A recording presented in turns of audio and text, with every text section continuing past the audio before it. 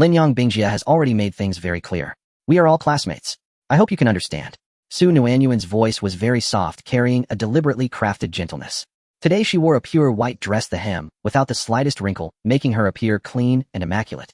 It was as if even the cruel words about to leave her lips were thus tinged with a veneer of innocence. In the empty classroom, the afterglow of the setting sun slanted in through the windows, illuminating every mote of dust in the air. For people stood facing him. They were like a wall. Lin Yang stood in the shadow of that wall. Xinbing took a step forward, her high heels striking the floor with a crisp sound. That sound shattered the suffocating silence. The mage robe on her body was the latest model, Shuangzhijiu. The magic patterns traced in silver thread flowed with a faint glow under the dim light, clearly expensive. Your combat power is completely out of sync with our team's pace now. The corner of Lin Yang's mouth twitched, and a smile steeped in mockery slowly spread across his face. Why didn't you say my combat power couldn't keep up when we first formed the team? Back then we agreed I would empower you, and you would carry me through the college entrance exam. Do you even remember how you looked at that time? You were begging in front of me like dogs, just one step away from kneeling. Xinbing's brows did not so much as twitch. There was even a trace of pity in her eyes. Times have changed. Back then we estimated that your combat strength would improve, but clearly it has not. Our team composition is very unhealthy.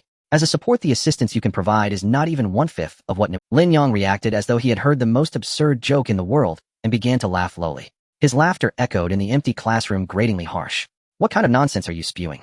Over this entire year with my help, your attributes have increased by an average of 7. Without me, could you have reached this point? Xinbing looked at him indifferently, as if she were gazing at a stranger making a What is owed and what is current are separate matters.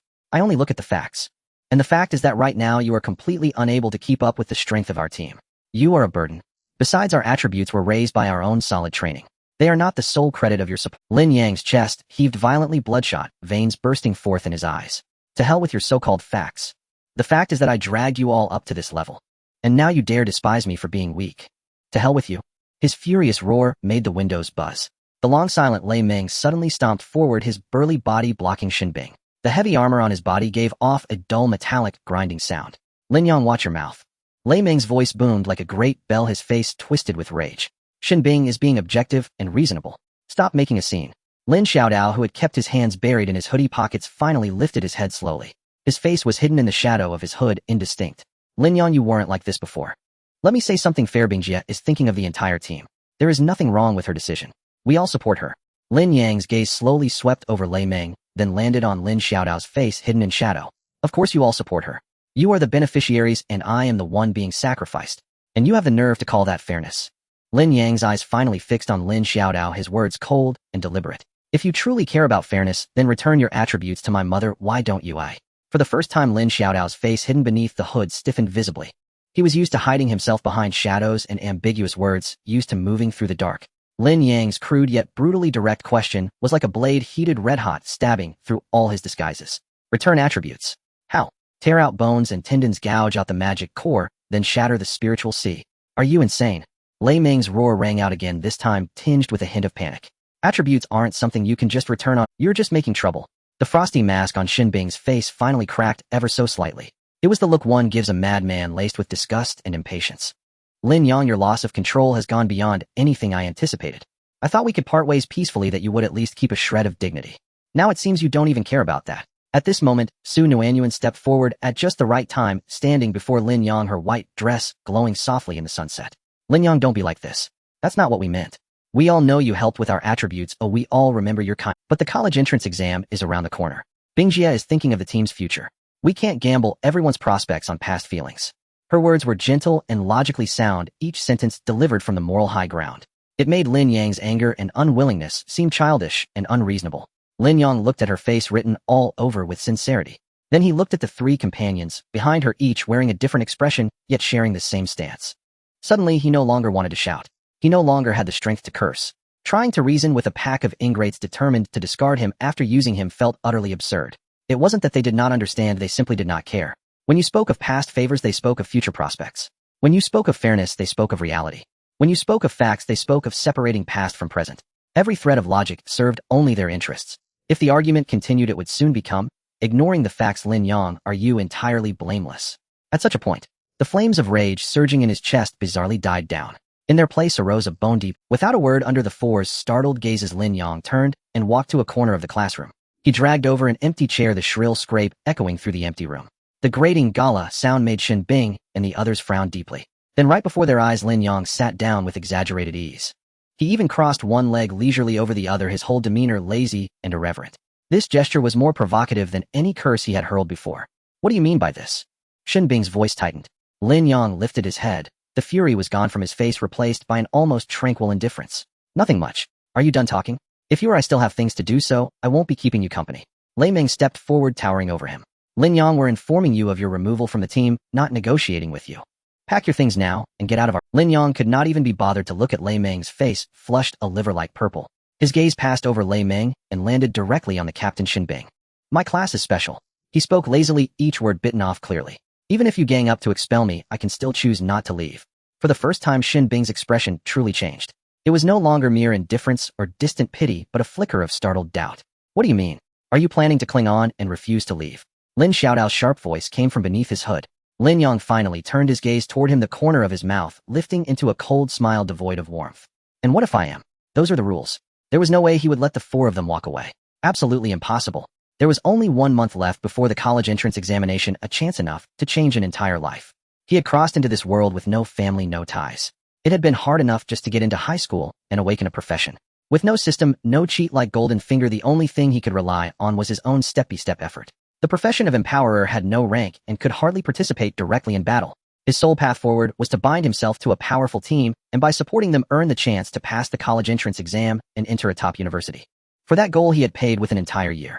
He had poured all his time and energy into researching how to maximize the empowerment he could provide for these 4 people. He had wagered all of his hopes on these 4. And now they wanted to kick him away with a single casual motion. On what? Moreover, from beginning to end, he had never once been in the wrong.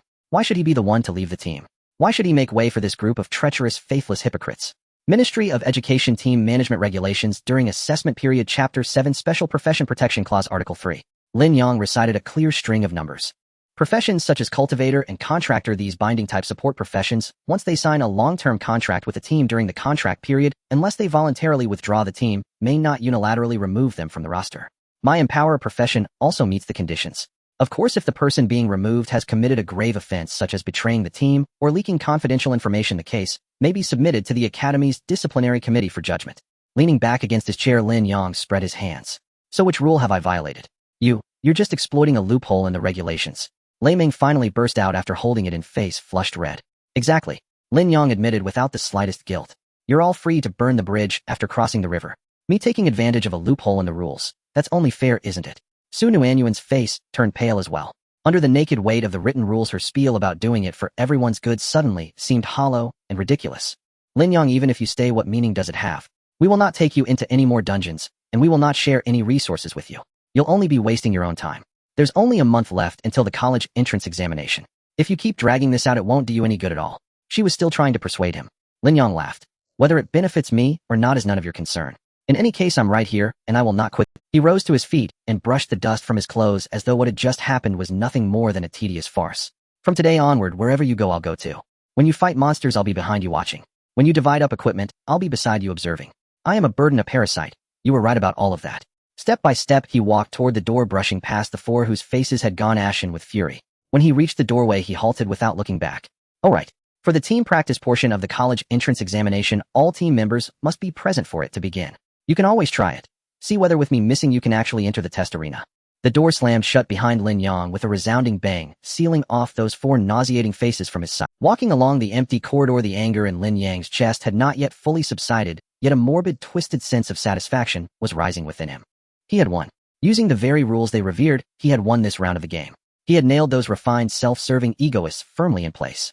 They could not kick him out, and they were forced to bring him along to the college entrance exam. Otherwise, none of them would be entering that examination hall. Just thinking of the crack that had appeared in Shun Bing's iceberg-like face, of Lei Ming's pent-up expression itching to strike, yet not daring to, filled Lin Yang with a profound sense of ease. They wanted to discard the donkey once the grinding stone was done with. Not that easy. He would not let them succeed. Over this next month, he would become exactly what he had said, a maggot clinging to them, a nightmare they could not shake off. He would make sure they lived every single day in disgust and torment, paying the heaviest possible price for today's. Lin Yang took out the student terminal from his pocket, a bracelet-like device whose black metal casing reflected a cold gleam under the corridor lights. He intended to check the time, calculating where he would go that evening to get something decent to eat. But the moment the screen lit up, a bright red system alert abruptly popped into view.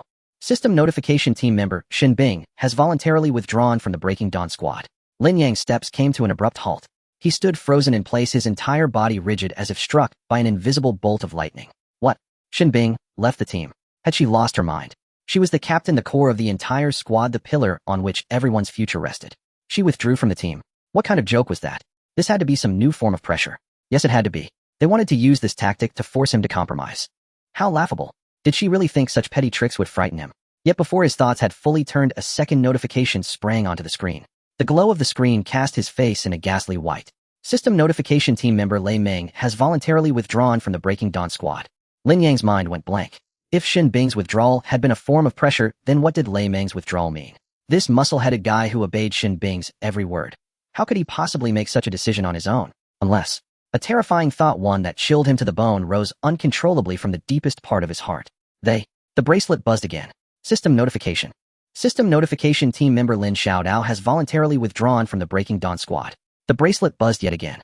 System notification team member Su Nuanyuan has voluntarily withdrawn from the Breaking Dawn squad. Lin Yang stood in the corridor, motionless. The student terminal in his hand felt as heavy as 1,000 pounds. The words of that special profession protection clause echoed again and again in his mind. The team may not unilaterally remove them from the roster. Yes, the team could not remove him. How laughable. The regulations had protected him from being expelled by the team. They had not violated the rules. They had merely gone around them. They were willing to abandon a team they had built up over an entire year, to give up all team bonuses and accumulated honors just to cast him aside. This level of resolve, this cruelty, exceeded anything Lin Yang had imagined. He had thought he had grasped their soft spot, never expecting that to rid themselves of him, they would simply carve that soft spot out, flesh and all. At the end of the corridor, footsteps echoed. Lin Yang slowly lifted his head. Shin Bing walked at the front, her expensive frosted words robes shimmering under the light, yet to Lin Yang that brilliance was blinding. Lei Ming, Lin Xiaodao, and Sun Wan followed behind her.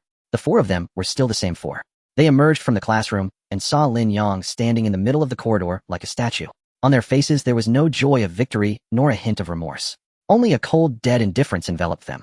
Shin Bing didn't even stop, just walked straight past him. As they brushed past each other, she spoke in a tone that was calm to the point of cruelty.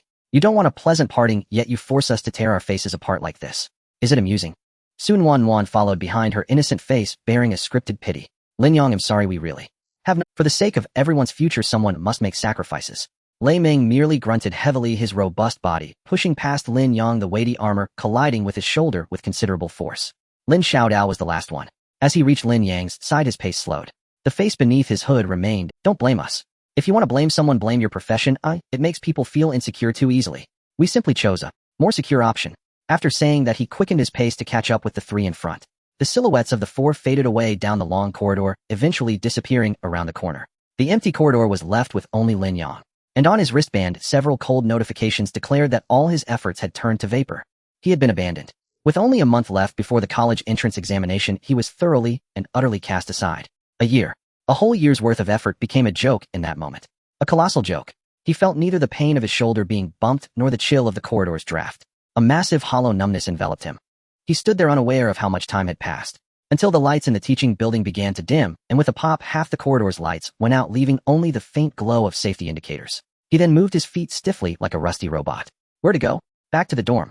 To that place which once felt hopeful because of the existence of Team Dawn. Returning now would only reveal the pitying or mocking expressions of other classmates. He did not want to see that.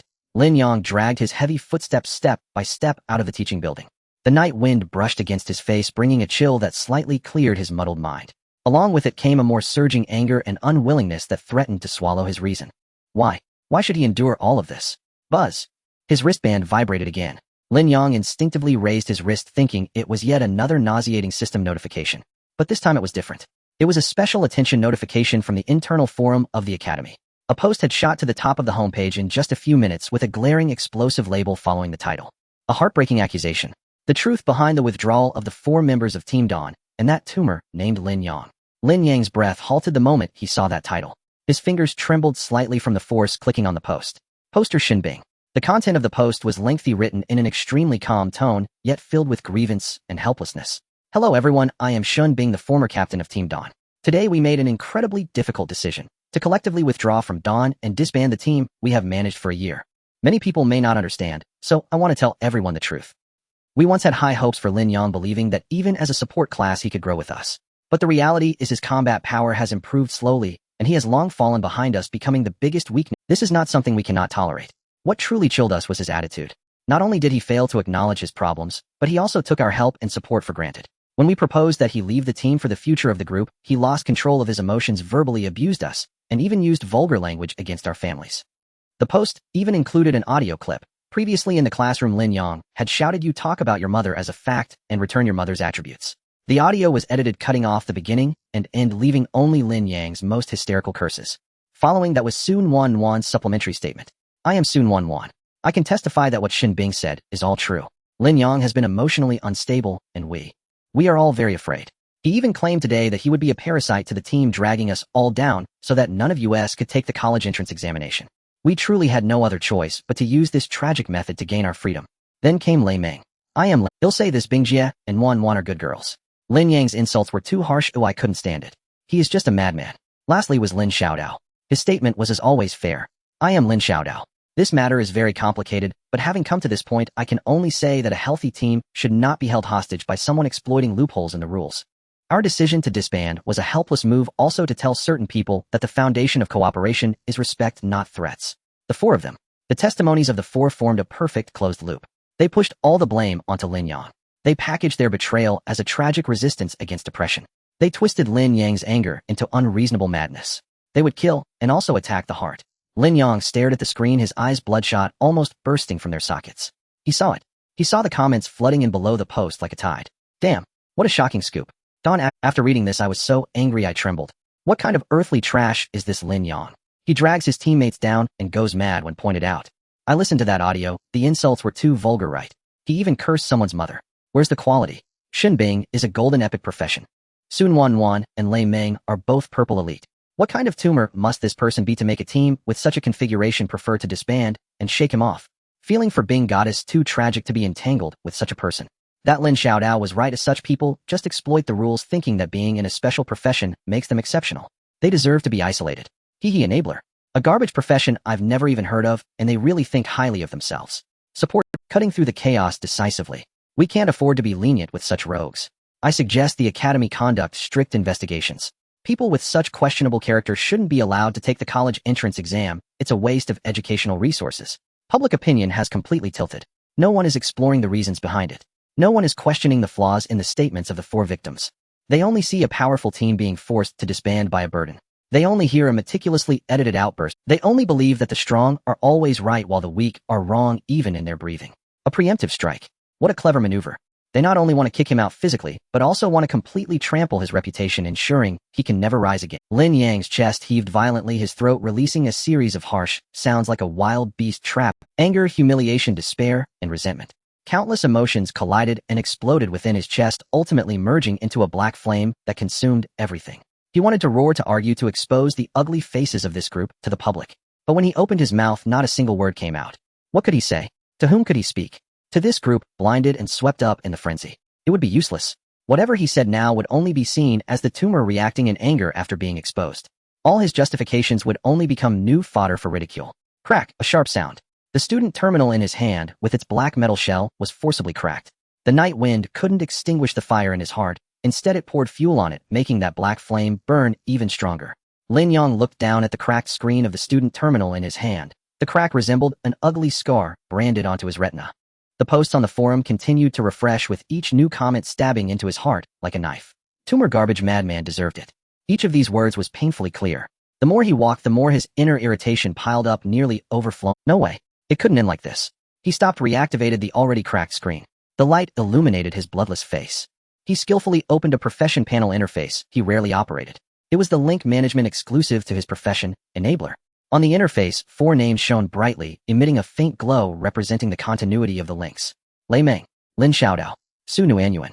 A year ago, when he personally established these four links, his heart was filled with hope and anticipation for the future. He thought these four links would be the steps leading him to a broad road. Now it seemed they were merely four nooses tightening around. They had already discarded him like garbage. Oh, why should he keep these links? It was truly laughable. Lin Yang's finger hovered over the first name, Xin Bing. Without any hesitation, he pressed down heavily. A confirmation box popped up. Are you sure you want to disconnect the enabling link with target Xin Bing? Note, once the link is broken, it will enter a cooling period of 365 days, during which you cannot establish a link with that target again. Lin Yang tugged at the corners of his mouth, revealing a grimace that was uglier than crying. 365 days. Even in death, he wouldn't have any further ties with this woman. Confirm. He silently chanted as he pressed the button. On the screen, the light representing Shin Bing instantly dimmed, and then with a snap, it completely shattered and disappeared. Next was the second. Lei Meng. Disconnect. The third. Lin Xiaodao. Disconnect. The fourth. Su Nuanyuan. Disconnect. When the last name vanished from the interface, the entire management panel became empty. Lin Yang transformed back into a different person. Just as he was about to put away the panel, a new system notification popped up. All enabling links have been disconnected. Final feedback settlement in progress. Feedback settlement. He had forgotten about this. When an enabler releases their target, a one-time final settlement is made based on the contributions during the enabling period, returning a portion of energy as compensation. Perhaps there might still be a consolation prize. He stared at the progress bar, feeling a flicker of inexplicable anticipation for the first time. The progress bar quickly reached its end. Settlement complete. Based on the total boost you provided to the target during the enabling period, as well as the willingness of team members, you received the final feedback as follows: free attribute points, 1 experience points, 50. Lin Yang was stunned. He stared at the numbers, thinking he must have misread. 1 free attribute point, 50 experience points. This was the ultimate reward for a year of hard work. He spent countless nights researching how to add the most suitable frost penetration effect to Shun Bing's frostbound robe, referencing all related enchanting materials in the library. He used hundreds of calculation sheets to determine the best balance point for Lei Meng's heavy shield block angle and power. He even scoured the black market for rare enchanting materials to ensure Lin Zidao's dagger could add the strongest armor-piercing effect, exhausting all his savings. He repeatedly drained and restored his mental energy to find the most compatible resonance frequency for Su Nuanyuan's healing spells. He gave so much. In the end, it was worth just 1 attribute point and 50 experience points. This amount wasn't even enough for them to casually enter the lowest level dungeon next time. Heh. Ha ha. Lin Yang stood on the deserted street, laughing softly. As he laughed, his shoulders began to shake violently. He remembered. When they first formed the team, he had suggested whether they should sign a legally binding contribution contract just in case in the future. How did Shin Bing respond back then? Lin Yang, we are a team a whole. I trust you and I hope you can trust us. Talking about contracts is too hurtful. Su Nuanyuan chimed in beside. Yeah, Lin Yang, we will be family from now on. How could family care about such trivial? Family. What a lovely family. He had actually believed it. He thought that human hearts were made of flesh. He thought that after a year of sharing days and nights, even without merit, there should at least be some acknowledgement of effort. Now Lin Yang finally understood. They had made this plan long ago. From the very beginning, they never intended to let him share in the ultimate fruits of victory. They were merely using him, exploiting him, treating him as a free and useful tool. Once the tool's value was drained, it would be time to discard it. They were even clever and ruthless in their disposal. First, they provoked his anger, recording his most unguarded words. Then they dissolved the team, circumventing the constraints of the rules. In the end, with a post that inverted right and wrong, they thoroughly nailed him to the pillar of shame, ensuring he would never rise again. What a cunning tactic. What a truly cunning tactic. A bone-chilling cold surged from his feet straight to the crown of his head. How could a person be so disgusting? Lin Yang felt a tumultuous wave in his stomach, nearly ready to vomit. He wandered aimlessly on the street, leaving the confines of the academy. He couldn't go back to the dormitory. He couldn't imagine the expressions on his roommates' faces when he pushed open the door. Would it be pity? Or would it be the same disdain and mockery as those on the forum? He didn't want to see any of it. Perhaps he should just go home. As night deepened, the pedestrians on the street grew sparse. He passed through the bustling commercial district, walked by quiet residential buildings, and finally turned into a secluded alley. At the end of the alley was an area surrounded by high blue iron fences, a construction site waiting to be built on in the east of the city. Lin Yang skillfully found a gap in the corner of the fence and slipped inside. Inside were piles of building materials and half-finished building frames looming like silent giants in the night. He navigated around a heap of rebar, reaching the most concealed corner against the wall. There was a small gray single-person tent. The zipper of the tent was somewhat rusty and the canvas was covered in dust, as if joking he couldn't afford to rent a place outside. Here was his true home. Lin Yang bent down, pulled open the tent's zipper, and was met with a rush of stale air. He didn't turn on the light. Perhaps it wouldn't turn on anymore, or it had run out of power long ago. He simply crawled inside and lay heavily on the cold sleeping bag. Inside the tent, he could not see his hand in front of his face. Lin Yang lay there staring blankly at the canvas above, even though he could see nothing. He lay there, limbs stiff like a shell that had been drained of all vitality. The cold sleeping bag could not wrap around his body, nor could it warm his heart. The cold seeping from his bones mixed with the unresolved anger in his chest, crashing back and forth within his limbs. What did he still have? A joke named Dawn that contained only his name on the member list. A tumor reputation nailed to the pillar of shame, freely scorned by all the faculty and students. A small tattered tent hidden in the corner of the construction site, unable to block even the wind. And that laughably minimal attribute of freedom, 50 experience points. Gone. Truly there was nothing left. A year's worth of effort, a year's worth of dedication, a year's worth of patience and concession, all culminating in this outcome. He couldn't even comprehend where he had gone wrong. Was it because his profession was not powerful enough? But during the initial team formation, it was Xun Bing who explicitly said that the potential of the Empowerer was limitless and key to the team's future. Was it because he hadn't worked hard enough? The nights he endured for the team, the money he spent, the energy he exhausted. Was it all for nothing?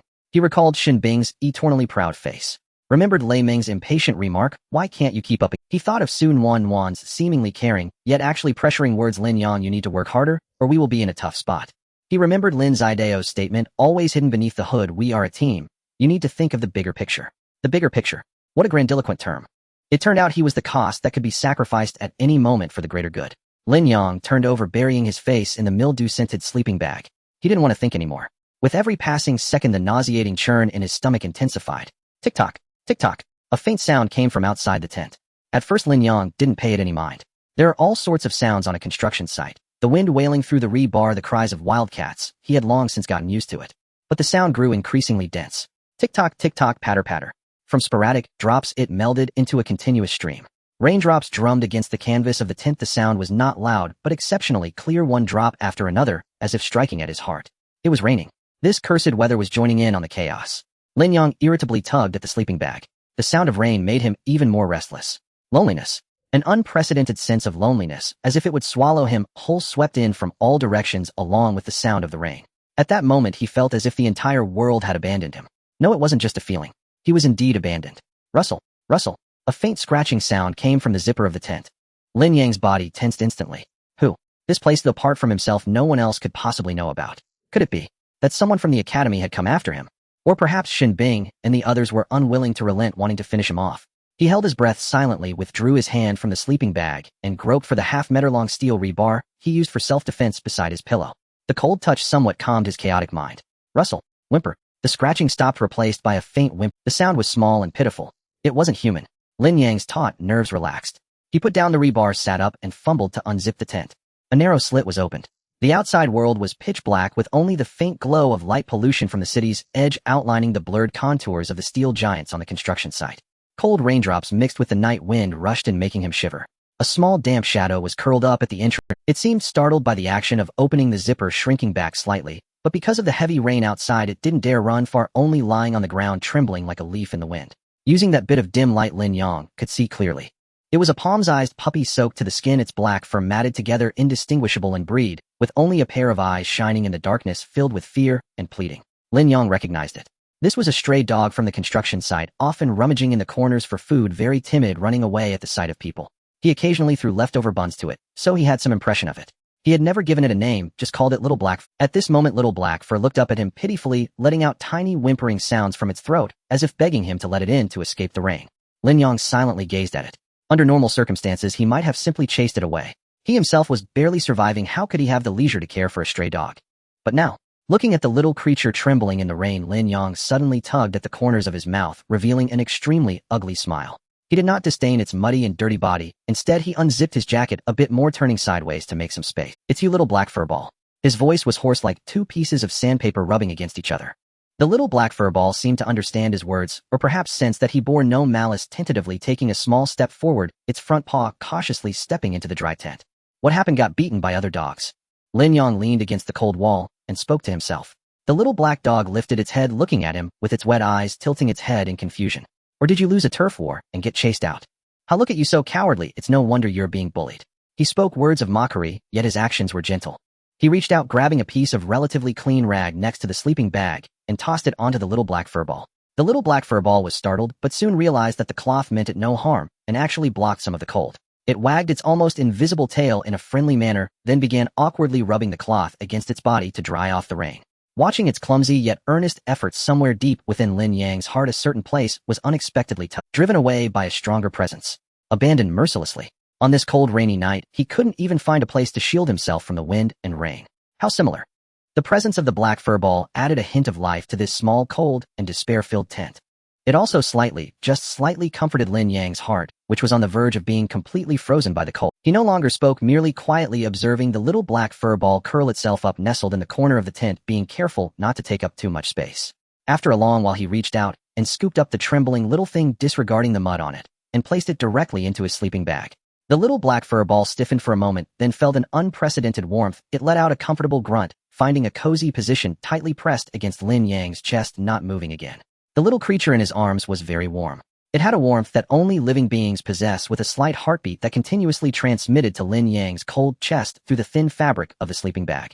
The little black fur ball slept soundly, its forepaws curled up, occasionally twitching in its dreams and letting out faint grunts. It seemed to completely trust the presence that had just taken it in, exposing its softness and vulnerability. Without, Lin Yang remained motionless, allowing the tiny source of heat to press against him. He thought of Sun Wanwan. She always said, "We are family." But when he was accidentally injured by Shun Bing's ice spike technique, leaving a deep gash on his arm, Sun Wanwan's healing techniques always came with a hint of reluctance. She would cast spells while saying in a tone that seemed gentle but was actually filled with complaint, "Lin Yang, you need to be more careful. My spiritual energy is very precious and should be used in crucial moments." He also remembered Lei Meng, that man who prided himself on being the team's most solid shield. Once during a simulation, an elite-level demonized wild boar broke through the defense and charged directly at him. He instinctively shouted, "Lei Meng." However, Lei Meng merely sidestepped slightly, symbolically blocking with the edge of his shield, allowing that tremendous force to knock him away. Afterwards, Lei Meng patted his shoulder, grinning as he said, "Brother, this is a test for you. Even the main tank has times when he can't cover everything. You need to learn to protect yourself." Family. What a family. Their concern always lingered only on their lips. Their warmth was forever tainted with calculated coldness. In the end, on this rain-soaked night when the entire world had abandoned him, the only source of warmth he could find was a stray dog that didn't even have a name. A low, ambiguous sound escaped Lin Yang's throat, indistinguishable between sarcasm and sorrow. Human hearts truly cannot compare to dogs. Once this thought emerged, it could not be restrained, spreading wildly in his mind like vines. Dogs. Empower. Link. A thought so absurd and extreme suddenly broke through the nearly withered mental wasteland of his mind. Why can't he team up with a dog? Lin Yang's body jolted, startling the little black fur ball in his arms awake, who looked up in confusion, nudging his chin with its wet nose. Lin Yang ignored it and froze like he had been struck by lightning. Right. Why couldn't he? The description of the Empowerer class only stated that one could establish an empowering link with a target, but it never specified that the target had to be a human. This was merely everyone's habitual way of thinking. Because the Empowerer's auxiliary effects are aimed at enhancing the skills, equipment, and attributes of professionals, everyone naturally assumes that the target of the link must be a professional. But what if? What if the underlying logic of the rules is not like this? This thought struck like a bolt of lightning, illuminating his chaotic mind. He almost scrambled out of the sleeping bag, making such a big motion that a gust of cold wind made the little black fur ball whimper in grievance. Empowerer link management interface empty and silent. Lin Yang's breath became rapid. He reached out, gently pressing his hand on the furry little head in the sleeping bag. Establish link. He silently recited in his heart. There was no reaction on the professional panel. Sure enough, was it not possible? Was he being too naive? A deeper despair surged just as the system prompts suddenly popped up with a notification he had never seen before. Detected a non-intelligent life form that can be linked. Target meets the minimum linking standards. Warning: this target has no profession template, no basis of intelligence. The potential for growth after linking is extremely low, and the empowerment effect will be greatly limited. Do you confirm establishing an empowerment link? It worked. It really can. Lin Yang stared intently at the lines of text on the panel, his heart racing so fast it felt like it would leap out of his throat. He didn't care about the low growth potential or the limitations on effects. What he cared about was that this door had truly been pushed open by him. Confirm. Confirm now. Link activation in progress. Link established successfully. On the otherwise barren interface of the link management system, he was no longer utterly alone. A new entry, faintly glowing with soft white light, appeared beneath his name. Lin Yang immediately tapped open the details of that unnamed entry. A rudimentary attribute panel popped up, pitifully bare. Target unnamed. Race Canine. Level 1. Class none. Attributes. Strength 2. Agility 3. Constitution 1. Spirit 1. Skills none. Equipment none. Truly abysmal, pathetically weak. Every single stat was shockingly low, not even matching those of a healthy human infant at level 1. Even the most basic lowest tier common class, marked by pale white rarity, would grant far superior starting attributes. Anyone else confronting this panel would likely abandon hope outright. This creature was utterly worthless, devoid of any meaningful cultivation potential. Yet Lin Yang stared at the panel and laughed. His shoulders shook, tears welled at the corners of his eyes. Yes, it was that worthless. But even so, it was still better than those 4 treacherous beasts who possessed classes. Xin Bing and the others, after a full year of Lin Yang's empowering support, boasted dazzling stats and formidable skills. So what? Hearts could be pitch black. No matter how radiant the stats, they were merely meat fed to ungrateful wolves. Huh. Heh. Heh. Heh.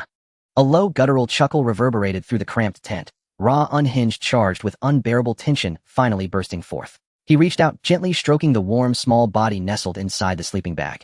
The little black-furred pup stirred slightly, let out a contented whimper, and nuzzled deeper into his palm. From now on, you'll be called Hey Mao. Lin Yang murmured softly to himself, then renamed the unnamed entry on the panel to Hey Mao. Target Hey Mao.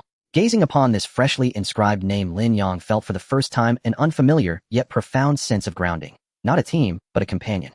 A companion who would never betray him. Yet loyalty alone. What good was it against reality's crushing weight? 1 month. Only 1 month remained before the nationwide unified careerist examination across Great Xia, the sole chance for ordinary citizens to leap like carp over the Dragon Gate. Miss it, and entrance into elite institutions, along with access to the finest resources and mentorship, would vanish forever. His original plan had been to compete alongside the Dawnbreak squad, securing a stunning result at the exam and gaining admission to Tianhai University, the region's premier institution, while also claiming his high school scholarship. Now, all of it had dissolved into smoke. Tianhai University, not even the lowest-tier careerist academy, and Hey Mao, bringing a dog to the examination. He'd be branded mad and ejected on the spot. Despair surged again, threatening to drown the fragile ember he'd just kindled. No, there must be a way. There had to be. Lin Yang's mind ignited, frenzied, relentless, as he forced himself into cold, methodical clarity. His fingers slid unconsciously across the terminal screen, skimming university regulations, scrolling past vulgar, offensive forum posts. Suddenly his finger froze on a page. University public training facilities list. Gravity chambers, elemental resistance rooms, simulated combat arenas. His gaze locked unblinking onto the very bottom line. Tenfold temporal flow training chamber. An elite facility reserved exclusively for students from affluent families, or those who had rendered extraordinary service to the university. 1 day spent within equaled 10 days outside. Naturally, its usage fee was astronomical. Lin Yang's heart hammered violently, uncontrollable, thunderous. 1 month. If he could enter the tenfold temporal flow training chamber, 1 month would stretch into 10 months of preparation. Still rushed, but perhaps, just perhaps, enough time to master something real. That thought took root instantly and spread like wildfire. Yet another obstacle loomed: money. Where would he find funds to rent such a place? And even if he gained entry, how was he supposed to lift weights or run laps himself? As a support class careerist, boosting his constitution to celestial heights would never let him defeat even the most rudimentary warrior. The crux lay with Hey Mao. What if Hey Mao could grow stronger through training? Even he found the notion absurd. How does one train a dog? Throw a frisbee. Fetch a ball. Even if Hey Mao truly grew stronger, how strong could he possibly become? Merely a sturdier dog. How would he ever know, unless he tried? A steely resolve flashed in Lin Yang's eyes. He had already lost everything. What more was there left to fear? He lowered his gaze to Hey Mao peacefully asleep in his arms, then focused his will, channeling a clear, precise command through that invisible link. Hey Mao, go outside. Run 1 full lap. Fast as you can. The small form stirred, blinking sleepily. It seemed puzzled, but its simple, trusting heart held absolute faith in the one who had sheltered it. Hey Mao wriggled free from the warmth of the sleeping bag, shook its half-dry fur, and without hesitation, blazed forth like a streak of black lightning, vanishing into the night beyond the construction site. Lin Yang's eyes remained riveted to his own careerist panel. 1 second, 2 seconds, 5 seconds. No response. So, had he been deluding himself all along? Just as despair tightened its grip, and he prepared to surrender, tiny emerald green text flickered unexpectedly beneath Hey Mao's attribute panel. Hey Mao completed sprint training. Agility 1. Lin Yang froze, utterly rigid. He blinked hard, no mistake. Agility, 3 to 4. How was this possible? He remembered perfectly to shave mere tenths of a second off Lin Xiaodao's dagger strike speed. He'd spent an entire week in the training hall with him, only to see Lin Xiaodao's agility stat inch upward by a single point. Now Hey Mao had gained 1 point of agility, just by running 1 lap. This defied all logic. Lin Yang's breath quickened. He issued another command. Keep running. Don't stop. Run until you collapse. Hey Mao obeyed without hesitation. Moments later, another prompt appeared. Hey Mao completed endurance run training. Constitution 1. Constitution, 1 to 2. Lin Yang felt his heart hammering against his ribs. He suppressed his elation and shock, issuing yet another command. Find something, and bite it with all your strength. Woof! A distant bark answered him. Seconds later, Hey Mao completed bite force training. Strength 1. Strength, Lin Yang stood utterly stunned. In mere minutes, strength, agility, and constitution had each risen by 1 point. What infernal growth rate was this? Could it be that even the legendary red myth-level profession is this perverse? Lin Yang suddenly recalled the warning from when the system was linked. Warning: the target has no profession template, no foundation of wisdom, and the growth potential after linking is extremely low growth potential. Is this what they call extremely low growth potential? Is the system joking with him? He couldn't care less, since it was feasible he had not lost yet. What the system referred to as extremely low growth potential probably meant that it had no profession template, and its future ceiling was very low. But did Lin Yang care about the ceiling now? He didn't care. He only cared about the power before him. Ha ha. The uncontrollable laughter erupted again, this time not from despair, but from the joy of clinging to a lifeline. Rustle. A slight sound interrupted his laughter. Black Fur had returned. It was panting with its tongue out, its tail wagging like a rattle, looking quite pleased. Behind it followed a few timid lips. One was pure white, but covered in mud. Another was bony and had yellow fur. And there was the smallest one hiding at the back, completely gray. They were all old residents of this construction site. Black Fur ran to Lin Yang's feet, nudging his pant leg with its head, then turned back to bark a couple of times at its little friends, seemingly boasting that it had found a good master. Black Fur communicated in canine language. Spirit 1. Another point added. Lin Yang looked at the pitiful stray dogs, and then at the glaring 15 on his Team Link interface. Damn it, training 1 dog is still training 4 dogs is still training. Train them, damn it. I'm going completely crazy today. He reached out, pointing at the 3 curious little dogs in turn. Link, Link, Link. Empowerment link establishing. Link successful. Empowerment link establishing. Link successful. Empowerment link establishing. Link successful. In an instant his empty team list was filled. Dawn. Captain Lin Yang. Members Black Fur unnamed. Team size 55.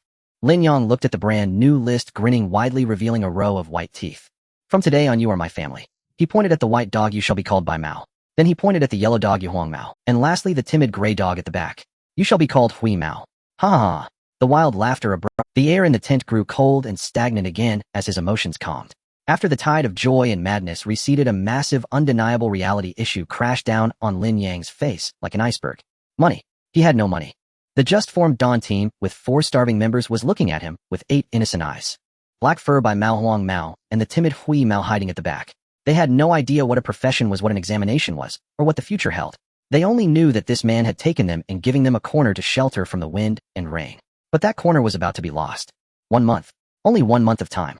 Lin Yang was very clear that training these 4 loyal but useless stray dogs to be able to participate in the examination within just 1 month was akin to chasing a dream. Even if they improved quickly, it was still the case. The only breakthrough point was that top-notch facility he had only seen in the academy brochure. 10 full-time flow training room, as long as he could get in 1 month, would equal 10 months. 10 months would be enough for him to turn these 4 limitless potential divine beasts into a real trump card. But that price. Lin Yang opened his personal terminal, his fingers trembling as he clicked on the rental list for Academy public facilities. His movements were slow, as if each slide required immense effort. When he found the entry for 10 full-time flow training room, he froze completely. Rental fee 2 million per day. 2 million. That long string of zeros felt like a heavy hammer striking against his temples. All his possessions, even if he counted every last cent, added up to less than 2,000. And that was after being frugal, scraping together money meant for nutritional supplements. 2 million was a figure that existed only in his imagination. Despair. A despair more piercing than when he was betrayed by Shin Bing and the others engulfed him once again. The flickering flame of hope just ignited was ruthlessly extinguished before this cold number. What to do? Just give up. Admit that he was just a waste, that he couldn't fight against fate and then be eliminated by this world like a wild dog. No. Lin Yang's chest heaved violently, his heavy breathing echoed in the small tent. He couldn't give up. He had already lost everything, and the only thing left was this worthless life. There was no choice. Lin Yang could only seek out some less formal loans. Instantly numerous, more explicit and dangerous. Need money urgently. Contact me. It doesn't matter if you're blacklisted or not, as long as you're willing to borrow and willing to lend. Money is not an issue as long as you can repay. Lin Yang's actions showed no hesitation. He knew exactly what he was doing. He was drinking poison to quench his thirst. But what he needed now was poison. He clicked on a link, and the requirements were straightforward and brutal. Only personal identification and an emergency contact were needed. Without hesitation, Lin Yang filled in his information. As for the emergency contact, the faces of Sun Wan and the others flashed through his mind, and in the end he filled in Lei Meng's number. Submit. This time it was almost an instant reply. Application approved. Limit 50,000 yuan. Funds will arrive within 3 minutes. Ding. A crisp notification tone came from his personal terminal, and his account balance transformed from a pitiful 3 digits to over 50,000. It worked. Lin Yang's spirits lifted as he continued to click on the next link. 50,000. 30,000. 100,000. His account balance surged rapidly from 50,000 to 100,000, then to 200,000. He was like a tireless machine, frantically applying for every loan available. When he opened a platform with the most stringent requirements, but the highest limit, his actions came to a halt. This platform required not only personal identification, but also a special collateral. A nude photo of himself holding his identity card. Nude loan. Lin Yang's body stiffened. Dignity. Did he still possess that? Since the time he was discarded like trash by those 4 men at the construction site, his dignity had already been trampled into the mud. Now what he needed was money. Power. The kind of power that could help him stand up again and trample those people underfoot. For that he wouldn't even bat an eye at the cost of a photo, even if it meant his life. He stripped off his tattered clothes and expressionlessly took a photo with the terminal's camera. Upload submit. Review failed. Lin Yang let out a cold laugh, covered his hair with a few rags, adjusted his posture, and took another. Review approved. Limit 200,000. Ding. Another large sum was deposited. Lin Yang looked at the number displayed on his terminal, 400,000. He borrowed from every possible source of black and online loans, squeezing out every last bit of his value, ultimately only managing to gather 400,000. Still far from 2 million. Damn it, he couldn't even afford a day's rent. It wasn't enough. Far from enough. What else could he use as collateral? What else did he possess that was valuable? Lin Yang glanced around his bare tent, and finally his gaze fell upon his personal information panel. Occupation Empowerer. A person's occupation is their greatest wealth. Although his occupation had no rank and was regarded as worthless by everyone. But he knew very well that this was far from a simple occupation. An idea resurfaced. He returned to those loan platforms, solemnly filled in his occupation information under the collateral section, and attached Special Occupation Empowerer, capable of establishing empowerment links with any target, enhancing all attributes of the target. Unlimited potential, can serve as the highest value collateral. He didn't know if this would be effective. It felt more like a gamble. A gamble that there were still people in this world who recognized value. After submitting, he thought it would sink into oblivion. But soon those formal platforms that had previously rejected him began to respond. Your supplementary information has been received and your credit rating is being reassessed. Assessment completed. Congratulations, you have obtained a loan limit of 200,000. Assessment completed. Congratulations, you have obtained a loan limit of 150,000. A series of new funds began to flow into his account. When the last platform's review was approved, Lin Yang looked at his account balance. 800,000. Adding the previous 400,000, a total of 1,200,000. Still not enough. He couldn't even afford a day's training room fee. It seemed that all his paths had been blocked. Just as the flame in his heart was about to extinguish completely, the personal terminal suddenly rang. It was not a notification tone, but a communication request. An unfamiliar number with no identifiable area code. Lin Yang hesitated for a moment, but still answered. He said nothing, just listened quietly. On the other end of the line there was silence for a few seconds, then a processed, gender-neutral, electronic, synthesized voice began to speak. Hello, may I speak with Mr. Lin Yang? Lin Yang remained silent. The other party seemed indifferent and continued. Your occupation is empowerer, is that correct? Lin Yang's heart skipped a beat. Are you currently in dire need of money? Every question pierced his heart precisely. These black online loans sure were quick to leak personal information. We would like to meet with you. The electronic synthesized voice finally revealed its purpose. Is tomorrow convenient? Chiyuan Tower, top floor. In an office that was luxuriously dazzling, the crystal chandelier refracted cold light. A woman in a high-end custom suit with an alluring figure hung up the communication, her face carrying a trace of barely concealed excitement. He has agreed. On the sofa opposite her, a well-dressed man with gold-rimmed glasses suddenly stood up, pacing back and forth on the expensive carpet, nodding repeatedly. Good, good, fantastic. The man's voice was laced with uncontainable excitement. An empowerer. A living wild empowerer. Finally I found him. The woman gracefully walked to the liquor cabinet, poured 2 glasses of crimson liquid, handed one to the man, and gently swirled her glass, her red lips slightly parted with a hint of curiosity. Just a low-tier support occupation, is it worth your excitement? The man chuckled, lifting his glass, but not drinking, merely gazing at the swirling liquid, his eyes behind the lenses sparkling with shrewdness and greed. What do you understand? We know everyone in this world has misunderstood this occupation. We have buried this profession. The woman raised an eyebrow, clearly skeptical. The man did not explain directly, but retorted, Empowerer, what do you think is the core of this profession? Of course it's empowerment, bestowing one's energy to others, enhancing a teammate's attributes. Isn't that obvious? The woman replied, as if it was a matter of course. Wrong. The man firmly denied it. You are tragically mistaken.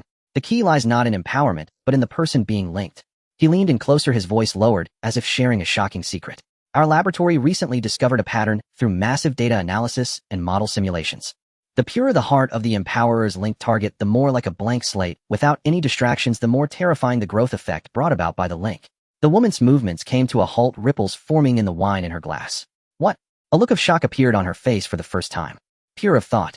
Do you mean? That's right. The man slapped his thigh and exclaimed excitedly. So the true use of an empowerer is not to assist those who are already adults, whose thoughts are rigid and filled with various distractions. Although doing so is quite powerful compared to its true potential, it is simply a waste. It's like using diamonds as glass. The man's breathing became a bit heavy as he waved his arms like a madman who had discovered a new continent. We conducted an internal test simulating with the highest precision system.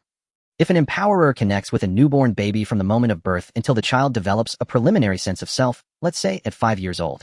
At 5 years old, disconnect the link. Do you know what will happen in those 5 years?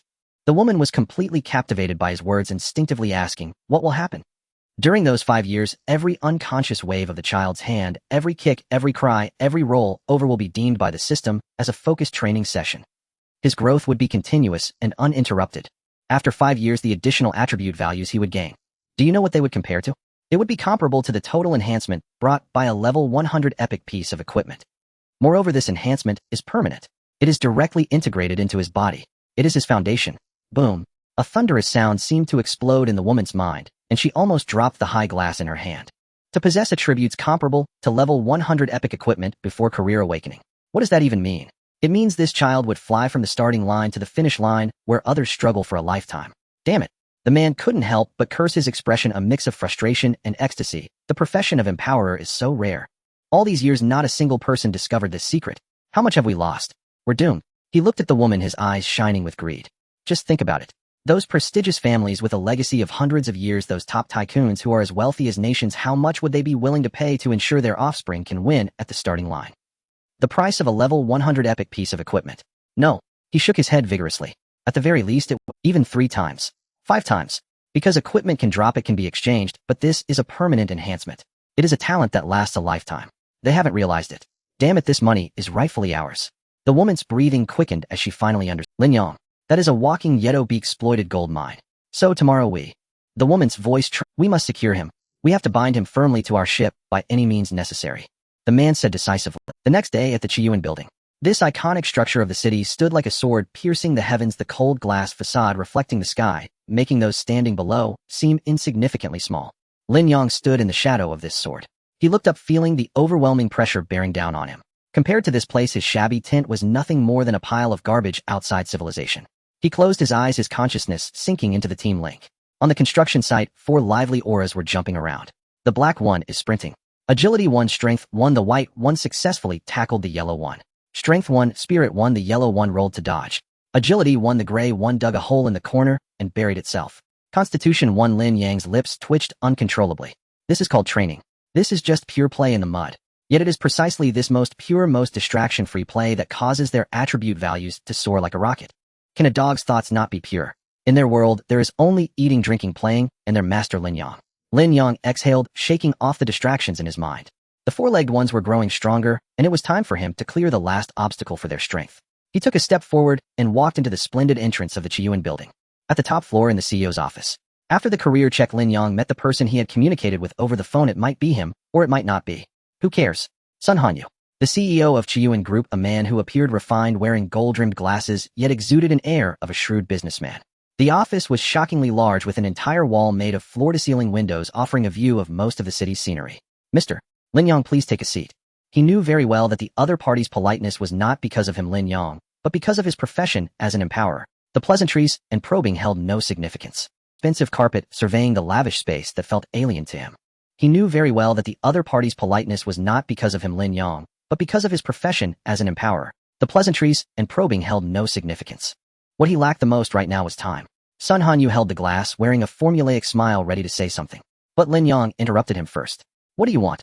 Sun Hanyu's smile faltered for a moment before returning. He placed the glass on the table and adjusted his gold-rimmed glasses. We need you. Need me, eh?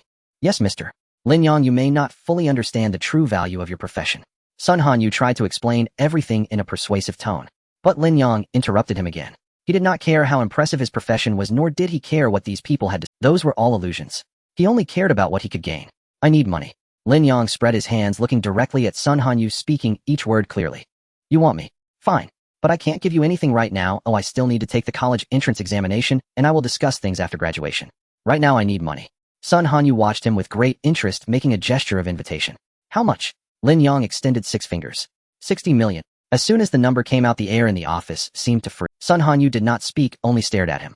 Lin Yang's heart raced, but he forced himself to remain calm, and this money counts as a loan. You can set the interest, though I don't care. If I can't repay. Lin Yang paused for a moment, then broke into a maniacal grin. If I can't repay my life, working for you until my death. He staked everything he had on this gambling table. Sun Hanyu was stunned. He had envisioned many openings for negotiations, but never one like this. So direct, so brutal, so unconventional. 60 million. He looked at the young man in tattered clothes, whose eyes burned with a fierce fire, and had only one thought in his mind.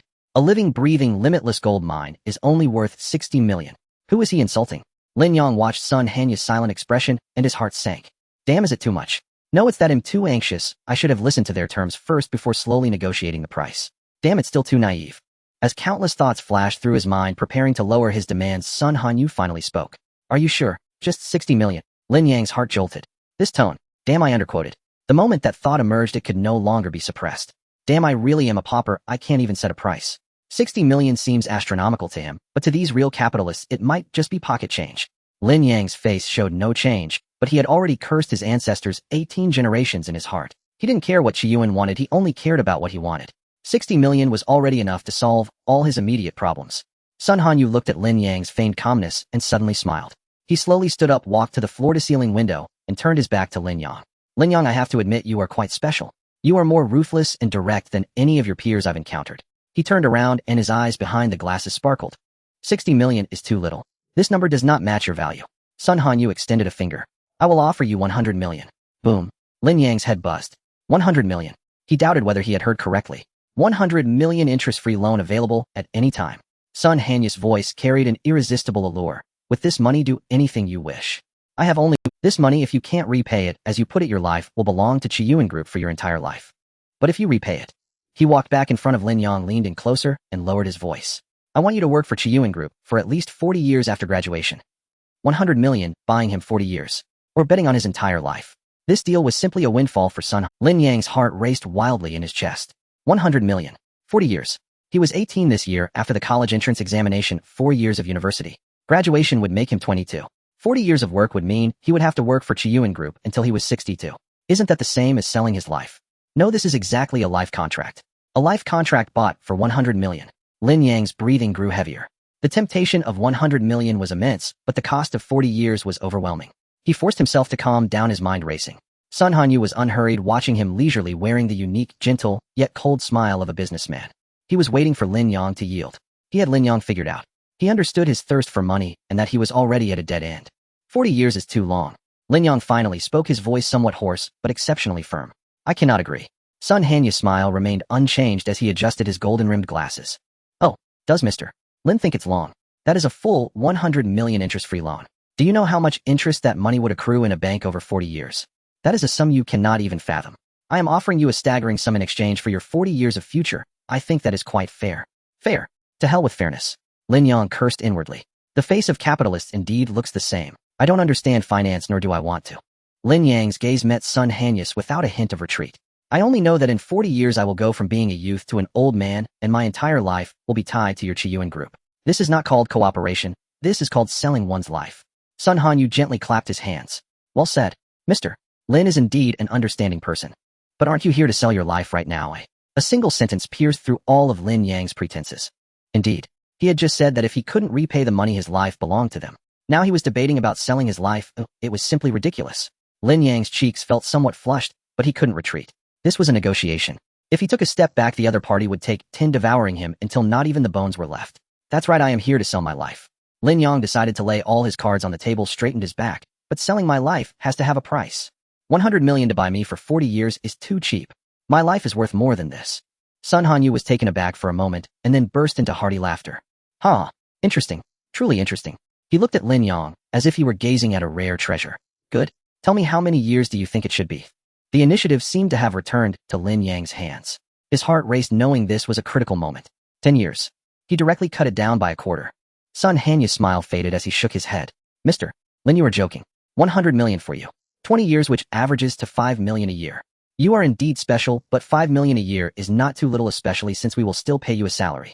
This is not an insult. This is already a great respect for you. Working for us will not disappoint you. We can unleash your true value. Sun Hanyu began to flatter him again. Lin Yang was not buying into this. Don't give me this empty talk. He bluntly interrupted. I don't care about how great it is. I just ask you, 10 years, are you in or not? If not, then I don't want that 100 million. Lin Yang steeled his heart and directly blocked the road. I still want my original terms, 60 million. Consider it a loan, you set the interest. I repay the money and we settle. If I can't repay, my life is yours. Sun Hanyu fell silent. He looked at Lin Yang, whose youthful face was filled with a determination of no turning back. This kid is a wolf.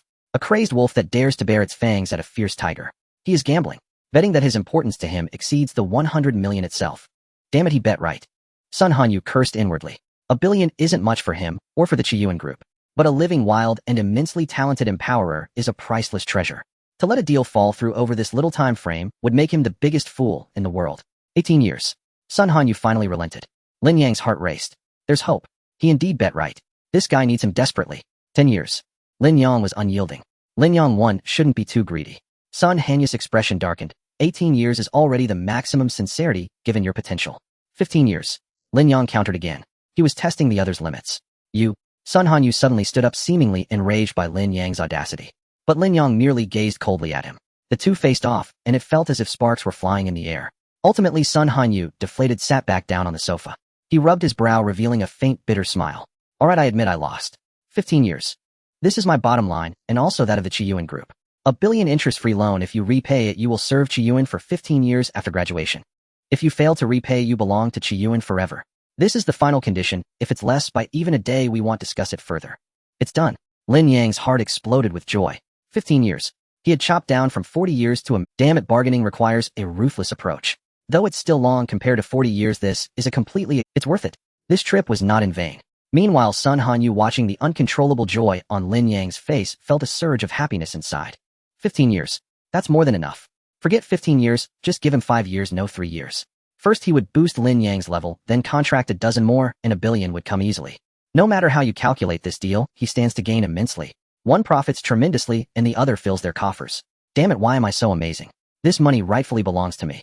At that moment, the two men, each harboring their own schemes, reached a strange harmony. Good. I agree. Lin Yang made the decision instantly. He feared the other might backtrack. Pleasure to cooperate. Sun Hanyu stood up and extended his hand to Lin Yang. Lin Yang grasped it warm and firm.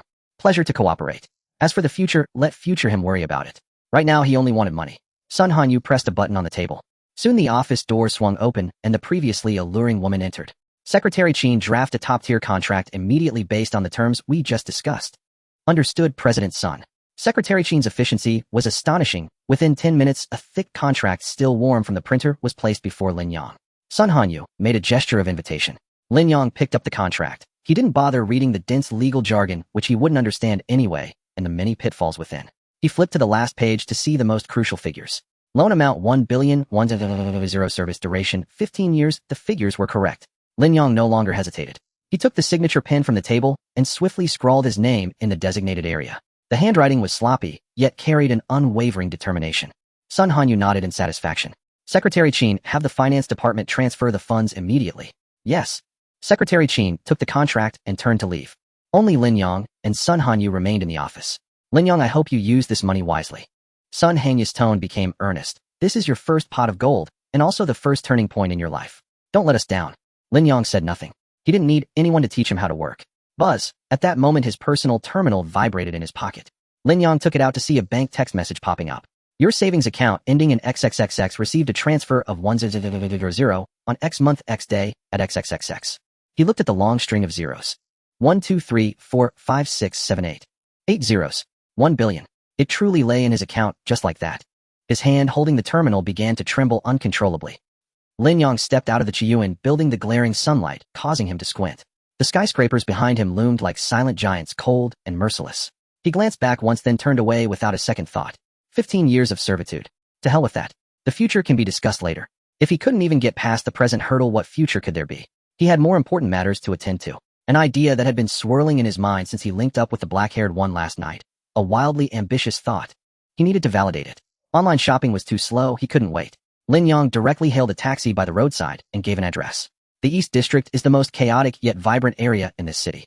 There are no flashy glass facades like in the Qiyuan building, only crowded streets, dilapidated buildings, and a medley of complex smells in the air.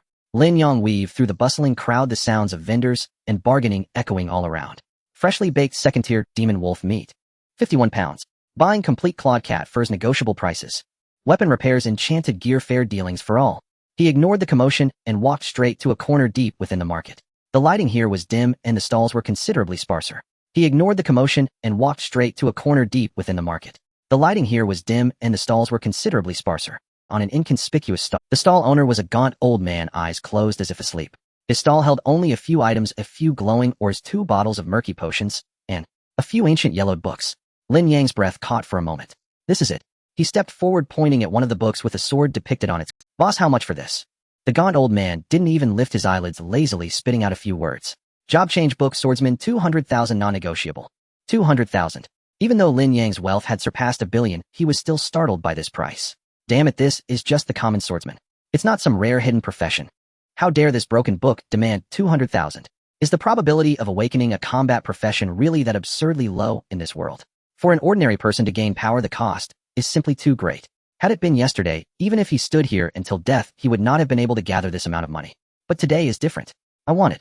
Lin Yang did not hesitate for a moment and directly pulled up his personal terminal. The old man finally opened his eyes, his murky gaze sweeping over Lin Yang before he looked at his tattered clothes with evident disdain.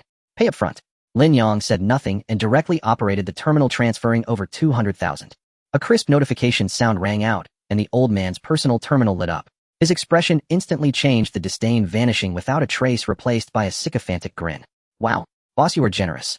Lin Yang couldn't be bothered to respond and pointed at the sturdiest-looking iron sword in the corner of the booth. What about this one?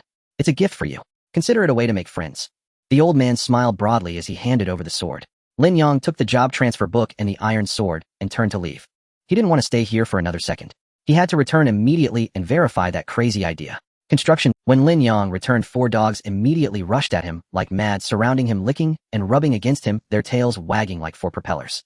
The black dog rubbed against your pant leg, feeling joyful. Spirit 1. The white dog bit your clothes trying to play a tug-of-war game. Strength 1.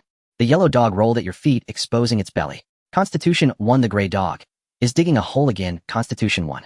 Lin Yang calmed these enthusiastic creatures and sent the 3 dogs aside, leaving only the black dog. He looked at the black dog, whose shiny black eyes were filled with pure admiration and trust. Among the 4 dogs, the black dog was the largest, the most stable in character, and had the highest strength and agility attributes. It was the most suitable experimental subject. Lin Yang opened the job transfer book, swordsman, that had cost him 200,000. The pages turned on their own, emitting a gentle white light. Immediately, the entire book transformed into countless specks of light rushing towards the black dog's body like fireflies. The black dog seemed somewhat uneasy, whimpering softly, but it did not shy away, for it believed its master would not harm it. The light points all entered the black dog's body. Lin Yang's heart raced. Success or failure hinged on this moment. His consciousness was firmly locked onto the team link, focusing on the black dog's status panel. 1 second, 2 seconds, 10 seconds. There was no change. The black dog was still the same, and the profession column remained completely empty. Lin Yang's heart sank little by little. Had he failed? Was he really just daydreaming? Was the racial limitation an insurmountable chasm? A dog, after all, is just a dog. It cannot transition into a combat profession that only humans can master. 200,000, just like that, down the drain. No money is a small matter. If this idea cannot be realized, then his potential as an empowerer will be significantly diminished. Just as he was about to despair, an unexpected change occurred. The black dog's body suddenly began to tremble violently, its fur standing on end, emitting a series of painful growls. Warning. Your contracted partner, black dog, is undergoing forced profession matching. Conflict with racial barriers. Empowerer talent intervening. Conflict correction in progress. Correction successful. Your link object, black dog, has successfully completed the job transfer. A series of messages cascaded through Lin Yang's mind like a waterfall. He suddenly looked at the black dog's status panel. The previously blank profession column now prominently displayed 2 brand new characters. Profession swordsman. It worked. It really damn well worked. The black dog stopped trembling, a bit confused as it shook its head, then its gaze fell upon the iron sword beside it. That was no longer a gaze at a strange iron lump. It was a look of recognition, seeing an extension of its own body. It stepped forward, not picking it up with its mouth, but rather using its not-so-nimble front paw to awkwardly, yet resolutely nudge the sword. Buzz! The sword emitted a soft hum. Ah ha ha. Lin Yang watched this scene, first chuckling softly, then his laughter grew louder, eventually turning into unrestrained guffaws. Ah ha ha ha ha. He laughed until tears nearly streamed down his face. Shinbing. Lei Meng. Sun Wan Wan. Lin Xiaodao. You all just wait. You all just wait for me. The dawn will not disband. I will lead these 4 dogs into the examination hall, and make sure you all know that even if you betrayed me, so what? I can still fight with 4 dogs. The sound of his wild laughter echoed in the dilapidated tent, carrying the release of long-repressed emotions and a hint of madness. The 4 dogs were startled by him and stopped their actions, looking nervously at their master. The black dog was the first to react. It cautiously approached, nudging Lin Yang's arm with its head, seemingly asking him. Lin Yang's laughter came to an abrupt halt. He squatted down, vigorously rubbing the black dog's head, then patted the white dog, yellow dog, and gray dog in turn. It's okay, I'm fine. I'm doing great. He looked at the black dog, at that glaring swordsman in its status panel, as the wild joy in his heart slowly settled, replaced by a colder, more rational calm. It worked. His hypothesis was validated. The talent of the empowerer can break racial barriers, allowing his contracted partner to learn human combat professions. This is a discovery that could overturn the entire profession system. But it's still not enough. What can a common sword on the battlefield of the examination facing those prodigies who have been built up with resources since childhood? An ordinary swordsman probably wouldn't even be worthy of giving them a massage. What he wanted was not to catch up to them, but to crush them, to stomp them underfoot, making them pay for their betrayal. To achieve this, he needed a stronger profession, a rarer job transfer book, and all of this requires money, a massive amount of money. Fortunately, he now had money. Without hesitation, Lin Yang stood up, pulled out his personal terminal again, and directly dialed the number he had just saved. The phone rang only twice before it was answered. Lin Yang. Sun Hanya's voice came through a bit surprised. He clearly didn't expect Lin Yang to contact him so soon. Mr. Sun, it's me. Lin Yang got straight to the point without any small talk. I want to buy something. Oh. Sun Hanya's interest was piqued. What do you want to buy? 4 job transfer books. On the other end of the phone, Sun Hanyu fell silent for a moment, seemingly digesting the information. A poor young man who just received 100 million, not seeking to improve his life or thinking about investment and financial management, but the first thing he does is to turn back and purchase battle resources. This kid is even more interesting than he imagined. What kind of transfer book? Sun Hanyu asked. I need a top-level defensive warrior, a ranged magic artillery, a highly mobile ranged physical scout, and one more. A versatile support. Lin Yang stated his needs in one breath. This is a standard configuration for a 4-person battle team. Sun Hanyu's mind raced. Is this kid going to form his own team? Where did he find these people? Or is he planning to sell these transfer books for a profit? No, that's not right. Sun Hanyu immediately dismissed this thought. Lin Yang is not that short-sighted. Lin Yang, what are you? Don't ask. Lin Yang interrupted him directly. Just tell me, do you have the goods? I don't want the trash on the market. The quality must start at blue level. On the other end of the phone, Sun Hanyu smiled. Yes, of course. His voice carried the shrewdness of a businessman. In the warehouse of Chiyuan Group, there may not be much else, but there are plenty of these rare strategic materials. However, the price is not cheap. Blue-quality rare profession transfer books are scarce in the market, each valued at 10 million each. Lin Yang's heart twitched. Damn, that's highway robbery. The transfer book for the swordsman he bought for 200,000 isn't even white quality. At best, it's gray trash. Blue quality goes for 10 million. I'll give you a special internal price. Sun Hanyu's voice was filled with temptation. 10 million each, and it'll help you pick the best. Okay. Lin Yang gritted his teeth, squeezing the words out from between his teeth. 4 copies, I want them right now. He has money now, and the last thing he lacks is money. The money will be deducted directly from my account. Refreshing. Sun Hanyu laughed heartily. I love doing business with smart people like you. Half an hour later, someone would deliver the items to your designated location. Hanging up the phone, Lin Yang looked at his personal terminal. 40 million. Just from this one phone call, 40 million is gone. His wealth of 1 billion instantly evaporated by nearly half. The rest will be used to rent a training room, and that's all gone. But it's worth it. Investing in anything is not as good as investing in your own dogs. Because dogs will never betray you. Half an hour later, a low-key black hover car stopped near the construction site. Secretary Qin stepped down and handed Lin Yang an encrypted metal box. Lin Yang returned to the tent and opened the box. 4 books radiating a faint blue light lay quietly inside. Yujijing Sword Guardian Blue Quality Warrior Class, the ultimate form of the blocking specialization. Star Rail Mage Blue Quality Mage Class, a ranged artillery controlling the power of stars. Boundary Scout Blue Quality Archer Class, integrating reconnaissance traps and long-range sniping into one. Harmony Sound Blue Quality Support Class, a rare profession that can manipulate the rhythm of battle. Lin Yang's heart raced. These are the ones. He immediately took action, spending the remaining over 100 million to order a massive supply of high-energy food training equipment and chew toys enough for 4 dogs and himself to last for 10 months through the Chiyuan Group's channels. Then he took 4 dogs and all his belongings straight to the best underground training base in the entire Southbridge city. Inside the independent training room, Lin Yang took out all 4 transfer books. Kids, are you ready? It's time to truly transform. He first looked at Hei Mao. He opened the book Yujijing Sword Guardian, and the book transformed into a thick solid stream of golden light, instantly enveloping Hei Mao. The originally white light of the swordsman melted away like ice and snow in front of this golden light. Warning. Your contracted partner Hei Mao is undergoing professional coverage. The profession swordsman has been cleared. Advanced profession Yujijing Sword Guardian is transitioning. Transition successful. Hei Mao's body visibly swelled, his limbs grew stronger and more powerful, and his gaze became stable as a mountain. Next up was Huang Mao. Lin Yang opened Star Rail Mage, and dazzling blue arcane light surged into Huang Mao's body. Your linked object, Huang Mao, successfully completed the transition. Profession Star Rail Mage. Then came Hui Mao. The transfer book for Boundary Scout transformed into a swift azure light. Your linked object, Hui Mao, successfully completed the transition. Profession Boundary Scout. Finally, it was Bai Mao.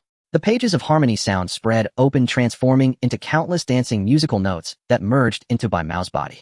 Your linked object, Bai Mao, successfully completed the transition. Profession Harmony Sound. The 4 beams of light dissipated. Inside the tent stood no longer 4 ordinary mutts. but rather a heavy-armored sword guardian, an arcane mage, a jungle scout, and a mysterious rhythm master.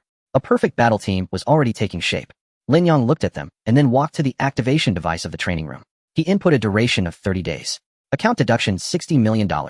Tenfold time flow rate activated countdown 10-9-8. Lin Yang turned back and looked at his four partners. Let's go, we're going to train. In a corner of the school forum at Southbridge now, one high school post was quietly bumped up. Surprise. The near-dissolved Dawn team has miraculously filled its ranks overnight. This post didn't cause much of a stir. Dawn team. Oh, that's that trash team with only one support, and all other members have jumped ship. What does it matter if they filled their ranks? They just found a few unremarkable ones to make up the numbers. In a place where strong individuals gather and geniuses abound, such a bottom-tier team simply does not deserve any attention.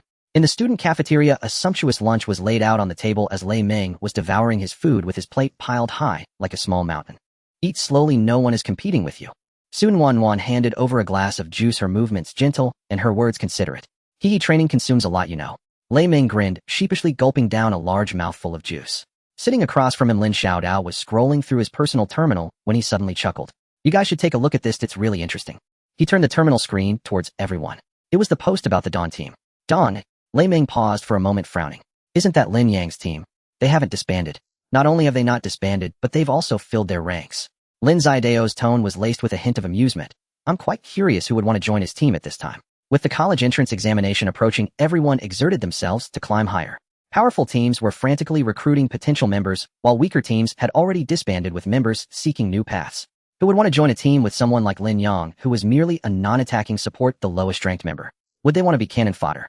Don't say that. Sun Wanwan spoke softly, her halo of compassion automatically activating. Lin Yang. It's not easy for him.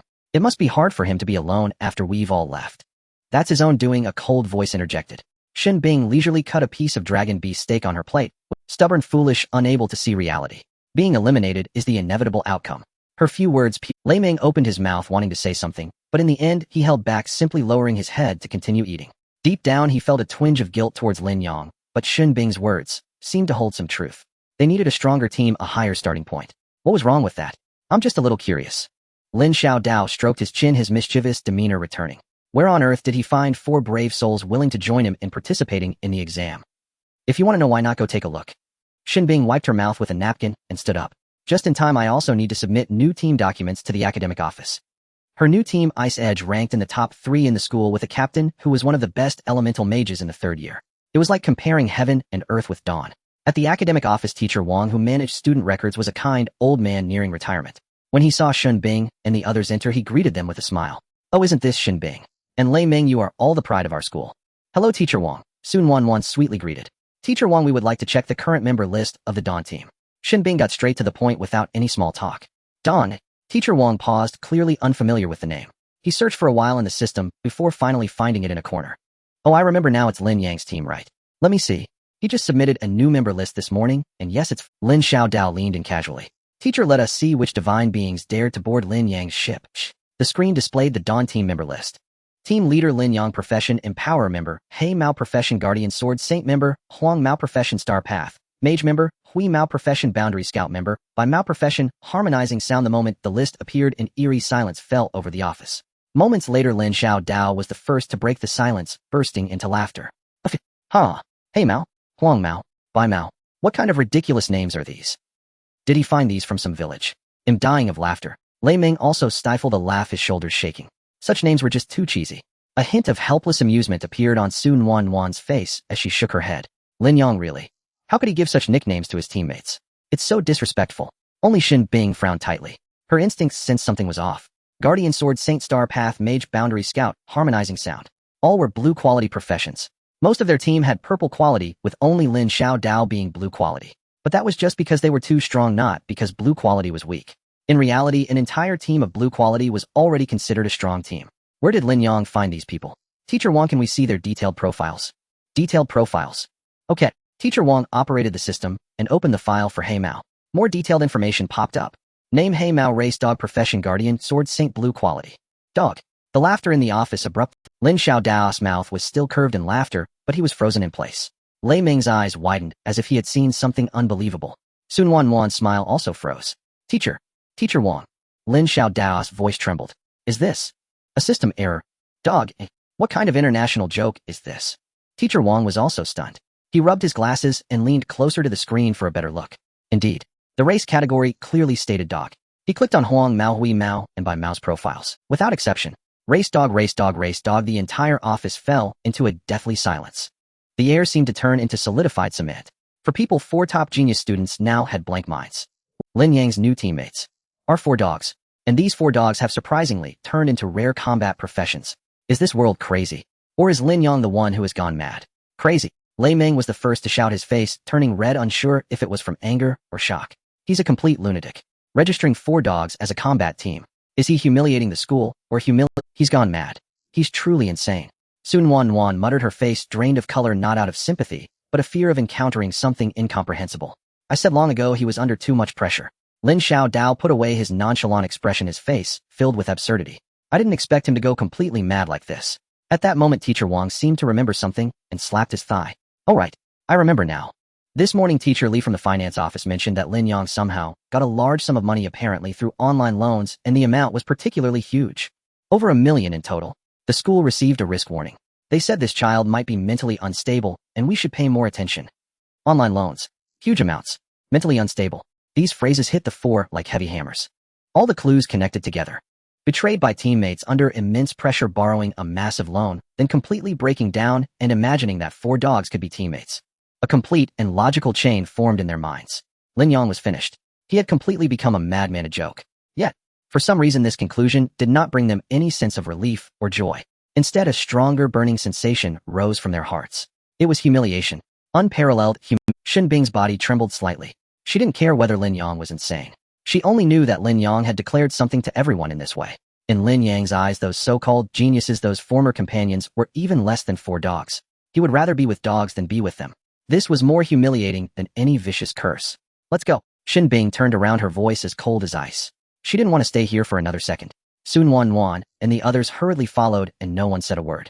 As they walked out of the academic affairs office, the glaring sunlight shone on their faces, yet it could not dispel the gloom in their hearts. They were the pride of heaven, the future powerhouses. Yet today they were slapped hard by a madman using 4 dogs. Shen Bing, don't be angry anymore. Sun Wan caught up a few steps and spoke softly. Lin Yang. He must have been greatly stimulated to do such absurd things. Let's not stoop to the level of a madman. Oh, it's not worth it. Her words sounded like comfort, but each word served as a reminder of the humiliation Shen Bing had just suffered. Madman. They were humiliated in the most ridiculous way by a recognized madman. Madman. I see him as a master of performance art. Lin Xiaodao had his hands in the pockets of his hoodie, his nonchalant attitude returning. The best joke of the year. Registering a team with 4 dogs for the college entrance examination. This guy should be performing solo at the Diyun Society. It would be a waste of talent not to. Laugh. How can you still laugh? Lei Ming suddenly turned his head and shouted at Lin Xiaodao. This is a disgrace. A great humiliation. He is not humiliating himself. He is humiliating all 4 of us. He is slapping all our faces. Lei Ming's face turned red and the veins on his neck bulged. Shen Bing remained silent, but her pace quickened. Comfort, sarcasm, fury. None of these held any meaning. She wanted to repay today's humiliation with absolute strength 100-fold. The exclusive training area of the Ice Edge team. This was one of the school's top training facilities, accessible only to teams ranked in the top 5. A young man in loose training clothes was leaning against the metal door of the training room, yawning, looking lazily, as if he had just woken up. Only when he saw Shen Bing and the others approach did he lazily straighten up. Oh, you finally made it. If you were any later, I would have fallen asleep here. He was Lu Jinghuai, the new captain of the Ice Edge team, the only golden epic level commander in the entire school, also known as the law department's big shot, heavenly machine strategist. Lu Jinghuai's gaze swept across the faces of the 4, then he raised an eyebrow. What's wrong with you guys? You all look like your house is on fire with such vivid expressions. Lin Xiaodao pulled at the corner of his mouth, forcing out a smile that was worse than crying. It's nothing, Captain. Just stepped in dog poop on the way out, a bit disgusting. If all 4 of you stepped in dog poop at the same time, then that poop must be pretty big. Lu Jinghuai chuckled lightly, waving his hand nonchalantly. Alright, I can guess, it's just about that Lin Yang's little incident. This matter had become a hot topic, and those with ulterior motives quickly found out that Lin Yang had supplemented his team with 4 dogs. Remember, you are now part of Ice Edge. Don't bring the garbage emotions of that useless team from before here. His words were direct, even somewhat harsh. Yet they acted like a bucket of cold water, instantly waking the 4 who were still immersed in humiliation and anger. Yes. They were no longer part of Dawn. They were now one of the top teams in the entire school, the Ice Edge team. Let's go. Lu Jinghuai pushed open the door to the training room.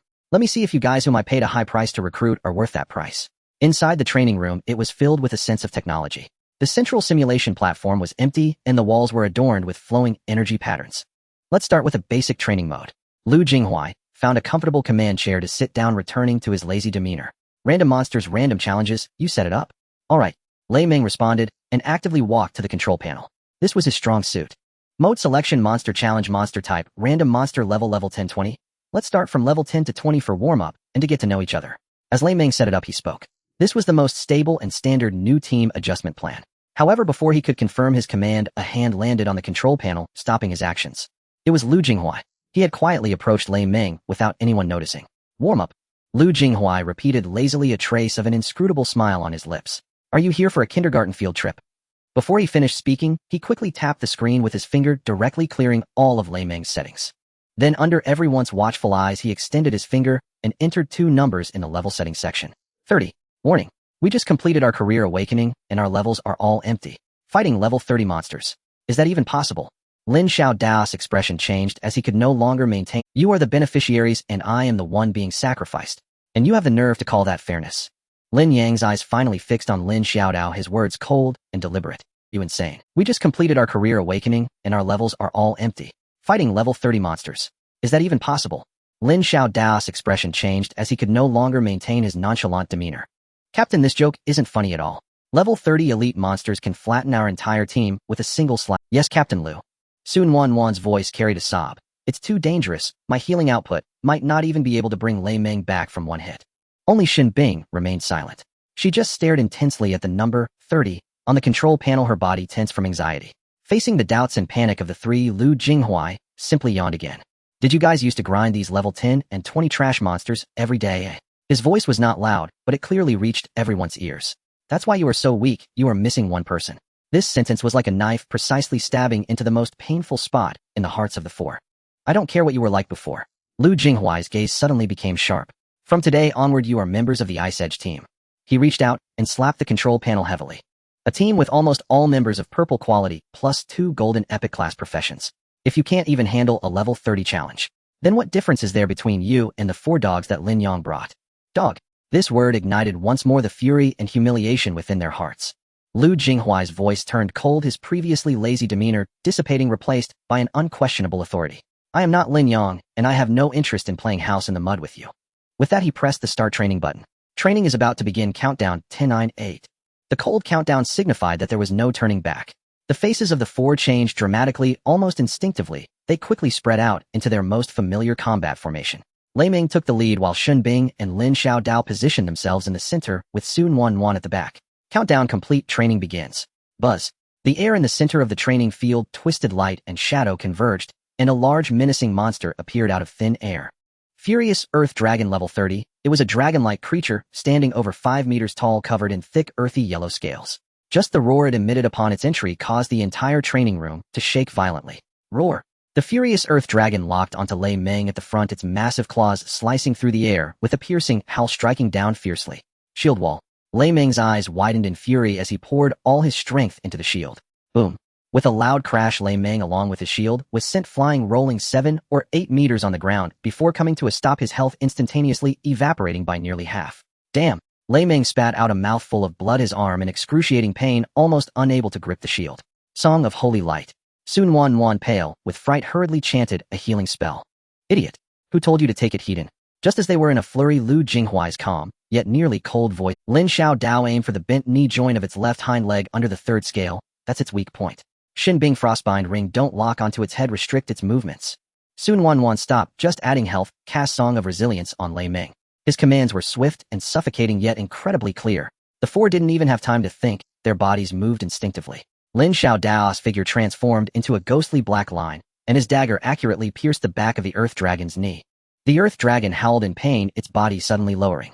In that instant, Xin Bing's frostbind ring exploded under its feet, sending biting cold frost spreading out, slowing its movements. Now, Lu Jinghuai's voice echoed again. Lei Ming charge. Slam into its injured leg. Xin Bing ice spear barrage block its line of sight. Lei Ming roared as he charged forward again, shield in hand. This time he was no longer a mindless meat shield, but the deadliest link in the team strategy. The battle became exceedingly difficult, each second feeling like dancing on the edge of a blade. But unlike before, under Lu Jinghuai's surgical precision, in command, the strength of the 4 was perfectly integrated. Attack, defense, control, healing. Everything fell into a well-ordered rhythm. Time passed, and in Shun Bing's final ice burst, the once mighty furious Earth Dragon let out a reluctant wail before its massive body crashed to the ground, dissipating into countless light particles. Huff! Huff! The four collapsed onto the ground, gasping for breath, drenched in sweat. Yet on their faces was an expression of exhilaration and disbelief at having survived. We won. They actually won. The four of them in a state of 0 levels had truly defeated a level 30, not bad, not hopelessly foolish. Lu Jinghuai lazily clapped his hands, the sound echoing sharply in the empty training room.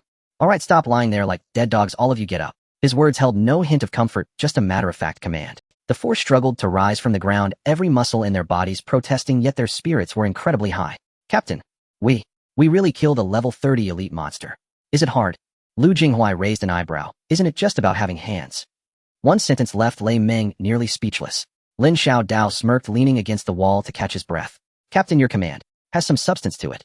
Nonsense. Lu Jinghuai walked to the control panel, gliding his finger across it, bringing up the detailed profiles of the 5 of them projected in midair. Look clearly, what kind of team are you all in now? Ice Edge Squad Member List: Captain Lu Jinghuai, Class Heavenly Machine Strategist, Golden Epic Role, Commander Spell Damage Member, Xin Bing Class Frostbind, Mage, Golden Epic Role, Control Area Damage Member, Lei Meng Class Heavy Shield Guardian, Purple Elite Role, Main Tank Team Barrier Member, Sun Wanwan Class Rainy Song of Spirit, Purple Elite Role, Healing Buff, Support Member Lin Xiaodao Class Dark Blade, Blue Fine Role, Assassin Mobile Damage. The Golden Class names shimmered with dazzling brilliance, and the purple ones were equally impressive. 2 Golden Epics, 2 Purple Elites. Even Lin Xiaodao's unique Blue Fine Class Dark Blade is among the top branches of assassin professions. This configuration is truly luxurious. 2 Golden Epics, one responsible for overall command and supplementary damage, the other for core control and burst. A Purple Elite Heavy Shield, the hardest shield in the entire school bar none. A Purple Elite Healer, fully maxed in healing capacity and buff effects. And a Blue Top-Tier Assassin responsible for harvesting and handling critical nodes. He paused, surveying the varying expressions of the 4. With this team composition, if we can't even take down an elite monster over level 30, we might as well not call ourselves Ice Edge and just rename ourselves the Waste Collection Center. His words were harsh, but no one rebutted them, for they knew Lu Jinghuai spoke the truth. Such a lineup should possess. The reason they were so weak before was not that they lacked strength, but because they lacked a core that could weave all their powers into a single thread. A true commander. Stop dawdling. Lu Jinghuai yawned, resetting the training mode. What just happened was merely an appetizer. The real training starts now. Mode confirmed. 10 Monster Cycle Challenge, Monster Level 30, training duration 2 hours. Within 2 hours, clear these 10. Any objections? Lu Jinghuai inquired. No, not at all. Lei Meng was the first to shout, feeling the blood in his body boiling. The humiliation and anger from before transformed into boundless motivation. He wanted to prove that Lei Meng was not useless. Leaving Dawn was the best decision of their lives. Then let's be. Lu Jinghuai pressed the confirmation button again, but a glint of sharp light flashed in his eyes. Level 30 10 Monster Cycle, he had not hoped to win, and there was a time limit. This was to test the 4 new team members. Buzz. In the training ground, light and shadows gathered once more. This time it wasn't 1 monster but 2. A demonic giant ape and a venomous dragon. Lei Meng, hold off the giant ape. Lin Xiaodao, go for the dragon. Its blood is thin. Xin Bing, prepare a blizzard to cover the left side. Sun Wanwan cast a swiftness blessing on Xiaodao. Lu Jinghuai's orders came the moment the monsters appeared. The battle erupted once more. The entire training room was filled with Lu Jinghuai's roars and the monsters' howls.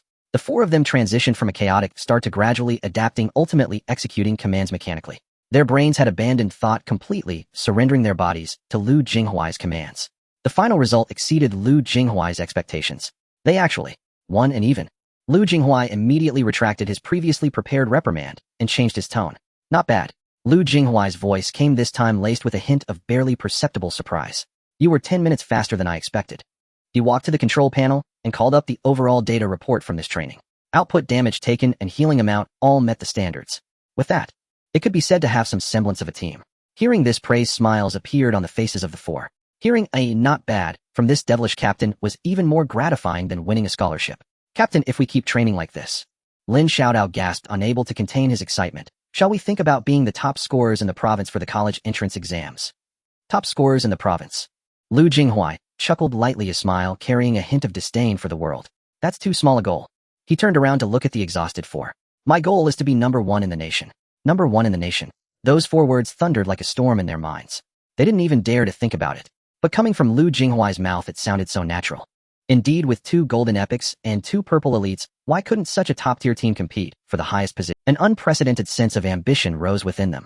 Compared to Lin Yang's pack of 4 hounds, they were truly standing on cloud 9. However, at that moment, Lu Jinghuai's brow suddenly furrowed.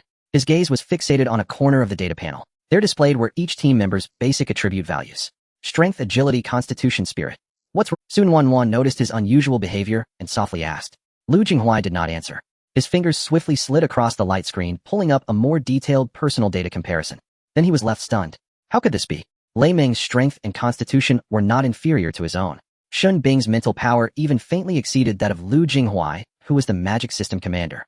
And Lin Zidao's agility, Sun Wanwan's spirit. The basic attributes of these four were absurdly high. No wonder they could defeat the 10-monster cycle. But what was going on? After all, Lu Jinghuai was the sole heir of the Lu family, raised with the finest potions and rarest ingredients. The money his family spent to lay a solid foundation could buy an entire neighborhood next to Nanjiao, one high school. Thus his basic attributes could crush his peers by a large margin. But what was up with these people? According to his investigation, Shin Bing's family circumstances were decent, but merely middle class. Lei Ming and Lin Xiaodao came from ordinary working-class families. Sun Wanwan's family was somewhat better off, but definitely not to the point of eating heavenly materials and earthly treasures for meals. So where did their abnormal attributes come from? Could it be Lin Yang, that assistant with only one empowering impossible? A non-ranked support profession, even if it had some enhancement abilities, could never achieve this level. Raising several people's basic attributes by a level that was even more exaggerated than a golden epic profession. Absolutely impossible. What could be the reason? Lu Jinghuai's mind raced, and a strong sense of unease surged within him. He felt as if he had overlooked something critically important. Captain, Lei Ming also sensed something was off. Lu Jinghuai came back to his senses, closing the data panel and resuming his lazy demeanor.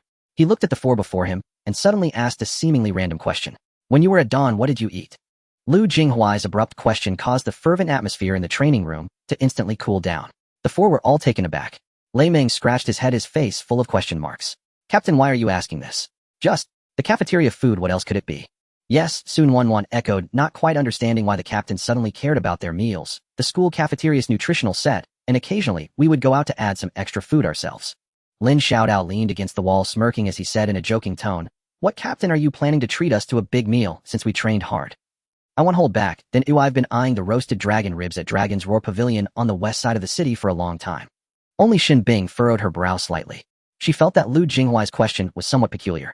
Lu Jinghuai ignored Lin Zidao's joke, his gaze sweeping over the faces of the four before repeating with a slightly weighted tone. I meant, what did Lin Yang feed you? Lin Yang.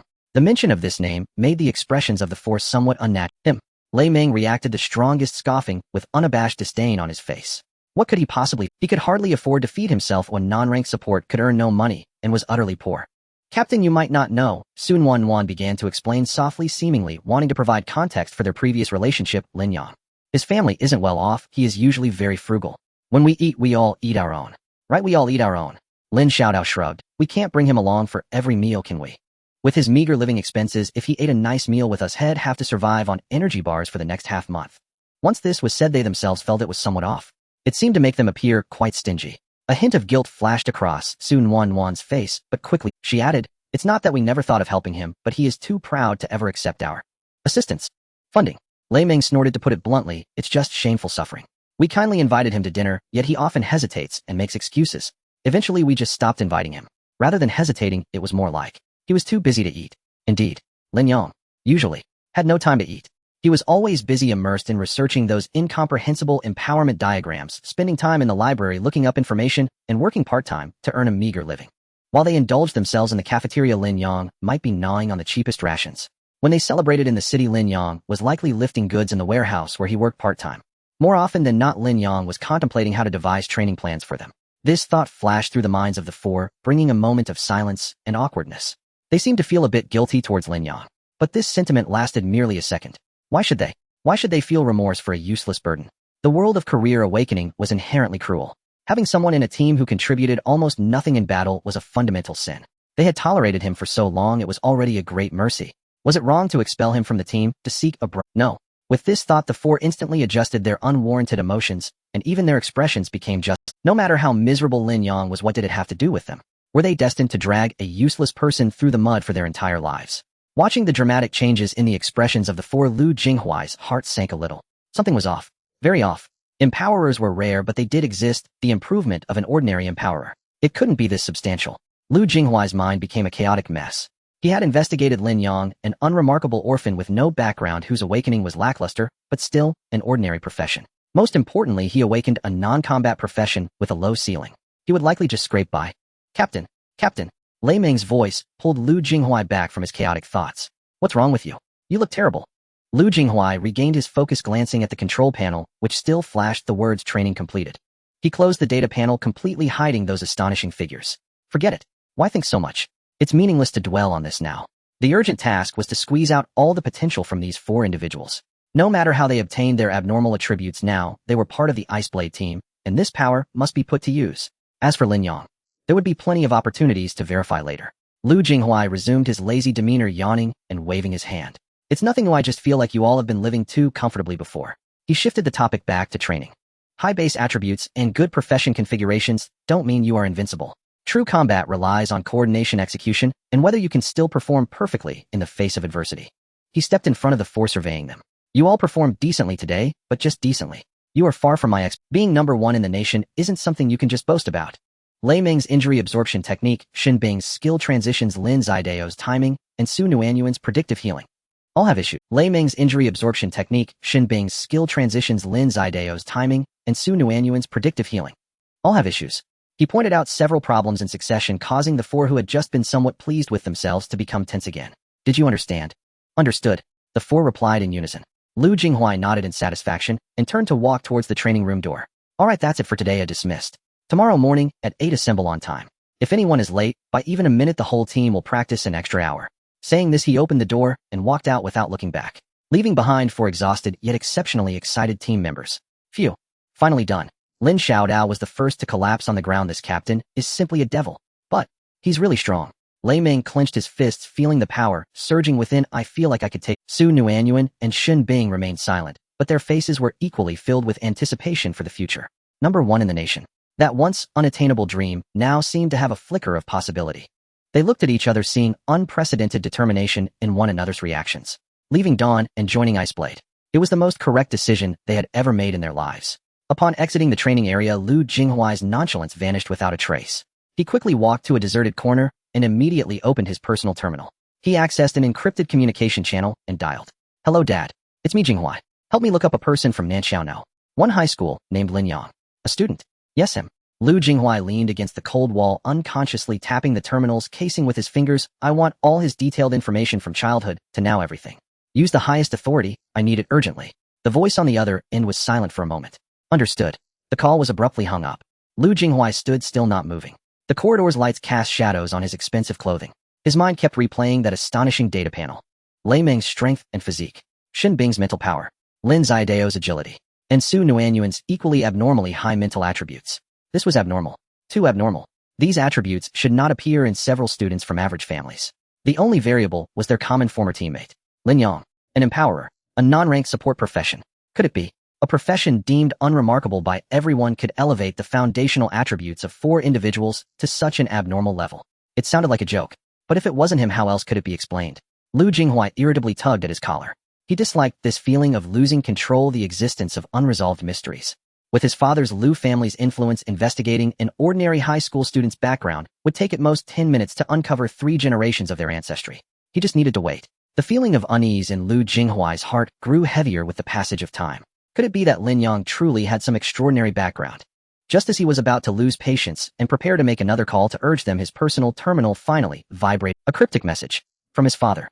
Lu Jinghuai immediately clicked to open it. The content was brief and very official. A cold report. Target Lin Yang. Identity orphan. Social relations simple. No background. Residence tent at the construction site in the eastern outskirts of Nanxiao City. Occupation empowerer, no rank. Comprehensive evaluation, no value. Lastly, there was a personal note from his father. Do not waste top-level authority on such trivial matters in the future. Lu Jinghuai stared at those few lines of text, completely stunned. Is this it? This is the result he waited over an hour for. An orphan, a poor person, a useless profession. This was almost identical to the information he had casually found before. How could this be? How do you explain that freakish attribute data? Data doesn't lie.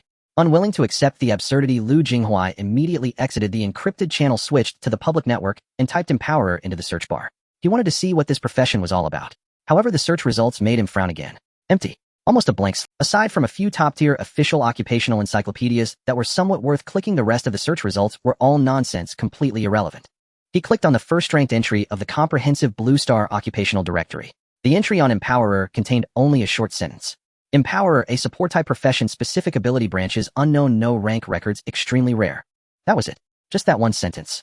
Lu Jinghuai clicked on other links only to find similar results. All ambiguous, vague nonsense. He found some old posts from a forum of a long-forgotten academy with titles that were quite flashy. Shocking. The T0 level godlike support forgotten by history. In-depth analysis of empowerers. The true usage of empowerers. You have all been deceived. However, when he clicked in, either the posts had been deleted or the content was cleaned out completely, leaving only a title and a bunch of garbled text. Damn. Lu Jinghuai cursed softly. The current netizens are just hopeless, don't they know to archive bragging posts. No webpage snapshots either. This is ridiculous. However, after this round of searching, the unease in his heart gradually dissipated. It seems that this empowerer is not some hidden godlike profession, but rather something truly worthless. Worthless enough that no one could be bothered to organize or compile any information, allowing it to be covered by the dust of time. Thinking this way, everything seemed to make sense. That authoritative investigation report from his father could not be wrong. Lin Yang is just a useless person. As for Lei Meng and the others' freakish attributes, Lu Jinghuai's mind raced, and he quickly found a perfect explanation for himself. Luck. Yes, it must be luck. When awakening, each person's basic attributes given can vary slightly, which is, yes, it must be like that. This is 1,000 times more reasonable than a useless support forcibly turning them into freaks. Realizing this, Lu Jinghuai felt a sense of relief wash over him. The stone that had been weighing on his heart was suddenly lifted. He even felt like laughing. Laughing at how suspicious he had been, wasting so much time and energy over a useless person. However, that's fine. No matter how their attributes came about, they are now part of the Ice Edge team. Those freakish attributes, that powerful strength, will all be at his service. 2 golden epics, 2 purple top tier plus 1 blue premium. All members with explosive basic attributes. Coupled with his top command as a heavenly mechanist. The nation's #1. This goal has never been so clear. Lu Jinghuai opened the refrigerator and poured himself a glass of ice straw liquor. As for the Ice Edge team, he shook the amber liquid in his glass. This team is the perfect stepping stone to reach greater heights. Lei Meng and Lin Xiaodao have decent talents, but their limits are just that, once they enter university, they will soon be left behind by true geniuses. As for Sun Wanwan and Xin Bing, Lu Jinghuai's lips curled slightly. 2 stunning beauties, one pure and one aloof with decent strength, having them by his side would make for a lovely view. After the college entrance examination, he turned off his personal terminal and casually tossed it onto the soft sofa. The blueprint for the future had already unfolded in his mind. As for Lin Yang, a passerby who has already been trampled into the mud, not worth wasting another second of thought on. At the top of the Qiyuan building, Sun Hanyu was in a very good mood. He leaned back in his expensive, genuine leather boss chair, lightly tapping his fingers on the smooth table, humming an off-key tune. At that moment, the office door was silently pushed open. Secretary Qin in high heels walked in briskly, a hint of solemnity on her face. President Sun. Sun Hanyu stopped tapping the table, lazily lifted his head. What's the matter, so serious? Secretary Qin gently placed a secured personal terminal on the table, pushing it towards Sun Hanyu. An hour ago, our cybersecurity department detected a request for an external data query at the highest authority level. Sun Hanyu showed some interest. What were they checking? Target Nanxiao No. 1 middle school Lin Yang. After reverse tracking, we found that he also searched for Empowerer. Sun Hanyu's actions halted. Lin Yang. Empowerer. Someone really checked it. So soon. What did they find? Sun Hanyu asked with keen interest. Nothing was found. Secretary Qin's reply was straightforward. Huh. Sun Hanyu leaned back in his chair, finally unable to hold back, releasing a low chuckle. Huh. The laughter echoed in the spacious office, carrying a sense of delight in having control over everything. What did I say? It seems that the preparations we made in advance were not wasted. A trace of admiration appeared on Secretary Qin's face. You really have foresight, President Sun. You ordered the cleansing of all information on the internet before contacting Lin Yang. That's not called cleansing. Sun Hanyu waved his hand, correcting her. That's called information monopoly. When the value of something exceeds everyone's imagination, then all information about it becomes gold. We cannot wait for others to discover a gold mine before we rush in. What we need to do is burn all the maps leading to the gold mine before anyone finds out. Not only do we have to burn the maps, but we must also draw countless erroneous routes on the spot, making them spin in circles in a garbage heap, causing them to doubt themselves until they reach the conclusion. There's nothing here. Damn it, this money is meant for me to earn. Alright, enough about those fools. Sun Hanyu returned to his boss chair and sat down again. How are things going with what I... Secretary Qin immediately switched to work mode and reported clearly, Mr. Sun, according to your instructions, our personnel have conducted a secret screening of the known database of practitioners nationwide. So far, we have initially identified 2 more individuals as empowerers. Oh, tell me more. Sun Heng, the first one, is named Zhou Hao, 34 years old, residing in the northern district of Xinjiang City. After his profession awakened, he found himself unable to join any teams because the role of empowerer is nearly useless in combat. To make a living, he is currently working as a kitchen helper in a restaurant. A helper? Sun Hanyu repeated, finding it. Yes. Secretary Chin continued. According to our investigation, he has rented his empowerment link to the restaurant owner's son, who is in high school, for 800 yuan a month. That kid is an athlete, and it's said that after linking his physical test scores improved significantly. 800 a month. Sun Hanyu almost burst into laughter. What about the other one? The other one is named Wang Fong, a female 41 years old working as a quality inspector in a textile factory in the southern part of Beihai City. Her situation is similar to Zhou Hao's, with her level remaining in single digits. She has given her empowerment link to the daughter of a co-worker in the same workshop, a girl with musical talent. It is said that after linking, her mental strength and finger dexterity improved. In return, that co-worker gives her some scarce fabric every month. Secretary Chin's report was objective and calm. Yet after listening, Sun Hanyu could no longer hold back, leaning back in his chair and bursting into hearty laughter. Good. Excellent. Secretary Chin stood quietly, saying nothing. She knew very well that what Mr. Sun enjoyed was not these empowerers, but their foolishness. Because of their foolishness, they could be easily manipulated. Because of their foolishness, they could be easily controlled. Because of their foolishness, one could leverage the greatest benefits at the smallest cost. Mr. Sun, I have already sent people to approach them. I believe results will come soon. No rush. Sun Hanyu waved his hand. When dealing with such people, one must not be hasty. They have been worn down by life, accustomed to suffering in silence. If you suddenly give them a piece of candy, they will be afraid and doubt it is poisoned. We must boil the frog in warm water. First, give them some benefits, let them taste sweetness, and make them realize the slight usefulness of their profession. Then slowly we will draw them to our side. Sun Hanyu's eyes sparkled with calculating light. They have been buried for too long. We must be the ones to discover their value. We must make them grateful to us, willingly selling their entire future, no, all ownership of their profession, to us. Yes, Mr. Sun, I understand. Damn it. Sun Hanyu muttered under his breath, yet his smile grew even brighter. This money, I truly deserve to earn it. He leaned back in his chair, reveling in the joy of victory. The entire group of empowerers was like a virgin land yet to be cultivated, and he was the first colonizer to arrive with advanced tools and technology to stake a claim. In the future, the Empowerer Training Program, defined by Chiyuan Group, will become the top luxury item sold to those truly wealthy families. A child raised with empowerment from a young age would have a head start far above others. What a terrifying temptation this is. Those prestigious families with centuries of heritage would pay any price for it.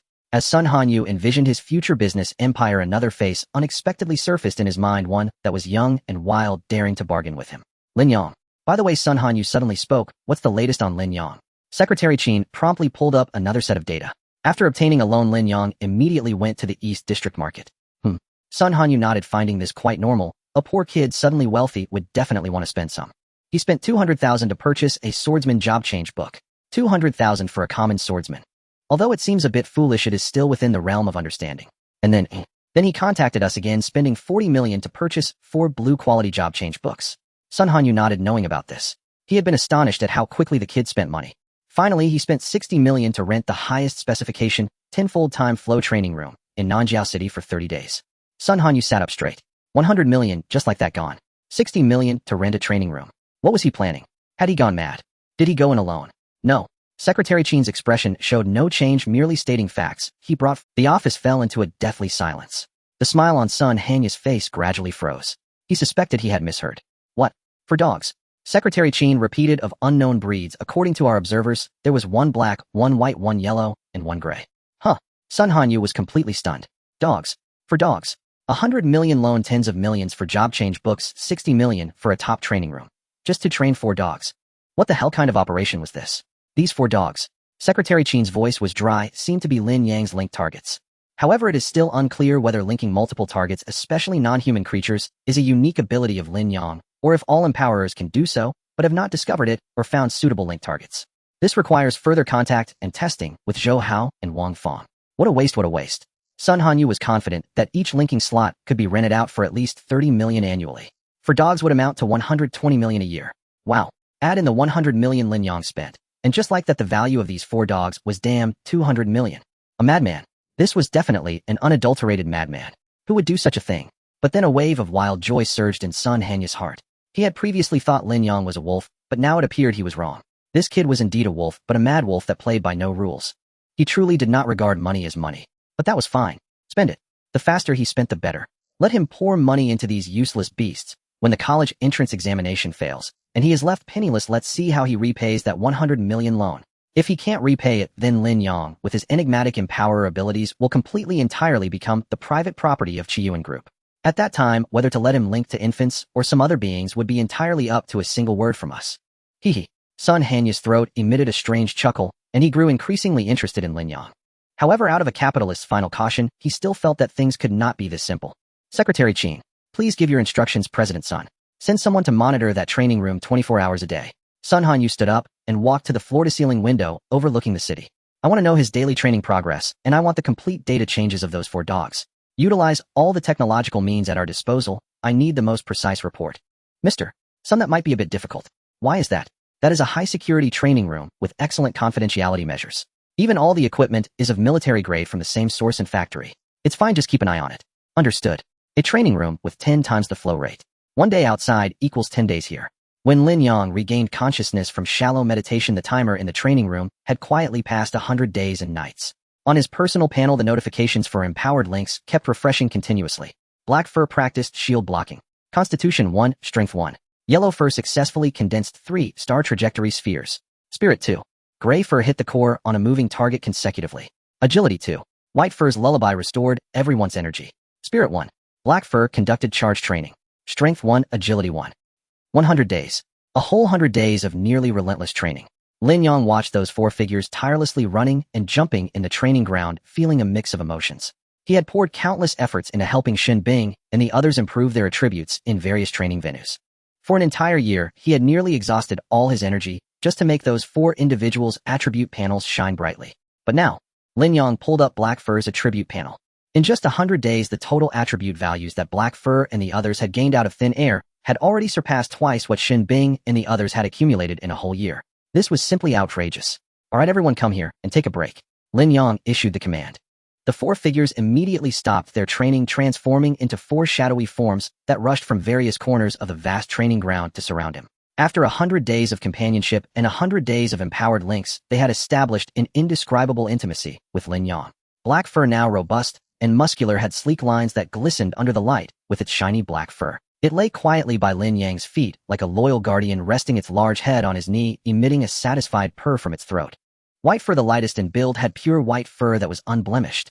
It affectionately nudged Lin Yang's arm with its small head, extending its pink tongue to gently lick the back of his hand, conveying affection and dependence. Yellow Fur and Gray Fur were much livelier. They chased and frolicked around Lin Yang, one pretending to pounce, while the other rolled agilely, having a great time, yet half of their attention remained on Lin Yang, as if showing off their vitality to him. Lin Yang reached out and patted each of their small heads. What he felt in his palm was their warm body temperature and pure trust. These were his companions.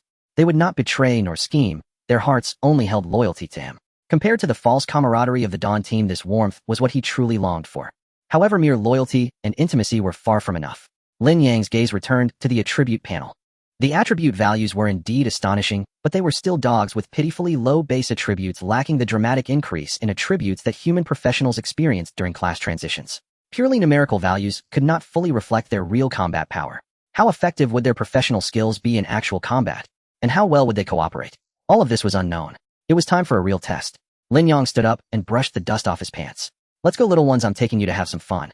The 4 dogs barked happily, following closely behind him as they headed towards the central control panel of the training room. Lin Yang stood before the massive control panel filled with futuristic technology, staring at the densely packed options on the screen, feeling a sudden headache. Simulated battlefield environment. Unlimited monsters, decreasing intensity. 10 monster cycle. Unlimited pressure training. 30 monster increment, no ranged. What the hell are all these things? In the past, during his time in the Dawn team, every time they entered the training room, Lin Xiaodao and Lei Ming would always come up with various excuses to keep him away. Yangge, your support, you don't need to worry about these combat settings. Yangge, this thing is very complicated, ooh, just rest, will handle it. Though they spoke politely, they had never allowed him to engage with any core training settings. To them, he merely needed to provide empowered links from behind, like a decorative piece. To save time, Lin Yang could only go do something more meaningful. Now retribution had come. Lin Yang looked at those professional terms and felt like a country bumpkin just coming out of the mountains, unable to even use a light switch. He irritably swiped the screen, trying to find the simplest option. After studying for a long time, he completely gave up. Forget it, no more studying. His gaze finally locked onto a button in the center of the screen marked with the largest font and the most eye-catching color.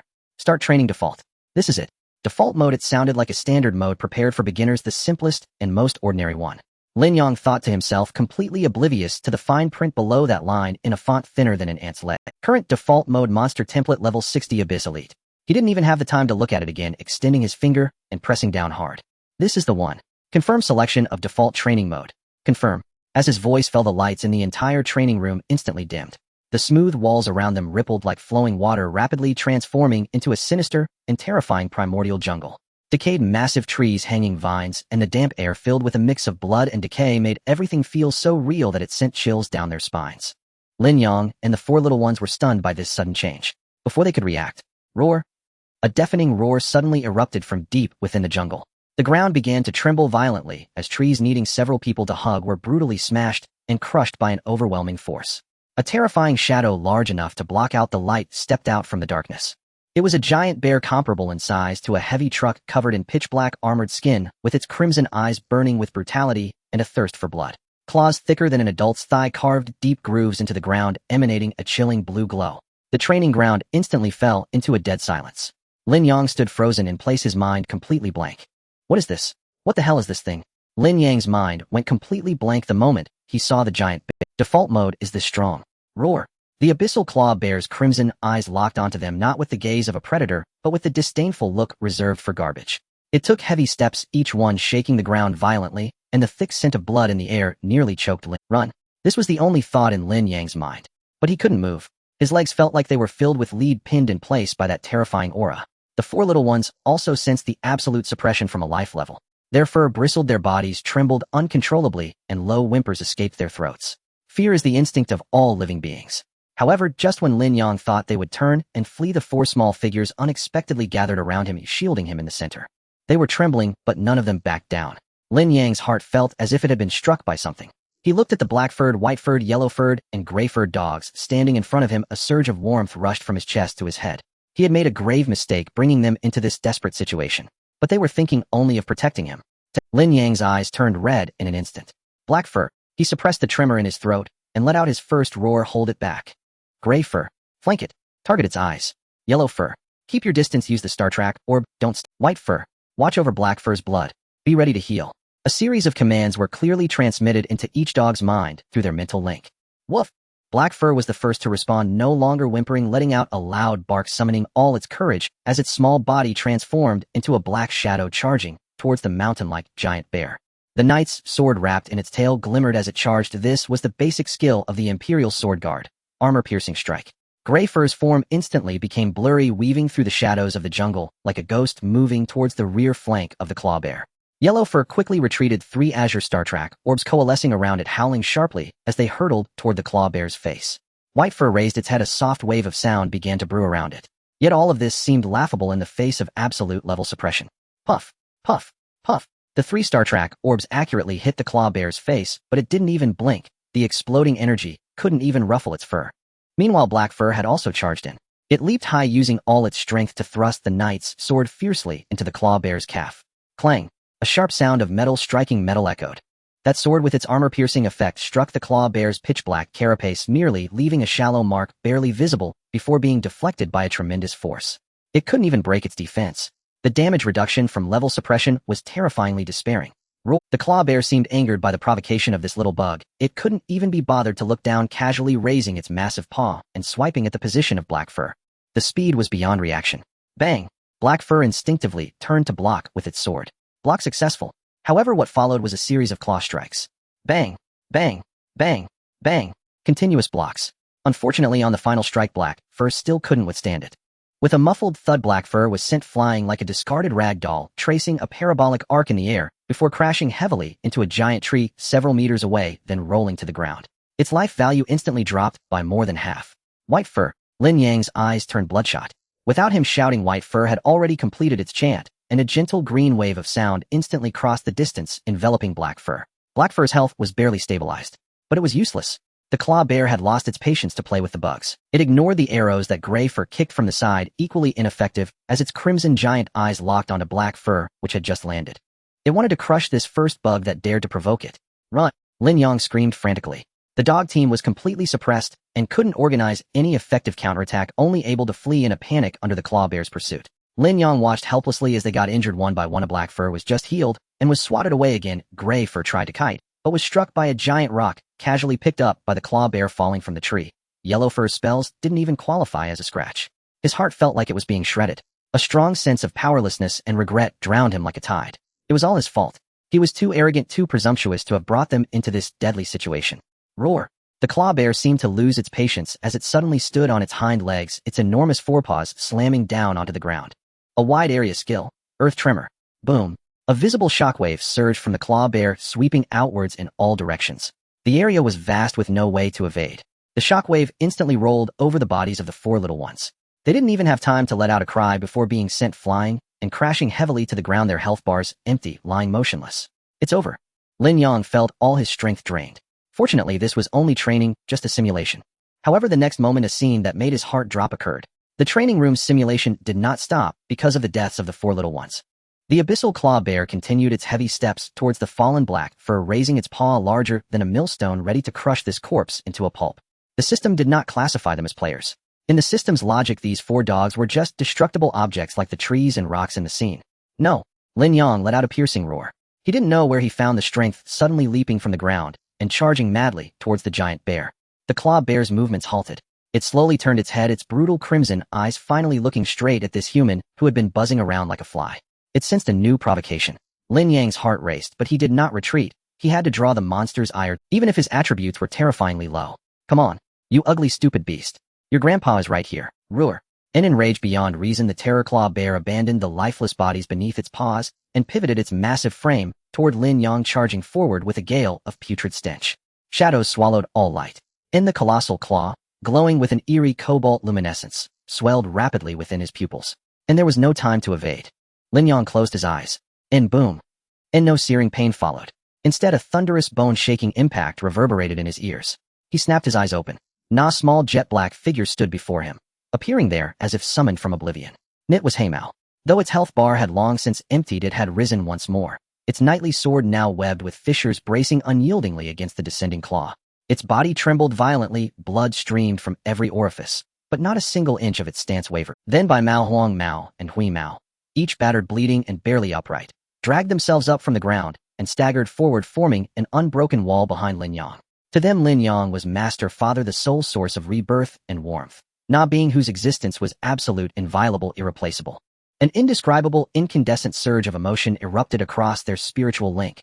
Not resignation, but furious refusal to fall, and not despair, but raw, blazing fury at the thought of their master harmed. That unshakable resolve, that pure, selfless devotion, seemed to resonate with some unseen cosmic law. Na system notification unlike any before roared through Lin Yang's mind like a celestial bell tolling at dawn. Companions will acknowledged. Empathic link level upgraded. In boom. NAS, the words echoed. Four radiant pillars descended from the heavens, enveloping each of the four companions. Their bodies swelled visibly, growing from 0.5 meter tall to nearly 1 meter in an instant. Muscles coiled with newfound power, fur thickened, gleaming with vitality, though every wound sealed seamlessly beneath the luminous glow, and their vitality restored to full. Hei Mao's strength surged. The knightly sword pressed against the monstrous claw began to lift inch by inch, forcing the mountainous limb upward by a fraction. Roar. And the terror claw bear sensed unprecedented defiance.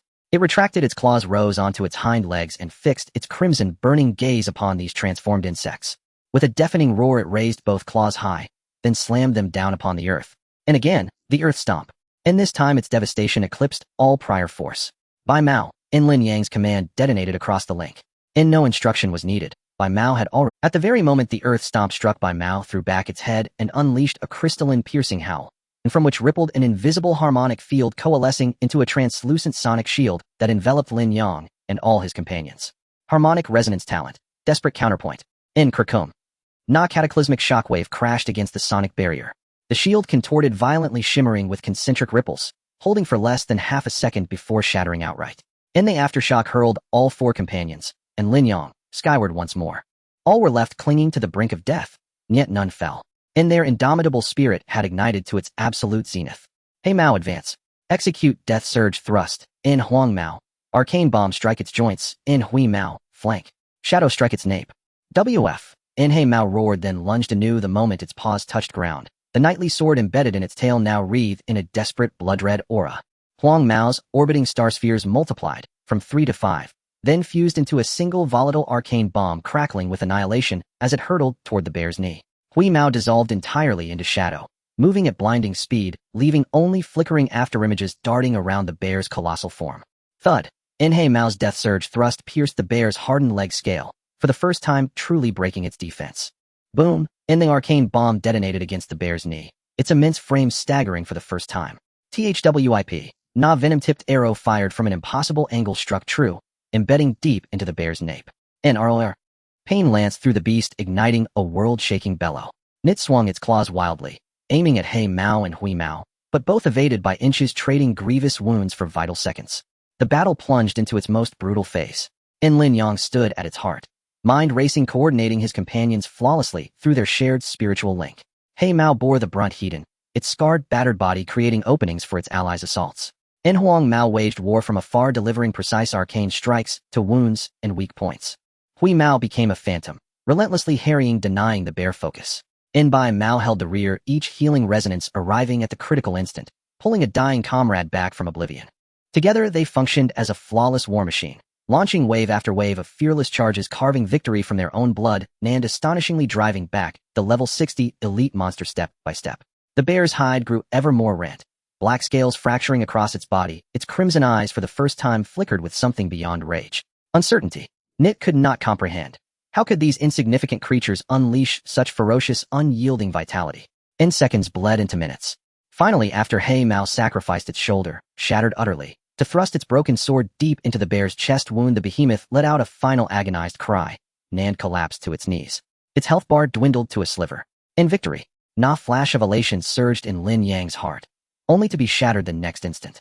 The kneeling bear lifted its head, its last sliver of life igniting into black and crimson energy swirling violently within its maw. Its final counterattack, a suicidal, all-consuming technique. Now redirect all its power back at it. Lin Yang screamed, voice raw with exhaustion. He Mao reversed its broken sword, slamming the hilt into its own chest, unleashing its final reservoir of strength. Huang Mao channeled every ounce of its arcane essence into a searing beam of light. Hui Mao knocked every remaining arrow, its tips blazing with viridian flame. Bai Mao unleashed its final, most savage battle hymn. Lin Yang and his canine legion poured every shred of remaining power into one ultimate assault.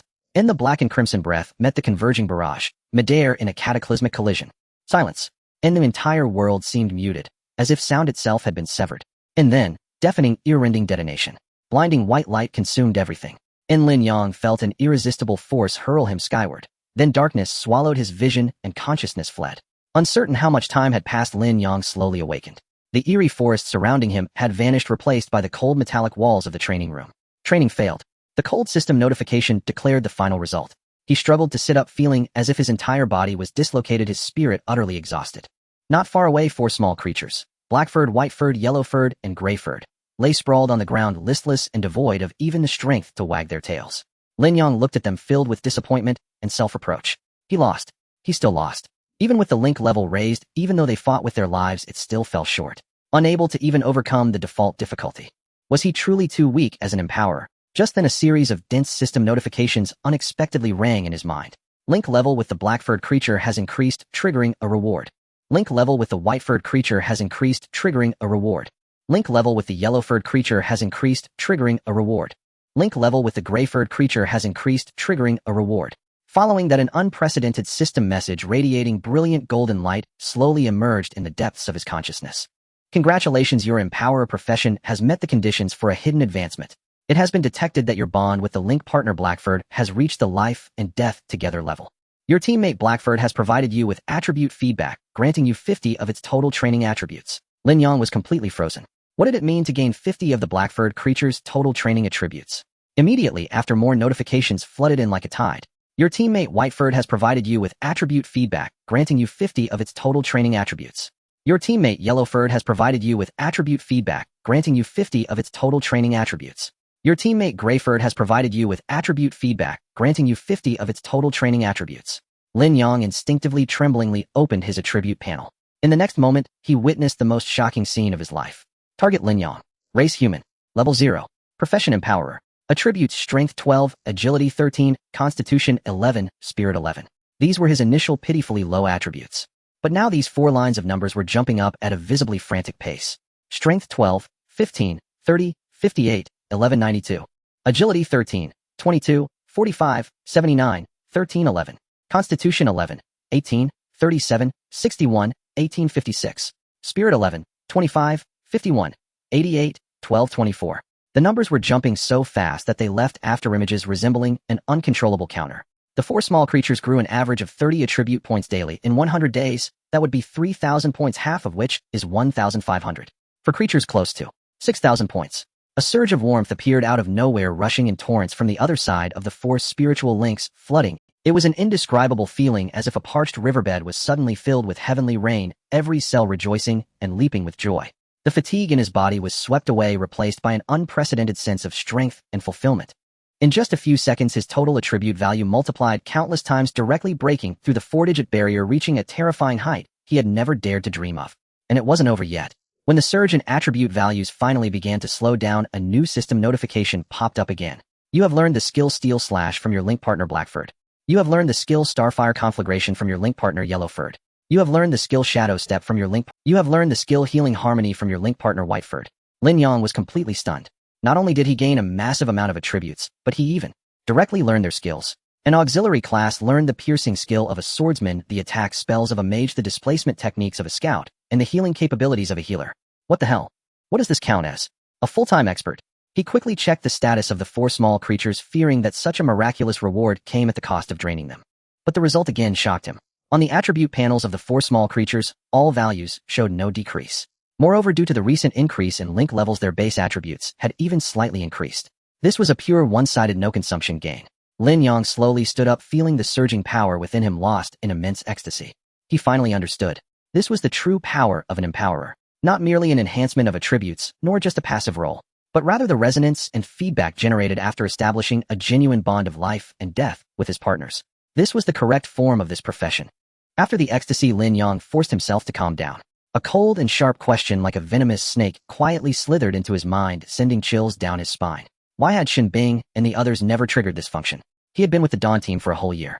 365 days he had poured all his efforts into them. Practice partners, feeding techniques, researching tactics. He had given everything an auxiliary could provide to make them stronger. In terms of bonds and contributions, he believed he was not inferior to anyone. But why had this attribute feedback and skill comprehension never occurred, even once? Was it possible that his trust and dedication to them were not pure enough? Not enough life and death together. Impossible. In countless battles, he had unreservedly entrusted his... Then there was only one possibility left. A possibility that sent shivers down his spine. Lin Yang quickly understood. How complex could a dog's thoughts be? In their world, apart from eating, drinking, and playing, there was only their master. They regarded him as their only one, so their trust and reliance were absolute, without reservation. Thus their growth was something they were willing to share with him, without reservation. But what about Shin Bing and the others? Human hearts are dark. Their inner selves are filled with the vilest selfishness and calculations of humanity. In their eyes, their training results are achieved through their own efforts. It is the blood and sweat they have shed. Why should they share with someone who did not participate in the training, merely standing by as a spectator? Why should Lin Yang be allowed to grow stronger for nothing? Even if this reward poses no loss to them, they are simply unwilling. They cannot stand to see Lin Yang gain without effort. This is the purest form of malice. A dark psychology of seeing that kid profit is more painful than suffering losses myself. Did they know from the beginning that the empowerer possessed such abilities? Perhaps they knew, perhaps they did not. But it does not matter. What matters is that their nature fundamentally precludes the occurrence of such possibilities. The bond determined by the system requires not one-sided contributions, but mutual absolute trust. Yet they have never truly trusted him. The bond determined by the system requires not one-sided contributions, but mutual absolute. The hatred of being betrayed and abandoned transformed at that moment into an overwhelming fury, as if he had been made a fool and played with for an entire year. He could even vividly imagine how those four guys discussed him behind his back. Yang Gu is quite a good person, but his job is just too useless. He can only be a decoration. There's nothing we can do. Who told him to awaken such a useless profession? We've already done our best by bringing him along. His empowerment is quite useful, saving us a lot of effort. Yeah, just treat him like a pet anyway. He can't fight monsters himself. Each word felt like a burning iron searing deeply into his heart. All the effort he put in, which he saw as proof of team camaraderie, was merely seen by others as a useless person trying to prove he still had some value.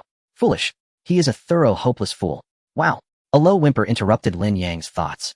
It was Black Fur. It dragged its weary body to Lin Yang's feet, gently rubbing its large head against his pant leg. Following closely were White Fur, Yellow Fur, and Gray Fur, all surrounding him. They sensed the overwhelming anger and pain almost overflowing from Lin Yang's mental link. They did not understand why their master was so sad, but they expressed their concern and comfort in the most direct way. Warm bodies, moist noses, and affectionate nudges. Pure, untainted concern. Lin Yang's trembling body gradually came to a halt.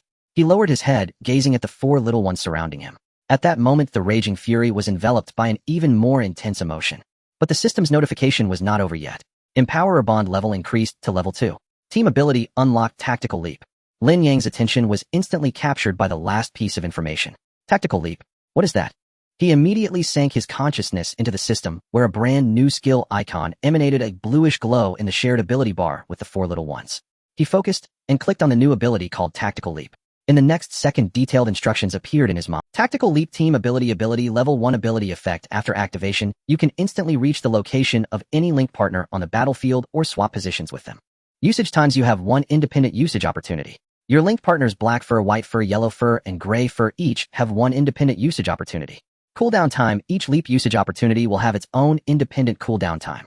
Current cooldown times. Lin Yang read the instructions word by word.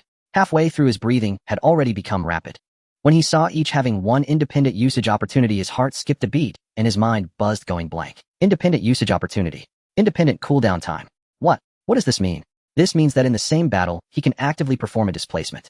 And the 4 little ones can also actively initiate 4 displacements towards him. Together, that is a total of 5 opportunities to change the battlefield. 5. Lin Yang froze completely. This is not just a skill. This is 5 skills. The ultimate divine technique of a tactical core. His brain began to race as countless tactical scenarios flashed rapidly in his mind. When facing the unavoidable earth tremor of the Fearclaw bear, he could easily leave white fur at a safe distance. At the moment the shockwave spreads, he could use Tactical Leap to swap himself or any partner within the attack range with white fur from a distance.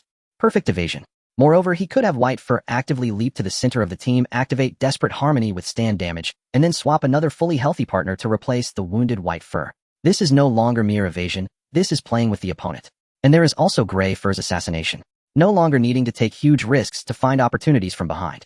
As long as Black Fur holds the enemy in the front, he can directly teleport Gray Fur to the enemy's back neck. 1 strike to kill, and then instantly swap out. This is true ghostly maneuvering. True shadow assaults. What is even more terrifying is, Lin Yang looked down at his hands. He is no longer the support who can only cheer from the back. He possesses Steel Slash. He possesses Wildfire. He possesses Shadow Step. He possesses Healing Harmony. When Black Fur creates a fleeting flaw with its body, he can immediately initiate the leap, teleporting himself right in front of that flaw, and then unleash his full strength with a Steel Slash of 1192 points. When Black Fur creates a fleeting flaw with its body, he can immediately initiate the leap, teleporting himself right in front of that flaw, and then unleash his full strength with a Steel Slash. He is the strongest assassin, the strongest warrior, the strongest mage, the strongest support. He can appear in any position on the battlefield, playing any role. This is the Empowerer.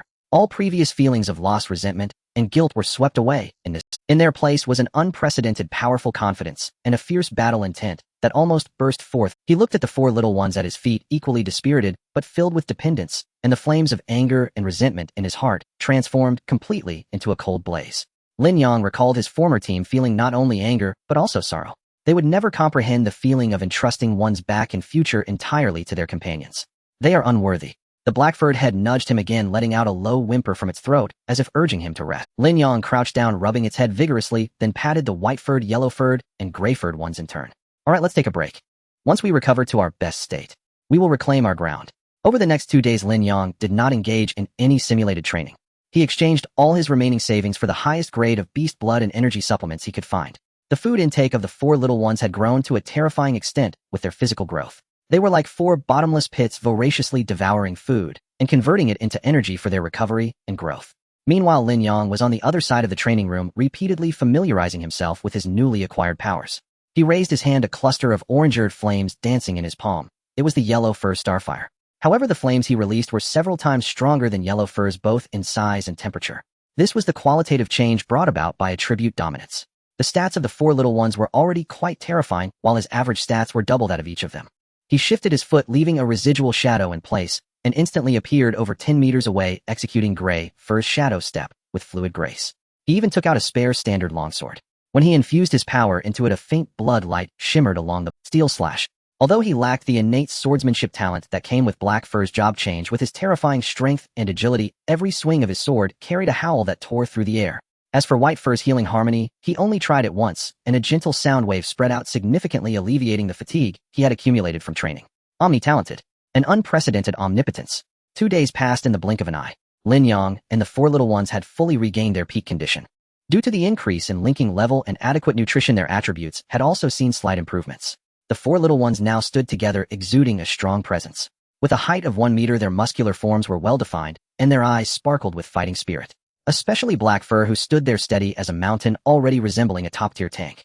Lin Yang stood before them, looking at his companions. Are you all full? Woof. Oh, whoa. The 4 resounding calls shook the walls of the training room. Lin Yang smiled. He turned around, walked toward the cold simulation training device, and without hesitation pressed the start. The familiar system interface popped up. Please select training scene. Last plan. Lin Yang turned back to look at the 4 little ones, all geared up. Are you ready? This time we will scatter its ashes. The light and shadow twisted as the familiar eerie forest enveloped them once again. The air was thick with the stench of decaying leaves mixed with rich blood. Roar! A mountain-like black shadow slowly emerged from the depths of the dense forest, its crimson giant eyes still exuding a brutal disdain for all. The abyssal claw bear. It was the same opening, the same suffocating sense of oppression. But this time Lin Yang's heart held no fear, only a cold calm. The 4 little ones had also shed their previous trembling and whimpering. Their bodies were low to the ground, muscles tensed, and they let out suppressed low growls, the excitement of hunters locking onto their prey. 2 days ago we were chased and beaten like dogs by it. Lin Yang conveyed his thoughts to each companion through the mental link. Today, I will let it know who the real beast is.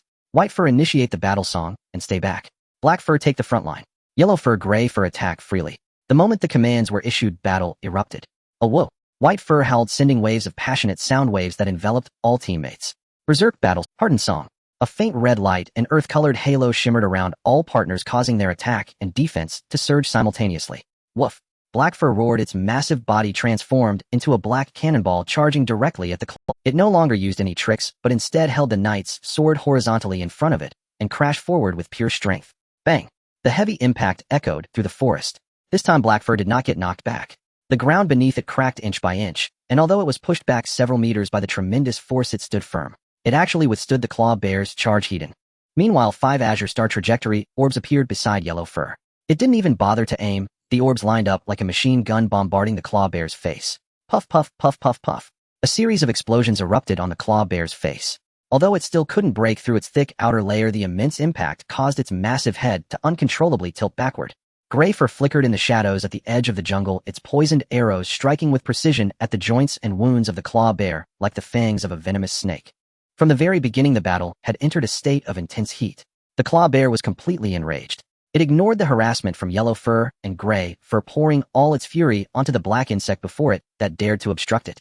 Its giant claw lifted, accompanied by a howl that tore through the air. It smashed down fiercely. Black Fur did not flinch or evade, and with the knight's sword raised accurately, it blocked. Clang! Sparks flew. Black Fur took a step back again, but remained upright. Bang! Bang! Bang! The continuous claw strikes fell like a torrential storm. Black Fur stood like a boulder, unwavering in the storm. It executed its blocking techniques to perfection, repeatedly deflecting the lethal attacks.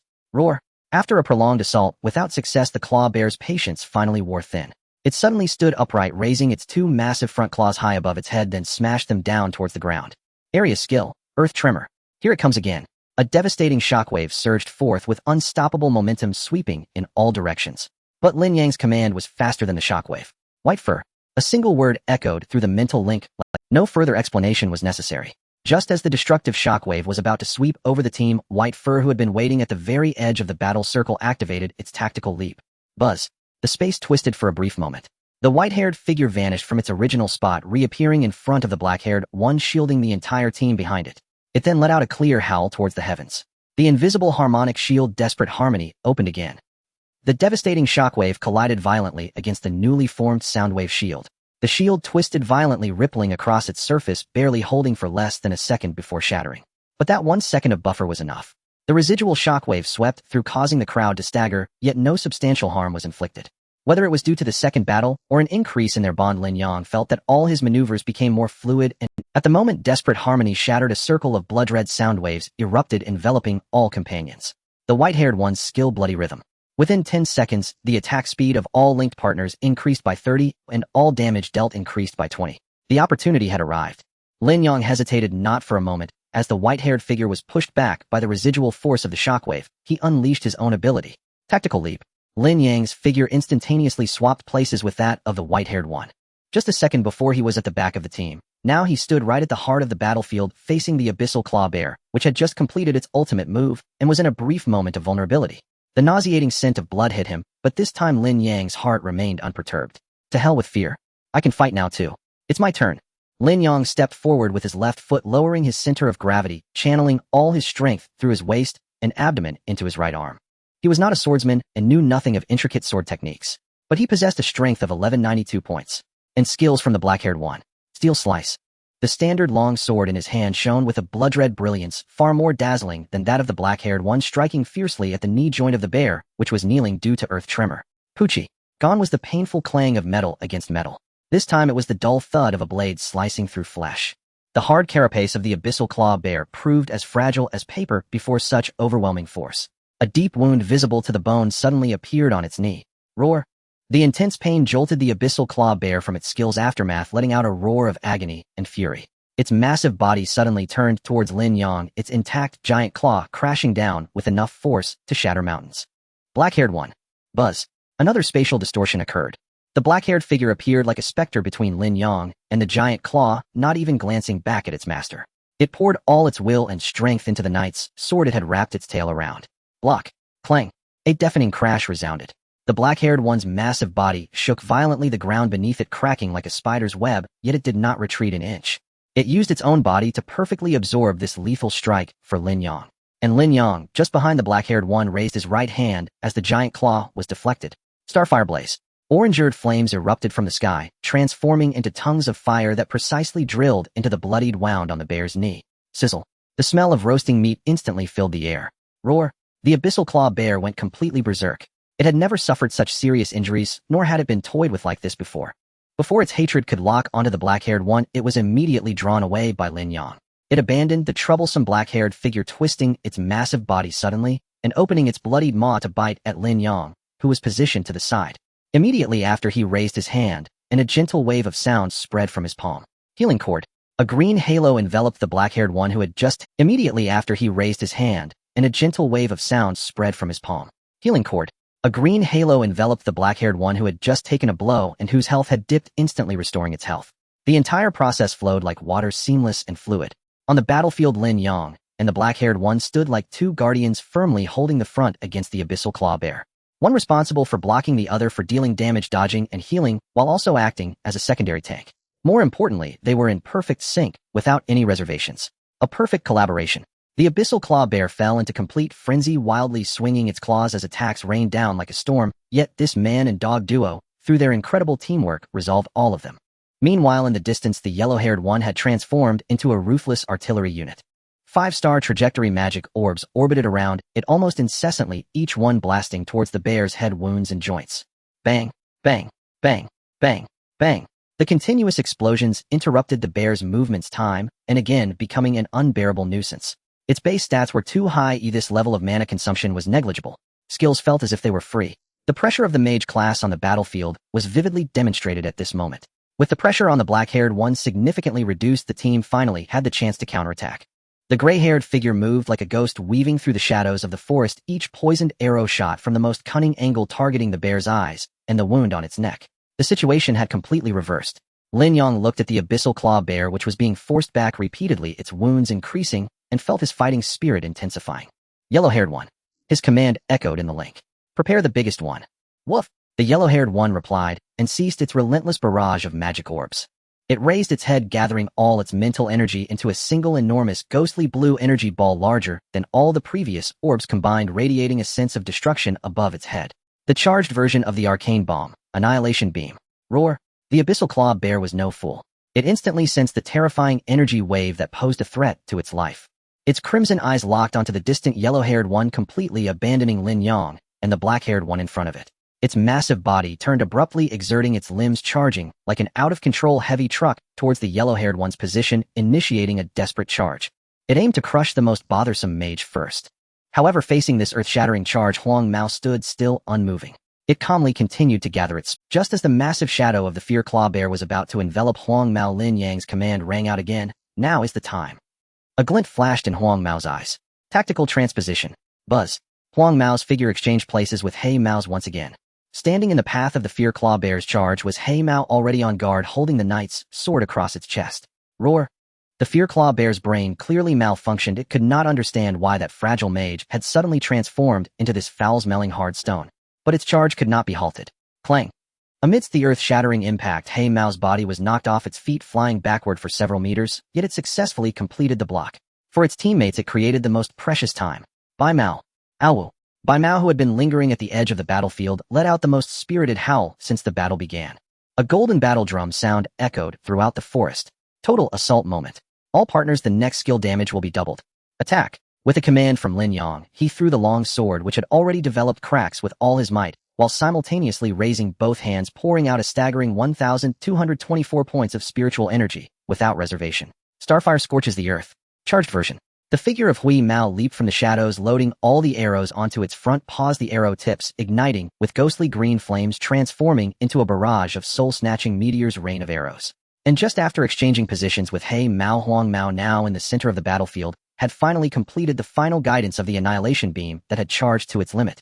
3 attacks containing destructive energy simultaneously locked onto the Fear Claw Bear, which was staggered and retreating after being struck by He Mao.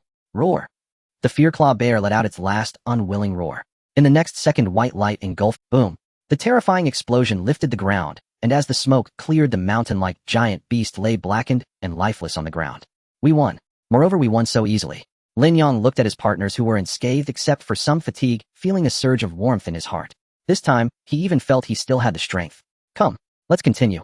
10 Strange Cycle Training, Default Difficulty. Activate. Boom. The last 30-level lava giant crocodile was shattered amidst Xun Bing's ice burst. On the metallic wall of the training room, the bright red timer froze at 59 minutes 47 seconds. Huff. Huff. Lei Ming sat down heavily, his heavy shield crashing beside him with a loud bang. He was steaming all over, sweat streaming down his cheeks, yet his face wore an intensely excited smile. An hour. Damn it, we actually cleared 10 30-level elite monsters in an hour. Captain is awesome. Lin Xiaodao leaned against the wall, his chest heaving violently, the zipper of his hoodie pulled down to reveal the drenched t-shirt underneath. Sun Wan also slumped to the ground, chanting a group healing spell, a gentle halo enveloping everyone, dispelling the soreness in their muscles. A smile of having survived a disaster also adorned her face. Although luck played a part, it was enough to showcase their strength. Only Lu Jinghuai maintained his usual lazy demeanor. He didn't even sweat much, casually tossing his staff aside and walking to the control panel to pull up the data report. Not bad, there's progress. He yawned. Everything went smoothly in coordination, and the output kept up. Finally, looks like a top-tier team. Hearing a compliment from this devil captain was more uplifting than anything. Of course. Who do you think I am? Lei Ming proudly slapped his chest plate. If we keep practicing like this, won't we breeze through the entrance exam? But Lei Ming scratched the back of his head, his excitement fading, slightly replaced by a hint of confusion. It feels a bit strange.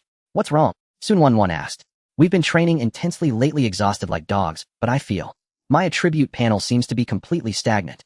Lei Ming opened his personal panel, pointing at the numbers on it. My strength is still the same, and my constitution hasn't changed. What about you guys? Upon hearing this, Lin Xiaodao and Sun Wan were also taken aback, quickly opening their panels to check. Indeed, there were no changes at all. Yeah. What's going on? Lin Xiaodao frowned. In the past, during training, even if it was just running, the system would indicate you have participated in running training. Agility 1. Now we've been battling 30-level monsters daily. How could there be no attribute increases? The long-lost system prompt indicating attribute growth after training seemed to have not appeared for a long time. Xin Bing remained silent, but quietly opened her attribute panel. The number in the spiritual power section glaringly remained unchanged. The 4 exchanged glances. The previously heated atmosphere in the training room suddenly cooled down. A sense of inexplicable unease began to spread in their hearts. Captain, Xin Bing took the initiative to ask the figure leaning against the control panel, is there a bottleneck in enhancing basic attributes through training? Lu Jinghuai turned around upon hearing this, looking at the 4 of them with an expression of disbelief. Enhancing basic attributes? What kind of good fortune are you thinking about? He chuckled lightly, his laughter laced with unabashed mockery. You think you can increase attributes just by training? Do you think this is a kindergarten physical education class? Basic attributes are the most fundamental aspect for practitioners, and every increase is incredibly challenging. It can only be achieved through level breakthroughs, accumulating resources, or obtaining some extraordinary opportunity. Just relying on mindless practice. Practicing to death won't gain you a bit. Lu Jinghuai's words poured over the 4 like a bucket of ice water. Incredibly challenging. Practicing to death won't gain you a bit. How is that possible? But we used to. Lin Xiaodao instinctively wanted to retort, wanting to say that they had clearly improved rapidly before. Just as the words left his mouth, he felt a cold gaze land on him. It was Xin Bing. Lin Xiaodao swallowed the remaining words back down. Lu Jinghuai didn't notice their little exchange and waved his hand dismissively. Alright, stop thinking about those. Your basic attributes are already ludicrously high, stronger than many direct descendants cultivated with family resources. What you need to do now is transform those attributes into real combat power, practicing combat techniques and teamwork. Lu Jinghuai stood tall, his previous languid demeanor vanishing, replaced by an air of superiority that looked down upon the world. Don't focus solely on those minor attributes, think bigger. Our goal is to be the best in the country. Only by entering a top university can we achieve true advancement. After saying this, he picked up his staff and turned to walk out of the training room. That's enough for today, we will continue tomorrow. Don't be late. The door closed, isolating Lu Jinghuai from view. Inside the training room, a deathly silence ensued. The four of them remained silent, with only the sound of heavy breathing echoing in the empty room. Lu Jinghuai's words lingered in their minds. Just relying on mindless practice. No amount of effort will yield any results. What was their situation before? Could it be? Sun Wan's voice was soft, laced with a tremor of disbelief. Could those attribute increases really be because of Lin Yang? As soon as the name was uttered, it was like a spark igniting a powder keg. Nonsense. Lei Ming jumped up first, his face flushed red. How can that be possible? Absolutely impossible. How could a worthless assistant with no rank add attributes to us? His reaction was so intense, it was nearly out of control. System notification. Have you forgotten the system notifications? Lei Ming pointed at the empty air and shouted loudly. It clearly states. Lei Ming performed heavy shield training. Physique 1. Shen Bing performed meditation training. Spirit 1. It was us. We trained ourselves. It has nothing to do with Lin Yang. Right. Right. Sun Wan shrank back at his roar and echoed. The notification clearly states, it was us training ourselves. Then how do we explain the current situation? Lin Xiaodao leaned against the wall, hands in pockets, his tone tinged with confusion. With the same training, even at a higher intensity, why isn't there any growth now? Could it be that our efforts have depreciated in the Ice Edge team? That definitely can't be because of him. Layman, this was not just about attributes, it related to their dignity, and whether their decision to leave Dawn was right. If they admitted those outrageous attributes were brought by Lin Yang, what would that make them? A group of bloodsuckers who kicked their host aside. No, they were the pride of heaven. Their strength came from their own talent and effort. Perhaps it's just a benefit of being a beginner. Shen Bing, who had been silent, finally spoke. Her voice was calm, yet carried an undeniable power. Having just completed professional certification, our bodies are in a rapid growth phase, which is why the training effects are so pronounced. Now that our bodies have adapted, we have entered a plateau phase, and attribute growth will naturally slow down. This explanation sounds reasonable. Lei Ming and Sun Wan nodded repeatedly. Right? It must be like that. Plateau phase. I told you, how could it possibly be related to that guy? They desperately needed a reason to convince themselves to preserve their meager pride. Shen Bing looked at them and said nothing more. But she knew that merely saying it would not truly erase the seed of doubt. They needed a victory that relied on no one but themselves to prove their strength. Since our attributes have reached a plateau, it indicates that our foundation is solid enough. Shen Bing stood up and walked toward the control panel of the training device. Lu Jinghuai can command us to fight level 30 monsters, we can do it too. Her fingers glided across the screen, skipping the level 30 options. Then under the watchful eyes of many, she extended her finger and entered 2 numbers in the level setting field. 4. Student training difficulty has been set to nightmare. Monster level has been locked at level 40. The piercing alarm rang out again. Shen Bing, Lei Ming's eyes widened. What are you scared? Shen Bing turned around, looking at him coldly. If you don't even have the courage to challenge, how can you talk about being the best in the country? Lei Ming was stifled by her remark, his blood boiling. Scared? That word doesn't exist in my dictionary. Bring it on. Let's begin. Shen Bing pressed the confirmation button directly. Buzz, light and shadow converged, and a massive creature larger than a ferocious dragon engulfed in black flames, the infernal hellhound, appeared in the center of the arena. That terrifying pressure was several levels above that of a level 30 monster. I've got this. Lei Ming roared, charging forward with his shield. However, the infernal hellhound casually swatted him away. Boom. Lei Ming, along with his shield, was sent flying like a kite, with its string cut crashing into the wall far away, his health dropping to 0. Holy light. Sun Wan's healing spell had just been cast. The infernal hellhound opened its massive jaws, releasing a breath of black flames that engulfed the entire arena. Lin Xiaodao's figure was seen dodging clumsily amidst the flames, while Shen Bing's frost spell hit the hellhound, only managing to create a few insignificant ice shards. Chaos, utter chaos. In less than 30 seconds, with Sun Wan's final scream turning into white light and disappearing, the entire training room fell silent. The 4 of them lay on the cold metal floor, their faces ashen. A crushing defeat. They hadn't even managed to take half of the monster's health. The metal floor was icy, seeping through their thin training gear, penetrating everyone's skin. The training room was engulfed in dead silence. The terrifying pressure brought by the infernal hellhound seemed to linger, weighing heavily on the hearts of the 4. Instant kill. This was a massacre without suspense. Sun Wan was the first to speak, her voice heavy with nasal congestion. My healing was utterly useless. She had only managed to cast a holy light on Lei Ming and hadn't even begun to chant her second spell before the cataclysmic black flames consumed her. That feeling of being evaporated in an instant made her tremble all over. Damn, Lei Ming suddenly leapt up from the ground and punched the nearby metal wall, producing a dull thud. The wall stood unyielding, yet his fist turned red. A level 40 monster. Is this something a human can fight? Does the school want to kill us by putting this kind of thing in the training system? He roared at the empty training room, veins bulging on his neck. This sounded more like him searching for an excuse to vent his frustration over their crushing defeat. Lin Xiaodao lazily sat up from the ground, tugging at his hood to cover most of his face. Stop shouting, big guy. Lin Xiaodao lazily sat up from the ground, tugging at his hood to cover. Lei Ming's face turned a pig liver color, and he opened his mouth, yet no words came out. Who could he blame? Blame Shen Bing for being too impulsive. He was the first to jump out in support earlier. Heh. Lin Xiaodao chuckled softly, the sound particularly grating in the silent room. It seems we have indeed overestimated ourselves a bit. They couldn't last even 30 seconds. Their proud strength, the teamwork they believed they had honed, was as fragile as a single sheet of paper in front of that level 40 hellhound. Stop talking. Shen Bing, who had remained silent until now, finally spoke. She slowly stood up from the ground, tidying her slightly disheveled clothing, her face betraying no expression. But her slightly trembling fingers revealed her inner turmoil. I was too impatient. Shen Bing walked to the control panel, staring at the glaring red words, "Training failed," displayed on the screen. Lu Jinghua is right. What we need to do now is to familiarize ourselves with his commands, practice teamwork rather than ambitiously challenge our limits.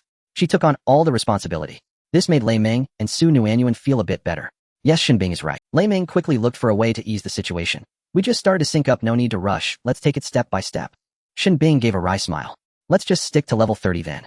No wonder Lu Jinghua only let us set it to level 30, anything higher is beyond human capability.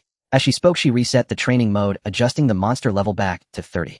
The number that once suffocated them now appeared somewhat familiar. Everyone nodded and no one voiced any objections. The recent crushing defeat had thoroughly shattered their unrealistic pride. They needed a victory, even one that Lu Jinghua deemed sufficient to regain a semblance of confidence. The atmosphere in the training room remained oppressive. The seed of doubt had quietly sprouted under the catalysis of their defeat. Why was it that their current training yielded no attribute improvements? Why did their once proud foundation seem so laughable in front of higher-level monsters? Lin Yang. No matter what. Lei Ming rumbled, breaking the uncomfortable silence. He seemed to want to comfort everyone, as if trying to convince him. Lin Yang. No matter what. Lei Ming rumbled, breaking the uncomfortable silence. He seemed to want to comfort everyone, as if trying to convince himself. We are at least much stronger than that lunatic Lin Yang. As soon as the name was mentioned, everyone seemed to find a release for their emotions. Yes, no matter how bad they were still better than that lunatic. Exactly. Lin Xiaodao's lips curled into a sardonic smile. Here we are challenging level 30 elite monsters. Although we are a bit embarrassed, at least we are challenging powerful foes. What about him? What can he do with his 4 dogs? What can he fight? Level 10? Or level 5? Lei Ming scoffed, as if wanting to repay every humiliation he had just suffered onto that illusory figure. Su Nuanyuan also chimed in softly, her tone laced with pity and superiority. Lin Yang. After all, he is just a non-ranked support. No matter how fierce those dogs are, they are just pets. I'm afraid he can't even defeat a level 1 monster. Level 1. You think too highly of him. Lei Ming laughed heartily, the sound echoing in the spacious training room. He himself is a 0-level non-combat class. Those 4 dogs are probably just newly born. A 0-level leading for that are even below 0 who tell me how to fight. With their mouths. Ha ha ha. Lin Xiaodao joined in the laughter. Don't say it's actually possible. I heard that some special magical beasts have venomous saliva. Perhaps Lin Yang's 4 dogs are of that kind. Imagining that is too terrifying, too terrifying. They exchanged the most cutting words, freely mocking that abandon. It seemed that only in this way could they prove how correct their original decision was. To overshadow the fact of their recent crushing defeat, along with the lingering shadow deep within their hearts. Shen Bing did not join in their mockery. She merely gazed silently at the control panel, her finger hovering above the start training button. Indeed, they were already members of the Ice Edge team. Their future lay in national competitions, top-tier universities, and the vastness of the stars and the seas. As for Lin Yang, he and his 4 dogs would forever be stuck in the small quagmire of Nanxiao. One high school. They had long since become people from 2 different worlds. With that thought, the last trace of hesitation in Shen Bing's heart vanished without a trace. She pressed the button. Nanxiao. One high school in the auditorium. Dazzling lights fell from the dome, illuminating the crowded venue brightly. A pre-exam mobilization meeting. Lin Yang originally did not want to come. With this time, he would rather go back and accompany He Mao for a few more strength training sessions. But the homeroom teacher called, saying there was a new policy announcement this year that related to the college entrance examination grouping, and his presence was required. He left his 4 dogs in the underground training room, set the training items, and came alone to the venue. As soon as he stepped through the door, the previously noisy auditorium fell silent for a moment. Countless gazes simultaneously turned towards him, locking onto him like searchlights. Soon after, suppressed chuckles began to spread through the crowd, quickly transforming into unabashed laughter. Look who's here. Damn, isn't that our school's celebrity? The dog captain. A boy shouted in a strange tone, deliberately raising his voice. What dog captain? That's rude. It should be dog brother. No, that's too small-minded. It should be dog king. Ha ha ha. Filthy language and mockery surged like a tide, crashing onto Lin Yang. He maintained a blank expression, walking straight towards his class area amidst the pointing and whispering of countless people, and sat in the most corner position. The mockery from these people sounded to him no different from barking on the street. It was even worse than barking. At least when Hey Mao barked it sounded pleasant. Just as he sat down, several familiar figures appeared not far from him. Xin Bing, Lei Meng, Lin Xiaodao, and Su. The mockery from these people sounded to him no different from barking on the street. It was even worse than barking. At least, Lu Jinghuai naturally noticed the commotion over here. He casually walked over with his new teammates, stopping beside the aisle next to Lin Yang's seat, looking down at him. The laughter around them grew louder. Everyone was waiting to watch the show. Oh, isn't this Lin Yang? Lu Jinghuai lazily spoke, not even looking at Lin Yang, but addressing Xin Bing beside him. Why are you sitting here, all alone? Where are your teammates? Those four renowned warriors. Lu Jinghuai deliberately emphasized the pronunciation of the words brave general. Sun Wanwan was the first to burst into laughter, but quickly covered her mouth with her hand, feeling it was inappropriate. Lei Ming grinned widely, showing off his bright white teeth, emitting a deep mocking laugh. Lin Xiaodao had his hands tucked into the pockets of his hoodie, the brim pulled low, but his shoulders, which were constantly shaking, betrayed the fact that he was laughing uncontrollably. Only Xin Bing maintained her icy demeanor, yet the slight upward curve of her lips was more hurtful than any mock. Lu Jinghuai was quite pleased with his team's reaction. He intended to trample Lin Yang into the mud in front of everyone, establishing his authority for the Bingfeng team and avenging the beauty by his side. He bent down, leaning towards Lin Yang's ear, and said with a contemptuous tone audible only to the two of them, I heard you're quite arrogant, daring to re-register the Dawn Squad with for lackeys. What? Do you think humiliating me isn't enough and want to insult all the candidates from Nanxiao? One high school. Lin Yang finally raised his head. He looked at the deliberately handsome face in front of him, then glanced at the four smug faces behind him, and suddenly smiled. Humiliate you? Lin Yang shook his head, his expression resembling that of someone looking at a group of incomprehensible fools. You are not worthy. In my eyes, the four of you combined are worth less than a pile of my dog Black Mao's poop. No, that's not right, Lin Yang self-corrected. That would be insulting poop. At least poop can be used as fertilizer. What can you... As for you? Lin Yang's gaze fell upon Lu Jinghuai, filled with pity. You walk around every day with 4 piles of poop and are not even ashamed. What a pity for you. The air instantly froze. The students around, waiting to see the spectacle, all gaped in disbelief, unable to believe their ears. He's gone mad. This Lin Yang is truly insane. He actually dared to insult Lu Jinghuai and Xin Bing in front of everyone. You damn fool. Lei Ming was the first to react, roaring in anger as his fist the size of a cooking pot flew towards Lin Yang's face. With his explosive temper, he couldn't tolerate such a direct insult. Lin Yang sat in his chair, not even flinching. Just as that fist was about to hit his face, he spoke up. Go ahead. Hit me here. He even pointed to his temple. You worthless fool, do it. Who's afraid of whom? If he threw that punch, he would destroy not just himself, but the entire future of the Bingfeng team. Lei Ming stepped back.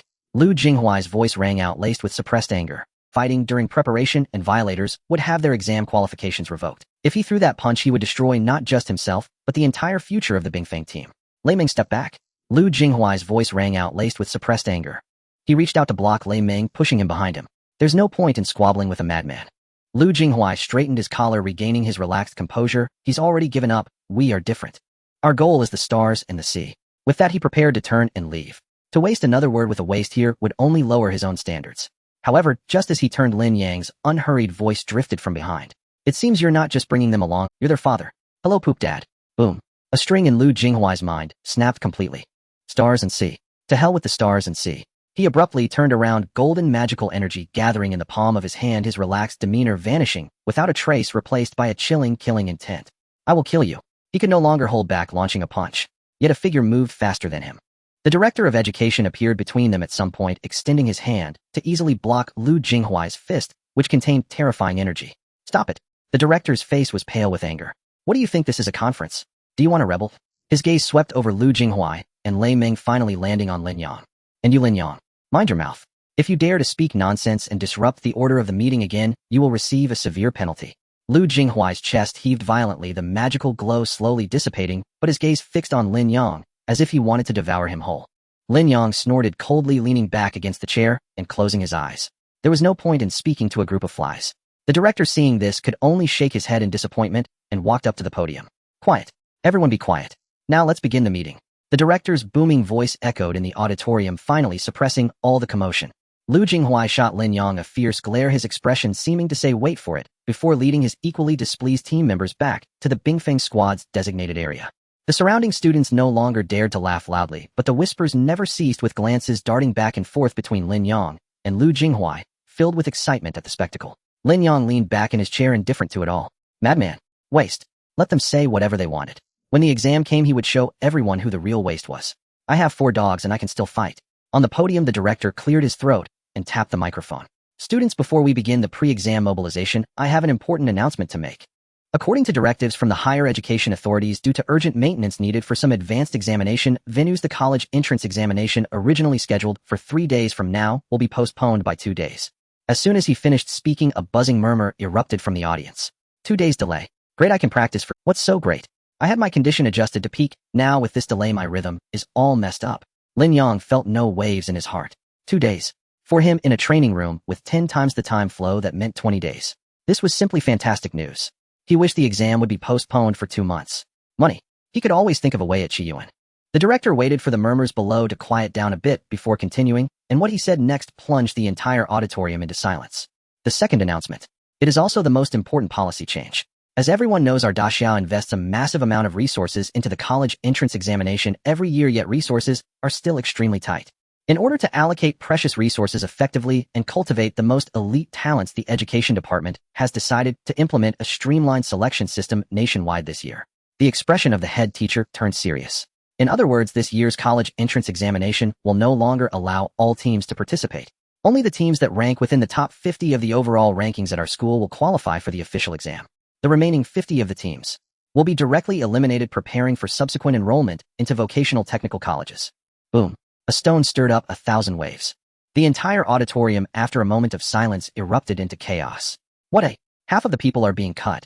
Is this a joke?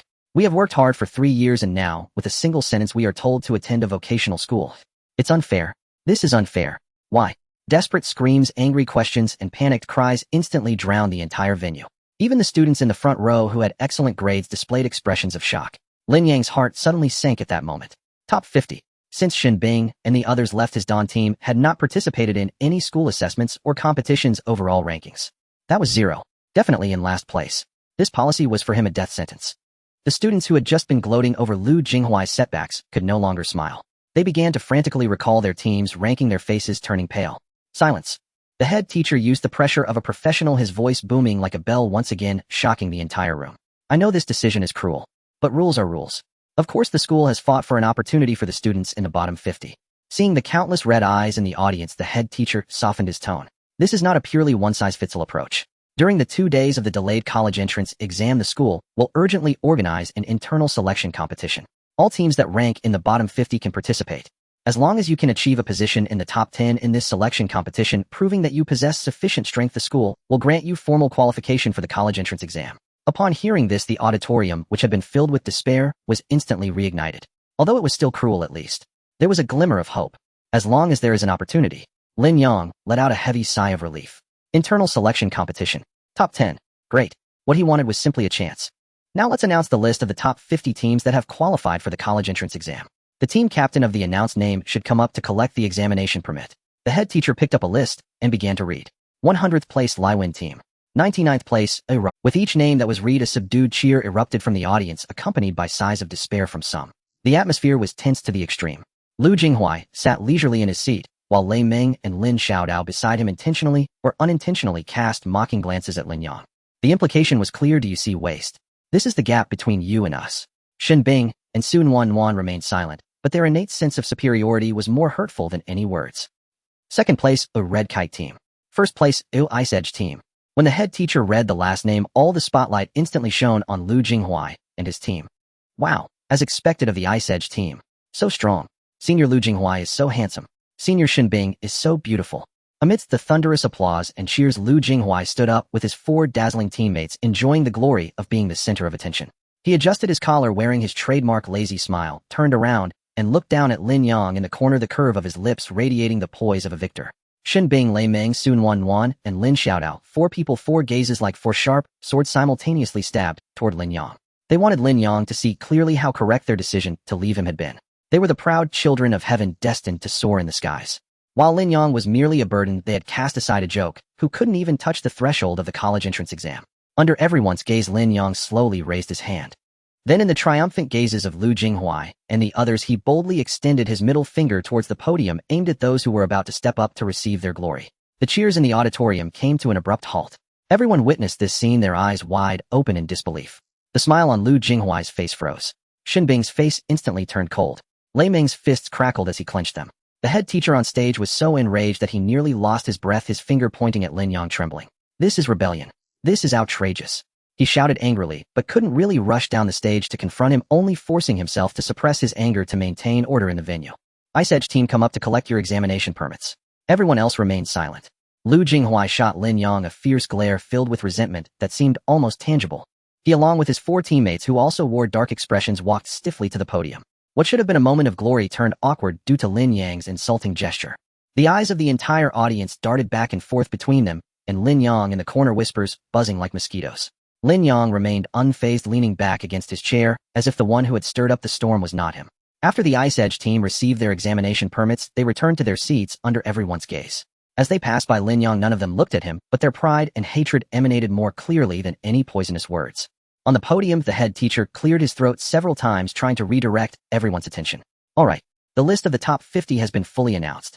Now all teams that rank in the bottom 50 go to your respective homeroom, teachers, to collect the proof for the internal selection competition. This is your last chance, and I hope you seize it well." As soon as these words were spoken, the back half of the auditorium stirred. Those students who had just been filled with despair now rekindled the fire of hope on their faces. The homeroom teacher of Lin Yang's class, a middle-aged woman with a somewhat tired expression, walked to the front of the class area, holding a thin stack of proof documents. "The team captains of the announced names, please come forward to collect." Her voice was not loud, but at this moment it tugged at everyone's hearts. "Fire team. Wolf pack team." With each name read, a team rushed forward as if pardoned, carefully taking that piece of paper that determined their fate. Those who were not called grew increasingly anxious. Lin Yang sat quietly in his place, not hurried at all. The Dawn team was newly registered, having no historical performance, and their ranking was certainly at the bottom, obviously in the bottom 50 list. This was merely a procedure. However, the proof in the homeroom teacher's hand was dwindling, with names being called and teams stepping forward to collect. "Feather team. All right, we've finished distributing." The homeroom teacher set down the list in her hand and announced the end. Around her, some were joyful, while others were sorrowful. Yet from beginning to end, the name Dawn Squad never appeared. Lin Yang's body instantly tensed. He stood up, and under the gazes of others filled with sympathy or glee, walked directly to the homeroom teacher. "Teacher." The homeroom teacher looked up, saw him, and helplessly adjusted her glasses. "Lin Yang, is there something you need? Where is my participation certificate?" "For the Dawn Squad." Lin Yang's voice was calm. "Dawn Squad." The homeroom teacher paused for a moment, then picked up the list to check again, shaking her head. "There isn't any. Neither the list nor the certificates issued by the school include your squad." She spread her hands, indicating her helplessness. "I don't know what happened, or perhaps there's an error in the system." "Impossible." At that moment, the director of education approached, his face dark as if it could drip water. "Lin Yang, come with me for a moment." He left that sentence and turned, heading toward a secluded corner behind the podium. Lin Yang silently followed. Lu Jinghuai and the others watched this scene, their faces revealing expressions of amusement.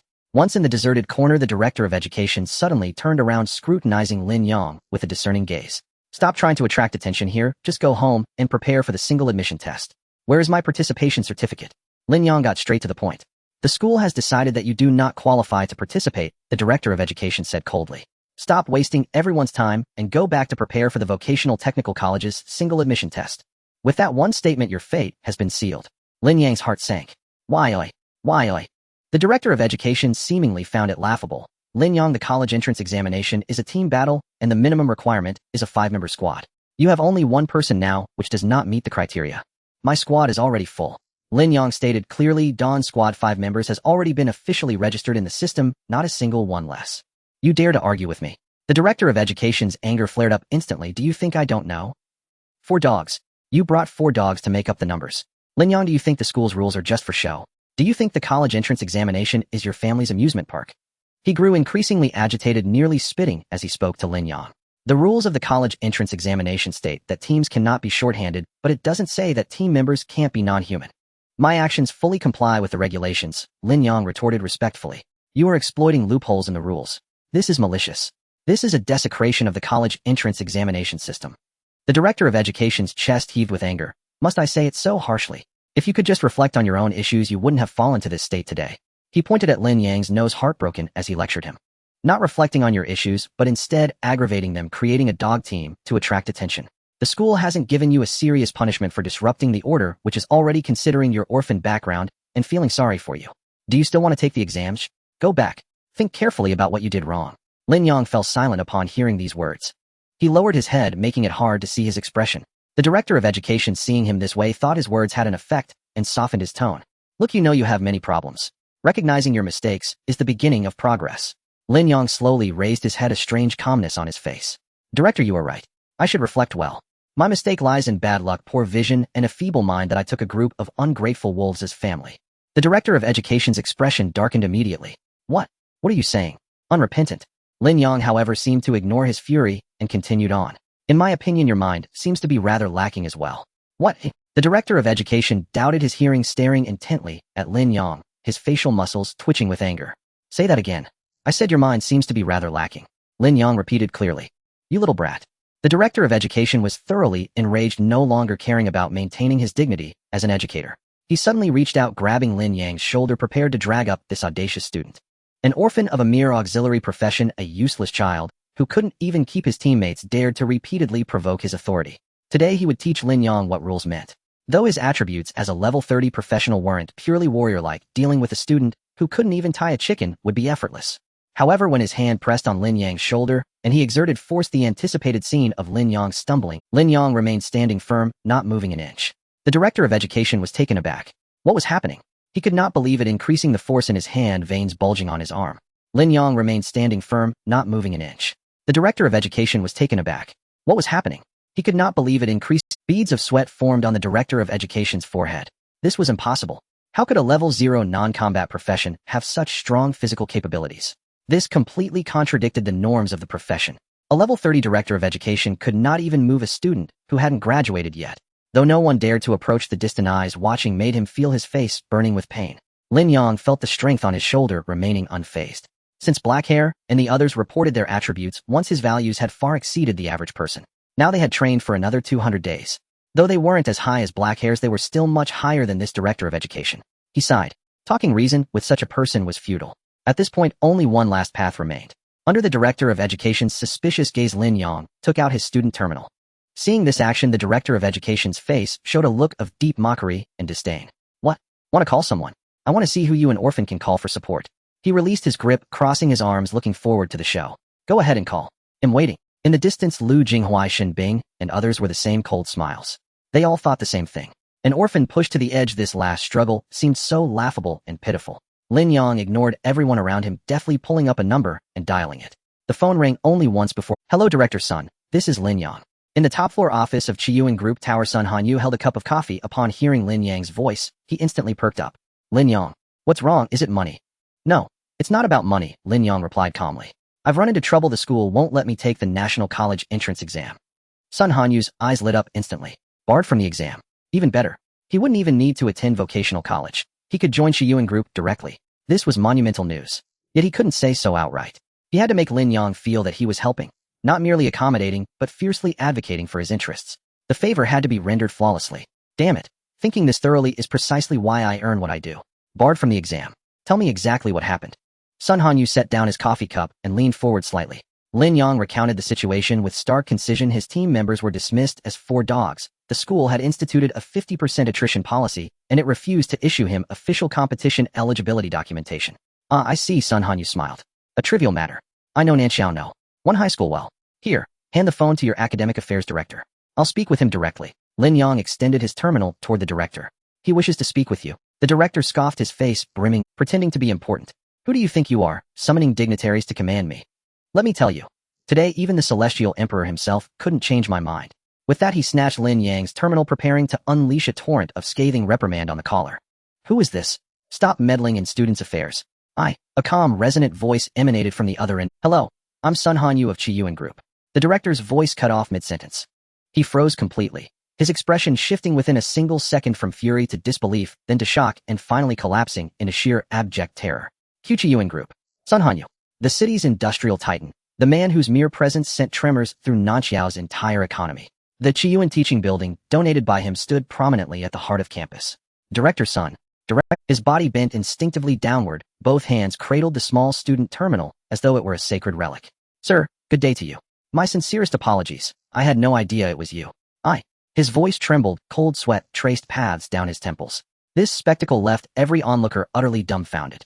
Lu Jinghuai's lazy smile froze rigidly in place. Xin Bing's icy composure shattered beneath a wave of raw astonishment. Lei Ming and Lin Xiaodao gaped, mouths agape wide enough to swallow an egg. What had they just witnessed? That towering, unassailable academic director now groveled before Lin Yang's phone, bowing, nodding subservient beyond measure. What in the world was going on? Sun Hanyu's voice remained steady. I've heard Lin Yang's account. Director, I fully respect your school's regulations, especially regarding the national exam, which demands utmost gravity and solemnity. The director nodded vigorously. Yes, exactly, Director Sun. However, Sun Hanyu shifted tones smoothly. Chiyuan Group has always championed opportunity for promising youth. Here's my suggestion. For fairness and to spare your institution any administrative difficulty, arrange a dedicated qualification assessment for Lin Yang's team. Select several seasoned faculty members as judges and design a rigorously calibrated challenge. Should he pass, it proves his competitive readiness, and granting him a slot would silence all dissent. Should he fail, it reflects solely on his own capability. No blame lies with anyone else. Doesn't this approach uphold protocol while embodying the school's humanistic ethos? Hearing this, the director exhaled deeply, the knot in his chest dissolving instantly. So that's how it is. He grasped Sun's underlying intent immediately. What did rigorously calibrated truly mean? It meant difficult. So difficult Lin Yang himself would conclude his failure stemmed from inadequacy, not institutional bias. What did silence all dissent imply?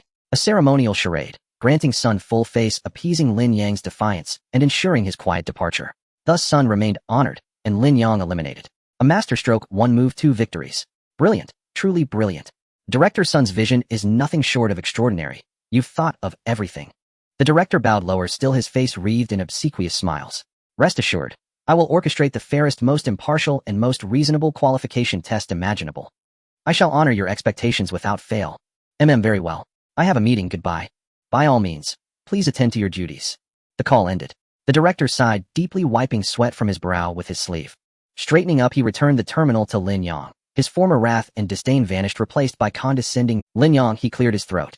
Out of deference to Director Sun, and in keeping with our principle of nurturing every student's potential, the school has decided exceptionally to grant you one final chance.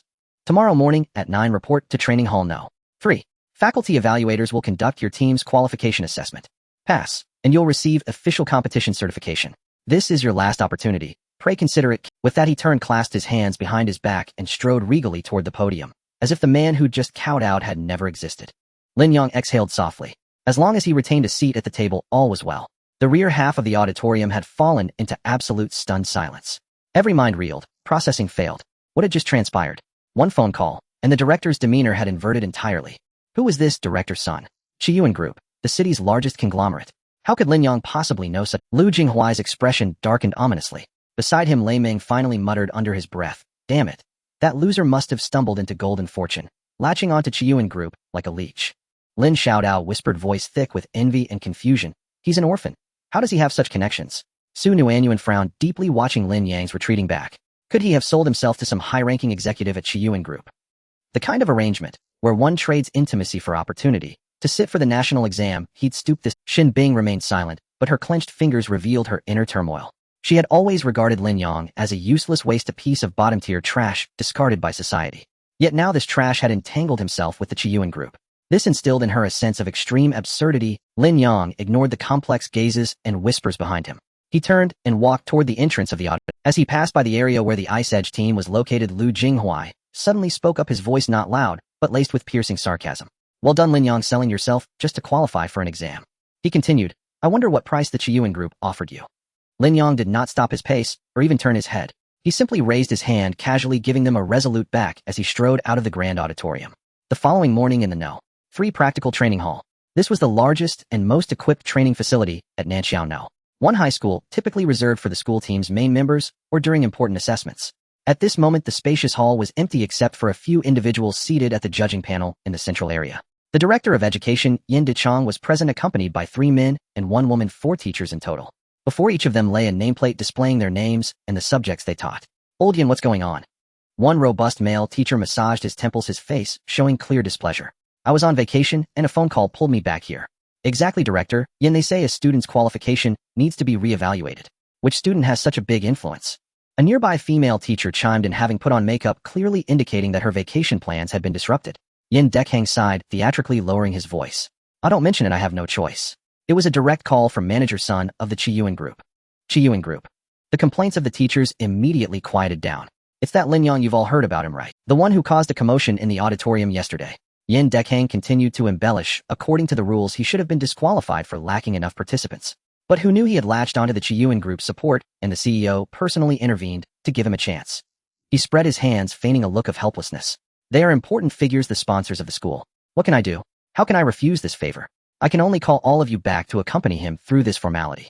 Upon hearing this, the expressions of the teachers turned grim. So that was the case.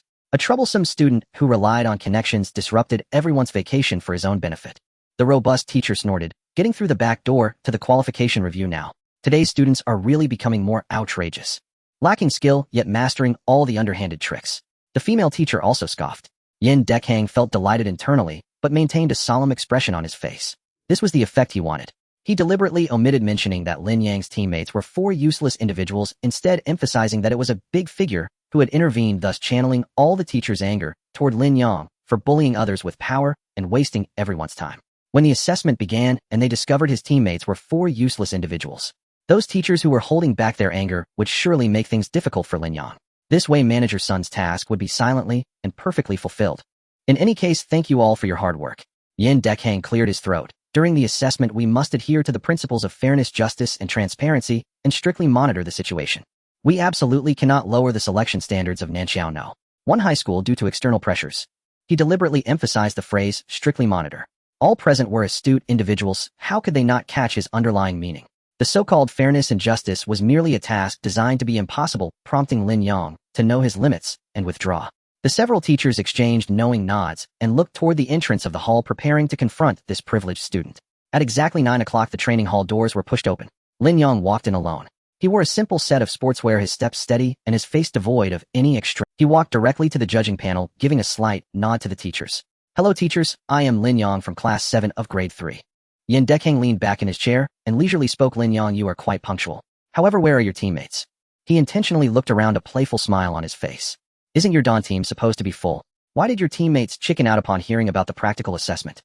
The other teachers also folded their arms, scrutinizing Lin Yang with a gaze that suggested they were not looking at a student participating in an assessment, but rather at a fool who didn't know his place. Lin Yang did not respond to Yin Dekhang's mockery. They are outside and can come in at any time. Oh, Yin Dekhang raised an eyebrow. Then let's get started. I will introduce to you that these are the most senior practical course teachers at the school who will serve as judges for your qualification assessment. He pointed to the individuals beside him. This is teacher Li Meng, a level 35 berserker specializing in This is teacher Zhao Qian, a level 34 windwalker specializing in ranged attacks. This is teacher Qian Bing, a level 36 rock barrier specializing in defense. And finally, teacher Sun Hao, a level 33 holy light priest specializing in healing. Each name mentioned represents an experienced professional. This lineup is more than sufficient not just for assessing a student team, but even to serve as judges for a small regional competition. Yin Dekhang was determined to create a grand spectacle, ensuring Lin Yang would face a clear defeat. Once the introductions were complete, Yin Dekhang leaned forward, placing his hands crossed on the table. Lin Yang, since this opportunity was personally fought for by Manager Sun, our school naturally must take it seriously. Therefore, the content of this assessment has been carefully deliberated by our judging panel. The assessment content is quite simple. In the standard training area, lead your team to hold out for 10 minutes. It sounds seemingly easy, but Lin Yang knew that the crux would definitely be revealed later. Sure enough, a sinister smile appeared on Yin Dekhang's face. Your opponents will be a temporary judging team formed by teachers Li Zhao, Qian, and Sun. Of course, since you are a student, this team will only have 4 members. Upon hearing this, the room fell silent to pit a team of seasoned educators averaging level 35 against a team of students who hadn't even graduated. Even if one person was missing, what difference would it make? The student team was all at level 0. Even the teachers nearby felt that Yin Dekhang's move was a bit too harsh. However, they quickly thought that since it was merely a formality, if they could send this kid away sooner, they could return to their vacation, and thus no one raised any objections. Lin Yang's heart was as calm as still water. He had long anticipated that the other party would resort to unscrupulous means to make things difficult for him. I have no problem, he replied calmly, leaving Yin Dekhang's carefully prepared rebuttal stuck in his throat. He had thought Lin Yang would argue fiercely and protest in anger. He had even prepared a script for how to respond. Yet Lin Yang simply agreed. Has this kid lost his mind, or is he so frightened that he has given up resisting? Good. You've got guts. Yin Dekhang slammed the table. Since you have no objections, let's get started. Go ahead, call your team in. I want to see what kind of divine beings dare to challenge the 4 teachers with you. He leaned back, his face full of anticipation for the show. Lin Yang nodded and turned around. Come in, he said. His voice was not loud, but it echoed clearly in the vast arena. The teachers on the judging panel adjusted their seating, preparing to see which unseeing students dared to accompany Lin Yang in this farce. Yin Dekhang craned his neck, the mockery almost spilling from his face. However, the footsteps coming from the door, instead there was a series of delicate and rhythmic scratching sounds. Tap, tap, tap. Four figures entered the room in single file. Leading the way was a large dog with a completely black coat, its form lithe and its steps steady. It was clad in a set of dark silver miniature armor and carried a knight's sword proportional to its size. Following closely was a dog with golden fur which seemed to cause the air around it to ripple with faint elemental fluctuations as it moved. The third was a gray dog, quick and silent in its movements, with a delicate little telescope hanging from its neck and a small quiver on its back. The last one was a snow-white dog moving gracefully with a small silver bell hanging from its neck. The four dogs entered the No. 3 practical training hall, representing the highest standard of Nanxiao No. 1 high school. They stopped beside Lin Yang, lined up in a row, sitting neatly and gazing up at him. In the entire training hall, one could hear a pin drop. The expressions on the faces of the teachers on the judging panel were a sight to behold. From initial amusement and scrutiny to shock upon seeing the dogs, and finally to disbelief as they realized what was happening. Dogs? Where did these dogs come from? What is going on? Lin Yang, where are your teammates? Yin Dekhang's smile completely froze. He pretended to point at the four dogs, then at Lin Yang, opening his mouth several times before managing to speak. Lin Yang, what do you mean by this? Where are your teammates? Lin Yang turned to face the judging panel calmly, extending his hand to indicate each of his companions. Teachers, these are my teammates. The Dawn Squad is at full strength with 5 members, including myself. Boom. This statement exploded in the minds of the teachers like a thunderclap. Absurd. This is ridiculous. The teacher, named Li Ming, a berserker, abruptly stood up and slammed his hand on the table, making the nameplate jump. Lin Yang, what do you take us for? What do you think this school assessment is? Are you messing with us? You want us to fight against 4 dogs? This is an insult to us. The main defense teacher, Qian Bing, was also furious, his face flushed. Director Yin, this assessment cannot continue. This is an insult to us professionals. Absolutely. We refuse to participate. Several teachers were incensed and expressed their intention to quit. They had been called back from their break and were already seething with anger. Now discovering they had to face 4 dogs, their anger erupted instantly. Yin Dekhang's face had turned a deep shade of purple. However, he could not simply let the teachers walk out. How would he explain this to Mr. Sun? Teachers, please calm down. Yin Dekhang quickly stood up to mediate. There must be some misunderstanding here. He was sweating profusely, and after much persuasion, he managed to temporarily dissuade the teachers who were about to leave. Only the female teacher, named Zhao Qian, a Windwalker archer, did not explode immediately. She continued to frown as she scrutinized Lin Yang and the 4 dogs. Finally, unable to contain herself, she spoke up. Lin Yang, can you tell us why you chose to do this? What does it mean? All eyes were focused on Lin Yang. He lowered his head, reaching out to pet the head of the black dog, then scratching the chin of the white dog, all 4 dogs affectionately nuzzling his hand. This warm scene was in stark contrast to the tense atmosphere in the room. He raised his head and looked at Zhao Qian again. It's a long story. In my view, my previous 4 teammates cannot compare to these 4 companions of mine. His voice was not loud, but it was incredibly clear. Not at all. He stated those 4 words with unwavering conviction. Zhao Qian's frown deepened. Even so, you can't use this method to. Teacher. Lin Yang interrupted her. I am an orphan. My profession is a nurturing support type. I had no other choice. His tone was devoid of pleading, only a calm declaration of fact. Zhao Qian sighed and fell silent. But the other male teachers were not swayed by this reasoning. Just because you had no choice, does that justify your actions? Does having no choice give you the right to toy with your teachers? This is simply not a valid excuse. Director Yin, we are leaving. This matter cannot proceed. Li Ming and Qian Bing rose again, this time resolutely determined to leave. Yin Dekhang was truly anxious this time, rushing over to block them. Hey, teacher Li, teacher Qian, wait. Director Yin, don't stop us. To fight against dogs, how could he even think of this? I cannot afford this shame. Exactly. If this gets out, my reputation will be ruined. Seeing the teachers adamant about leaving, Yin Dekhang's mind raced, and a more cunning plan came to him. He pulled the 2 teachers aside and waved at the other 2, lowering his voice. Everyone listen to me. We can't disregard Mr. Sun's face. We have to go through with this assessment. But we can change the method. Turning back to Lin Yang, he flashed a hint of malice on his face. So Lin Yang, he shouted, didn't you say your companions are much stronger than your previous teammates? Let's not do any group match. That's too unfair to you.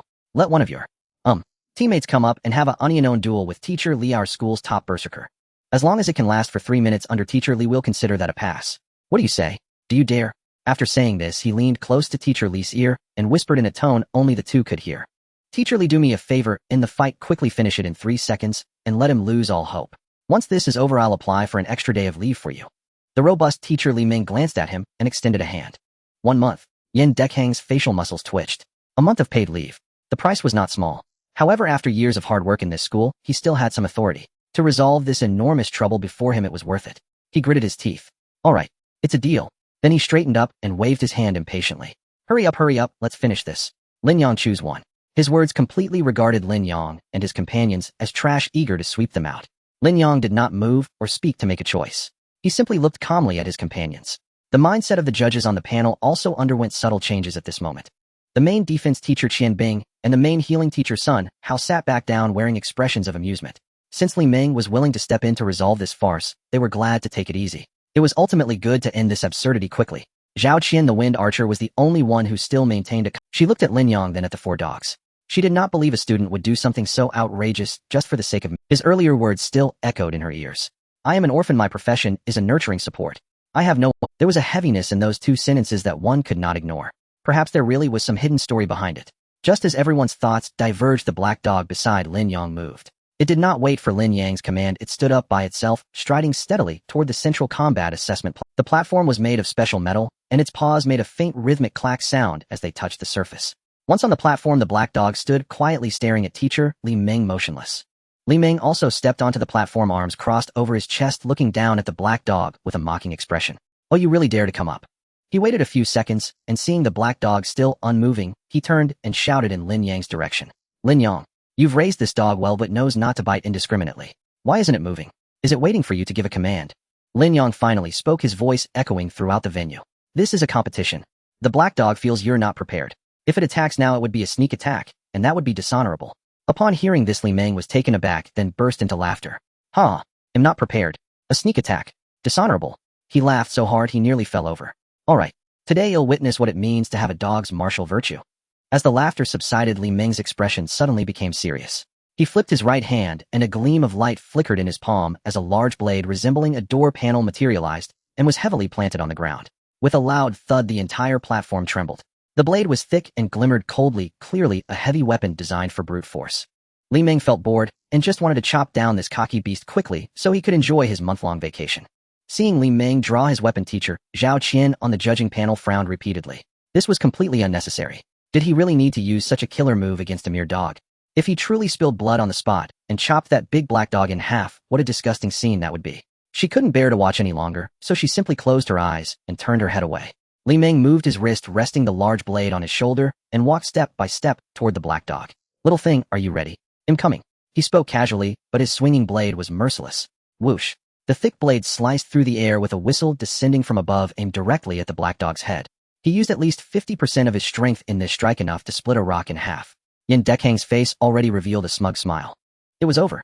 However, the anticipated scene of blood and flesh flying did not appear. Instead, there was a sharp, piercing sound of metal clashing. Clang. At the critical moment, the black dog's furry tail suddenly curled and flicked, sending the knight's sword along with its sheath precisely flipping onto its head. Li Ming's powerful strike landed squarely on that sturdy sheath. Sparks flew everywhere. Zhao Qian, with her eyes closed, was startled by the loud sound and opened her eyes, witnessing a scene she would never forget. That black dog, using only its tail to curl around the sheath, steadily blocked a hit from a level 35 berserker. Li Ming's expression shifted from cruel mockery to sheer astonishment.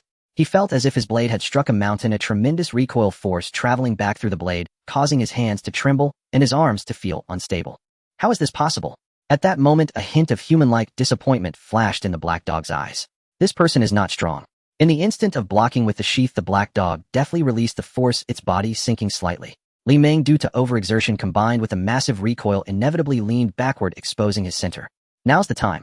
The black dog suddenly exerted force with its limbs, its entire body shooting forward like a bolt of black lightning. It opened its mouth midair, precisely biting the hilt of its sword, then skillfully twisted its body. It didn't even unsheath the sword. It merely used the simple end of the hilt to gently poke at Li Ming's exposed chest. To outsiders, it appeared as just a light touch. But Li Ming felt an irresistible great force, like a giant hammer battering against his chest. Boom. A dull thud. Li Ming felt a sharp pain in his sternum, his internal organs rolling, as if he had been hit by a speeding truck, his feet leaving the ground and flying backward. He flew past the edge of the platform, tracing a messy parabolic arc in the air before heavily crashing down onto the ground in front of the judging panel. Thud. Once again, there was a loud sound. The entire training hall fell into dead silence. Everyone was petrified.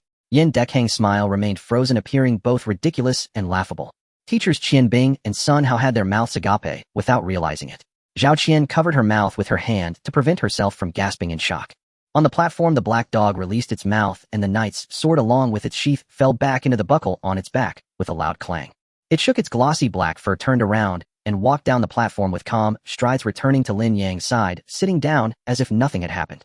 Li Ming lay on the ground, struggling several times, but still couldn't get up. Silence. The entire training hall was enveloped in an eerie stillness. The teacher's son, Hao, who was in charge of treatment, finally snapped out of his petrified state.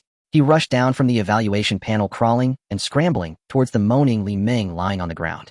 Oldly, how are you, Oldly? He frantically cast healing spells, beams of holy light descending upon Li Ming, barely alleviating the excruciating pain in his chest. At that moment, a calm voice shattered the awkward silence.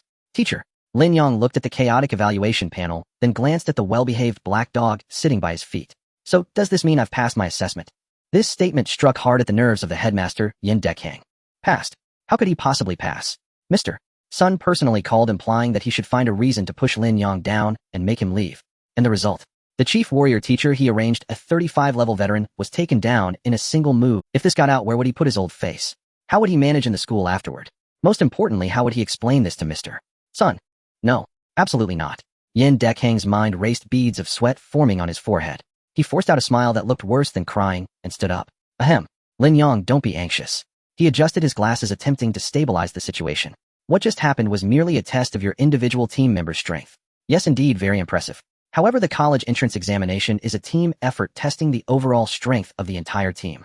He emphasized the words entire team, and then turned towards the other two teachers who looked pale. Teacher Qian, Teacher Zhao, don't you agree? As judges, we must be responsible for all students and conduct a comprehensive evaluation. Teacher Qian, being the main defender, and Teacher Zhao, Qian the wind archer, exchanged glances, both sensing hesitation and fear on each other's faces. Fight a dog, especially one that could take down Li Ming in one move. Yet Yin Dekang's words held water, and he kept casting glances, his eyes pleading and threatening, leaving the two unable to refuse. A glimmer of hope ignited in Yin Dekang's heart. That black dog was ridiculously strong. He couldn't believe that every dog was so abnormal. It must be that the black dog had some special mutation. If they tried again, it would surely reveal itself. Teacher Qi, Yin Dekang directly called out. You are our school's strongest defense teacher, so you will test the strength of another. Teacher Qian Bing's face twitched. Was he a 36-level rock barrier caster going to fight a dog? But now he was in too deep, or if he backed down, he could never be a teacher again. All right. Qian Bing gritted his teeth, stood up from his chair, and walked onto the platform with a serious expression. Lin Yang, change it up. Lin Yang shrugged nonchalantly, seeing right through the old man's intentional difficulties. Let him try all he wanted. He tilted his head at the golden-haired dog. The golden-haired dog immediately understood, trotting up onto the platform, curiously glancing at Qian Bing. Having learned from Li Ming's experience, Qian Bing dared not be careless. He spread his feet apart, lowered his center of gravity, and slammed his hands down onto the ground. Rock barrier. Buzz. A yellowish light spread from beneath his feet, and a thick wall of rock rose up from the ground, firmly protecting him in the center, while leaving an opening facing backward. This was his strongest defensive stance. However, the golden-haired dog did not give him any chance to breathe. It tilted its head back, mouth slightly ajar, and began to unleash energy balls the size of fists, shimmering with arcane light, like a machine gun, continuously firing at Qian Bing. Arcane mage skill, arcane missile. Boom, boom, boom, boom, boom. The deafening sound of explosions echoed on the platform as Qian Bing was pushed back repeatedly by the torrential assault. Each arcane missile accurately struck the rock barrier in front of him, exploding in ripples of energy. His wall trembled violently, rapidly filling with a web of cracks. Damn it! Qian Bing gritted his teeth, struggling to maintain his defense. He wanted to counterattack, but the frequency of the opponent's attacks was too fast, leaving him no time to cast spells. He was completely suppressed. From start to finish, the golden-haired dog stood in place, tilting its head continuously, letting out bing sounds as it fired arcane missiles. Qian Bing's rock barrier grew thinner and thinner, more and more cracks appearing as he was forced step by step to the edge of the platform. Crack! With a crisp sound, the rock wall completely crumbled. The last arcane missile struck him squarely in the chest. Qian Bing let out a muffled groan and fell backward, tumbling off the platform. With a crisp sound, the rock wall completely crumbled. The last arcane missile struck him squarely in the chest. Qian Bing let out a muffled groan and fell backward. Zhao, teacher! Yin Dekang almost shouted. It's your turn. Hurry up. This is the assessment. Zhao Qian had no choice but to grit her teeth and walk onto the platform. Lin Yang sent out the gray-haired dog this time. The gray dog moved swiftly and silently, and once on the platform, it quietly crouched down, its eyes fixed intently on Zhao Qian. As a wind archer, Zhao Qian understood the importance of a first strike. She drew her longbow, and an arrow imbued with wind elements instantly took shape. Whoosh! The arrow shot through the air, aiming directly at the gray dog's throat. However, just as the arrow was about to hit the gray dog's figure suddenly became blurry, leaving only an afterimage behind. In the next second it had appeared beside Zhao Qian like a ghost. So fast. Zhao Qian had no time to react, only feeling a chilling sensation at her neck. She stiffly lowered her head, seeing a gray paw, its claw tip already pressed against her skin, just a step away from the gray dog tilted its head, withdrew its paw, and then took 2 steps back, resuming its crouched position. One-hit kill. Yet it had shown mercy. The entire evaluation panel was rendered utterly speechless. Yin Dekang's face had turned from a dark purple to a ghostly white, his lips trembling, unable to utter a single word. 3 defeats. The 3 top combat teachers of the school, 1 berserker, 1 barrier caster, and 1 archer, had all been easily defeated by 3 dogs. This scene was utterly absurd. Enough! Enough! Yin Dekang suddenly stood up, pointing at Lin Yang, his voice cracking from extreme anger and fear. Lin Yang, you're cheating. These are not dogs at all. He panted heavily, his eyes bloodshot. You only rely on these beasts. What about you? The college entrance examination is about you, not your dogs. You yourself must undergo assessment. He had completely lost his sanity, tearing off his teacher's coat to reveal the flabby flesh tightly wrapped in his shirt. Damn it. I'll do it myself. Level 30 Fire Mage. I'll assess you. Yin Dekang had gone mad. Lin Yang looked at him, his face devoid of any expression. He stepped forward, walking towards the platform. 1 step, 2 steps. He walked slowly, but each step weighed heavily on everyone's hearts. Yin Dekang was still on the stage, posing to cast a spell, with both hands igniting 2 faint flames. Look at me. Before he could finish his words, Lin Yang had already reached him. Lin Yang's foot suddenly stomped at the edge of the platform, using the force to leap into the air, his right leg drawing with a whip kick. It struck solidly against Yin Dekang's plump belly. Boom. A dull thud echoed. Yin Dekang was kicked away like a ball, flipping twice in the air before crashing heavily to the ground not far from Li Ming, who was receiving treatment. Teacher Sun Hao still had the holy light in his hand, staring at the rolling Yin Dachang, completely frozen. It was hard to save even one, and now another one appeared. Lin Yang stepped down from the platform, brushing off non-existent dust from his trousers. He waved at the white dog. The snow-white dog joyfully leaped to the center of the venue. It looked up, and the silver bell around its neck made a crisp and pleasant sound. A gentle moonlight-like halo spread rapidly throughout the venue, centered around it. The skill-tuning melody, Song of Healing. The warm light enveloped Li Ming and Yin Dachang, their injuries visibly healing at an astonishing rate. Sun Hao, who was frantically casting spells, suddenly froze. He felt the pure and overwhelming healing energy in the air and glanced at the faint holy light in his hand. The 33rd level Holy Light Priest, the only dedicated healing teacher at Nanjiao No. 1 high school, was utterly dumbfounded. The priest's staff slipped from Sun Hao's hand, falling to the ground with a crisp sound, startling everyone present. Li Ming and Yin Dekang got up from the ground, the severe pain in their bodies having vanished, but their expressions were more dreadful than death. Especially Yin Dachang, who trembled uncontrollably as he looked at Lin Yang. It was not anger but fear. At that moment Lin Yang moved. He took a step forward, unhurried, finally stopping in front. He did not speak, merely gazing at him calmly. This silent stare was more oppressive than any interrogation. Cold sweat poured down Yin Dekang's face. He did not even dare to meet Lin Yang's gaze, only lowering his head to look at his shoelaces. Director Yin. Lin Yang finally spoke. Where's my competition proof? In the office. In my drawer. I'll go get it for you right now. He stammered, turning to run. Lin Yang did not move, just watching him. Yin Dekang took 2 steps, then suddenly stopped, remembering something, forcing a smile that looked worse than crying. No, Lin Yang, you go get it yourself. The office isn't locked, it's in the middle drawer of my desk, you can take it yourself. He could not face Lin Yang again. Thank you, Director. Lin Yang nodded, turned, and walked towards the training hall's entrance, not glancing at anyone again. The black, yellow, gray, and white dogs immediately stood up, each moving in their unique rhythm, closely following him in an orderly manner. The figures of 1 person and 4 dogs disappeared at the door. Only when they had completely left did the frozen air in the training hall seem to begin to flow again. Teacher Qian Bing sat back down in his chair, gasping for breath. Teacher Zhao Qian supported herself against the table, her face still showing an indelible shock. Sun Hao, in a daze, picked up his staff, stroking the runes on it, his expression filled with confusion. Madness. All madness. Li Ming clutched his chest, muttering to himself. Yin Dekang felt as if his bones had been removed, slumping in his chair. After a long while he remembered something even more terrifying. Director Yin, is everything done? Sun Hanya's voice sounded very relaxed. Yin Dekang's face instantly fell, his expression one of despair. In the office of the teaching department, Yin Dekang trembled as he opened the video communication. The light screen lit up and the young, composed face of Sun Hanyu appeared on the screen. Director Yin, is everything done? Sun Hanya's voice sounded very relaxed. Yin Dekang's face instantly fell, his expression one of despair. Mr. Sun, I tried my best, I really tried my best. Sun Hanya's brows furrowed slightly. Tried your best? What do you mean? We. Yin Dekang stuttered, unsure how to explain this absurd process. Sun Hanya's expressed, Director Yin, I had given you a heads up, letting you go through the motions and get things done. And now you're telling me you tried your best. He paused, seeming incredulous. You, a teaching director with 4 top teachers from the school, couldn't handle a support student plus 4 dogs, eh? Yin Dekhang was choked by this statement, his face turning red as he hurriedly defended himself. No, Mr. Son, it's not what you think. They're not just ordinary dogs. To prevent any possible accidents and to leave evidence for himself, Yin Dekhang had activated the venue's recording throughout the process. He clumsily sent the video file over. Mr. Son, look, once you see it you'll understand. This matter is too bizarre. Sun Hanyu on the other side was silent for a moment, seemingly receiving the file. Soon the communication was temporarily disconnected. Yin Dekhang paced restlessly in his office, beads of sweat rolling down his forehead, soaking his collar. Every second felt like a century. He had no idea how Mr. Sun would react after watching the video. Would he explode in rage or think that Yin Dekhang was useless? No matter which reaction, his future was doomed. Meanwhile, on the other side, after watching the video, Sun Hanyu questioned his entire life for half a second. He seemed to be lost in thought. This matter looked alarming, but if framed within their theories, it was surprisingly reasonable. Indeed, no matter how pure a child's thoughts may be, they can never be as pure as small animals. Sun Hanyu came back to his senses, looking at the calm youth in the video who asked for his competition proof, unable to help but murmur to himself. Damn, what a talent. He suddenly lifted his head, his eyes bursting with unprecedented brilliance.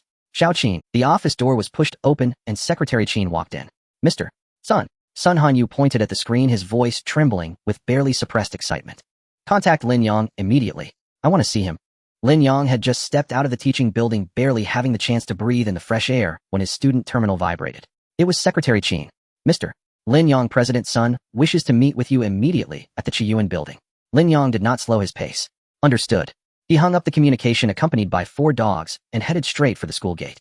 Upon arriving at the top floor of the Chiyuan building again, the atmosphere was drastically different from the last time. Sun Hanyu personally greeted him at the office door, wearing a warm smile, as if he had encountered a long-lost brother. Lin Yang, my brother, you have truly given me a tremendous surprise. He immediately embraced Lin Yang, leaving him feeling quite awkward. No need for such formality, President Sun, Lin Yang said, breaking free from his embrace. Hey, just call me Brother Sun. Sun Hanyu pulled him into the office and Secretary Qin discreetly closed the door. Sun Hanyu did not return to his boss chair, instead sitting on the sofa with Lin Yang leaning forward with an brother, those companions of yours really opened my eyes. I watched the video sent by Yin Dekhang at least 10 times. They are simply incredible. Lin Yang did not respond, merely gazing at him calmly. He understood that Sun Hanyu had gone through great lengths to summon him, and it was not merely for compliments. Sure enough, Sun Hanyu rubbed his hands together, getting to the point. Brother, I have an unreasonable request. Could you let me?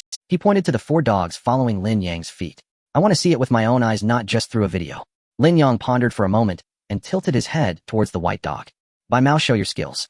The snow-white dog took a few steps forward and stood in the center of the office without launching any offensive skills, simply raising its head, the bell around its neck gently swaying. Buzz, an invisible wave radiated outward from it. Lin Yang felt a warm current enveloping his whole body, easing much of the fatigue and mental tension he had been feeling for days. Sun Hanyu also sensed it. He sat frozen on the sofa, his previously hurried breathing, due to excitement, instantly calming down. The tension of a business meeting in the office was swept away by this wave, replaced by a sense of tranquility and comfort. This. Is it a supportive skill? A broad-spectrum mental soothing and state enhancement. Wow, it's real. The video wasn't AI generated. Sun Hanyu's breathing became hurried again. A wild thought formed in his mind, quickly occupying all his thoughts. Lin Yang. He grasped Lin Yang's arm tightly. If the dogs can do it, what about? What if it's a real pet beast? What about a phantom beast? Lin Yang's heart skipped a beat. He had thought about this question himself. However, he was currently out of money and unable to find a phantom beast. Moreover, he would not abandon these 4 good companions who had helped him rise again. I don't know, he honestly replied. Then let's try it now. Sun Hanyu suddenly stood up, pacing back and forth in the office, his face brimming with uncontainable excitement. I remember you still have 1 available slot for empowerment links, right? Lin Yang nodded. Great. Excellent. Sun Hanyu clapped his hands. Xiao Qin. The office door was pushed open and Secretary Qin walked in. President Sun. Go. Bring us that golden featherwind sculpture from our inventory. Use the highest specification sleep chamber. Secretary Qin's body stiffened slightly. The golden featherwind sculpture. That is a golden epic grade phantom beast. President Sun, this. Hurry up. Sun Hanyu interrupted her, not allowing any objections. Secretary Qin said no more and bowed as she exited. Sun Hanyu returned to sit beside Lin Yang, looking at him intently, word by word. Lin Yang, that is a golden epic grade phantom beast. As long as you can successfully establish an empowerment link with it. He extended a finger. This project we can collaborate. If it works, I will rent this empowerment slot from you in the name of the Chiyuan group. 1 million a day. 1 million a day. Lin Yang's heart thumped violently. He had not forgotten that he owed over 120 million. I need to see the phantom beast first. Lin Yang forcibly suppressed his inner excitement. Of course, not long after Secretary Qin returned with several staff members in protective suits, pushing a massive metal sleep chamber. The sleep chamber opened, revealing a giant eagle with a wingspan of over 3 meters covered in golden feathers quietly lying inside. Though it was in a state of sleep, the inherent pressure of kingship made the air in the entire office feel heavier. Lin Yang walked up to the sleep chamber. System prompt: high-level life form golden feather wind sculpture, detected quality golden epic. Would you like to establish an empowerment link? Lin Yang did not hesitate. Link. In the next moment, he felt his mental power transform into an invisible thread reaching out towards the golden feather wind sculpture. That mental barrier was like a wall of copper and iron, unbreakable. But just as his mental power was about to be bounced back, a peculiar force surged from within him, a special talent belonging to an empowerer. This power ignored the solid barrier and directly fused into the spiritual core of the golden feather wind sculpture. Empowerer talent intervention. Correcting link conflict. Link successful. Please name your new partner. Golden Fur, Lin Yang said casually. The golden feather wind sculpture in the sleep chamber slightly trembled its eyelids. Sun Hanyu and Secretary Qin both held their breaths, staring intensely. Training, Lin Yang commanded the newly named Golden Fur. The golden feather wind sculpture remained lying down, but a faint glow began to appear on its body, with the energy within it operating at a peculiar frequency. Golden Fur underwent meditation training. Spirit 1 Golden Fur underwent meditation training. Spirit 1 Golden Fur underwent meditation training. Power 1. A series of system prompts flooded Lin Yang's mind. In just a short span of 10 seconds, the attributes of the golden feather wind sculpture visibly increased. Although Sun Hanyu could not see the system prompts, the detection device in his pocket was vibrating wildly. The numeric value representing the phantom beast's energy level was continuously rising. It worked. It really worked. Sun Hanyu's face turned flushed with excitement, as if he could already see mountains of gold rushing toward him. Empowerer. Mass-producing high-tribute epic-grade phantom beasts, then selling them at a high price. This is simply a money-printing machine. No faster than a money-printing machine.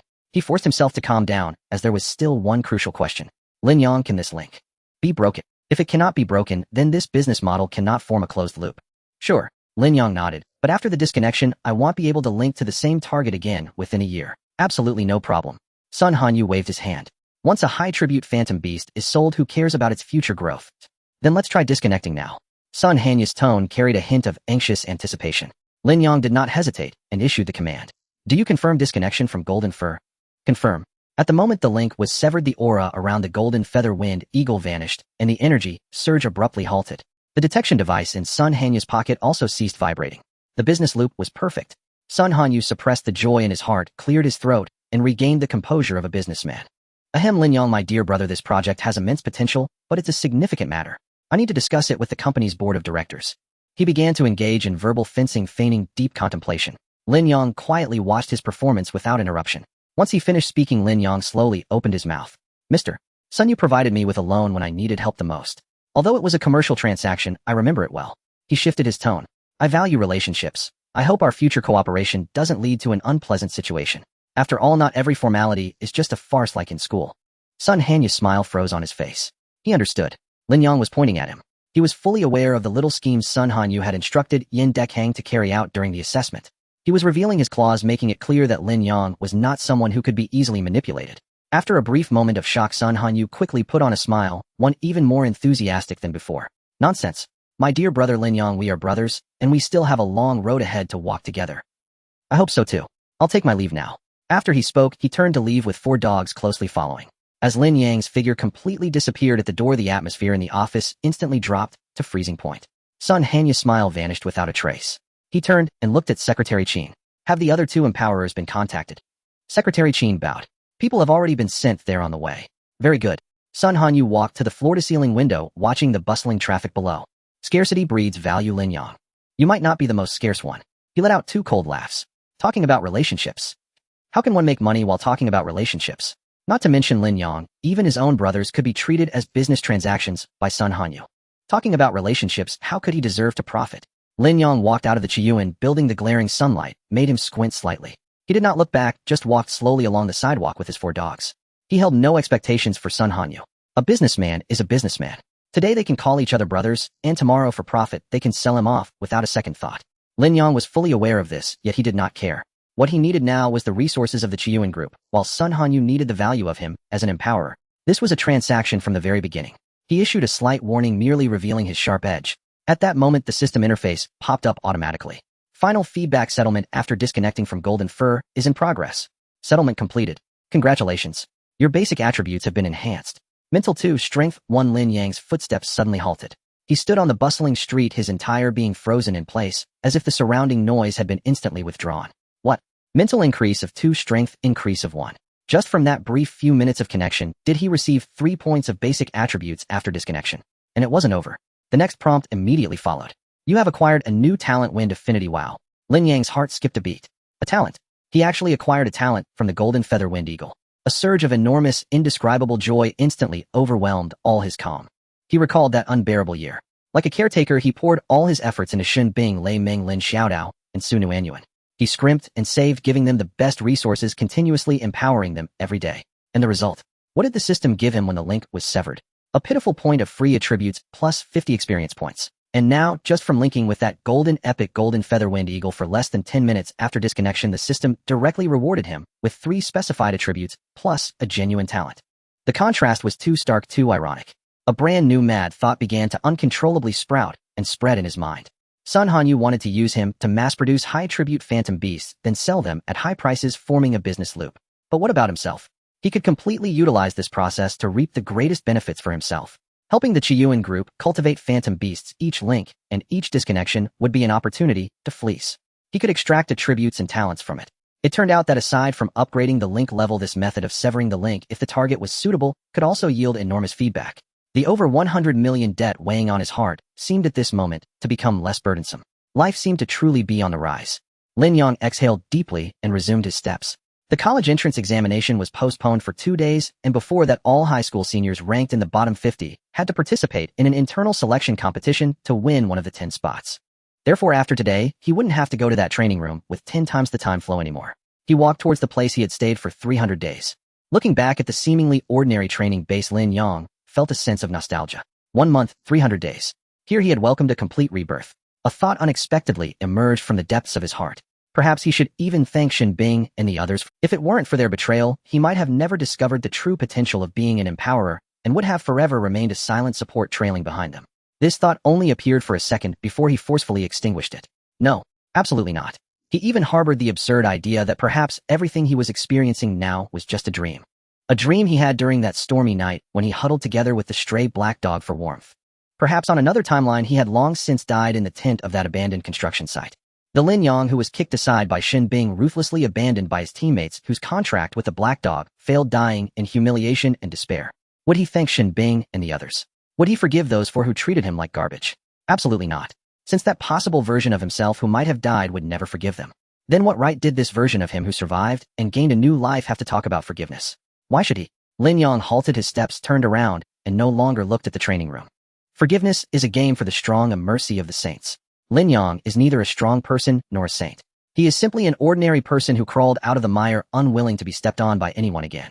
So he would absolutely not forgive them.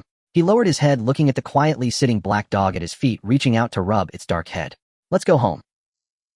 Outside the small construction site tent, the black dog and the others had grown too large to squeeze in.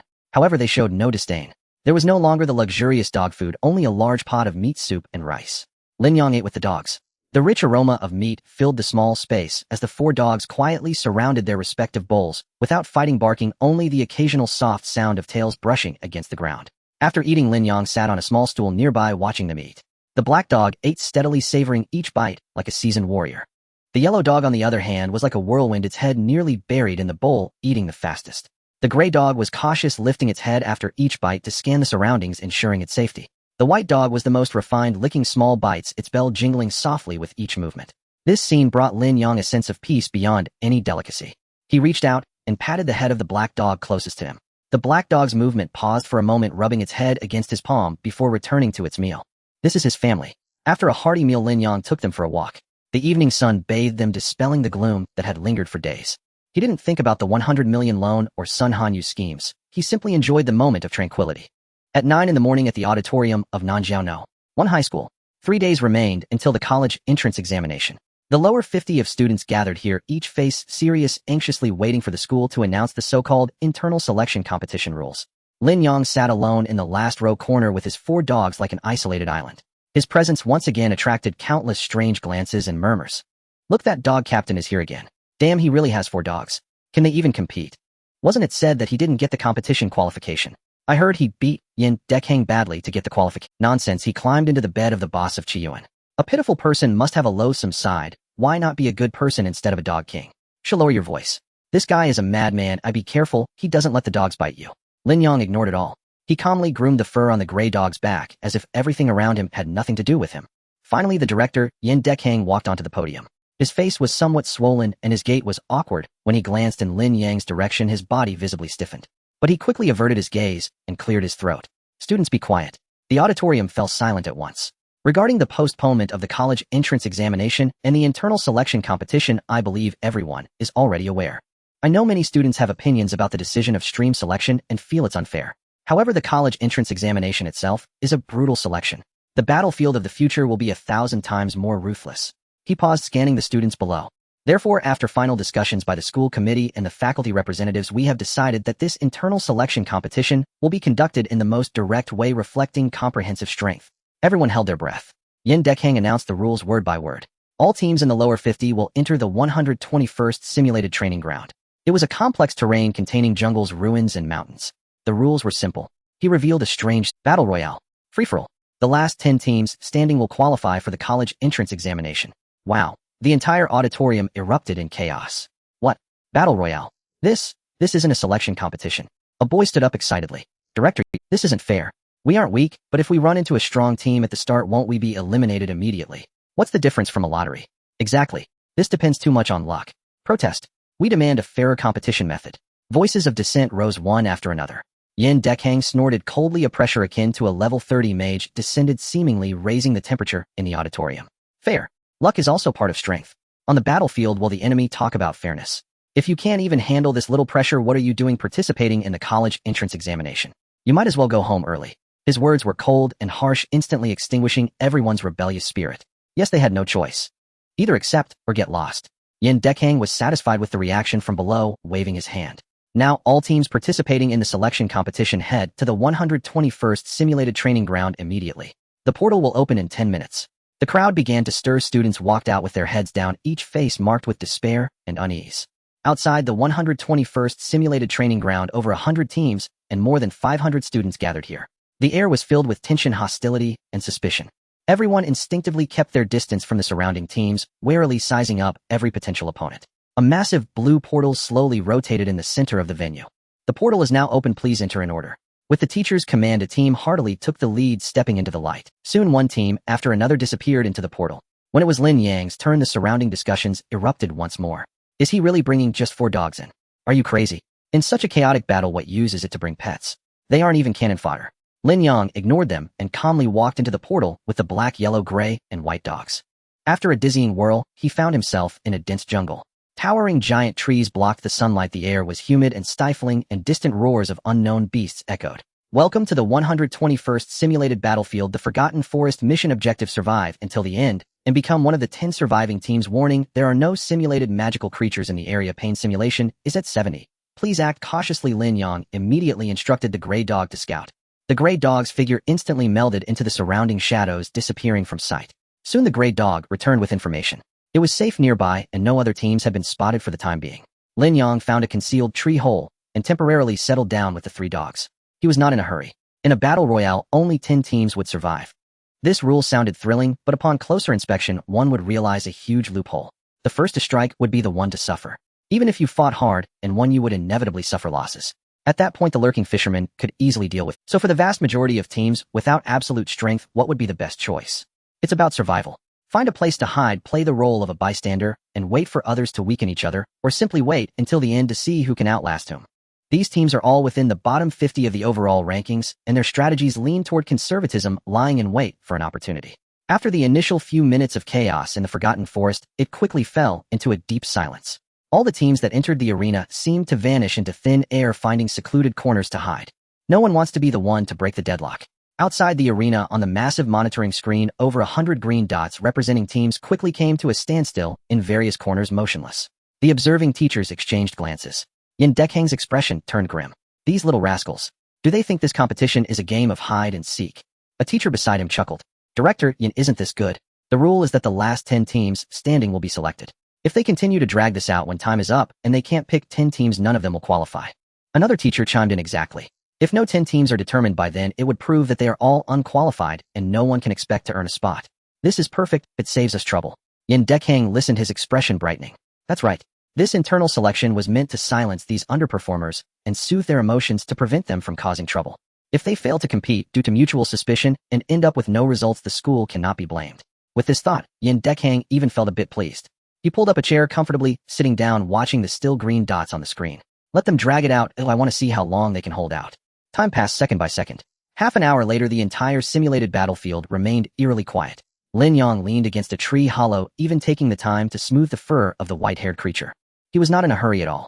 Compared to going out to fight, he enjoyed this feeling of battling alongside his four little companions. He could sense their loyalty to him. The entire team had no disputes, no disagreements, no internal strife, and no pressure. The black-haired one was on guard at the entrance, the yellow-haired one was replenishing energy, and the gray-haired one's vision was his eyes capturing every subtle movement around them.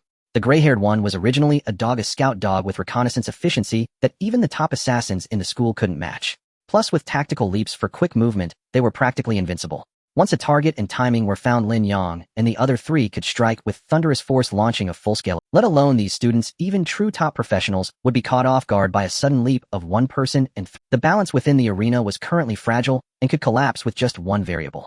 Just then a system announcement suddenly echoed in everyone's mind.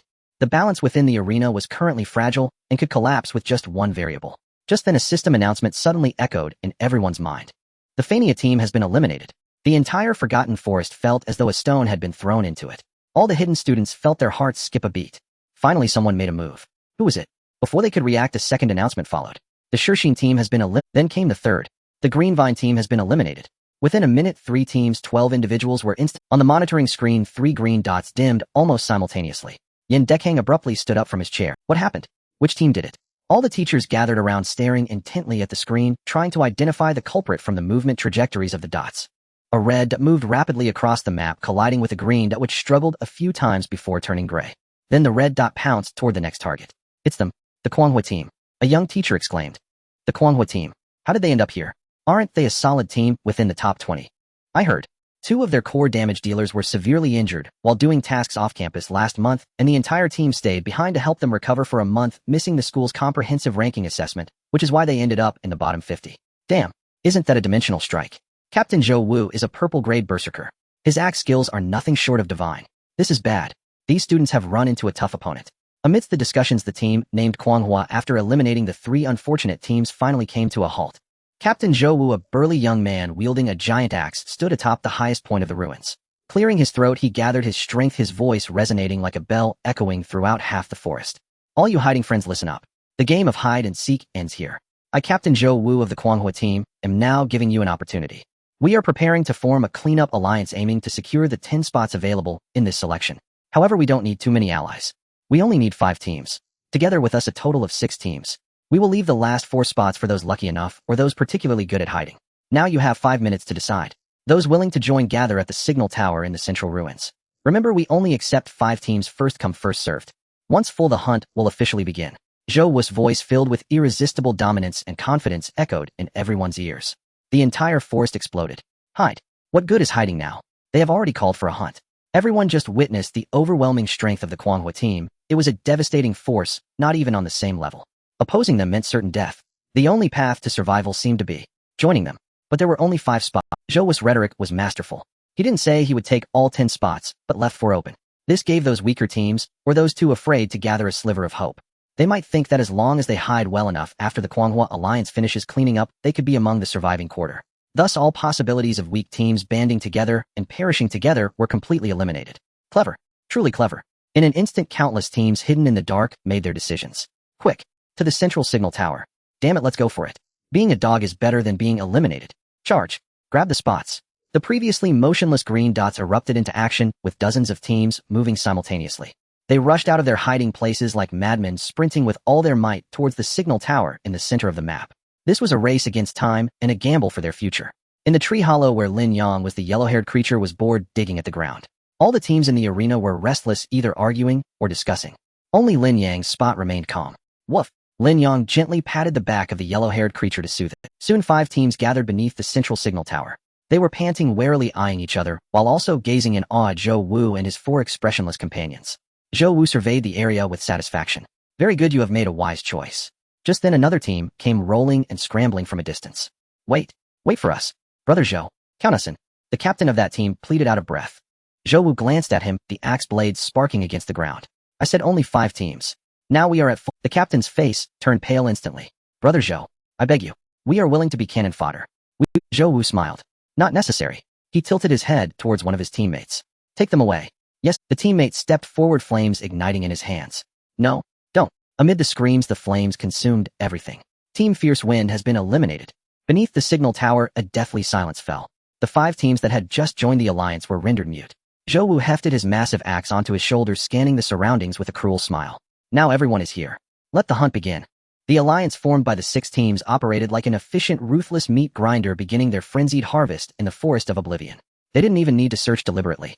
Zhou Wu's domineering declaration had already startled many teams from their hiding. Those who had clung to the hope of rushing towards the signal tower, but were a moment too late, became the first victims of the alliance's sweep. It was not a battle but a one-sided massacre. In the ruins, a team had just set up their defensive formation when they were crashed through. Zhou Wu's giant axe descended like a divine weapon, shattering the opponent's heavy shield, with a single blow followed by several mages unleashing devastating spells, clearing the area in an instant. Team Rock Solid has been eliminated. In the depths of the swamp, another team thought they were hidden perfectly, but the alliance had a scout proficient in tracking. In less than 3 minutes, their hiding place was found, and amidst desperate screams, it was transformed into a flash of white light. Team Swamp Walkers has been eliminated. The system notification, silent for over half an hour, suddenly rang out like the tolling of a death knell in the minds of every survivor. Team Windblade has been eliminated. Team Iron Wall has been eliminated. Team Shadow Fong has been eliminated. Each announcement struck the hearts of all like a heavy hammer. On the monitoring screen outside the arena, the green dots representing the teams were dimming rapidly in clusters, turning into silent gray. The teachers observing were no longer relaxed. Yen Dekhang wore a complex expression, a mix of shock at the bloody scene and a hint of perverse pleasure. This is what selection is about. This is what screening means. Survival of the fittest, the weak should be ruthlessly eliminated. The efficiency of the alliance's sweep was appalling. They divided and conquered, advancing from all directions like a comb conducting a carpet sweep. Any team they encountered had only one fate.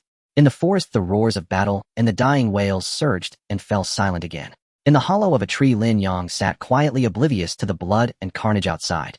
He didn't even need to send Grey Fur to scout. The entire simulated battlefield was a massive hellscape at this moment. The Frenzied Fire Alliance was a storm sweeping everything, while here it was temporarily peaceful. Ultimately, it was because his team had only one core, himself. The other 4 would absolutely obey his commands without question. No mistakes, no running around, no causing trouble. Compared to other teams, they were harder to trace.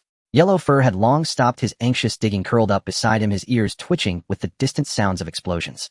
Black Fur stood like a statue, motionless at the cave entrance. White Fur rested its head on Lin Yang's lap, radiating a reassuring warmth. About 20 minutes later, the pace of the slaughter finally slowed down. When the last system notification rang out, the entire forest fell into complete silence. Team Lone Wolf has been eliminated. Beneath the central signal tower, the 6 teams of the Frenzied Fire Alliance, 24 individuals still radiating the heat of battle. While a few bore minor injuries, every face was lit up with the pride of victors. The fire mage next to Zhou Wu checked the map on his terminal. Captain, it's done. Including our 6 teams, there are still 10 teams left on the field. The other 4 are lucky mice. The captain of another alliance team licked his lips greedily. Brother Zhou, why not just pull those 4 mice out as well? Let's claim all 10 spots. Zhou Wu glanced at him, slamming the giant axe down to produce a muffled thud. No need. He was no saint. Saying to leave 4 spots was merely to divide the weaker teams, preventing them from desperately uniting and fighting back. But now that the overall situation was settled, he couldn't be bothered to do something that would leave a bad impression by wiping them all out. Zhou will keep my word. He scanned the area. Let's wait here, the selection will end soon. The members of the alliance relaxed completely, sitting down in 2s and 3s amidst the ruins. They were the victors of this brutal game, and the remaining 4 spots were merely their generous offering. In the tree hollow, Lin Yang also saw the number of remaining teams displayed on his terminal.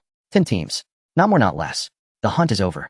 He could easily stay there until the end of the time. It was the safest choice. But he didn't want to. He was no rat hiding in the gutter. He and his companions stood here by strength. Furthermore, he wanted to see what kind of figure the captain of the Frenzied Fire team really was. Let's go. Lin Yang patted White Fur's head, stood up, and walked out of the tree hollow that had sheltered them for so long. He strolled leisurely towards the central signal tower with his 4 dogs. His appearance instantly shattered the tranquility of the area. The other 3 surviving lucky teams cautiously emerged from their hiding places, preparing to converge towards the central zone. When they saw Lin Yang and his 4 dogs, their relief at surviving turned instantly to shock, jealousy, and disdain. It's him. That dog captain. Damn, how did he survive too? Where did he hide that godly place? So shameless. Hiding with 4 dogs and still advancing. It's so unfair to us who fought for our lives. What a stroke of luck. Though their murmurs were subdued, the bitterness and disdain within them were unmistakable. Lin Yang paid no heed to these voices, barely sparing a glance at those few individuals. His attention was entirely focused on the group of people beneath the signal tower. The Blaze Alliance. They had naturally noticed Lin Yang as well. The previously relaxed chatter came to a halt as over 20 pairs of eyes turned to him, filled with scrutiny and amusement. Oh look, yet another lucky little mouse crawled out of its hole. The Fire Mage team member stood up, a mocking smile on his face. Zhou Wu also stood towering a full head above those around him, his robust figure paired with a fearsome giant axe, exuding an overwhelming sense of pressure. He watched as Lin Yang approached calmly, the 4 dogs never leaving his side, their steps steady and eyes alert, showing no signs of panic. This guy is quite interesting. Unlike the other 3 teams, he did not cower. There was no fear of a survivor about him, but rather a strange sense of calm. Zhou Wu gestured for the others to remain calm and approached alone. The survivors from the other 3 teams ignited with malicious anticipation upon seeing this. They wished nothing more than for Zhou Wu to change his mind and personally deal with this annoying lucky guy, despite the fact that they themselves were also beneficiaries of such luck. Zhou Wu stopped a few meters in front of Lin Yang. Are you Lin Yang? His voice resonated like a great bell. Lin Yang looked up, meeting his gaze with calmness. I am. Not humble, not arrogant, showing no fear whatsoever. This response momentarily stunned Zhou Wu, who then burst into hearty laughter. Ha ha ha. How amusing, truly amusing. His laughter echoed above the ruins, leaving everyone bewildered. As Zhou Wu's laughter subsided, he looked at Lin Yang and the 4 impressive dogs with keen interest. You may not know this, Zhou Wu continued with an unbroken smile. Xin Bing from the Iceblade team, the former captain of the Dawn team, is my cousin. The air instantly froze. Everyone gasped in shock. So, a good show was about to unfold. Who didn't know about the history between Lin Yang and Xin Bing? Now the cousin was here to defend his cousin. Lin Yang's muscles tightened instantly. Was he really unable to avoid trouble? He glanced at Zhou Wu, his black dog lowering its body, letting out a barely audible growl. A fierce battle seemed inevitable. Just as everyone thought Zhou Wu would raise his axe and split Lin Yang in half, he instead let out a long sigh. He shook his head, his face displaying a strange mix of sympathy and relief. Brother, having been teammates with her for a year. Zhou Wu looked at Lin Yang and spoke in an extremely sincere tone. You truly have suffered. The crowd fell silent. Zhou Wu completely ignored the bewildered expressions of those around him, continuing to vent his frustrations. My aunt calls me every few days complaining that my cousin has become so independent she no longer listens to her parent. Every day she talks about survival of the fittest, independence and confidence, and upbringing, as if she's possessed. He spat on the ground. I've seen her team members, they swarm around her like little lapdogs. And she herself truly thinks she's a queen. Honestly, I haven't liked her for a long time. Zhou Wu continued, so when I heard she put you online, I knew for sure you were in trouble because of her. Zhou Wu stepped closer, his large hand heavily patting Lin Yang's shoulder. Well done, brother. You did what I always wanted to do, but never had the chance.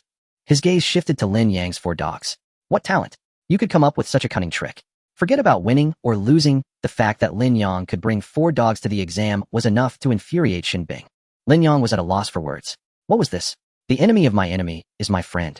Moreover, this enemy was the cousin of his opponent. This connection was absurd. You've sacrificed quite a bit too. Zhou Wu sighed, his gaze filled with pity. The professional examination did not allow for retakes. It was a true one-shot deal. Lin Yang chose to bring 4 dogs to compete, which in his view meant he had completely abandoned his future, opting to disgust Xin Bing one last time before his demise. What a sense of cutting off one's wrist. Lin Yang opened his mouth, wanting to explain that his dogs were actually quite strong, but the words caught in his throat. Forget it, let him misunderstand. Sometimes a misunderstanding can be a good form of protection. Just then a frantic roar shattered this strange harmony. Damn it. Why should it be? A disheveled student rushed out from a distance, his eyes bloodshot. He was the only lone wolf from the team previously swept away by the Blaze Alliance who had managed to escape by using a special item. He had thought that his lack of strength was acceptable, but the last spot was taken by this guy with dogs. He was on the verge of Why? What? I fought hard and all my teammates are gone. Why should you? Just by hiding with 4 beasts you get to enter the exam. I refuse to accept this. He had lost all reason, the last of his strength surging within him, charging straight towards Lin Yang like a mad bull. Lin Yang frowned, preparing to let the black dog take action. A shadow moved faster than him. Zhou Wu didn't even turn around. He swung his axe with a swift motion. He did not use the blade, but rather struck the student accurately on the back of the neck with the broadside of the axe. Bang! A muffled thud. The student did not even make a sound, his eyes rolling back as he fell straight to the ground unconscious. Zhou Wu retracted his giant axe, resting it on his shoulder, casting a disdainful glance at the person on the ground. Trash. At that moment, a grand and emotionless system prompt echoed throughout the simulation venue. The internal selection competition has ended, and the final surviving teams are confirmed to be 10. The list is now finalized. Teleportation will commence in 10 seconds. All students please prepare. Outside the light screen, Yin Dekang looked at the final results and sighed. Forget it, let it be as it may. He took a deep breath and transmitted his voice through the venue's broadcast. All qualified students please gather in the auditorium tomorrow morning at 9 to collect your official exam admission tickets and to hear this year's exam regulations explained. The day after tomorrow there will be a day of rest and adjustment for everyone. The day after tomorrow the exam will officially begin. The next day in the auditorium. As Lin Yang entered the auditorium with Hey Mao Huang Mao Hui Mao, and by Mao the four-spirited dogs the entire space fell silent for a moment before erupting into an even more intense uproar than during the selection competition. Holy crap, he actually came, and he brought those 4 dogs too. Is he out of his mind? Bringing dogs to collect admission tickets. What kind of performance art is this? How did this guy even advance yesterday? The auditorium was filled with students including those who survived the selection match, and those who were already among the top. At this moment all eyes were focused on Lin Yang and his 4 special teammates filled with astonishment, disdain, and a strong sense of anticipation. A candidate who had just returned from training completely unaware of the situation poked his classmate beside him. Bro, what's the deal with that guy? Is that a newly released beast tamer profession? Looks quite impressive, those 4 dogs aren't bad. Beast tamer. The classmate beside him immediately perked up, lowering his voice as if sharing a shocking scoop. His name is Lin Yang, a mere support profession. He was on the same team as Goddess Shin Bing from the Ice Edge team before, but then he got kicked out. And then this guy just gave up completely. He brought 4 dogs as teammates to participate in the qualification assessment and selection match purely to annoy his former teammates. Think about it, Shin Bing's team is the best in the school, yet his former teammate became a dog captain. That's quite a slap in the face. I just don't know what kind of luck he had yesterday to actually make it in. What? Is that really true? That's explosive. The discussions among the onlookers were unrestrained while Lin Yang remained unaffected. He walked straight to an empty seat in the back row with the 4 dogs quietly following at his feet, sitting down in perfect unison without making a sound. This calmness only made some people more annoyed. Oh, isn't this our famous dog king? So you brought your 4 loyal companions to bolster your courage for the college entrance exam. Lu Jinghuai's lazy voice came from not far away. He was lounging with his legs crossed, surrounded by members of the Ice Edge team. Shin Bing's face was frosty, not even glancing at Lin Yang, but her tightly pressed lips revealed her inner turmoil. Sun Wan frowned, looking pained. Lin Yang, stop this. What are you trying to prove? The college entrance exam is a serious matter. By seeking attention this way you are humiliating yourself and all of us. Humiliate. The college entrance exam is a serious matter. By seeking attention this way you are humiliating yourself and all of us. Sun Wan, are you having your Saint complex again? I brought my teammates to collect our exam admission tickets, perfectly reasonable. What business is it of yours? Or do you think my teammates are less noble than yours? You. Sun Wan's face suddenly paled. Beside her, Lei Meng slammed the table and stood up. Lin Yang. Or do you think my teammates are less noble than yours? You. Sun Wan's face suddenly paled. Beside her, Lei Meng slammed the table and stood up. I never said you were dogs. Dogs are humans' most loyal friends, smart, brave, and grateful. Do you even qualify? Some people with a new master every time wagging their tails look far worse than dogs. Upon hearing this, Lei Meng and Lin Zidao's faces instantly turned a deep shade of purple. This was essentially calling them out directly. You're asking for death. Lei Meng roared. The aura of a heavy shield warrior surged as he prepared to charge over. What? You want to Lin Yang stood up slowly with the black dog standing alongside him, its body slightly leaning forward, its bright black eyes locking onto Lei Meng. That invisible sense of pressure made Lei Meng's steps come to a halt. Lu Jinghuai waved his hand, signaling Lei Meng to calm down. He looked at Lin Yang with great interest. Your tongue is quite sharp. But it's useless, Lin Yang. Do you think getting in the college entrance exam by luck can change anything? Trash is still trash, even if it's placed in a nice box it won't change its stinking essence. Well said. Lin Yang nodded in agreement. He looked around at everyone from Lu Jinghuai and Shin Bing's team. Trash is indeed trash. But feces is much smellier than trash. You. Especially you, Lu Jinghuai. Lin Yang's gaze finally settled on him as the father of a pile of feces. Do you feel particularly accomplished? Lu Jinghuai's lazy and calm expression finally could not hold up. His face darkened so much it seemed about to drip water. Shin Bing also suddenly stood up, an aura of coldness emanating from her. Lin Yang, that's enough. What? I said your man is a feces father, and you're feeling hurt. Lin Yang did not back down. Well, after all, birds of a feather flock together. What kind of person associates with what kind of people? You all seem quite well matched as a family. You're shameless. Shin Bing was trembling with anger. She held herself in high regard and had never been subjected to such pointed humiliation. Lin Yang chuckled coldly, preparing to continue. Everyone quiet down. A voice full of fury came from the podium as a teacher responsible for discipline marched over, visibly angry. This is a school, not your family's vegetable market. If you want to argue, get out. The teacher glared sternly at Lin Yang and Lu Jinghuai. We are about to announce the rules for the college entrance exam, and anyone who dares to disrupt the order will have their exam qualifications revoked. Do you understand? Lu Jinghuai shot Lin Yang a deep glance, filled with suppressed rage. He sat back down, but an aura of low pressure surrounded him. Xin Bing also angrily returned to her seat, her chest heaving violently. Lin Yang shrugged and sat down, as well casually stroking the black dog's head. The storm was temporarily suppressed, but everyone knew that this feud was thoroughly settled. The atmosphere in the auditorium cooled momentarily due to the teacher's intervention, yet the scent of gunpowder intensified, swirling above everyone's heads. The teacher responsible for discipline snorted coldly, returning to the podium, picking up a terminal device, and connecting it to the light screen in the center of the auditorium. Everyone perk up. Next, I will detail the rules and processes for this college entrance exam. Listen carefully to every word as it concerns your future. His voice spread throughout the auditorium via an amplification array, forcibly drawing everyone's attention back. The light screen lit up, displaying line after line of giant text. This college entrance exam is divided into 4 phases. The first phase involves dividing examination rooms and conducting basic ability tests in batches.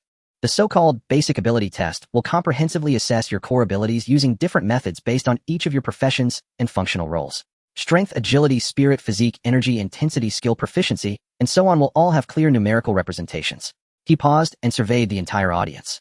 Let me state this up front: this round is primarily to gauge your baseline and to prevent cheating to the greatest extent possible. Don't think you can rely on temporary enhancement potions or equipment to pass off as something you are not. AR detection devices can accurately analyze the source of your energy. This is a rigorous assessment of your personal strength as well as a demonstration of your performance. As soon as the words fell, a murmur arose from the audience.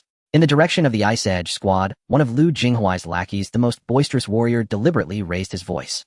Teacher, what if the team members aren't human? How do we measure that? Measure biting force or tail-wagging speed. A burst of laughter erupted around. Everyone's gaze turned to Lin Yang in the back row, as if they were watching. Xin Bing did not laugh, but the subtle curve at the corner of her mouth was more hurtful than any mockery. Sun Wan frowned slightly, gently tugged at the warrior's sleeve, and whispered, "Stop talking," but her expression only added fuel to the fire. Lin Yang seemed not to hear. A basic ability test. Hilarious. He was terrified just from looking at the attribute values of the 4 little ones.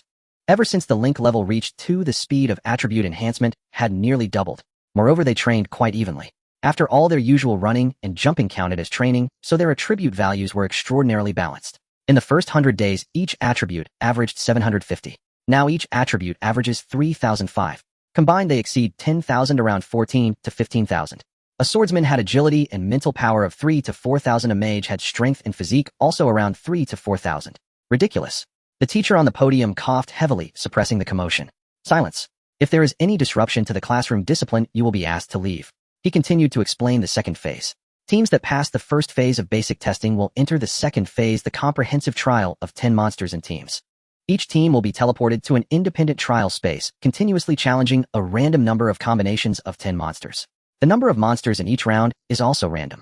The shorter the total time you take to complete the 10 rounds of challenges, the higher the average level of the monsters, and the higher your final score will be. Remember, each team has only 3 chances to challenge. The system will take your highest score as the final score. As soon as this rule was announced, the atmosphere in the auditorium turned serious. 3 chances sounded like a lot, but everyone knew that each challenge would consume tremendous physical and mental energy. This test would not only assess the team's raw strength, but also their tactical choices and tolerance for error. A confident smile appeared on Lu Jinghuai's face. As a golden epic profession heavenly machine strategist, he excelled at planning and responding to various unexpected situations. This assessment was tailor-made for him. Xin Bing beside him also wore a calm expression. Her frost-binding mage possessed formidable crowd control and area damage capabilities sufficient to handle the vast majority of monster combinations. They were prodigies armed with the capital of confidence. Moreover, this was also the training exercise they practiced most frequently, making them incredibly familiar with it. In contrast, other teams, especially those that had barely advanced through the selection, wore solemn expressions and began to discuss quietly with their teammates. Lin Yang remained quietly seated, but in reality, he was somewhat uneasy. The comprehensive training of 10 monsters was his nightmare. Even now, after finishing the 10 monsters, he felt a bit fatigued, and the time was well over an hour. He could never manage to complete it within an hour. However, while it was tough for him, it would be even tougher for others. He should be fine. He clearly still didn't know that he had always been facing monsters at the default difficulty, consistently battling level 60 monsters. The highest level in the college entrance examination was level 30 monsters. Did you all understand? The teacher's voice sounded again, turning extremely serious. If the first 2 phases were just appetizers, then this third round is the true examination that will determine your fate. The words on the light screen changed. The blood red font was striking. The third round, main examination, venue, large comprehensive secret realm live combat. Only teams that pass the first 2 exams are qualified to enter. All qualifying teams will be uniformly deployed into a massive clean secret realm dungeon with only one task: survive for 7 days. In the secret realm, you can earn points by defeating monsters, completing random tasks, exploring unknown areas, etc. Ultimately, your team's total points will determine your group ranking. Every 1,000 points equals 1 rank. The teacher paused here, adding with an unprecedented grave tone, "Finally, I must warn all of you. This phase carries the real risk of casualties. Although the monster levels and danger levels in the examination room have been strictly screened and controlled, theoretically those who pass the first 2 rounds should face no major issues, but unexpected events may occur during battles. Therefore, I personally do not recommend those who performed poorly in the first 2 rounds lacking strength to risk their lives. Of course, where there is danger, there is opportunity.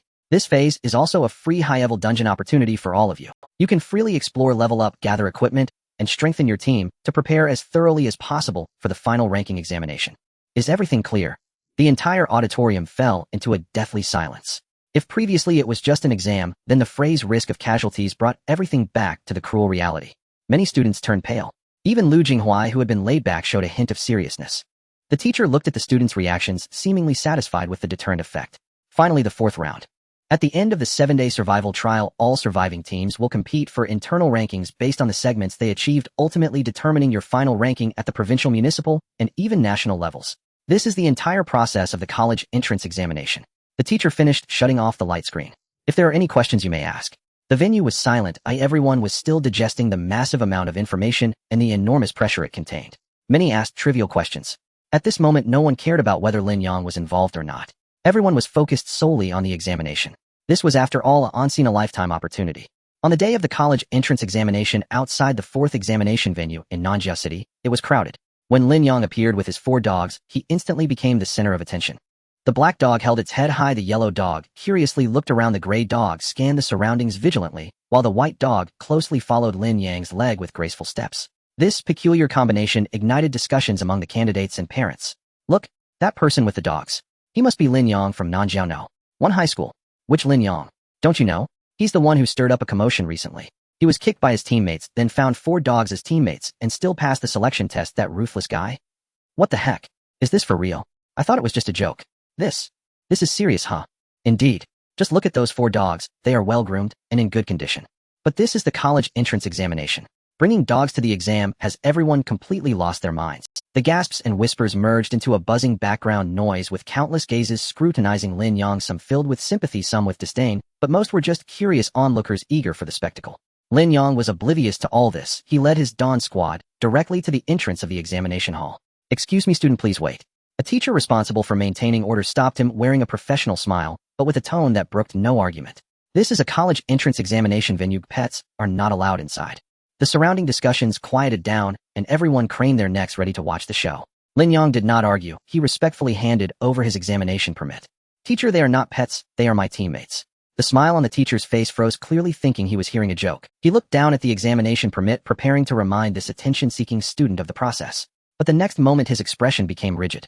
On the examination permit, the captain's name was Lin Yang, profession Empower. And below, in the teammate information section, it clearly listed teammate: Haimao, profession Yuji, sword guard teammate; Huangmao, profession Xingguei, mage teammate; Huimao, profession boundary scout teammate; Baimao, profession melody tuner. All of them were dogs. The teacher's mouth slightly opened, and the hand holding the examination permit paused in midair. He rubbed his eyes and confirmed once again. The information was correct, and the stamp was certified by the Nanjiao City Education Bureau, genuine and authentic. He was utterly bewildered. This. The teacher's mind struggled to comprehend. Having worked in examination affairs for over a decade, what kinds of bizarre candidates had he not seen? Those using strange weapons, wearing cosplay costumes, or even performing rituals at the exam door.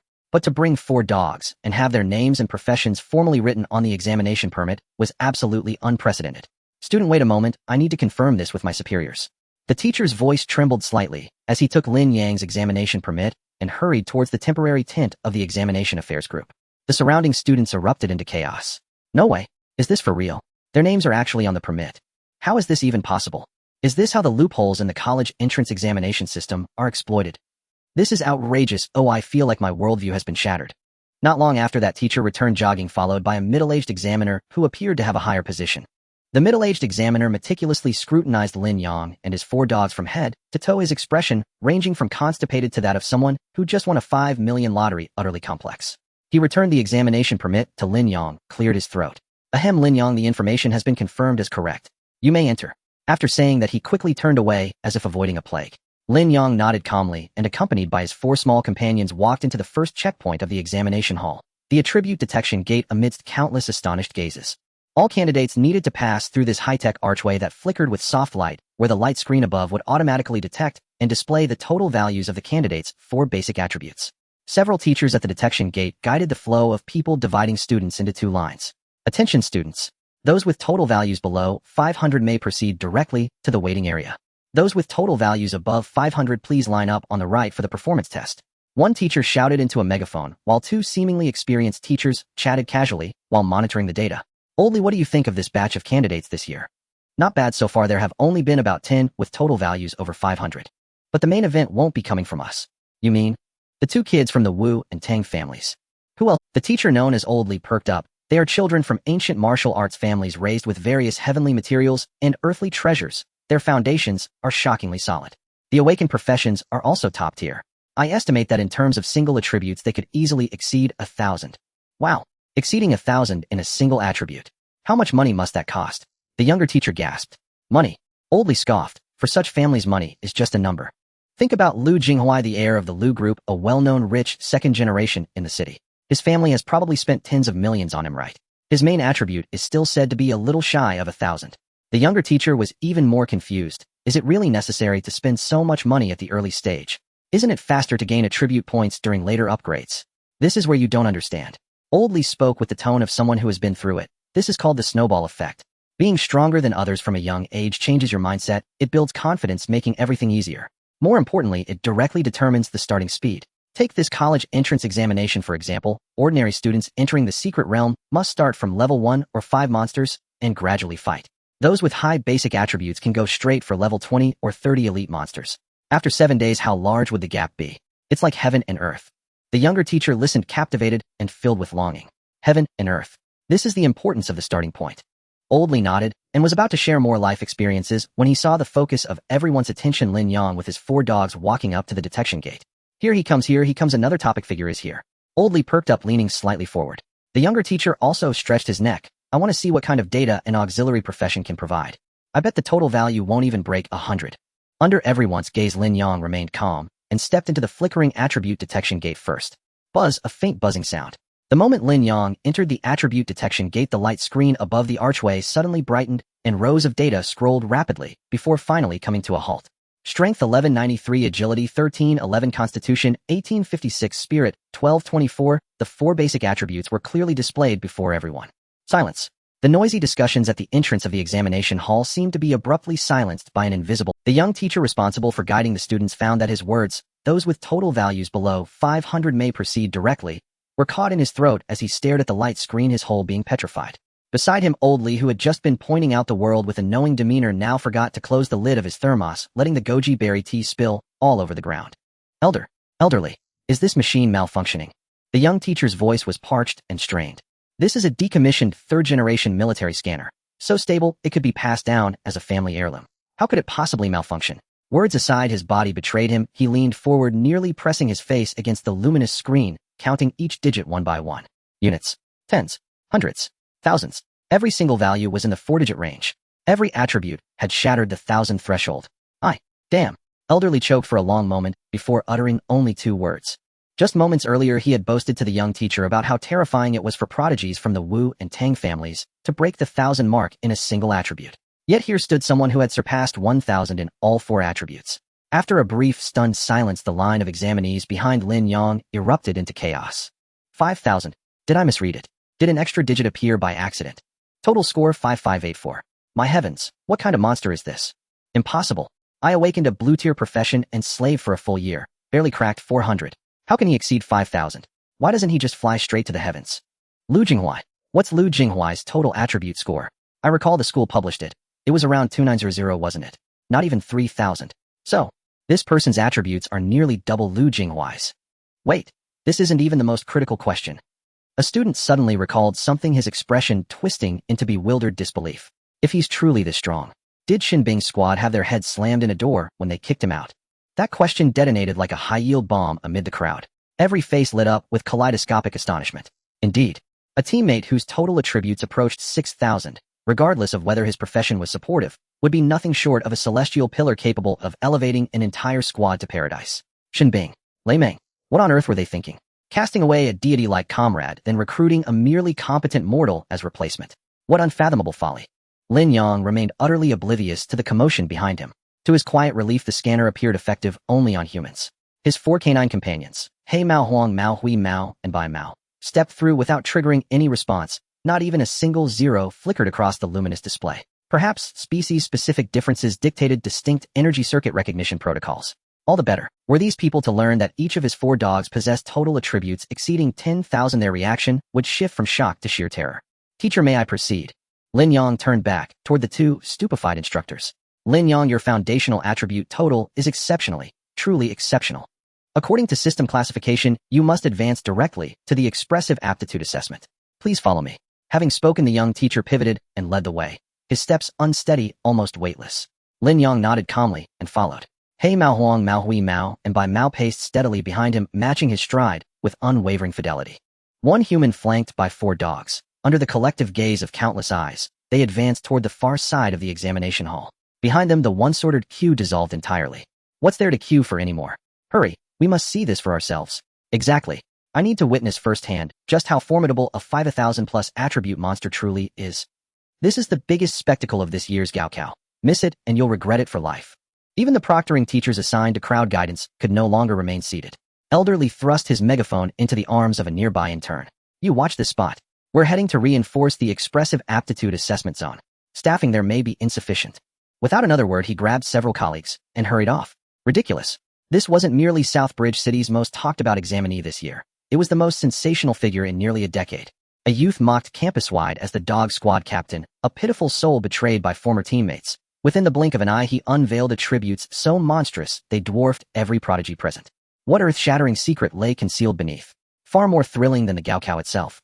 Thus an uncanny scene unfolded within the examination hall. Lin Yang walked ahead with his 4 dogs. Behind him surged a massive throng of curious, spectacle-hungry examinees, and trailing further still came several proctoring teachers who'd abandoned their duties entirely to sate their curiosity. A vast procession, like a serpentine dragon, flowed toward the expressive aptitude assessment zone housed within an immense, independently sealed chamber constructed of specialized alloy. At its entrance stood a tall examiner clad in standardized armor, leaning idly against the wall, until he caught sight of Lin Yang and the teeming crowd behind him freezing mid-slouch. He snapped upright, brow furrowed. What's going on? Are there really this many promising candidates this year? Spotting the armored examiner, the young guide rushed forward and rendered a crisp salute. Chief Examiner Wang Jun. This is Lin Yang from Southbridge No. 1 High School. His foundational attribute total exceeds 500. He requires the expressive aptitude assessment. Wang Jun, the chief overseer of this assessment zone, ignored the young teacher entirely, instead fixing his gaze upon the clamorous mass of students and staff behind Lin Yang, his frown deepening. What is the meaning of this? Have you mistaken this for a marketplace? Elderly pushed forward, breathless and sweat-dampened, urgently offering his terminal device. Chief Examiner Wang, please look quickly. This student's data is simply staggering. Wang Jun accepted the terminal and glanced downward. In the next instant, the placid mask of his countenance fractured. Strength 1193, agility 1311, constitution 1856, spirit 124. His fingertip traced the luminous interface, verifying the figures were authentic, not digitally fabricated. He lifted his gaze and re-examined Lin Yang standing at a distance. The young man appeared utterly ordinary, no trace of the arrogance or flamboyance typical of scions from elite clans. Yet each of these 4 attributes surpassed 1,000, and constitution edged perilously close to 2,000. This transcended genius. This was monstrosity. All non-essential personnel, immediately retreat to the waiting zone. Any further disturbance will result in immediate disqualification. His voice, though low, carried an ironclad authority that doused the boiling crowd like cold water. Though reluctant, the spectators dared not jeopardize their futures, and dispersed, reluctantly glancing back with every step. Wang Jun then turned to Elder Li and the other proctors. You all remain as official witnesses. Once the area was cleared, only Wang Jun, several proctoring teachers, Lin Yang, and his 4 dogs stood before the colossal testing chamber. Wang Jun stepped forward, towering over Lin Yang, his imposing figure clad in standard armor that reflected the cold metallic light, creating an aura of pressure. Lin Yang. He initiated the college entrance examination, is a crucial national undertaking, a narrow bridge for countless individuals to change their destinies. Its fairness and seriousness must not be provoked by anyone in any form. He paused for a moment, each word striking like a hammer upon the hearts of those present. Obtaining attributes through unconventional means, fabricating data, and cheating in the exam is an extremely serious crime. Once confirmed, it is not merely a matter of disqualification. A permanent stain will be left on your life record that cannot be erased, and you may even face imprisonment. I hope you understand that a moment of reckless impulse could ruin your entire life. It is not too late to turn back now. Wang Jun did not question or express anger. He was merely stating a cold fact. These words carried more weight than any shout. The hearts of Mr. Li and the other teachers raced, anxiously watching Lin Yang, fearing that this young man might act on impulse and do something foolish. However, Lin Yang's response once again surprised everyone. He showed no signs of panic or fear. Instead, he calmly met Wang Jun's gaze. Chief Examiner, I have a clear conscience. Wang Jun fell silent. He scrutinized Lin Yang's face, searching for even a hint of guilt or pretense. There was nothing. No hint of uncertainty. Only a sense of calm. What was going on with this Lin Yang? Either he was a master of deception capable of fooling a lie detector, or what he said was true. But if this were true, then everything became even more unreasonable. Wang Jun nodded, no longer entangled in this thought. His gaze fell upon the 4 dogs at Lin Yang's feet. The black one was stable as a mountain, the yellow one had bright eyes, the gray one scanned the surroundings alertly, and the white one sat quietly. Each one appeared unique. Since the attribute detection door cannot measure the data of your companions, let us test. Wang Jun's tone turned cold and formal again. All right, Lin Yang nodded. Let me add one more thing. Wang Jun continued, the performance test is not solely about data, it is also an assessment of a professional's comprehensive practical abilities. If the test results indicate that your companions lack the strength to handle the subsequent intensity of the college entrance examination. He looked at Lin Yang, enunciating each word. Then, for humanitarian reasons, and to ensure your personal safety, I will exercise my authority as Chief Examiner to prohibit you from participating in the 3rd phase of the large-scale Secret Realm Combat Assessment. Upon hearing this, Mr. Li and the other teachers' expressions changed. This was too ruthless. This essentially meant that as long as these 4 dogs were deemed even slightly inadequate, Lin Yang's path in the college entrance examination would come to an end. This nearly severed all his hopes. Everyone expected Lin Yang to protest or argue, but he merely nodded calmly. I agree. Wang Jun was genuinely puzzled. This Lin Yang seemed unperturbed. Where did his confidence come from? Could it be that these 4 unremarkable dogs truly possessed some extraordinary ability? An absurd thought uncontrollably surfaced in Wang Jun's mind. He ceased to speak further and turned towards the control console of the testing area. Prepare to begin. Wang Jun's voice echoed across the empty space. Then let me see what qualifications you and your teammates have to stand here. The alloy doors of the testing area slowly closed behind them, isolating them from all external noise. Wang Jun approached the control console at the center of the area, quickly operating the interface on the holographic screen. The lighting in the entire space brightened, revealing several testing zones with different functions, exuding a sense of technology. The performance test is divided into 3 parts. Wang Jun's voice resonated throughout the spacious area, carrying a metallic timbre: strength, agility, and pressure testing. He turned to face Lin Yang. For each section, I will conduct a comprehensive assessment based on your and your teammates' performances. Let's begin with the first section, the strength test. He pointed to a massive machine on one side of the area. It was a sophisticated device connected to a heavy metal target, the surface of which was covered in intricate energy conduction patterns. Lin Yang nodded, preparing to step forward. Just then, with a click, a small alloy door on the side was pushed open. A man dressed in examination staff uniform rushed in, drenched in sweat, followed by a young man and woman. The man was tall and rugged, clad in a sleek black combat suit, a sheathed long sword hanging at his waist. The woman was slender and sporty, with a neat short haircut, wearing form-fitting silver soft armor and fingerless combat gloves. Behind them trailed several composed attendants, clearly not ordinary people. Mr. Li and the other teachers' faces changed instantly upon seeing the newcomers. The little tyrant of the Wu family and the little phoenix of the Tang family. Why are they also here for the performance test? Aren't they supposed to be directly admitted? Direct admission or not, the process still has to be followed. I just didn't expect to run into Lin Yang here. The youth known as the little tyrant of the Wu family walked straight to Wang Jun, bowing slightly in a respectful manner. Chief Examiner Wang Wu Beishan here to report. The short-haired girl beside him also bowed respectfully. Tang Jiao, greetings to the Chief Examiner. Wang Jun's brow furrowed. Why had these 2 ancestors come here? The Wu and Tang families are the true top families of Nanxiao City, with deep-rooted backgrounds and intricate ties to the military and government. The 2 before him were the most outstanding descendants of their generation, truly born with a silver spoon. Their tests were supposed to be conducted separately and kept strictly confidential. Wasn't your test scheduled for the afternoon? Wang Jun's tone was somewhat stern. Wu Batian displayed a hint of a family elder had an urgent matter and wanted to see the results earlier. So we came over ahead of schedule, hoping Chief Examiner Wang could accommodate us. This polite statement was clear in its implication. We want a test, now you decide how to handle it. Wang Jun was caught. On one side was the mysterious Lin Yang, whose data was exaggerated to the extreme, and on the other were 2 young masters he absolutely could not offend. He remained silent for a few seconds, eventually turning to Lin Yang. Surprisingly for Mr. Li and the others, Wang Zhen's tones softened considerably, even carrying a hint of negotiation. Lin Yang, how about you step aside and rest for a moment? They'll finish their tests first, it won't take long. Wang Zhen sighed, still believing that Lin Yang's score was obtained through cheating. However, wanting to preserve Lin Yang's face and dignity, he suggested that Lin Yang wait a moment while he tested the two children from the Wu and Tang families first. The expressions of old Li and several teachers towards Lin Yang reflected a hint of sympathy. To them, Wang Zhen's decision to take this as an exception was already a form of mercy. First, let the true geniuses take the test, drawing everyone's attention away, and then quietly let Lin Yang, the cheater, go through the motions, preventing him from being exposed in front of everyone. This was the final kindness from the chief examiner. However, Lin Yang shook his head. No need to trouble yourself. His straightforward response stunned everyone present.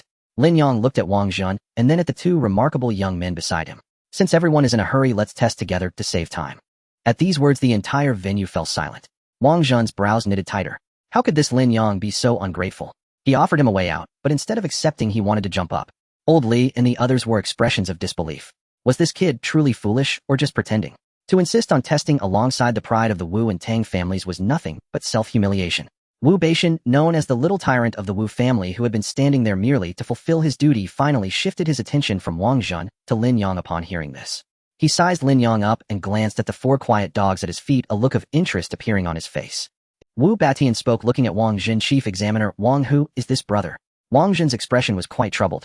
He couldn't possibly say this is a monster with a basic attribute total of over 5,000, but I suspect he cheated. A student from Nanxiao No. 1 high school.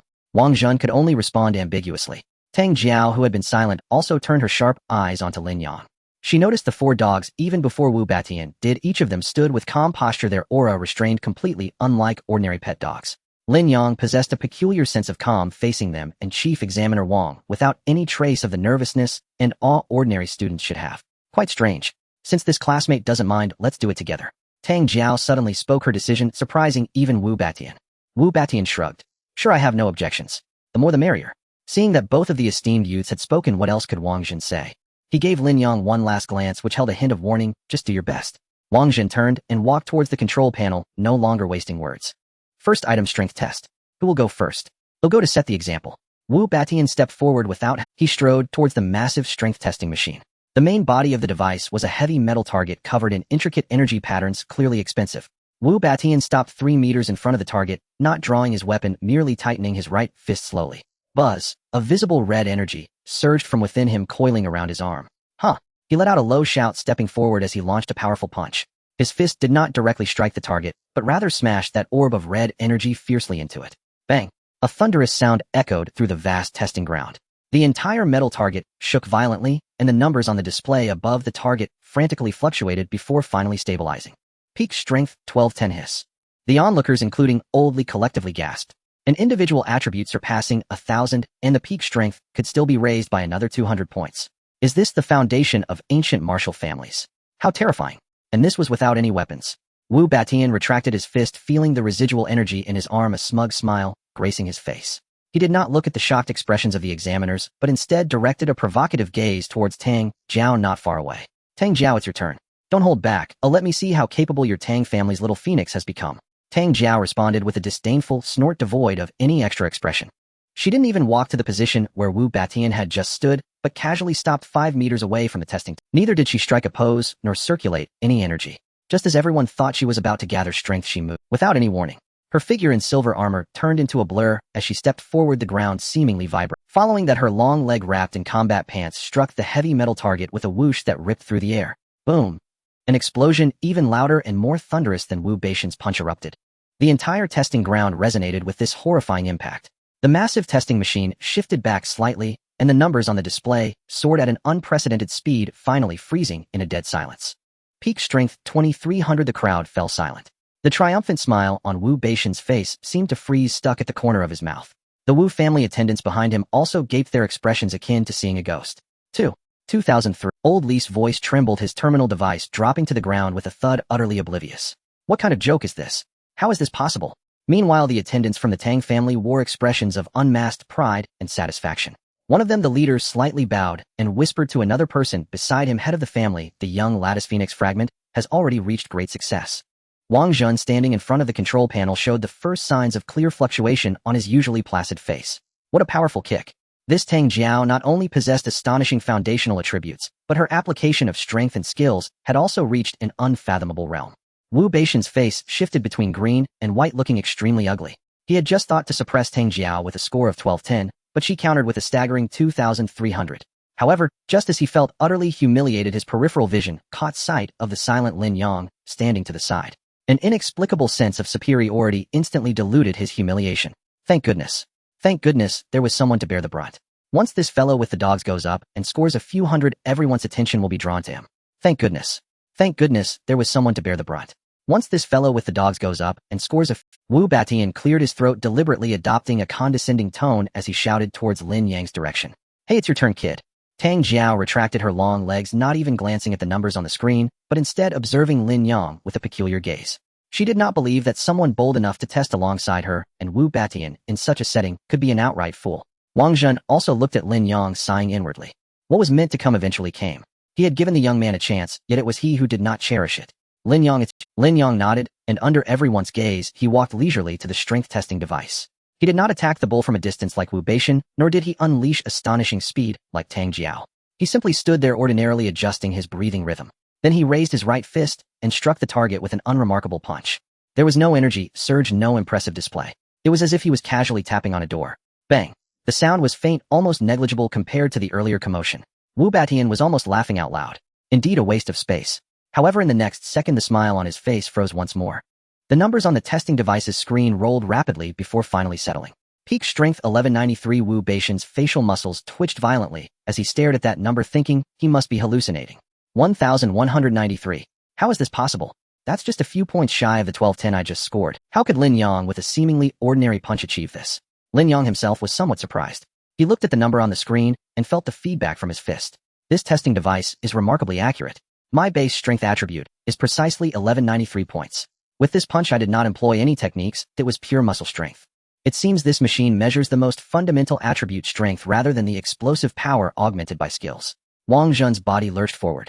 He stared intently at the 1193 on the screen, then turned to look at Lin Yang. If previously he had been 99% sure that Lin Yang's total attribute value of over 5,000 was due to cheating, now for the first time that firm belief in his heart wavered. Lin Yang's attributes, could they actually be real? An ordinary student with no background achieving over 1,000 in all 4 basic attributes. The Wu and Tang families were also in an uproar. What's going on? 1,193. I can't be mistaken, right? Who is this person? Does anyone know him? Never heard of him. In Nanjiao City, no prominent family has the surname Lin. Could he be a descendant of some hidden family? Wu Batian was completely dumbfounded. He felt his mind was utterly overwhelmed. After Lin Yang completed the test, he stepped aside and tilted his head toward the black dog at his feet. All right, my test is over. He looked at the chief examiner Wang Zhen. Next, it's my teammate's turn. As soon as he spoke, the testing area, which had already fallen into an eerie silence due to the number 1193, became even more bizarre. Wu Batian was stunned once again. Teammate. He glanced around the empty testing area. Aside from their 2 families and a few examiners, there was only Lin Yang and the 4 dogs at his feet. Wu Batian was stunned once again. Teammate. He glanced around the empty testing area. Aside from their 2 families, Wang Zhen's expression was quite something. He cleared his throat, and with a tone that he himself found absurd, solemnly announced. Indeed, according to the registration information of candidate Lin Yang, his teammates are them. Wang Zhen pointed to the black dog, yellow dog, gray dog, and white dog. Huh. Wu Batian felt his auditory system might be malfunctioning.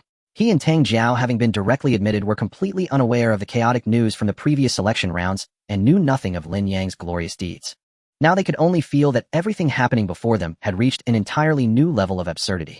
An ordinary student who appeared out of nowhere had matched his strength value. And now this student claimed that his teammates were 4 dogs.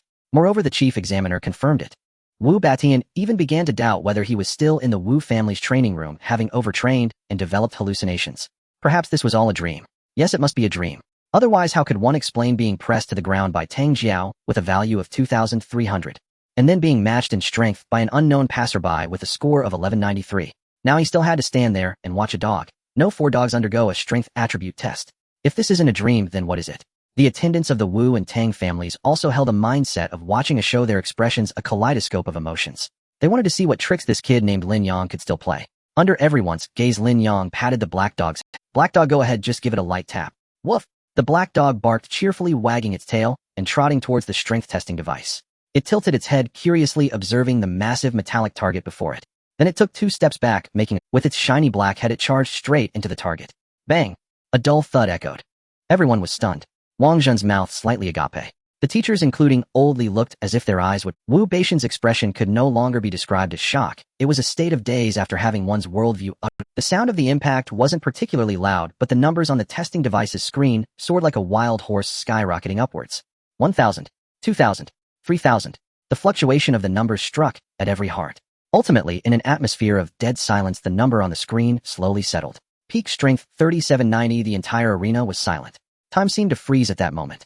The control terminal in Wang Zhan's hand fell to the ground with a thud shattering the screen, yet he remained oblivious. Before anyone could recover from this earth-shattering number, the yellow dog also excitedly ran up, mimicking its example, and slammed its head against the target. Peak strength 3,650. Then came the gray fur. It didn't even take a running start, just a gentle leap, using its front paw to tap on the target. Finally, there was the seemingly most refined white fur, who gracefully walked up to the instrument, stretched out its little head, and rubbed against the target. 4 light screens displayed 4 glaring 4-digit numbers lined up in the testing area. 3,007, 3,650, 3,910, 3,722. Everyone instinctively rubbed their eyes, doubting whether they were experiencing a collective hallucination. Wang Zhen said nothing, taking heavy steps towards the solitary power testing device. Old Li and several teachers watched him nervously. Everyone held their breath. Wang Zhen stood in front of the metal target, not using any flashy techniques, simply assuming the most basic punching stance, just like Lin Yang did earlier. Then he moved. Whoosh! An invisible gust of wind erupted from the center of his fist. Boom! A sound far more terrifying than any previous impact exploded within the closed space. The test instrument, made of special alloys and weighing several tons, slid back more than half a meter from this punch, leaving 2 glaring white marks on the ground.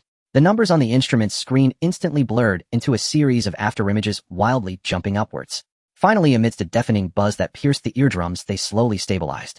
Power peak 7,100. Wang Zhen slowly retracted his fist and glanced at the numbers on the screen.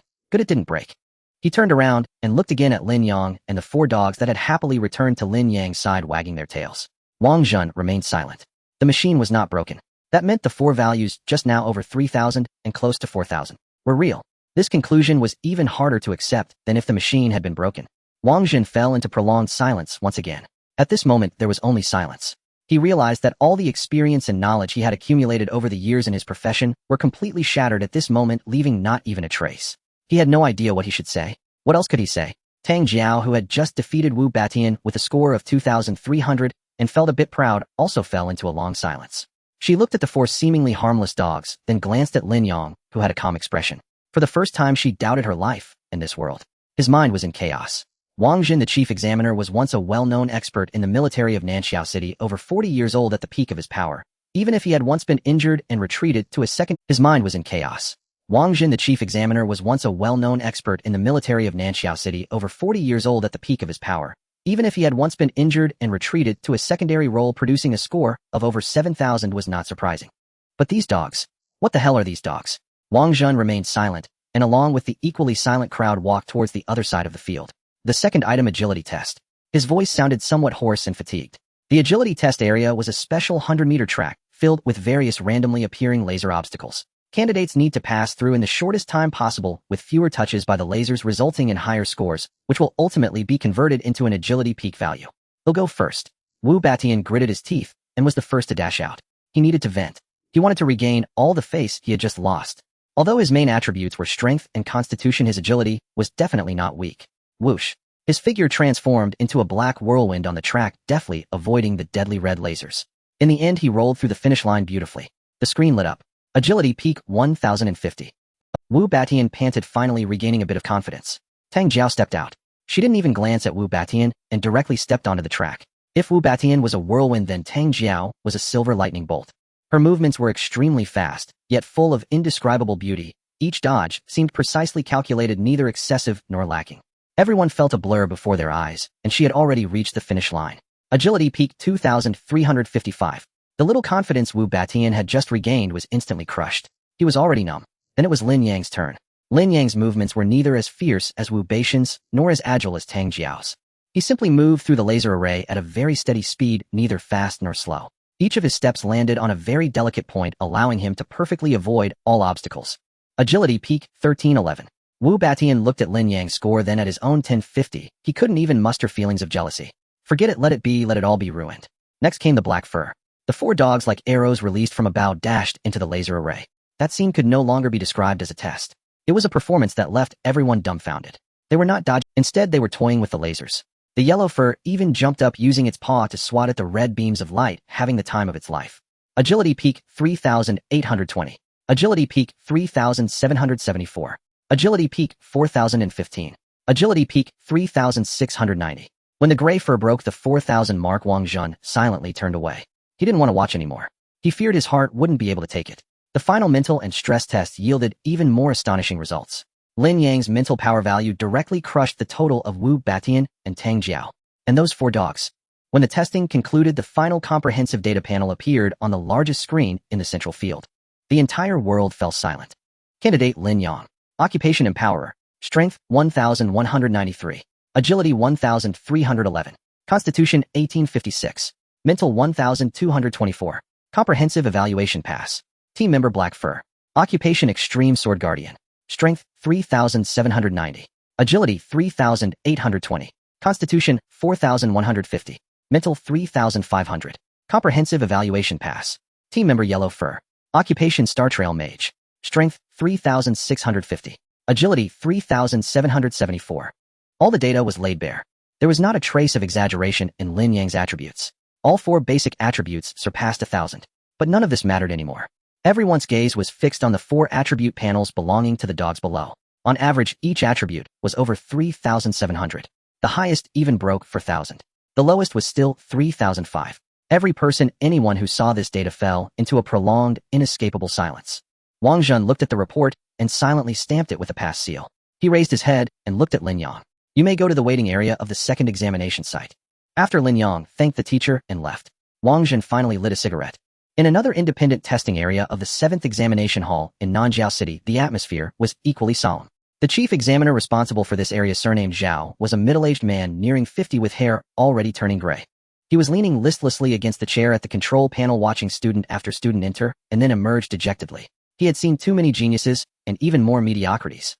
For him, the college entrance examination had long been a repetitive job spanning over 20 years, one that no longer stirred any emotions. Until the 5 members of the Ice Edge team walked in.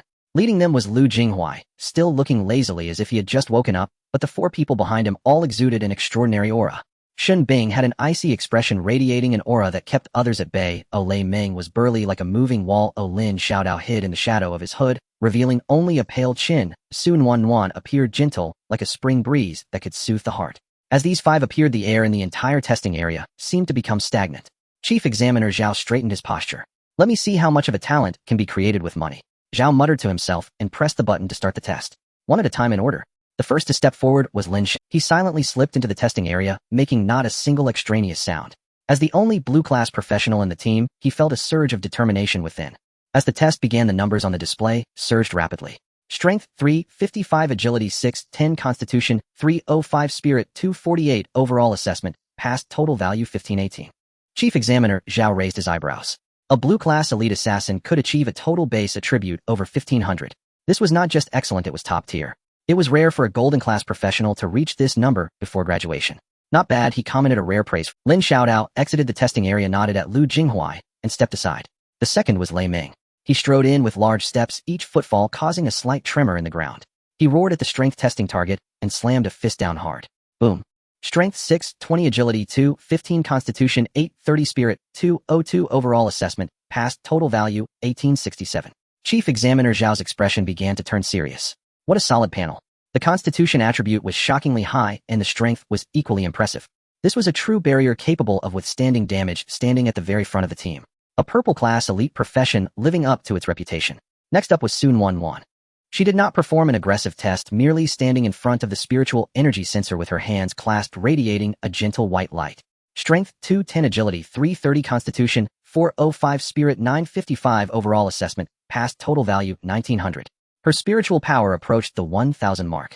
Chief Examiner Zhao fully retracted any last traces of disdain. This team had no weaknesses. Even the support attributes were astonishing. Then came Xinbing. As soon as she stepped into the testing area, the temperature in the entire space seemed to drop a few degrees. She made no extraneous movements, simply raising her hand as a shard of ice crystallized in her palm. The data on the testing display fluctuated more violently than ever before.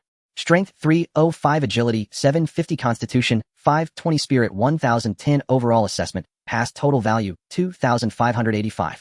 Her spiritual power broke 1,000. Chief Examiner Zhao leaned slightly forward, staring at the numbers on the display, unable to look away for a long time. A golden epic. Is this the value of a golden epic profession? It's too strong. This completely exceeds the realm of high school graduates. Even many professionals who have struggled in society for several years might not possess such a dazzling attribute panel. Finally, it was Lu Jinghuai's turn. He yawned and sauntered in, looking less like someone participating in a life-changing examination and more like someone out for a leisurely stroll in the park. He casually waved his hand, and several invisible energy waves swept over the various testing instruments. In the next second, the numbers on the central display exploded with intensity. Strength 658, Agility 762, Constitution 600, Spirit 975, Overall assessment, passed, total value 2,995. Just 5 points short of breaking 3,000 in total attributes. The entire testing area fell silent. Chief Examiner Zhao looked at the final consolidated data report of the 5 individuals, speechless for a long time. This team is a monster. A golden epic strategist with total attributes close to 3,000, a golden epic mage with total attributes exceeding 2,500, 2 purple elite teammates with total attributes nearing 2,000, and even the weakest link, that blue-class elite assassin, had total attributes exceeding 1,500. This is no longer something that can be achieved with money. It requires talent, resources, sweat, and a perfect team configuration, none of which can be lacking. You all. Chief Examiner Zhao cleared his throat, looking at Lu Jinghuai, and for the first time asked in an equal tone, even with a hint of respect, what is your goal? What else could it be? Of course, it's to be number 1 in the nation. Lu Jinghuai replied casually, as if discussing, but this time Chief Examiner Zhao did not find him arrogant. He paused for a moment, then slowly nodded. The nation is vast with hidden talents. Being number 1 may be very difficult. He shifted the topic. However, with your strength, you are definitely among the top 100 in the nation. You have the qualifications to compete for that highest position. This was the highest praise Chief Examiner Zhao had given in his over 20 years of service. Receiving the Chief Examiner's affirmation, the members of the Ice Edge team displayed proud expressions. Lei Ming even puffed out his chest and shot a provocative glance at Xin Bing. Receiving the Chief Examiner's affirmation, the members of the Ice Edge team displayed proud expressions. Lei Ming even puffed out his chest and shot a provocative glance at Xin. Chief Examiner Zhao waved his hand. Lu Jinghuai led his teammates away under the awe-filled gazes of the exam. Watching them leave, Chief Examiner Zhao let out a long breath. This year's top scorer from Nanjiao City, no, perhaps even the top scorer of the entire province, should be this team. There would be no stronger team than them. Absolutely none. Just as he thought this, the alloy door of the testing area was suddenly pushed open violently. A young teacher from the neighboring examination team rushed in, rolling and crawling with a look of horror on his face, as if he had seen a ghost. Zhao, Chief Examiner. It's bad. Chief Examiner Zhao frowned. What a commotion. How unseemly. No, it's not that. The young teacher gasped for breath, pointing in the direction outside, his voice trembling. Wang Jin, the Chief Examiner over there. Something big has happened. Inside the surveillance room, the atmosphere was suffocatingly oppressive. Wang Jun and Chief Examiner Zhao stood like stone statues, utterly silent. Finally, it was Chief Examiner Zhao who broke the silence, his voice hoarse. Old Wang, what do you intend to do? Wang Jin shifted his gaze from the surveillance feed to Zhao's face. What do I intend? Cold salad. He shot upright and began pacing restlessly across the cramped surveillance room. A monster with a total base attribute score exceeding 5,000, and 4 dogs each boasting over 10,000 in total attributes. You asked me what to do. Wang Jun halted mid-step and turned to face Zhao directly. In 30 years of service, this is the first time I've ever witnessed such a phenomenon. This matter is beyond our capacity to contain. Zhao nodded gravely. He fully concurred. A candidate of this caliber far exceeded the jurisdictional scope of any chief examiner. Any decision they made could irrevocably shape the destiny of a being destined to stir heaven and earth. So then, what do you propose? Report it, immediately. Without delay. Wang Jun declared, resolute and unyielding. Bundle every recorded video alongside the raw data from Examination Hall 1, and transmit it encrypted at the highest security level to the top brass of both the military department and the Ministry of Education. He paused, then added, but before we report, I must verify one final thing. His eyes returned to the surveillance feed, to the lone figure seated quietly in the corner. I must witness firsthand Lin Yang's true capabilities, and those of his 4 teammates, in live combat. Turning sharply, he issued an order to a trembling proctor nearby. Notify the system advanced Nanqiao 1 High School's Dawn Squad, to the top of the pre-examination queue. Yes, sir. Inside the rest area, chaos reigned. Every examinee's attention was riveted to the colossal holographic display. There, inscribed in sweat and skill, lay the performance records of Nanqiao City's elite squads. At the very apex of that leaderboard, one name blazed like the sun, dazzling, unbearable to behold. First place, Inferno Squad. Monster difficulty level 20. Completion time 1 hour, 35 minutes, 21 seconds. Unbelievable. Truly unbelievable. A student just emerged from the trial arena collapsed onto the floor ashen-faced. His squad had faced level 12 monsters, taking over 3 hours, failing once midway and barely scraping through. Yet Inferno squad had tackled level 20. That wasn't merely a difference in degree. It was a chasm between two entirely separate realms. Zhou Wu and his team aren't even on our plane of existence. I heard their goal this year is top 10 nationally. Top 10? That's absurd. Absurd. Look at their score. Is that absurd? This is merely their first attempt, clearly exploratory and experimental. I'd wager they'll run it again and shave off a substantial chunk of time. While the crowd murmured in awe, revering Inferno squad as demigods, sudden upheaval erupted. At the summit of the display, the golden script bearing Inferno squad's name flared violently. Everyone instinctively shut their eyes. When they opened them again, the data on the screen had undergone a seismic transformation. First place, Inferno squad. Monster difficulty level 20. Completion time 59 minutes 43 seconds. The entire rest area plunged into deathly silence. 1 second, 2 seconds, 3 seconds. Boom. After that unbearable stillness came an eruption, the roar of volcanic astonishment. Holy hell. 59 minutes. They've crushed the level 2010 monster gauntlet in under an hour. They're insane. These people have completely lost their minds. Is there even space left for anyone else to compete? What does this mean? An average of less than 6 minutes per monster.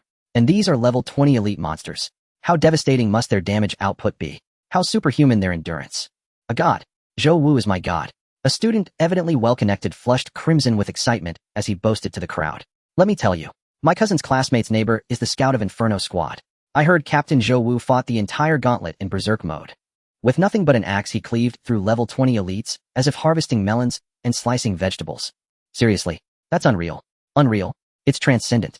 This feat isn't just unmatched in Nanxiao City. It ranks among the absolute pinnacle province-wide, even nationwide. All were utterly stunned by this result. That string of digits, 5943, stood like an insurmountable monument, crashing down upon every examinee's heart, extinguishing even the faintest spark of aspiration to catch up. Inferno squad had with near-perfect execution declared their sovereignty over Nanxiao City's top academic honor. Yet that sovereignty lasted barely 5 minutes. Another squad's name flickered onto the display, then surged forward, instantly displacing Inferno squad to first place, Black Edge squad. Monster difficulty level 20. Completion time 40 minutes 0 seconds. Once more the rest area fell into eerie silence. If moments ago they had been shocked, now they were utterly bewildered. 40 minutes. A full 40 minutes. Where did Black Edge squad even come from? I've never heard of them. Impossible. Utterly impossible. They're nearly 20 minutes faster than Inferno squad. How could such a feat possibly be achieved? Yet this was only the beginning. As if to affirm the axiom, all things are possible. Black Edge squad hadn't even settled into the top slot before yet another unfamiliar name surged upward, shattering all prior conceptions with an even more staggering achievement. First place, Thunderclap squad. Monster difficulty level 20. Completion time 30 minutes 12 seconds. This time no one shouted. Stupefaction had paralyzed them all. They stared blankly at the display, minds utterly vacant. 30 minutes. A level 2010 monster gauntlet, completed in half an hour. Was this even the same national examination they were taking? What on earth is happening this year? Where did these monsters come? A student whispered, despair etched across his face. It's over. Utterly over. This year's admission threshold will soar into the stratosphere. And this is just Nanxiao City. Good heavens, how many such prodigies exist nationwide? Panic spread like contagion among the examinees. News portals and independent media accounts online exploded in frenzy. Title madness. A team has achieved a level 20 difficulty clearance in half an hour at the examination hall of Nanxiao City. Is this year's college entrance examination starting at hellish difficulty? Latest news. The record from the neighboring Jiang City has also been shattered. 28 minutes. Shocking posts continuously refresh everyone's worldview. The most brutal year. It is unknown who first shouted this, but it immediately received unanimous agreement. This year's college entrance examination is destined to be a bloody meat grinder. Amid this atmosphere of despair, the rankings on the screen began a frantic battle. The names of various teams flashed in and out at the top position like a revolving lantern. 29 minutes. 28.5 minutes. 28 minutes. The 59 minutes and 43 seconds that was once revered by the Crazy Fire team has long been pushed into some corner, and even their name could not be found in the top 10. Finally, the rankings on the screen stabilized. First place, Tianfa team.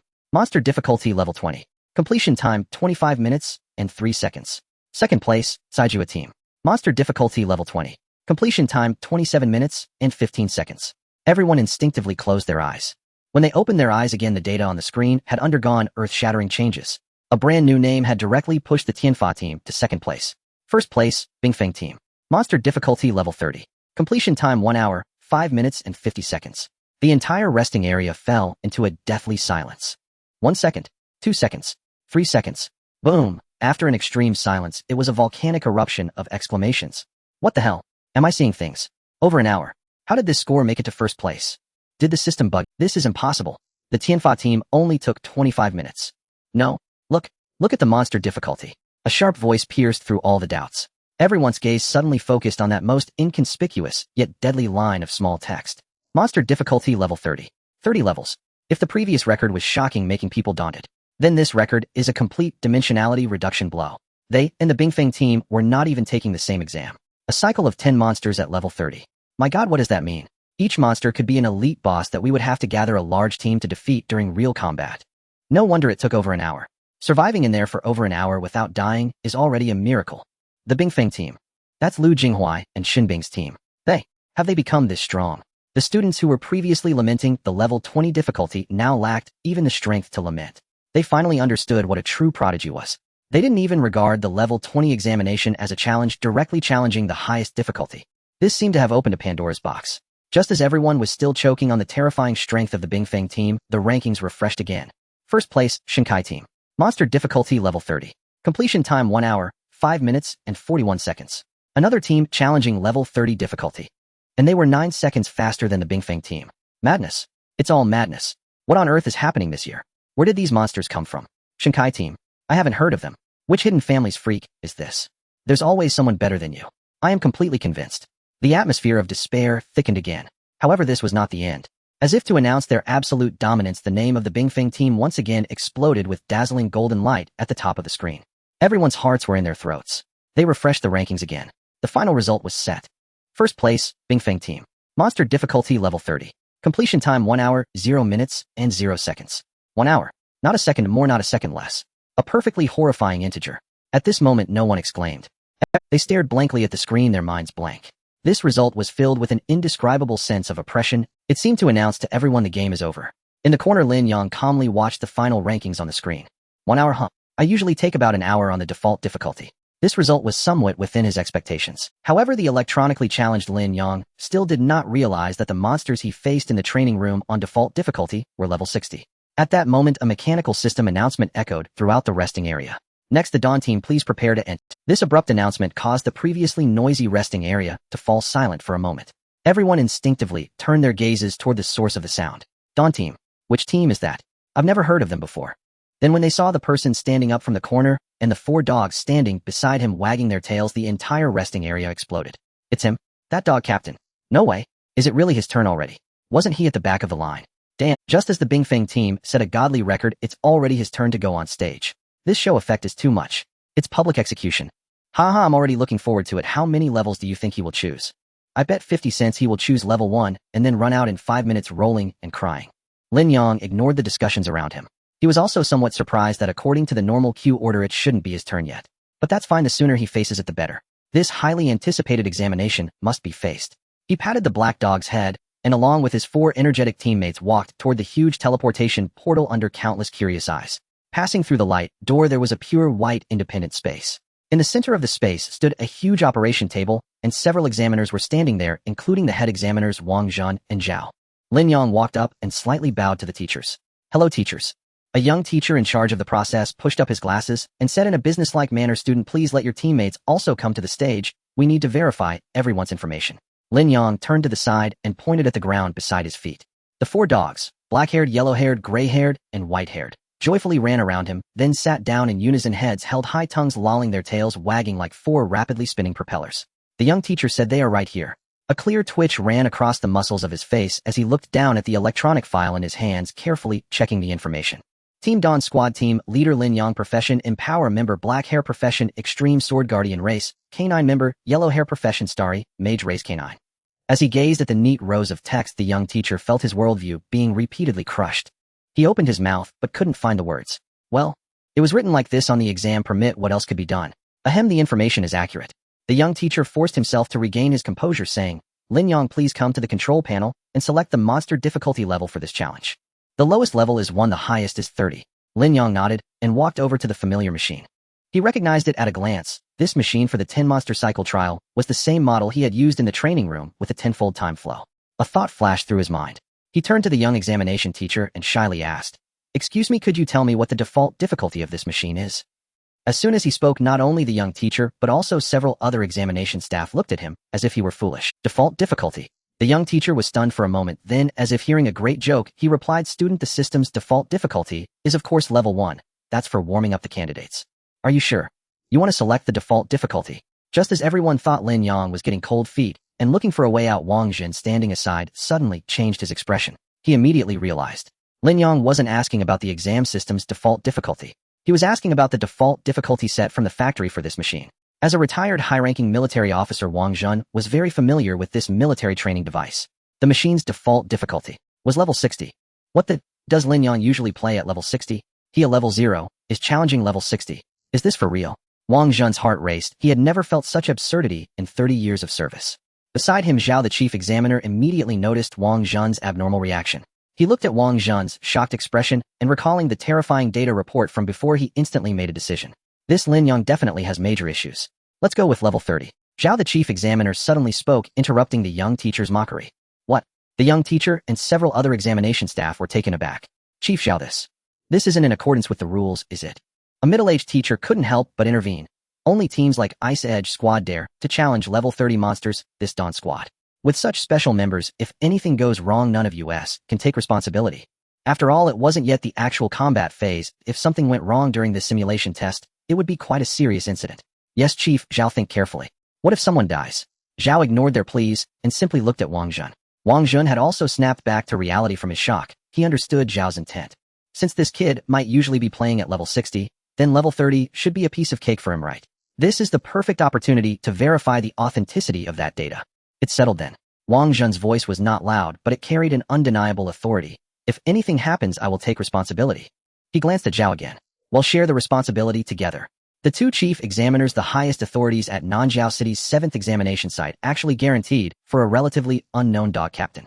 The other teachers were baffled. What's up with Chief Wang and Chief Zhao today? They seemed a bit insane. They looked at Lin Yang, then at the 4 dogs still wagging their tails, completely unable to understand. What are you still dawdling for? Wang Jin scolded the young teacher. Execute the order. Yeist. The young teacher dared not ask further, his fingers trembling as he entered commands at the control panel, directly locking the challenge difficulty at the highest level. Difficulty selected level 30. The trial is about to begin. Please have all team members enter the designated area. Countdown, 10, 9, 8. A cold mechanical voice echoed, and several teachers quickly exited the venue, leaving Lin Yang and his 4 partners behind. Let's go. Lin Yang patted Blackhair's head, leading them into the center of the pure white space. A flash of light enveloped them, and the surrounding scenery instantly transformed. They found themselves in a massive circular coliseum. Inside the monitoring room, the atmosphere was terrifyingly tense. Wang Jun and Chief Zhao, like 2 statues, fixed their gazes on the monitor. Old Wang, do you think he can really do it? Chief Zhao still seemed uncertain.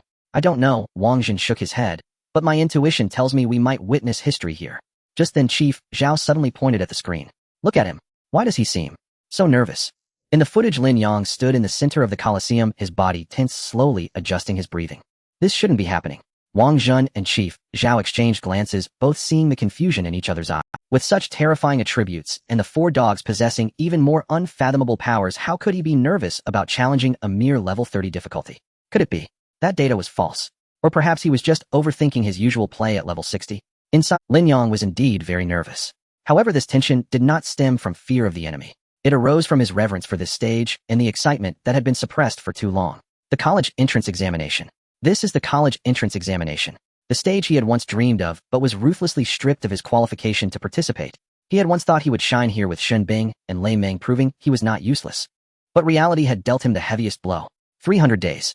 In the training room, with a tenfold time flow, he had endured hellish days and nights. Burdened with a staggering debt of over 100 million, enduring the ridicule and disbelief of everyone, he had clung to the 4 most loyal companions. All the sweat, all the endurance would be put to the ultimate test today, right here. He was not trying to prove anything to anyone. He just wanted to seek justice for himself, for the Dawn Squad, and for the persistence of these 300 days. Lin Yang slowly exhaled, the tension and excitement in his chest transforming into a boiling battle intent. He turned and looked at the black-haired, yellow-haired, gray-haired, and white-haired companions standing proudly beside him. Give it your all. His voice echoed in the expansive coliseum. Prove our Dawn Squad. A woo. Woof woof. The 4 dogs seemed to understand his declaration simultaneously, letting out earth-shattering howls, their voices rolling like thunder filled with killing intent. The cold mechanical voice echoed over the arena. Before the words faded, 3 menacing monsters materialized from the air, their forms twisting in the light. One was a rock troll standing 3 meters tall, covered in thick rocky armor, wielding a massive stone shield. Another was a lithe creature, its claws glinting with metallic luster, bearing its fangs, the fearsome clawed predator. The last one floated in midair, surrounded by shadowy energy, hissing incessantly, the void demon eye. Defense melee ranged. This was a standard yet exceedingly tricky combination of monsters. In the monitoring room, all the teachers felt their heart. Is this the combination for the first round? Has the system malfunctioned? A young teacher blurted out. No, it hasn't, Zhao the chief examiner replied gravely. This is the standard configuration for 30-level difficulty, testing the overall capability of the team. Any weakness in one aspect will be magnified, leading to an instant collapse. Can they handle it? This thought surfaced in the minds of all the teachers. Even Wang Zhen, who had mentally prepared himself, clenched his fists in anxiety. He knew Lin Yang was strong, but this textbook triangular formation was extremely demanding on teamwork and time. However, in the arena, Lin Yang had not yet given any commands. The moment the monsters appeared, the Greyford shadow step, its form transformed into a faint gray shadow, disregarding the distance and space, directly appearing beside the floating void demon eye. Fast. Incredibly fast. The onlookers in the monitoring room saw only a blur.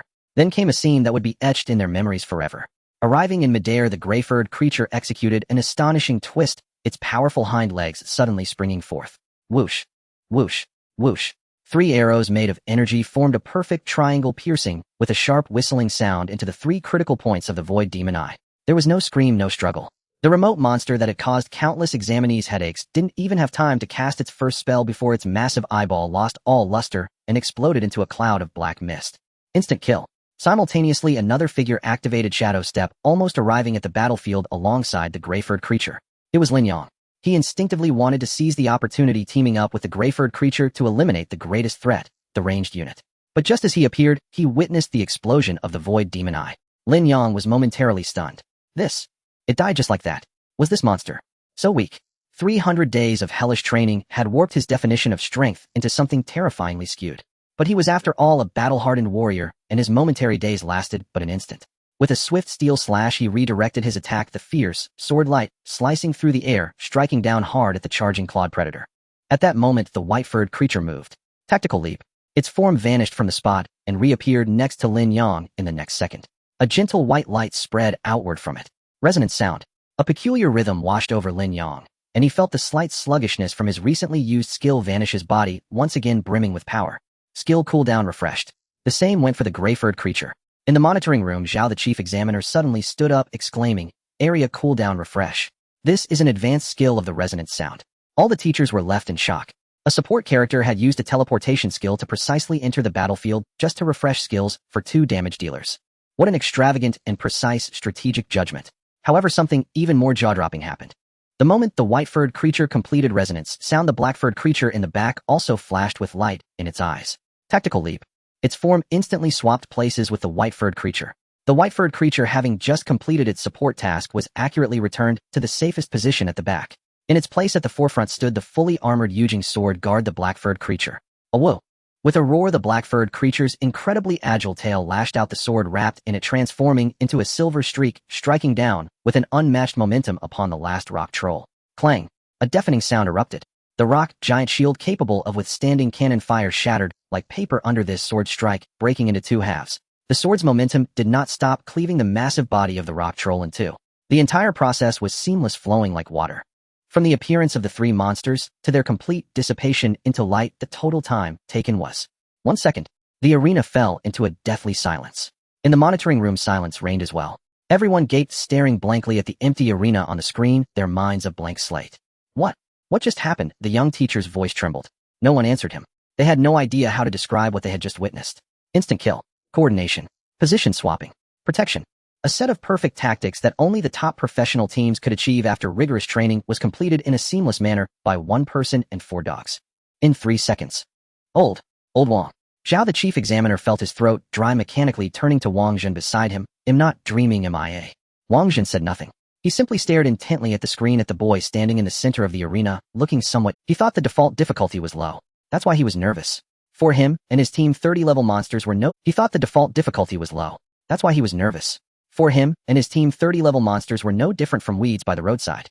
This realization made Wang Zhen, a battle-hardened retired officer, used to storms, feel a chill run down his spine. What kind of monster is this? In the arena, Lin Yang slowly exhaled. He looked at his four partners who were wagging their tails with expressions of praise me, and a surge of indescribable pride welled up within him. The 300 days of hardship, the 300 days of exhaustion, all felt worthwhile in this moment. He raised his head as if he could see through the walls to the astonished faces in the monitoring room. This is my answer. This is our Dawn team's answer. First round completed, time taken 1 second. The second round is about to begin. The cold mechanical voice sounded again. In the monitoring room, Wang Jun snapped back to reality, turning to the exam staff beside him, issuing an order in an unchallengeable tone. Open the recording permissions. Connect to the military line. I want a live broadcast of the entire process. The young teacher was startled by Wang Jun's shout, rushing clumsily to the other side of the console, where the ports for external communication and video recording permissions were located. Connect to the military's dedicated line. Chief Wang, this requires an S-level authorization code. I don't have that permission. Use mine. Wang Jun pulled a black metal card from his pocket and tossed it over. Hurry. No time for nonsense.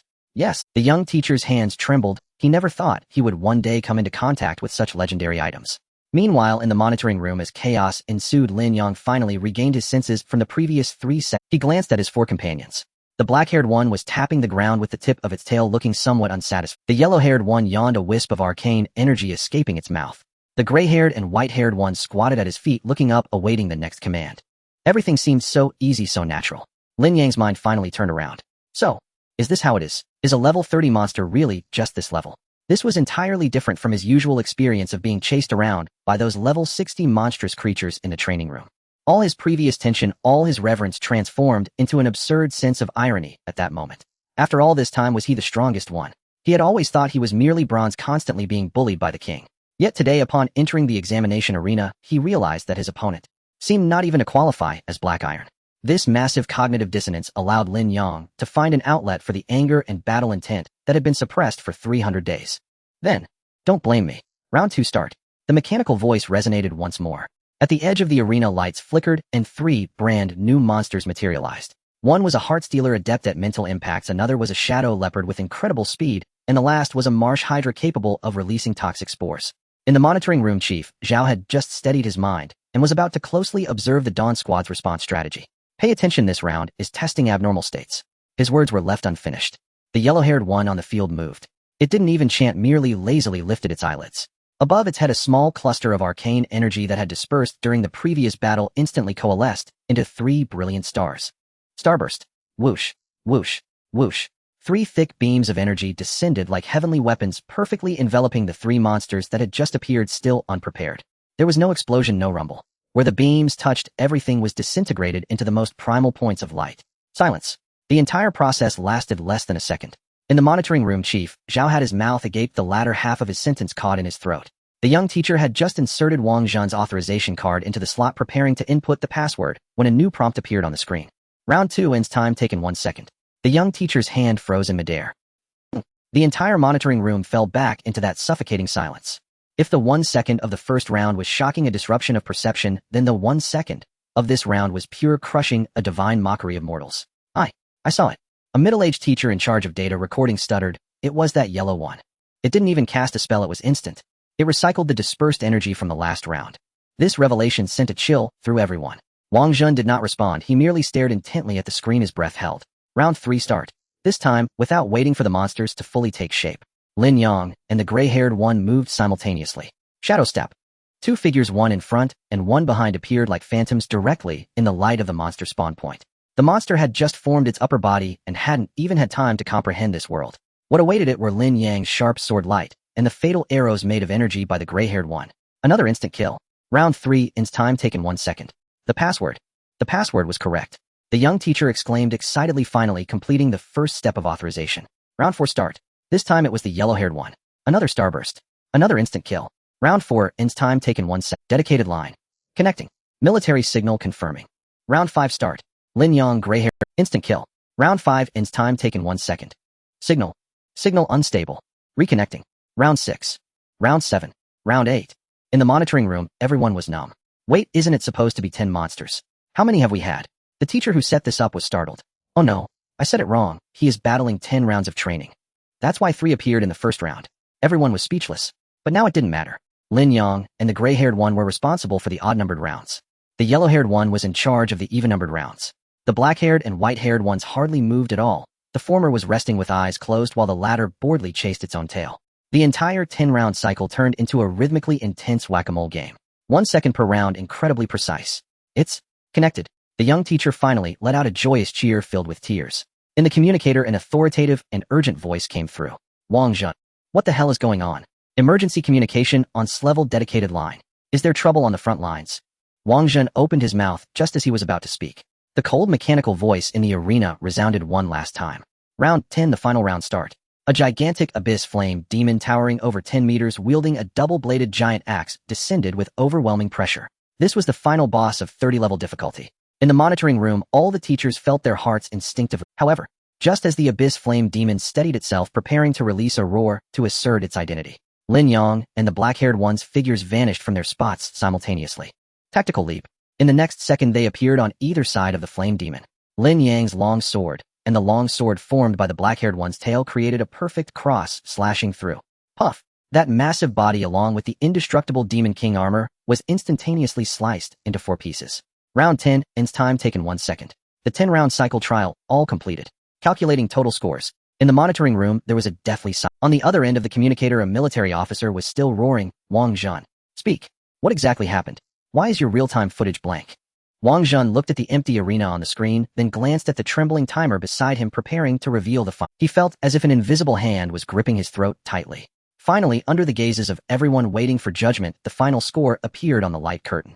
Final score: Dawn Squad Monster Strength Level 30 Completion, Time 10 Seconds Project, 10-round cycle. The authoritative voice in the communicator continued to roar, tinged with an increasingly palpable impatience and agitation. Wang Jun. Speak up. What on earth happened? Why is your real-time feed blank? Is the signal being jammed? Wang Jun opened his mouth, his throat feeling as if it was stuffed with a ball of scalding cotton, unable to utter a single word. Wang Jun. I'll give you 3 more seconds.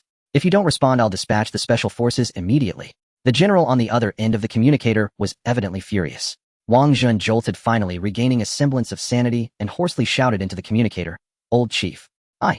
Beep. Before he could finish, the line was met with a busy signal. On the other end, the call was disconnected. In the distant military command center, a middle-aged man with a stern face who bore the weight of a general set down the communicator, his brow furrowed. What is going on? He muttered to himself, pulling up the external surveillance of the 7th examination site in Nanjiao City. Everything appeared normal with no signs of energy fluctuations or conflicts. Forget it. No matter how serious it is, it can't compare to the matter at hand. The general's fingers lightly tapped on the table as his gaze shifted to another large screen.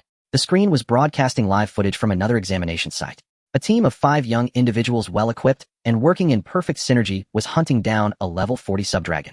Each of their movements displayed a strong military combat style, clean, efficient, and lethal. This was the real target of his attention today, the elite squad secretly cultivated by the military with immense resources. They had only one mission: to emerge as the top scorer in this year's college entrance examination, showcasing the absolute superiority of military training methods to society and even the world. A cold smirk appeared at the corner of the general's lips. Now this is an assessment. Those other people are just playing house. He picked up another internal phone and directly dialed the education minister's private line. Oldly, it's me. I have a small suggestion regarding this year's college entrance examination. Shouldn't we also consider those who received guaranteed admissions and the reserved spots for special institutions and programs? How about letting them participate in the unified practical assessment? Don't give me the rules. This year is the fiercest year. Aren't rules meant to be broken? Perfect. Let's find a few decent stepping stones for my soldiers. Let those geniuses hiding in their ivory towers see some blood. It's settled then. After hanging up, the general looked back at the military squad on the screen, his face revealing an expression of anticipation. This year's college entrance examination is bound to be lively. In the 7th examination site inside the surveillance room, Wang Jun felt completely dazed after the call ended. The old chief definitely wouldn't blame him, but it would be inappropriate for him to call and push for answers. After all, he didn't even know what the old chief was truly thinking. It's better to send an internal email. But this inexplicable action of his would definitely be noted down. Old Wang. This. Chief Zhao beside him also wore a bewildered expression. Wang Jun waved his hand. He wasn't in the mood to think about how to explain things to the old chief. His mind kept replaying those shocking 10 seconds. 1 round 1 second. Was this purely a numerical suppression? No, it seemed to be more than that. Chief Zhao, as if seeing through his thoughts, spoke hoarsely. Did you notice that teleportation skill? I noticed. Wang Jun nodded blankly. Not just noticed. In the first round, that gray scout dog and Lin Yang himself used it to cut through the backline. Then the white support used it to enter, precisely refreshing their skill cooldown. After that, the black swordsman even completed a tactical swap with the support, bringing the support back to safety. Finally, in the ultimate boss battle, Lin Yang and that black swordsman used it to execute a perfect pincer attack. Was this really just one skill? This was clearly a mature and astounding tactical system. In this team, almost everyone, even the dogs, possessed this seemingly bug-like displacement skill. How could this be possible? This is downright unbelievable. I have truly seen the extraordinary. Wang Jun, who had lived for 60 years and seen countless talents and monsters, was utterly shattered by everything happening before his eyes, his understanding of this world completely obliterated. Creak. At this moment, the gate of the trial arena slowly opened. Lin Yang, along with his 4 companions, walked out from a pure white light curtain. He exhaled deeply. So thrilling. I have never felt this exhilarated before. 300 days of hellish training and the torment of level 60 monstrous creatures had led him to develop a false perception of his own strength. He had always thought of himself as weak, struggling on the brink of life and death. It was only today that he truly understood how terrifying the person stepping out of that training room was. The feeling of being able to tear the enemy to shreds with a mere gesture sent every cell in his body into an All the teachers in the surveillance room instinctively stood up, their movements rigid as they stared at the boy who walked in. The atmosphere was painfully awkward. Wang Jun took a deep breath, forcing himself to calm down. He knew that today's incident absolutely could not end like this. This Lin Yang, the secrets he harbored might be greater than anyone imagined. He strode out of the surveillance room, blocking Lin Yang's path. Student Lin Yang. Wang Jun's voice carried a hint of a complex emotion that he himself was unaware of. Lin Yang stopped and looked at him calmly. The black-haired ones also halted, quietly sitting behind Lin Yang, with only their occasionally wagging tails betraying their current good mood. Chief Wang. Wang Jun looked at Lin Yang's calm face, a belly full of questions, yet he was unsure where to begin. Should he ask why he was so strong? Should he inquire why his dogs could teleport as a team? Should he ask if he was truly fighting level 60 creatures regularly? These questions were entirely inappropriate to ask in front of so many people. Moreover, today was the college entrance examination, a crucial event under national scrutiny. He couldn't let one person delay the time of all the examinees. Wang Jun remained silent for a moment, finally pulling out a specially crafted black card from his pocket and handing it over. Your performance was outstanding. Wang Jun chose his words carefully. Time is tight today, and some matters are inconvenient to discuss in detail. This is my private contact information. Please reach out to me after the college entrance examination concludes. His demeanor was exceedingly serious. I have many questions I wish to discuss with you privately. The surrounding teachers were. Who exactly was Wang Jun? A retired military bigwig, one of the highest authorities in the Nanjiao City examination site. And he was actually taking the initiative to give a student his business card. And it was a personal card. This treatment was something even the Ice Edge Squad's Lu Jinghuai would never receive. Lin Yang glanced at the card, but did not immediately take it. He simply stared at Wang Jun. Is my score valid? Wang Jun was taken aback, then smiled wryly. Of course, not just valid, it's overwhelmingly valid. In 10 minutes, this score report will probably be on the desk of the highest military officials. Upon receiving a positive response, Lin Yang stretched out his hand to accept the card. All right, thank you, teacher. He nodded, not saying another word, and turned to lead his 4 dogs toward the rest area outside the examination venue. Lin Yang emerged from the trial ground with 4 dogs, stepping into a bustling waiting hall. Almost all the candidates had completed the first round of attribute tests, and at this moment they gathered in groups, their faces reflecting the relief of having survived or the excitement of their results, making the entire hall buzz like a kettle boiling. At the same time, they were also keeping a close eye on the scoreboard for the second round. Quick look, the ranking board has been updated. Huh, what are those staff members doing? What's going on? Why are the top 5 names blacked out? A gasp drew everyone's attention to the enormous light screen in the center of the hall. That was the real-time ranking board for candidates in Nanjiao City, and at this moment the top 5 names were completely obscured by 5 thick black bars, making it impossible to see which teams they belonged to. What the heck, what's happening? Is there a bug in the system? It's not a bug. I just heard the exam supervisor say that it's an urgent notice from above. A well-informed candidate immediately began to flaunt the insider information he had heard. It is said that a super strong team from the Demon City aims to be the national champion this year. They reported to the Ministry of Education, claiming that this public announcement of results would prematurely leak their team's tactics and personnel configurations, making them vulnerable to being targeted by top teams from other cities in the upcoming Secret Realm battles. Upon hearing this, the crowd erupted in an uproar. A team from the Demon City reporting. Can they do that? Of course. Why not? The well-informed candidate wore an expression of "You are too naive. They have a powerful background, and it's said they even have military connections." The Ministry of Education couldn't withstand the pressure and had to make a temporary decision to encrypt and hide all information about the top 30 teams in the national rankings. The top 30 in the nation? Wait, are you saying that those 5 black bars from Nanjiao City represent 5 teams that made it into the national top 30? Once this question was raised, the entire hall fell silent for a moment before bursting into even more fervent My heavens, 5 teams. Is Nanjiao City really that formidable this year? Are we about to take flight? Is Nanjiao City on the verge of becoming the top city in the National College Entrance Examination? Incredible. Guess which 5 teams they are. The Ice Edge team must be one of them. They are the best in Nanjiao. My heavens. 5 teams. Is Nanjiao City really that formidable this year? Are we about to take flight? Is Nanjiao City on the verge of becoming the top city in the Wildfire team? The Grey Wolf team? What are you talking about? Wildfire was eliminated long ago. The students discussed excitedly, their youthful faces filled with pride and exhilaration, as if they had a share of the credit hidden within those 5 black bars. Lin Yang with his 4 dogs in tow walked past the crowd listening to the discussions with a blank expression. Rankings. He couldn't be bothered to look. After those earth-shattering 10 seconds, he finally had a clear understanding of his and his companion's strength. In this assessment, monsters appeared one round after another. No matter how strong, one still had to adhere to the basic rules. 1 round per second was already the fastest speed achievable under this rule in the physical realm. There was no way any team could be faster than him. Confidence surged within him. Thus one of those 5 black bars must surely belong to the Dawn team. With this thought, Lin Yang's mood inexplicably lifted a little. He led the black-haired dog and found a corner with few. The 4 dogs were very quiet. The black-haired one closed its eyes to rest. The yellow-haired one lay on the ground, napping. The gray one vigilantly observed the surroundings, while the white-haired one affectionately rubbed its head against Lin Yang's calf.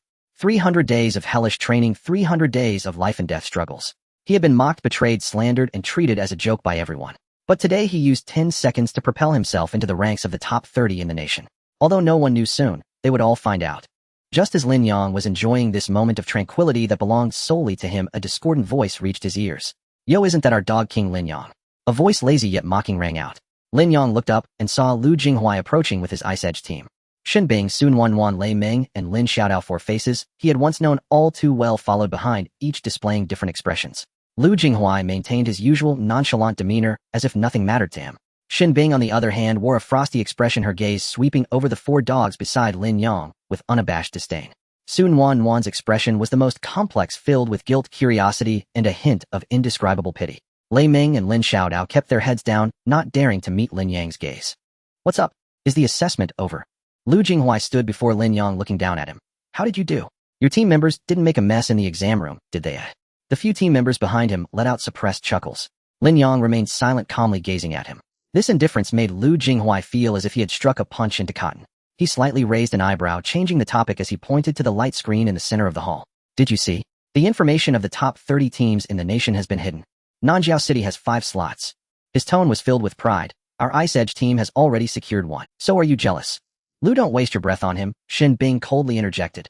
Is it worth discussing with someone who got his exam qualification by groveling? She still believed that Lin Yang had earned his chance by selling himself to some executive. Sun Wanwan tugged at Xin Bing's sleeve, softly advising, Bing Bing, don't say that. Am I wrong? Look at him, he probably got eliminated in the first round and is now hiding here feeling sad. Finally, Lin Yang moved. He slowly stood up, brushing off the dust from his pants. Then, without even looking at those people, he took the dogs and turned to leave. Ever since his strength was proven, he had little desire to engage in verbal sparring. Otherwise, even the 5 idiots combined wouldn't be able to insult him. He wasn't in the mood to play house with this group. Stop. Lu Jinghuai's voice darkened. I'm talking to you, what kind of attitude is that? Lin Yang halted, turning halfway around, finally looking him in the eye. My attitude depends on the content of your speech. If you're here to ask about my results, Lin Yang's lips curled into a faint smile, then I advise you not to ask. I'm afraid your fragile pride might shatter on the spot. Shit that. These 2 words floated lightly from Lin Yang's lips, yet they detonated like 2 heavy bombs, instantly plunging the noisy hall into a deathly silence. All the students around who were still discussing the rankings halted their chatter, turning their heads stiffly to look this way. The lazy smile on Lu Jinghuai's face solidified inch by inch. He couldn't allow Lin Yang to call him that every time. This title was almost being shouted privately. His father's name would be solidified. Behind him, Lei Ming's honest face instantly turned the color of pig liver, veins bulging on his neck and the knuckles of his palm cracked as he clenched his fist, stepping forward, causing the ground to tremble. You're asking for death. Lin Yang didn't even look at him, merely gazing calmly at Lu Jinghuai. Gur. Gur. The 4 dogs squatting behind Lin Yang emitted deep warning growls. The black-haired dog slowly stood up, the yellow-haired one shimmering with arcane light, the gray-haired one slightly crouched, while the white-haired one shrank back, behind Lin Yang, its eyes fixated on the opponent. It was a pure, beastly intent to kill. The momentum of Lei Ming charging forward was forcibly suppressed by this. Say that again. Xin Bing's voice became sharp as she could not tolerate Lin Yang treating Lu Jinghuai with such. In her heart, Lu Jinghuai was the pride of heaven, a future powerhouse, while Lin Yang was merely an abandoned waste, a pitiful creature, trading his dignity for opportunities. Why did he have the right? Lin Yang finally shifted his gaze away from Lu Jinghuai's face, landing on the black-haired dog by his feet. He reached out, seriously patting the black dog's head. Black dog, be obedient. His movements were gentle, utterly serious. That's feces, don't eat it. Let's go home, and he'll stew a big bone for you, you'll get to eat meat.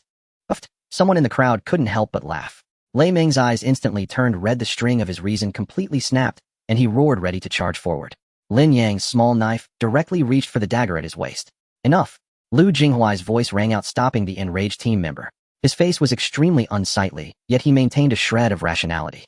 This was the examination hall filled with exam officials and surveillance. Any action taken here, regardless of right or wrong, could lead to the cancellation of their examination qualifications. It wasn't worth it for a waste. Lu Jinghuai stared at Lin Yang, hoping to discern even a hint of disguise or pretense on Lin Yang's face. But he failed. Lin Yang's face was as calm as a deep pool without any ripple. That tranquility was not an act, it was an innate indifference to everything. This was strange. Very strange. How could someone who had just gained examination qualifications through groveling a dog captain mocked by the whole school possess such confidence? Could it be that his assessment results were truly excellent? The moment this thought arose, Lu Jinghuai quickly extinguished it. Impossible. Their Ice Edge team had prepared for this assessment for a whole month. The 10 level 30 monsters they had just faced took them an hour to defeat. That was already their best performance, enough to look down upon everyone. Let's go. Lu Jinghuai suppressed his anger, coldly throwing out a sentence before turning to lead his team away.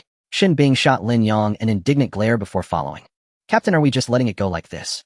Lei Ming followed behind, still muttering in dissatisfaction. Just a clown, why take him seriously? Lu Jinghuai absent-mindedly replied, his mind occupied with Lin Yang's calm face. He approached the ranking board, casually glancing at it. I want to see what assessment results this dog captain has that make him so arrogant. Lin Xiaodao chimed in, his tone filled with. The group began searching for the name of the Dawn team on the ranking board. From the last place, they moved up to the front. There was simply no mention of the Dawn team. Ha, I told you.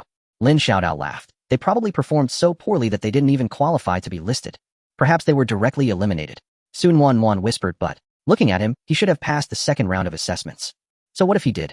Xin Bing scoffed. For this kind of assessment, as long as it's completed within the stipulated time, it counts. Even last place passes. He must have barely finished at the last second. With such results, how could he possibly make the list? This explanation was reasonable, and everyone accepted it. The doubts in Lu Jinghuai's heart dissipated by more than half. Yes, it must be this way. That guy was merely putting on a show, using a facade of calm to mask his failure. Alright, let's not worry about him. Regardless, he can't be compared with us at all. Oh, it's not worth our time to waste on him. Lu Jinghuai waved his hand, leading his team to rest while waiting for the third round to officially begin. However, for some reason, that phrase feces father and Lin Yang's calm face lingered in his mind. Until evening, all the second round assessments were completed. Candidates left the examination hall one after another, and the noisy hall gradually became empty. Yet Lu Jinghuai did not leave. He felt a growing unease in his heart, a sense of discomfort that would not fade. He had to find out. This year, 5 teams from Nanxiao City entered the top 30 nationwide, and these 5 spots were covered by black tape. He was 100% certain that the Ice Edge team was among them and must be in first place. But which teams were the others? He really wanted to see for himself. Although their information was encrypted, the highest-end decryption often requires the most straightforward methods. He saw an elderly janitor in cleaning attire mopping the floor. With a flicker of inspiration, he walked over, handing him an unopened pack of cigarettes and a few red bills. Grandpa, thank you for your hard work. Could you do me a little favor and let me in for a while? Just for a bit. The janitor glanced at the items in his hand, then at the empty hall, and silently accepted, nodding. Lu Jinghuai walked back to the center of the hall alone. He stood before the massive light screen. The highest-end encryption often employs the simplest encryption methods. The encryption method of Nanxiao City is very simple. It simply covered the top 5 with black tape. This was different from what students thought, that 5 teams from Nanxiao City had entered the top 30 nationwide. The Ministry of Education required the top 30 to be hidden. Nanxiao City probably intended to ensure that at most 3 could enter the top 30, so they physically covered the top 3, but for safety, they also hid the top 5. Lu Jinghuai gazed at the 5 glaring black strips of tape at the very top. The first place undoubtedly belonged to the Ice Edge team. There was no suspense about it. He was merely curious about the second, third, fourth, and fifth places. Would they be old rivals or new ones? He extended his hand, gently peeling back the corner of the black strip for the second place. In his eyes, he was the first, so he began to tear from the second, eager to see which lucky contender it was. The black tape was slowly revealed, disclosing white text behind it. Second place, Ice Edge team. Monster strength, level 30. Completion time, 1 hour 00 minutes 0 seconds. Lu Jinghuai's movements froze. The confidence and pride on his face instantly solidified and then shattered into pieces. Second place. The Ice Edge team is in second place. How could this be? How could they possibly be in second place? They had given their all, nearly racing against the clock to complete the test, and yet they were merely second. Then who was first? In Nanjiao City, which team could be stronger than the Ice Edge team? A chill coursed from the soles of his feet straight to the crown of his head. Lu Jinghuai's mind went blank as he crazily reached out to tear away the black tape concealing the first place. He had to see. He had to see who had stepped on their heads. However, just as his fingertips were about to touch the tape, snap. The entire hall's light curtain along with all the illumination went dark in an instant. It was plunged into total darkness. Hey kid, it's time, the system is shutting down. The doors need to be locked. The voice of the janitor echoed from afar. Lu Jinghuai stood in the pitch-black hall like a statue. The janitor had locked the doors and left. The empty space was filled only with his own heavy oppressive breathing. The Ice Edge team was in second place. Those two words felt like two red-hot irons searing painfully into his mind, causing his sanity to sizzle. How could they be second? In Nanjiao City apart from the Ice Edge team, who else was there? Who else could achieve a faster? Impossible. He couldn't think of anyone, not a single one. Wu Batian from the Wu family. Tang Jiao from the Tang family. Although those two had strong attributes, they weren't participating in the second round. As for the other teams, they weren't even worthy of carrying their shoes. So who could it be? Lu Jinghuai's mind raced frantically, going over the names of all the strong teams that could possibly appear in Nanjiao City. None. Not a single one. The feeling of being kicked off the throne by an unknown force was driving him nearly insane. He took out his phone, the screen illuminating his twisted face. He dialed one number after another. Hello Uncle Zhang, can you help me check something? Li Gu, are you asleep yet? The ranking for the second round of the college entrance exam in Nanjiao City. Yes, the encrypted one, can you? Director Wang, it's me Jinghuai. I want to ask about. On the other end of the line, without exception, there were refusals and excuses. Jinghuai, it's not that your uncle doesn't want to help you. This is a strict order from the Ministry of Education and the military. Anyone who touches it will be in trouble. Don't put me in a difficult position. Brother, this really isn't possible. Ooh, I don't have enough authority. Student Lu, please adhere to the exam room rules and do not attempt to inquire about information you shouldn't know. Bang! Lu Jinghuai hung up the last call and smashed his phone onto the ground. The screen shattered into pieces. Tonight he was destined to have a sleepless night. One of the most luxurious hotels in Nanjiao City, the Emperor's Pavilion. The Ice Edge team had booked a private room to celebrate their great victory today. The table was filled with exotic delicacies and expensive drinks, but the atmosphere was somewhat odd. Lei Ming, Lin Xiaodao, Shen Bing, and Sun Wanwan were all engaged in lively discussions, but Lu Jinghuai, sitting at the main seat, remained silent, sipping his drink with an expressionless face. Damn it, today was really too cheap for that Lin Yang. Lei Ming slammed his fist on the table, making the dishes bounce. If it weren't for being in the exam room, I would have broken his dog's legs. Lin Xiaodao chimed in darkly. Captain, that kid is too arrogant. He dared to insult you. This matter cannot be let go. Shen Bing raised her wine glass, a cold smirk on her face. What does it matter to argue with a waste? The more he acts this way, the more it shows his inner insecurity. He probably performed so poorly that he couldn't face anyone and could only rely on tough talk to regain a bit of face. She looked at Lu Jinghuai, raising her glass proactively. Jinghuai, don't get angry over such a person. We are aiming for the top 30 in the nation. He is not even in the same league. I toast to you. Lu Jinghuai slightly curled his lips as a response, draining the wine in his glass. However, the anxiety in his heart grew like wild grass, uncontrollably. Top 30 in the nation. They weren't even the first in Nanjiao City. Could he even mention this news? No. He glanced at his teammates. Lei Ming was quick to anger, Lin Xiaodao was sinister, Shen Bing was proud, and Sun Wanwan was indecisive. When things were going smoothly, each of them was better than the other, but once they faced setbacks, their willpower was thinner than paper. If they found out that they had exhausted themselves to achieve second place, while the identity of the first place was still unknown, the morale of this team would collapse in an instant. No way, absolutely cannot say it. Captain, what's wrong? You haven't spoken since earlier. Sun Wanwan finally noticed his odd behavior and asked softly. All eyes turned to him. Lu Jinghuai put down his glass, putting on a nonchalant smile again. It's nothing, just thinking about that waste, Lin Yang. He successfully shifted the topic. I just find it ridiculous that a trash who can't even make it onto the list dares to boast in front of us. It's nothing, just thinking about that waste, Lin Yang. He successfully shifted the topic. I just find it ridiculous that how naive and pitiful. His words successfully ignited everyone's emotions. Exactly. Who does he think he is? Dog Captain, haha, that nickname is so fitting. When the third round of the Secret Realm combat arrives, if we encounter him, let's see how we deal with him. Watching his teammates become united against a common enemy again, Lu Jinghuai felt no relief in his heart. He raised his glass. All right, let's not talk about that spoilsport anymore. Come, cheers to our Ice Edge team. Cheers to being first in Nanjiao City. Cheers. Everyone shouted in unison. The atmosphere was lively. Lu Jinghuai smiled, pouring the wine down his throat. The spicy liquid burned his esophagus, yet it couldn't suppress the increasingly overwhelming chill within him. First, who could it possibly be? Damn it. Meanwhile, on the other side of the city at a remote construction site, the night wind carried a taste of dust rustling a lonely tent. In front of the tent, a bonfire burned brightly. Lin Yang was crouched by the fire, skillfully turning the skewers of meat on a makeshift grill. The meat was ordinary pork belly marinated with the simplest of seasonings. As it sizzled over the flames, the fat dripped down, producing a hissing sound, filling the air with a rich aroma. Beside him, a small pot was simmering with a tofu and vegetable soup. 120 million. This hefty sum had been nearly depleted during 300 days of hellish training. Now he was almost back to being broke. But what did that matter? Money could be earned again, but strength was tangible. For dogs, black, yellow, gray, and white, sat quietly around him, eyeing the grill with eager anticipation, drool almost dripping from their mouths, yet none dared to approach for food. Don't rush, it will be ready soon. Lin Yang smiled, taking down a skewer of cooked meat, blowing on it before tearing off a small piece and offering it to the white dog. Feeding them meant no need for extra seasoning. The white dog carefully took it, blissfully squinting its eyes. Next came the gray, then the yellow, and finally the black. Equal treatment. The rain had not yet fallen, and above the night sky was tinged with yellow from the city lights.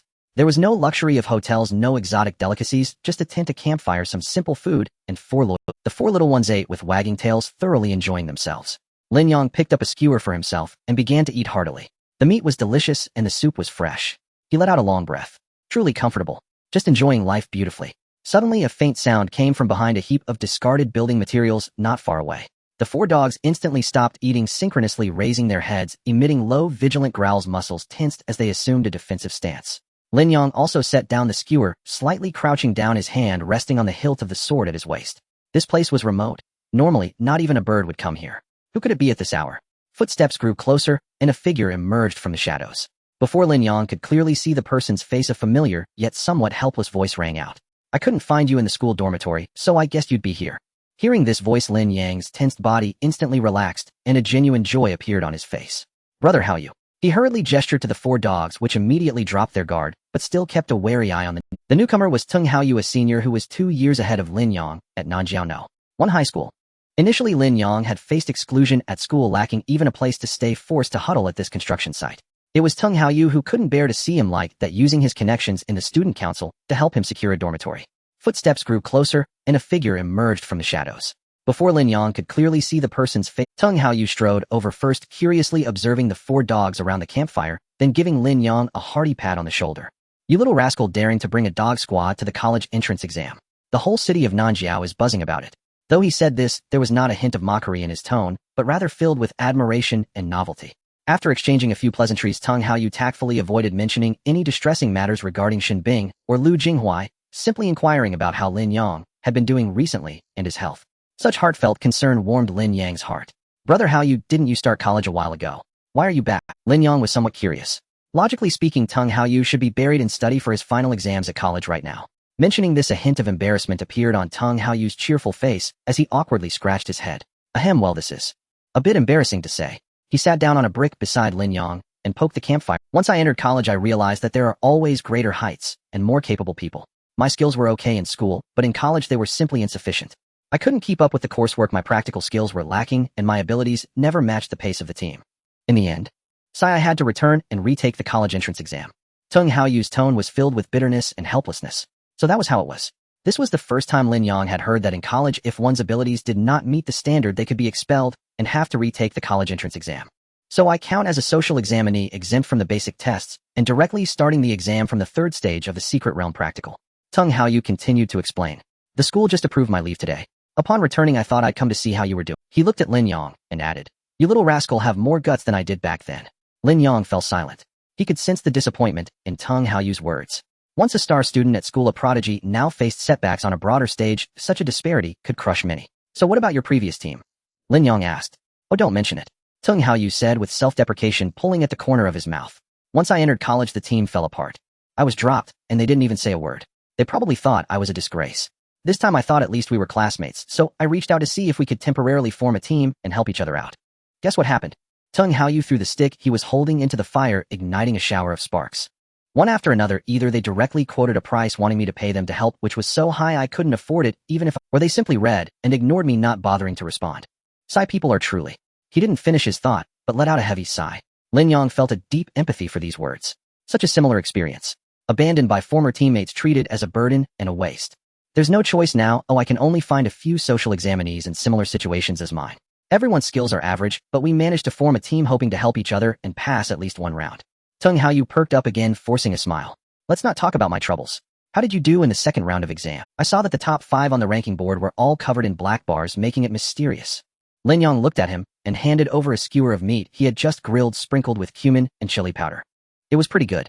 Tung Haoyu took the skewer bit into it, and his eyes lit up. Not bad at all. Come on, let's not eat here. They'll take you out for a nice meal to celebrate your successful assessment. Lin Yang glanced at the 4 little ones eagerly waiting at his feet, and shook his head. Never mind, brother Haoyu, it's inconvenient to bring them along. What's inconvenient about it?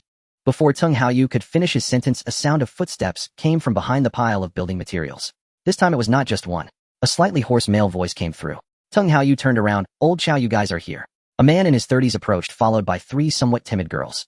The man was named Chao Xing, a member of Tung Haoyu's new team and a social candidate. He paused for a moment upon seeing Lin Yang and the four dogs. Who is this? This is my junior Lin Yang. Lin Yang, this is my teammate Chao Xing, and also Chen Jing Li Li and Wang Xiaoxiao. Tung Haoyu introduced. Chao Xing glanced at the four dogs, noticing they were quietly sitting without showing any aggression, and then relaxed, greeting the three girls behind him. Come over, it's fine. The three girls cautiously approached, curiously looking at the four dogs, especially the pure white one, which instantly captivated their attention. Wow, what a cute dog. Wang Xiaoxiao, with her lively personality, couldn't help but exclaim softly. The white dog seemed to understand the praise and wagged its tail in response. I just invited him to dinner, but he said it wasn't convenient with these guys around, Tung Haoyu explained to Chao Xing. Wang Xiaoxiao immediately chimed in. What's inconvenient about that? How about we just eat here? It's so lively. Yeah. Li Li echoed. This place is so spacious, much better than being cramped in a restaurant. Just order takeout. They'll do it right now. Chen Jing had already taken out her phone. Barbecue crayfish beer. Oh wait, we have an exam tomorrow, we can't drink. Then juice it is. Chao Xing laughed. Alright, I'll go to the nearby convenience store to buy some snacks and drinks. Those ordering takeout did so while others searched for stores. Before long, steaming late-night snacks were delivered. Everyone spread out a huge rainproof cloth on the ground, placing all the food in the center, sitting in a circle around it. The campfire crackled and the aroma of the food mingled together, dispelling the desolation of the construction site. The three girls quickly bonded with the four dogs, continuously feeding them, interacting, and having a great time. Lin Yang watched the lively scene before him, and the part of his heart that had frozen due to betrayal seemed to thaw a little. Lin Yang, don't worry about tomorrow's exam. Tung Haoyu nudged his arm. I just received the notification that the policy has changed this year. We social candidates will take the third round of the practical assessment in the secret realm together with the regular high school graduates. Lin Yang was taken aback. Together? How will the scores be calculated? Scores will still be ranked separately, Chao Xing explained from the side. But we will be in the same secret realm. I don't know what the higher-ups are thinking. Maybe they believe this will make it more lively. Tung Haoyu took a sip of juice and continued. Our team can't compare with top teams like Lu Jinghuai's, but we have enough experience and strength, which is still much better than most ordinary students. Tomorrow, just stick with us. We'll quietly guide you and ensure your safe passage. I'm not talking about top-tier academies. Finding a school will definitely not be a problem. Lin Yang's heart stirred. Can it really be this way? Chao Xing noticed his confusion and lowered his voice. You might not know this. The practical assessment in the third phase has a vast range, and the supervising teachers can't manage it all. Inside, forming temporary teams and alliances is very common. The officials basically turn a blind eye to such things. After all, this is also part of the assessment. Yes, Chao Xing nodded affirmatively. Leadership ability, organizational skills, the ability to assess the situation and find allies.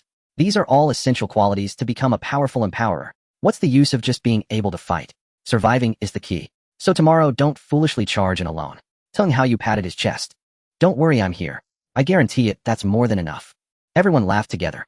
In the affluent area on the mountaintop of Nanxiao City, within a brightly lit villa, a soft wool carpet, luxurious crystal chandeliers, and a bar filled with various expensive drinks.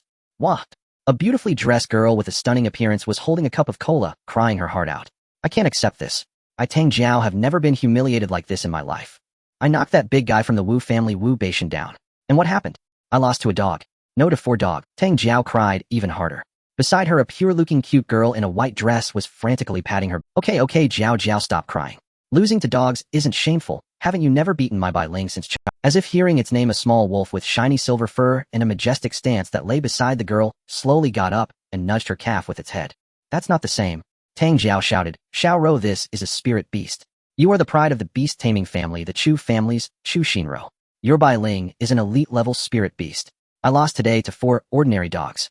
I, the proud little phoenix of the Tang family, how can I bear such humiliation from dogs? Chu Xinrou felt helpless. She looked at her friend and didn't know how to comfort her. She had heard from the Tang family about what happened during the college entrance examination test. The young lady of the Tang family, Tang Jiao, had a peak strength of 2,300, shocking everyone. In contrast, she was pressed to the ground by the power data of the 4 dogs, 3790, 3650, 3910, and 3722. If this news got out, it would indeed be a blow to her self-esteem. Don't stop me. Let me get completely drunk. Tang Jiao raised her glass. Jiao, you can't get drunk drinking cola. Chu Xinrou reminded her.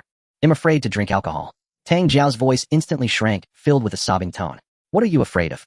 Our ancient martial arts family and beast-taming family's children don't have to take this unified college entrance examination. That's right.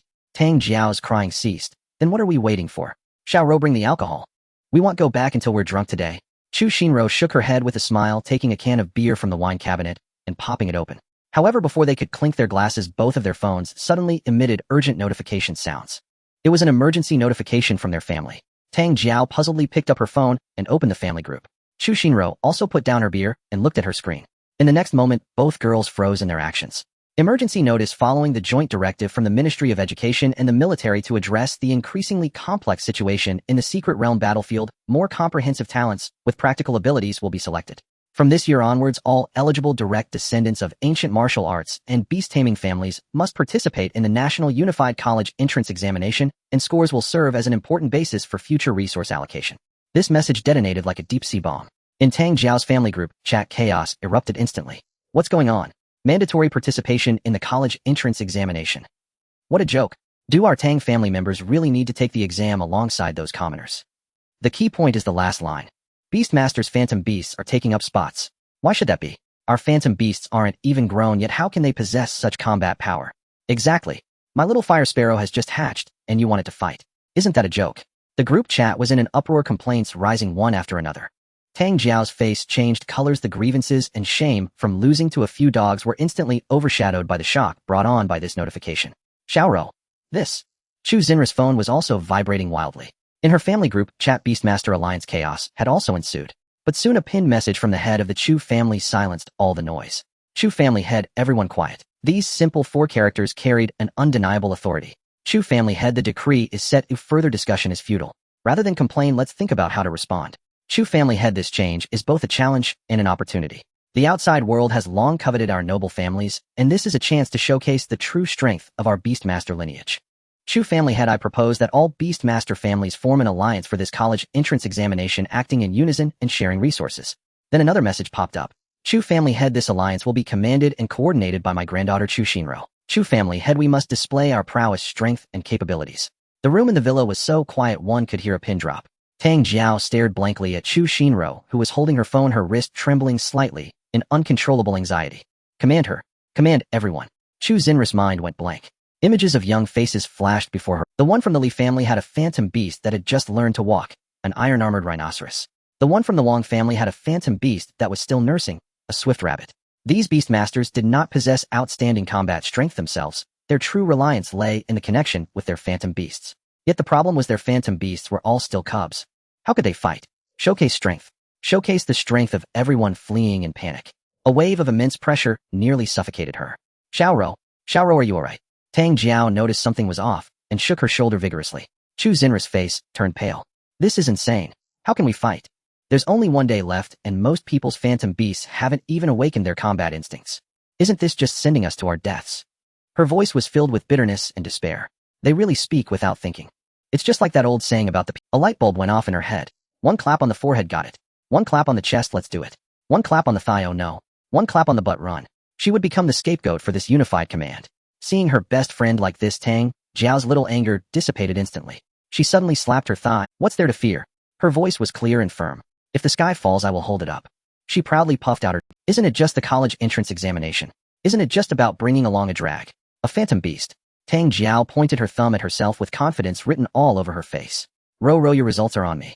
I, Tang Jiao, the little phoenix of the Tang family, will help you soar. Chu Xinro stared at her in a daze, and after a moment, a faint smile finally appeared on her face. Jiao, you are the best. But what she was truly worried about was not herself, as she had by Ling, and was not weaker than Tang Jiao. What she was really concerned about was the entire Beastmaster lineage. At that moment, just as the atmosphere slightly eased, both of their phones buzzed with new notifications again. Family manager, urgent notice, electronic admission tickets have been sent to personal terminals. Please print a paper version for each examinee as a backup. Attachment, a sample of this year's special examinee's admission ticket for reference. Below the notice was an image. It was a screenshot of an admission ticket. Admission ticket name Lin, exam number 2024 GKQ07 team. Don team member 1, Lin human member 2. Hey K9 member 3. Huang K9 member 4. Hui K9 member 5. By K9, most of the information was obscured by a black block. Only the word K9 in the species section was crystal clear and particularly eye-catching. The family group that had just quieted down erupted once again. Damn, there really is a dog team. Ha ha ha, K9. Is this year's college entrance examination this thrilling? Whose child is this Lin? So talented. Tang Jiao's face instantly turned the color of pig liver. It's him. He's the one who made her lose face in the test. These same few dogs. They just won't let it go. She screamed, throwing a cushion violently to the ground. Chu Xinro also stared at that screenshot, but she didn't laugh. She felt that something was off about this matter. Very off. Why did the authorities specifically release this admission ticket? Was it simply to mock this Lin examinee? Or was there some deeper meaning? The composition of this team was strange. 1 person and 4 dogs perfectly filling the 5-member team limit. But, dogs. Her own by Ling, that little silver wolf, was an elite phantom beast painstakingly cultivated by the Chu family for generations, possessing high intelligence and potential. Yet the ones in the screenshot were just ordinary canines. Jiao Jiao, she slowly spoke. What were the dogs you saw at the examination like? What were they like? Just dog-like. One was black, one was yellow, one was gray, and one was white. They looked incredibly stupid, but they were frighteningly strong. Tang Jiao was still fuming. Chu Xinro didn't ask further. She opened her contacts and found a number. "Third Grandpa, it's me Xinro. I need the original data of the admission ticket for the 7th examination site in Nanxiao City, starting with the exam number 2025, GKQ07, unredacted. Yes, right now it's very important." She directly invoked her newly appointed status as Alliance Commander. There was a moment of silence on the other end of the line, but he ultimately agreed. This task was one that the higher-ups had decided on in a moment of inspiration. Third Grandpa knew that Xinro was in for a tough time this year, so he would help if he could. A few minutes later, an encrypted file was sent to her phone. Tang Jiao leaned over. "What are you doing, Ro? Why are you looking at this?" "It's bad luck. I just feel something is off," Chu Xinro said, while quickly unlocking the file. The file opened. A high-definition image of the admission ticket appeared on the screen. This time there was no obstruction. Identification form. Name Lin Yang. Examination number 2025, GKQ07-1314. Team Dawn Squad. Member 1 Lin Yang, human profession, empowerer, no rank. Member 2 Hei Mao, canine profession, supreme, sword guardian. Member 3 Huang Mao, canine profession, Star Trek mage. Member 4 Hui Mao, canine profession, boundary scout. Member 5 Bai Mao, canine profession, harmonizing sound. Tang Jiao glanced at the first line and snorted disdainfully, empower. Still unranked. I thought it was some hidden bigwig, but it turns out to be just a worthless support type. But Chu Xinro didn't hear her words at all. Her full attention was fixed on the lines below. Supreme Sword Guardian. Star Trek Mage. Boundary Scout. Harmonizing Sound. These are not nicknames, nor are they self-proclaimed titles. These are officially certified, genuine, powerful profession names. The source of power for beast tamers comes from phantom beasts, but phantom beasts are ultimately just phantom beasts. They can be strong, but they do not have professions. This is one of the most basic laws of this world. Yet this identification form before her shattered that law to pieces. This is not merely about one person leading 4 dogs. These are 4 formidable beings with legitimate professions simply taking the form of dogs. Jiao Jiao. Chu Xinri's voice was dry and barely audible. Look at their professions. Tang Jiao finally shifted her attention away from Lin Yang's name, looking down. She saw the powerful titles radiating strength. The anger and disdain on her face instantly froze, then shattered into pieces, leaving only pure confusion and daze. What the hell is going on? The air in the villa became thick. Tang Jiao's mouth dropped open wide enough to fit an egg, her fingers trembling as she pointed at the phone screen, stammering each word out. Supreme Sword Guardian. Star Trek Mage. Although these aren't top-tier professions, they are 4 dogs. So Xiaoro. Tang Jiao's voice was choked with tears, completely losing her earlier arrogance. I didn't just lose to dogs. I lost to 4. For professionals. Very likely. Chu Xinro nodded slowly, turned off her phone screen, and stood up. We still don't know what this is all about. I must meet this Lin Yang. Immediately, right away. This matter has transcended the realm of the entrance examination and may involve deeper secrets. As she had just been promoted to the position of Supreme Commander of the Beast Alliance, it was her duty. Jiao Jiao, stay at home. Chu Xinro grabbed her coat. Huh, where are you going? I'm going to find him. Tang Jiao exploded. I'm going too. You can't go. Chu Xinri's tone was resolute. You are too emotional right now, you will ruin everything. Tang Jiao wanted to argue. Listen to me. Chu Xinro interrupted. I'm not speaking to you as your friend, I'm commanding you as the Supreme Commander of the Alliance. Tang Jiao fell silent immediately. She looked at Chu Xinro, realizing that her childhood friend had seemingly transformed overnight into someone unfamiliar yet authoritative. Chu Xinro said no more, turned and walked out, her figure quickly disappearing into the night. Only Tang Jiao remained alone in the villa. Wait, I'm not one of your Beast Clan people. What does your Supreme Commander have to do with me? She stomped her feet in anger and grabbed a cushion, hurling it violently onto the sofa. Ah! It drives me crazy. After venting, she slumped onto the carpet, contemplating her situation. Mandatory examination, phantom beasts occupying slots. Now in her team, there was her Chu Xinro and Chu Xinri's silver wolf, named by Ling. That already occupied, there were still 2 empty positions left. Chu Xinro was now consumed with thoughts of Lin Yang and her alliance ambitions, so she couldn't rely on that. She needed to find 2 strong teammates. Images of faces flashed through her mind. Finally, it settled on the face of a muscular, somewhat foolish-looking guy. Tang Jiao's face instantly contorted in frustration.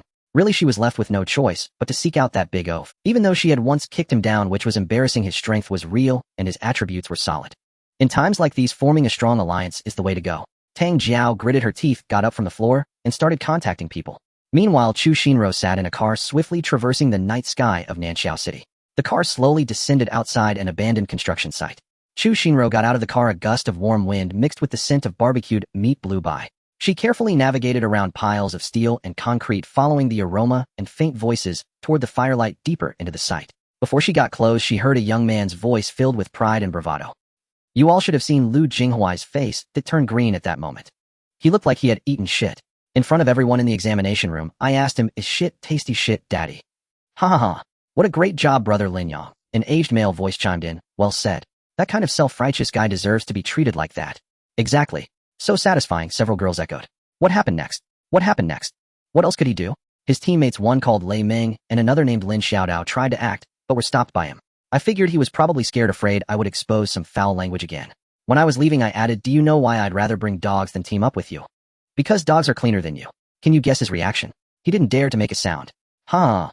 By the campfire, Tung Haoyu and Chao Xing laughed uncontrollably, and the girls were also doubled over in laughter.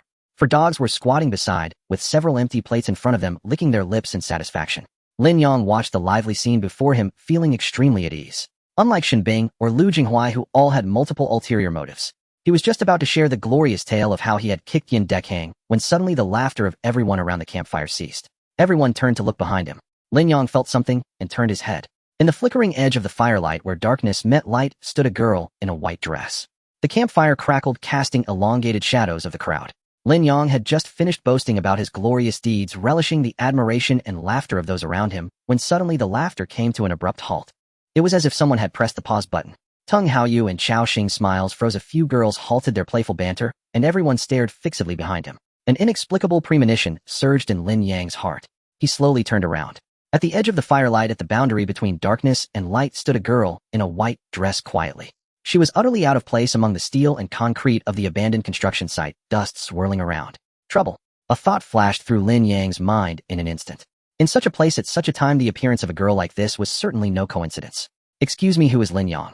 The girl spoke, her voice crisp and clear, standing out against the ruins. No one answered. Tung Haoyu and Chao Xing exchanged a glance, their bodies instinctively tensing as they silently positioned themselves in front of Lin Yang. Lin Yang stepped out from behind them, brushing off the dust from his clothes. I am. What's the matter? His expression was calm, but inside, he was already calculating whether to let the black-haired one take the hit with the shield or to have the gray-haired one harass from a distance if the other party attacked. The girl took a few steps forward, entering the glow of the firelight, revealing a clean and beautiful face. Hello, my name is Chu Xinro. She introduced herself and then added, I am a friend of Tang Jiao. Tang Jiao. Tung Haoyu frowned, his tone on. Lin Yang, your friend. We met once at the exam venue. The atmosphere in the air suddenly turned tense. The 4 dogs also sensed this subtle change, letting out low growls from their throats, a warning signal. I'm not here to— Chu Xinro raised her hands in a gesture of surrender, a hint of helplessness in her smile. I just am a bit curious. Lin Yang raised an eyebrow. Yes, Chu Xinro nodded, her gaze scanning Lin Yang before settling on the 4 dogs beside him. After Tang Jiao went back, she described you all as formidable beasts. I really can't imagine what kind of person and his teammates could make her so angry. Her words were cleverly crafted, neither provoking nor entirely innocent. This left Lin Yang at a loss. The well-prepared retorts he had in mind for provocation were rendered completely useless. Tung Haoyu leaned closer to Lin Yang's ear, speaking in a tone only they could hear. Yangzi, this situation feels off. He lowered his voice, raising his eyebrows. Does this girl have a crush on you? Just listen to her, curious, wanting to see what kind of person you are. Isn't that a standard opening line? Lin Yang shot him a look of disbelief. A crush on me? Am I that appealing? He glanced down at his dust-covered pants and the faint smell of roasted meat lingering on him. What could she possibly see in me? My lack of bathing? Or that I live in a tent? This senior was always thinking about. However, Tung Haoyu's interruption did ease the tense atmosphere significantly. Chao Xing also relaxed, scratching his head with an innocent smile directed at Chu Xinro. So beauty, why don't you sit down instead of standing? Chu Xinro did not hesitate at all, confidently walking over to find a relatively clean piece of canvas by the fire and simply sat down without minding the dirt. This action stunned everyone present. They had expected someone who looked like a noble lady to be very particular about. Thank you. Chu Xinro smiled at Chao Xing, then turned her gaze to Lin Yang. I have no other intentions, just want to get to know. After all, the changes in this year's college entrance examination policy have been too sudden. It's always good to know one more friend. I forgot to introduce myself. My name is Chu Shinro, you can just call me Shinro. Her words were sincere. The three girls on Tung Haoyu's side were also curious about this suddenly appearing beautiful guest, shifting their positions to make her more comfortable. Shinro, are you also an examinee this year? You seem really impressive. Yeah, I dare to come to a place like this alone. She spoke of her aura. Chu Shinro radiated a quality that only the strong possessed. Chu Shinro quickly engaged in conversation with them, her demeanor relaxed and approachable, blending in seamlessly. Lin Yang sat quietly to the side, observing silently. His guard was not completely lowered. At that moment, the white dog, which had been lying at his feet, suddenly stood up, taking small, cautious steps toward Chu. Lin Yang's heart skipped a beat. The white dog was the support of the team, the most gentle and sensitive, capable of clearly sensing kindness and malice. Chu Shinro also noticed it. She paused her conversation with the girls, leaning slightly forward, extending a hand with her palm down quietly. Chu Shinro also noticed it. She paused her conversation with the girls, leaning slightly forward, extending a hand with her palm down quietly, suspended in midair. This was a very standard and friendly posture for a first encounter with a strange animal. The white dog hesitated for a moment, then leaned forward, nudging her fingertip with its damp nose before gently licking it with its tongue. It seemed to have confirmed something. The white dog sat down beside her leg, its tail beginning to wag rhythmically. Seeing the white dog's reaction, the originally cautious yellow dog and gray dog also relaxed, curiously approaching, circling around Chu Shinro. Although the black dog remained beside Lin Yang, its tense muscles had clearly relaxed. All four dogs seemed to genuinely like the scent of this unfamiliar girl. Chu Xinra's face broke into a sincere smile as she gently scratched the white dog's chin and patted the gray dog's head, her movements skilled and gentle. Watching this scene, the last bit of Lin Yang's wariness quietly crumbled. He knew his dogs best. Those they accepted could never be bad people. Since you're here, why not have something to eat together? Lin Yang picked up a skewer of freshly roasted chicken wings from the fire and handed it over. Thanks. Chu Shinro took it without hesitation, biting into it directly, her eyes brightening. Wow, this is delicious. You've got some skills. What skills? That's just what my brother Haoyu ordered for takeout. Ha! The campfire feast transformed from 6 people and 4 dogs into 7 people and 4 dogs. The atmosphere was unexpectedly harmonious. Everyone enjoyed roasted meat and drank juice, chatting about everything. Chu Shinro quickly integrated into this makeshift gathering, acting like a neighborly older sister. She and Tung Haoyu complained about the bizarre exam questions and shared beauty tips with the girls, occasionally passing food to the 4 dogs gathered around her. Another skewer. Lin Yang handed over a fragrant skewer of grilled mushrooms. Chu Shinro smiled as she took it, but just as she was about to speak, the previously harmonious atmosphere around the campfire suddenly froze. It wasn't just one person who felt it. Everyone did. The laughter of Tung Haoyu and Xiao Xing stopped, and the 3 girls also ceased their conversation. Even the 4 dogs gathered around Chu Xinra's feet stood up in unison. The black-haired one stepped forward, positioning itself in front of Lin Yang, emitting a suppressed low growl, its fur bristling. Trouble had arrived. Lin Yang didn't even need to turn around, just sensing that familiar nauseating aura told. He leisurely finished the mushroom in his hand before slowly turning around. 3 figures emerged from the shadows at the entrance of the construction site. At the forefront was Xin Bing, still exuding an air of superiority, clad in an expensive mage robe, her arms crossed over her chest. To her left was Lei Meng, a burly figure resembling a wall, his face openly displaying hostility. To her right was Lin Xiaodao, dressed in a dark hooded sweatshirt, most of his face shrouded in shadow with only a pale chin visible. Old acquaintances, every single one of them. Except for the most pretentious of them, all Su Nuanyuan. Upon seeing these 3, Tung Haoyu and Xiao Xing immediately stood up, positioning themselves on either side of Lin Yang, adopting a defensive stance. The girls were somewhat frightened, but one of them reacted quickly, quietly stepping back a few paces and activating her personal terminal's recording function. Chu Shinro remained still, sitting quietly, while watching this sudden turn of events with great interest, absent-mindedly soothing the restless white-haired dog. Lin Yang. Xin Bing spoke, her gaze sweeping over Tung Haoyu and Xiao Xing before settling on Lin Yang, scrutinizing him from a position of superiority. We are here to warn you.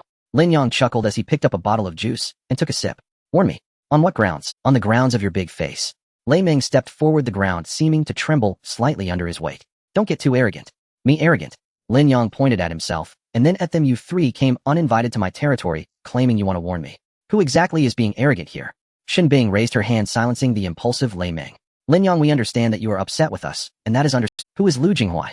The young master of the Lu Corporation, holding half of Nanjiao City's economic lifeline in his hands. Do you really? Who is Lu Jinghuai? The young master of the Lu Corporation, holding half of Nanjiao City's economic lifeline in his hands. Do you really think he would let it slide after being humiliated in the examination hall? Xin Bing spoke slowly, but every word struck hard. Right now, during the college entrance examination period, he refrained from taking action to avoid complications.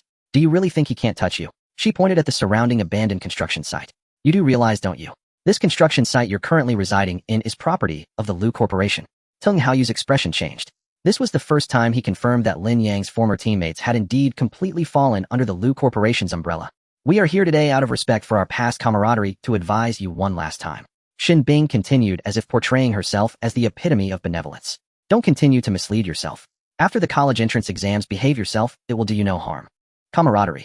Lin Yang laughed as if he had heard the funniest joke of the century. Xin Bing, how dare you mention those? Who was it that kicked me out of the team? Who was it that wrote a little essay about me online? Our camaraderie has been fed to the dogs since the moment you chose to cling to Lu Jinghuai's leg. Oh wait, saying it was fed to the dogs would be an insult to my dog. Lin Yang patted the black-haired dog's head. Be good, black hair, we don't eat shit. You. Xin Bing's face flushed instantly. Lin Xiaodao, who had been silent, stepped out of the shadows. Lin Yang, don't push your luck. His voice was sharp and high-pitched, making one uncomfortable. We are here to show you a clear path, not to listen to your complaint. A clear path. Lin Yang looked at him. What clear path? To be your shit, dad's son. Sorry, that path stinks too much for me to walk. This time the facade was completely torn apart. Xin Bing could no longer maintain her composed expression. Fine, Lin Yang, this is self-inflicted. Her words turned sharp. We initially wanted to speak well of you to young Master Lu to make your future a bit easier. Since you were so ungrateful, just wait and see.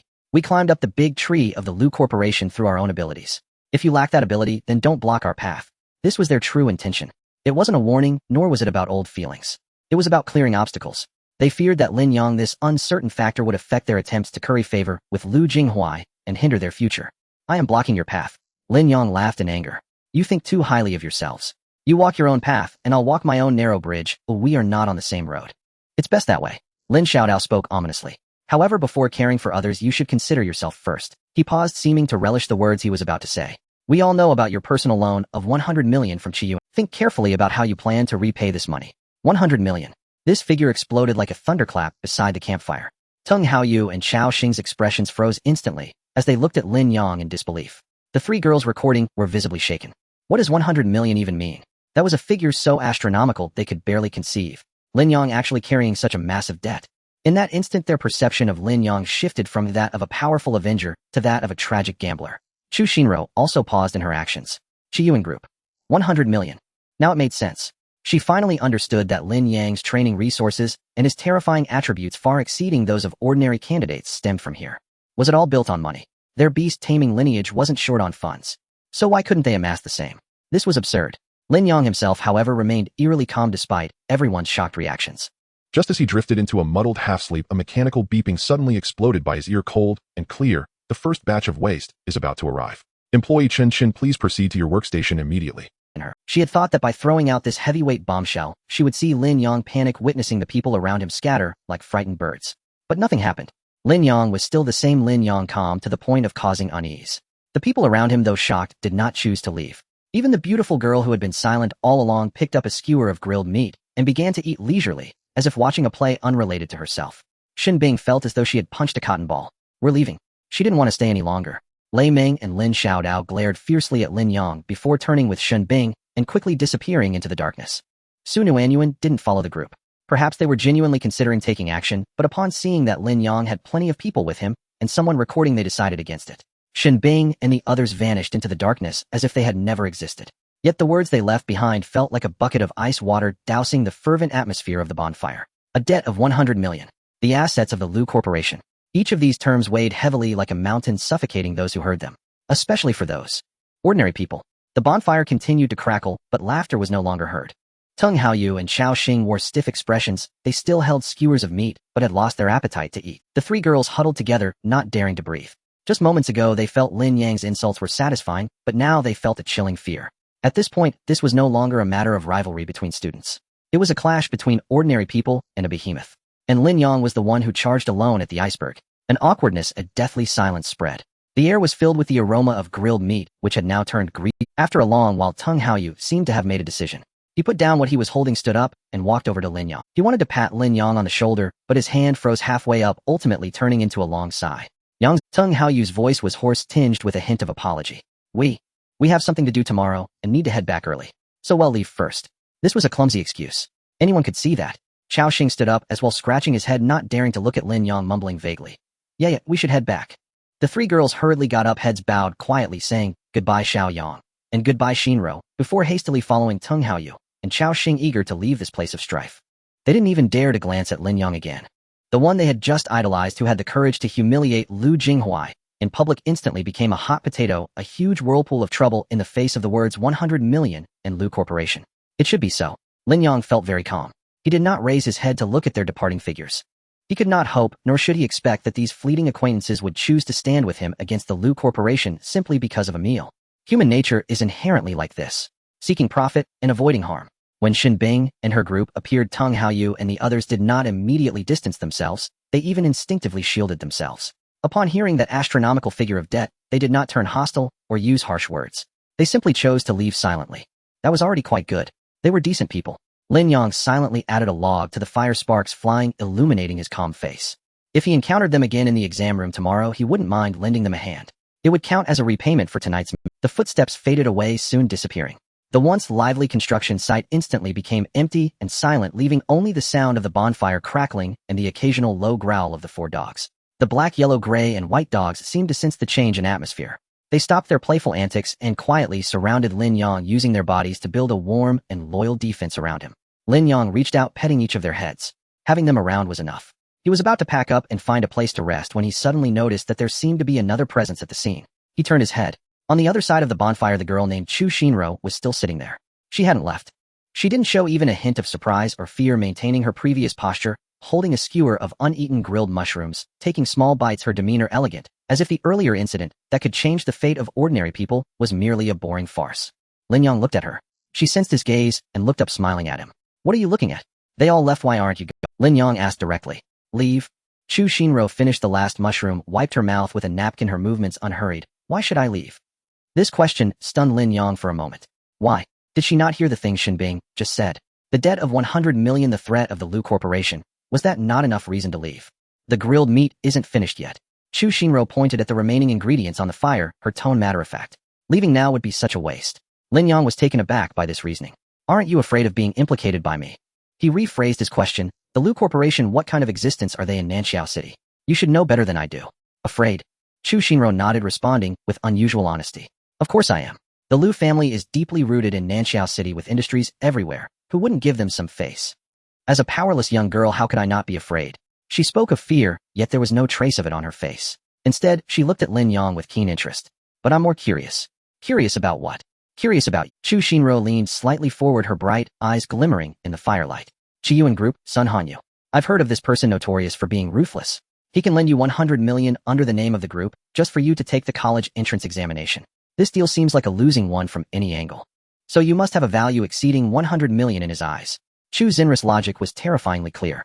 Someone whom Sun Hanyu is willing to heavily invest in wouldn't fear a mere Lu Jinghuai.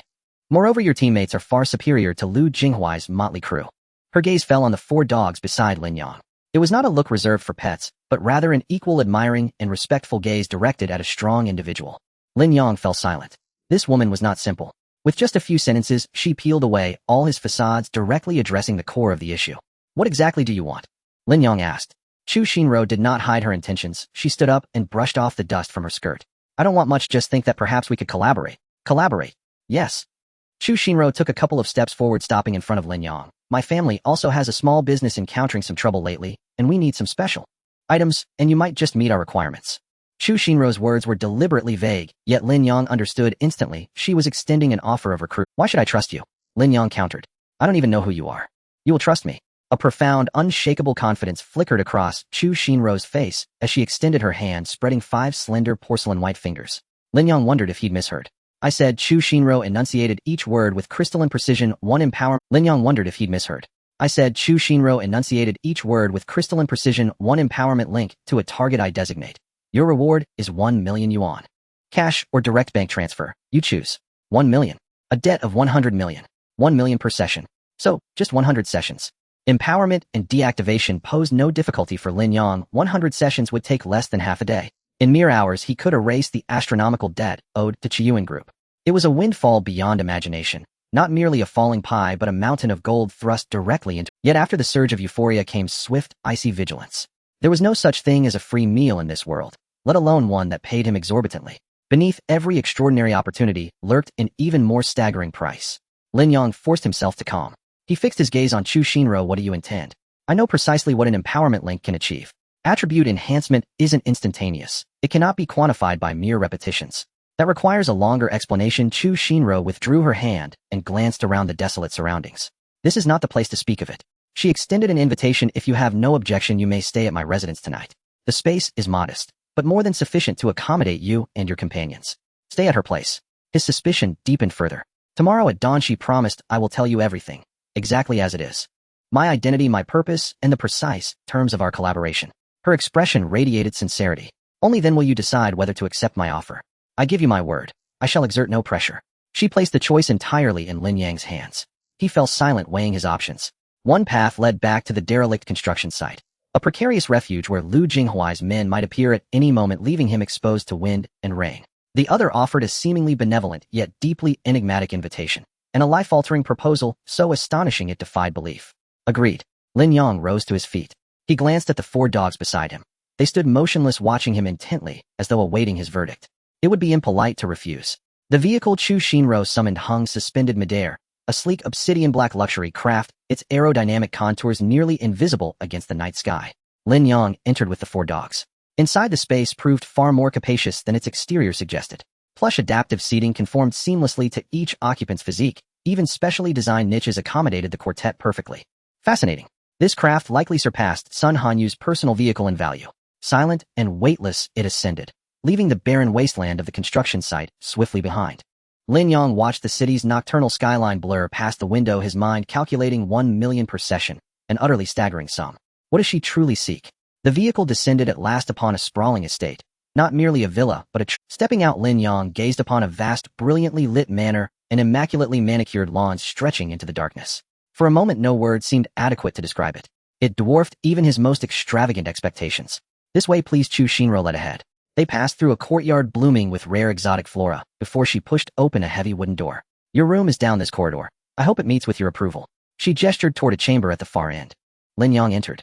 The room was cavernous. A massive bed, large enough for 4 or 5, dominated the center, surrounded by opulent amenities surpassing even the finest hotels he'd ever visited. Your companions are next door. Chu Shinro indicated the adjacent room. Lin Yang paused, startled. He followed her gesture, opened the door, and froze. Warm air washed over him.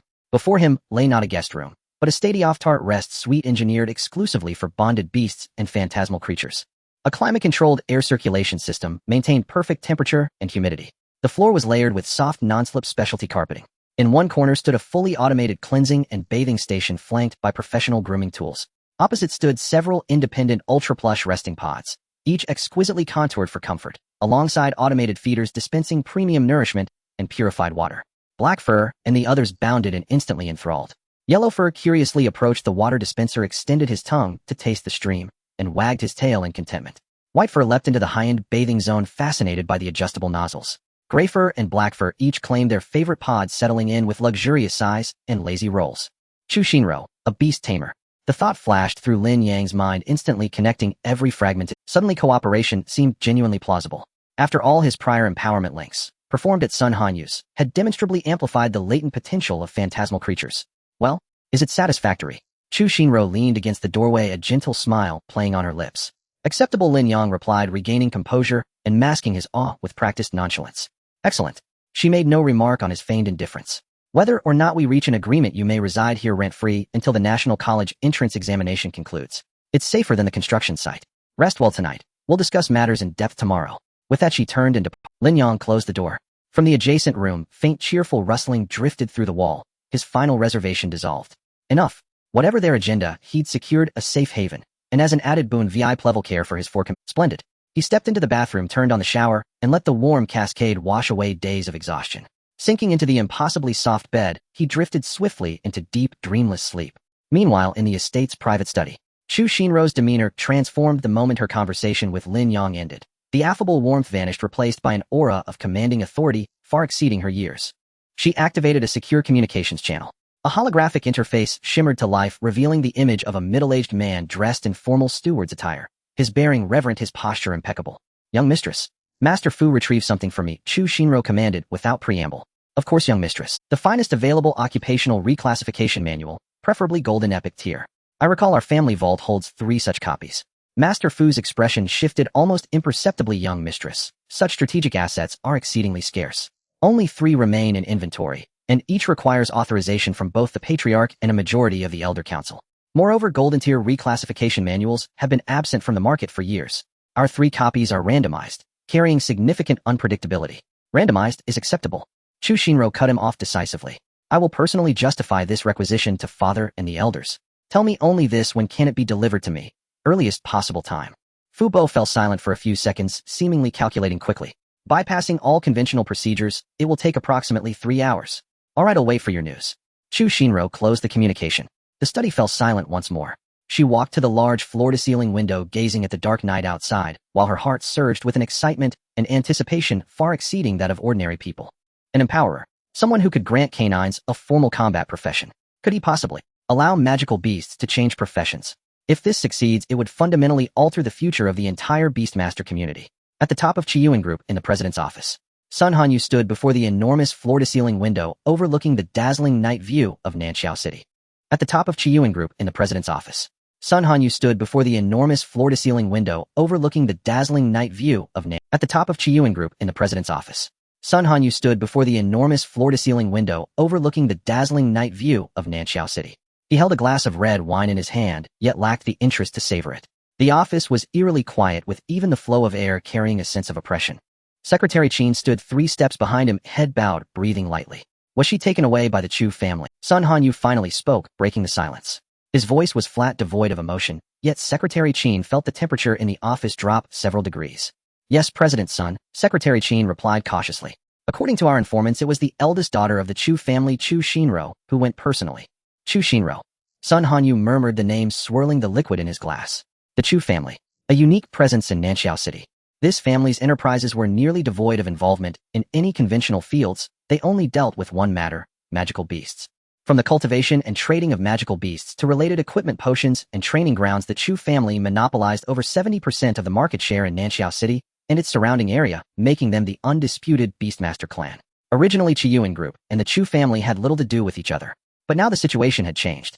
The emergence of the empowerer profession opened up a vast business opportunity that could potentially overturn the entire magical beast market.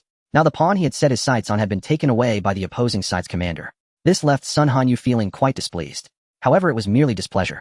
Lin Yang was under his control, bound by a contract akin to a slave contract, along with a massive debt that would take an ordinary person several lifetimes to repay.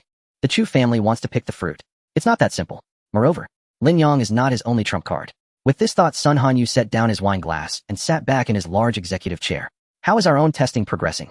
Secretary Qin stiffened slightly. President Sun, the testing. Speak. Sun Hanyu's fingers gently tapped on the expensive wooden table, one tap after another like a death knell. The testing failed. The tapping abruptly ceased. The air pressure in the office plummeted to freezing levels. Sun Hanyu did not rage. He merely stared calmly at Secretary Qin, but this calmness was far more terrifying than any roar. In what aspect did it fail? The link to non-human entities. This project has utterly failed, Secretary Qin replied, his voice trembling. He dared not look up, focusing only on the shiny tips of his polished shoes.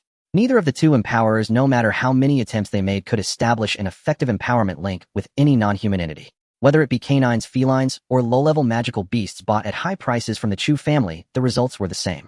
The link collapsed right from the start. One time, one of the empowerers even suffered a mental backlash and is still under observation in the medical department. Sun Hanyu remained silent, waiting for the continuation. Secretary Qin steeled himself to continue reporting. However, the link test with infant entities was successful. Oh, Sun Hanyu raised an eyebrow. Yes, we selected a healthy baby boy from an orphanage as the test subject, and the linking process went very smoothly. Moreover, according to preliminary observations after the empowerment link was established, the growth rate curve of the baby's basic data completely matched our expected model. Success. Yet another failure. The corners of Sun Hanyu's mouth twisted into an ugly arc. His initial aim was to link with infants.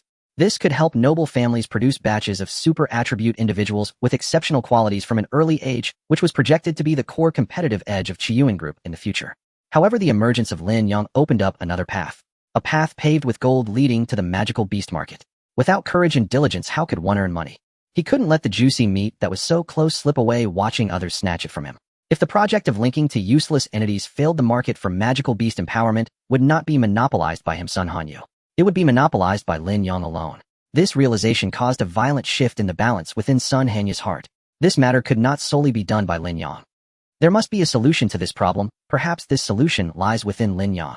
No more waiting. Absolutely cannot wait until Lin Yang graduates from university, spreads his wings, and then come to negotiate terms.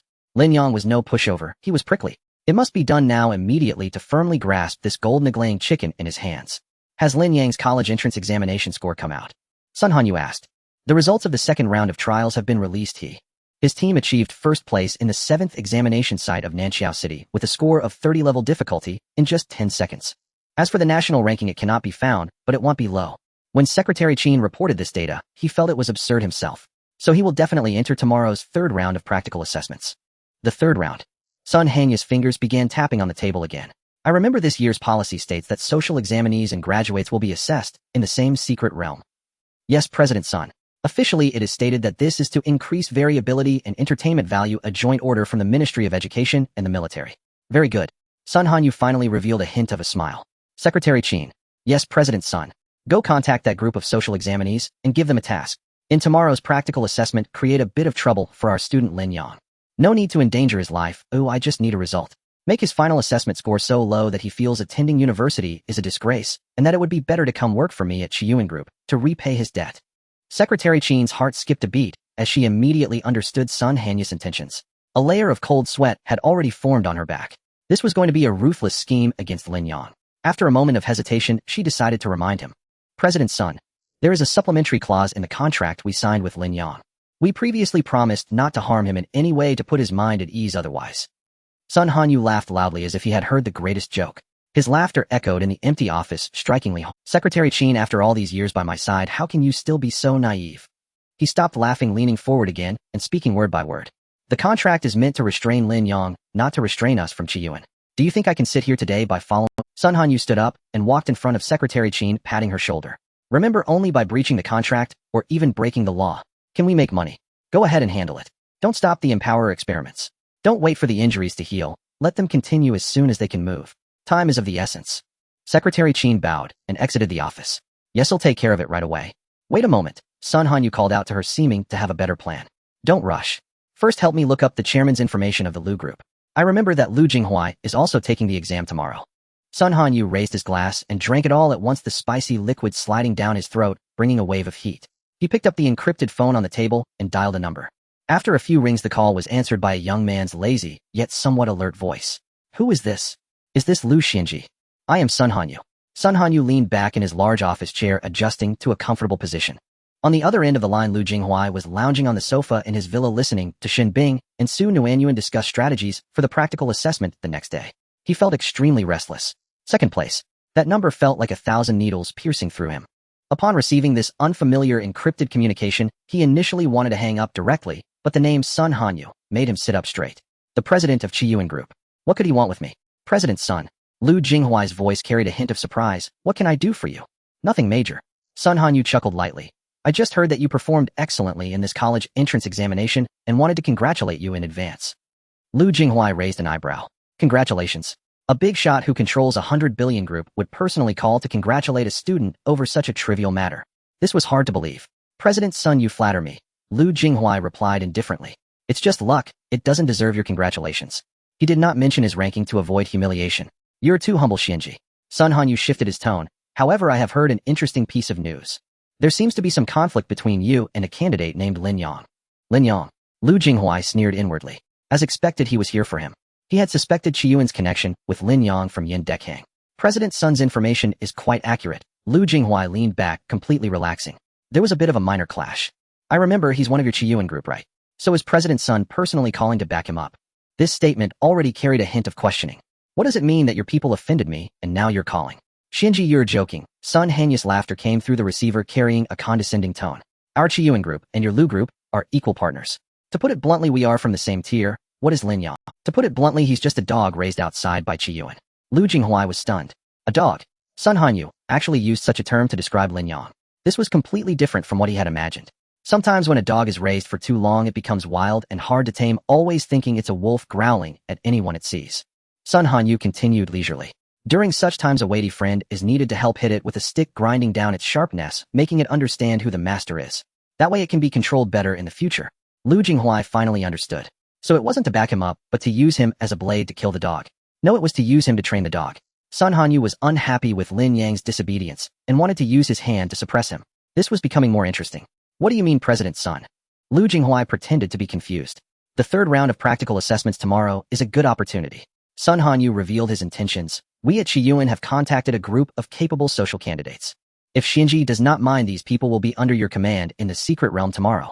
Lu Jinghuai's heart skipped. This was a force not to be underestimated. With these people as cannon fodder and thugs, he could not only complete the assessment more easily and achieve a higher score, but also walk through the secret realm with ease. President Sun's generosity is quite remarkable. You're too polite, Xinji. Sun Hanyu continued to dangle the bait. You have a grudge against that Lin Yang. This would be a good opportunity for you to vent your anger. I only have one small request. Don't kill him, just injure him badly enough. I still have use for this dog later. In simpler terms, that means, don't kill him, but make it as miserable as possible. The call ended. Lu Jinghuai held the communicator, his expression shifting continuously. So that was the case. He understood completely. All this talk about training dogs and grinding down sharpness was not. Sun Hanyu's real purpose was to prevent him from recklessly killing Lin Yang in the exam tomorrow because of personal envy. That was why he was sending people and giving him command, putting on such a grand show under the guise of venting anger, but in reality, it was pleading for mercy. He was using immense benefits to buy Lin Yang's life. Ridiculous, truly ridiculous. In Sun Hanyu's eyes, was Lu Jinghuai really such a reckless fool who would be blinded by rage? Indeed. Originally, his plan for tomorrow was to find a suitable excuse and opportunity to quietly leave Lin Yang and those 4 annoying dogs behind in the secret realm forever. A debt-laden orphan's death would go unnoticed, who would investigate. However, he was quite satisfied with this condition. Chiyuan Group was actually willing to pay such a high price to protect him. So be it. Since President Sun had laid the steps down for him, he couldn't refuse this favor. While Lin Yang's life could be spared, he still had to endure hardships. Those 4 dogs must die. With this thought, Lu Jinghuai's face regained that lazy and confident smile. He stood up and clapped his hands towards the team members in the living room. Stop the discussions. I have new arrangements for tomorrow's assessment. In the top office of Chiyuan Group, Sun Hanyu hung up the phone, unable to suppress a smug chuckle. That fool Lu Jinghuai took the bait. He must think that he is begging for mercy from his subordinates. How delightful. Let him think so. His jealousy and indignation will drive him to suppress Lin Yang even more vigorously, while also preventing him from striking too hard due to the benefits he believes he has gained. A perfect shield to tame the vicious dog. By the time Lin Yang is thoroughly tormented by Lu Jinghuai and that group of social exam takers, his confidence shattered and his results a complete disaster. I can then appear as a caring big brother, a savior. Little Lin, don't be discouraged. Failing the college entrance exam doesn't mean failing in life. Look, the university path isn't suitable for you. Why not come to Chiyuan early? It'll arrange a good position for you, provide housing, a high salary, even help you pay off your debts slowly. By then, would Lin Yang have any other choice but to be grateful and obedient like a well-trained dog? None at all. Furthermore, tomorrow, I can also sell it well. Sun Hanyu shook his wine glass, gazing out at the night. Damn it. How did I become so clever? No wonder he's making so much money. The next morning, the third round of assessments was scheduled for the afternoon, while the internal adjustments of the examination secret realm were still underway in the morning. After all, the second round had only just concluded yesterday, and many proctors were being transferred to the third round examination. Time wasn't urgent, but Lin Yang had already completed his morning routine. Suddenly, there was a knock on the door. He opened it to find Chu Shinro quietly standing outside.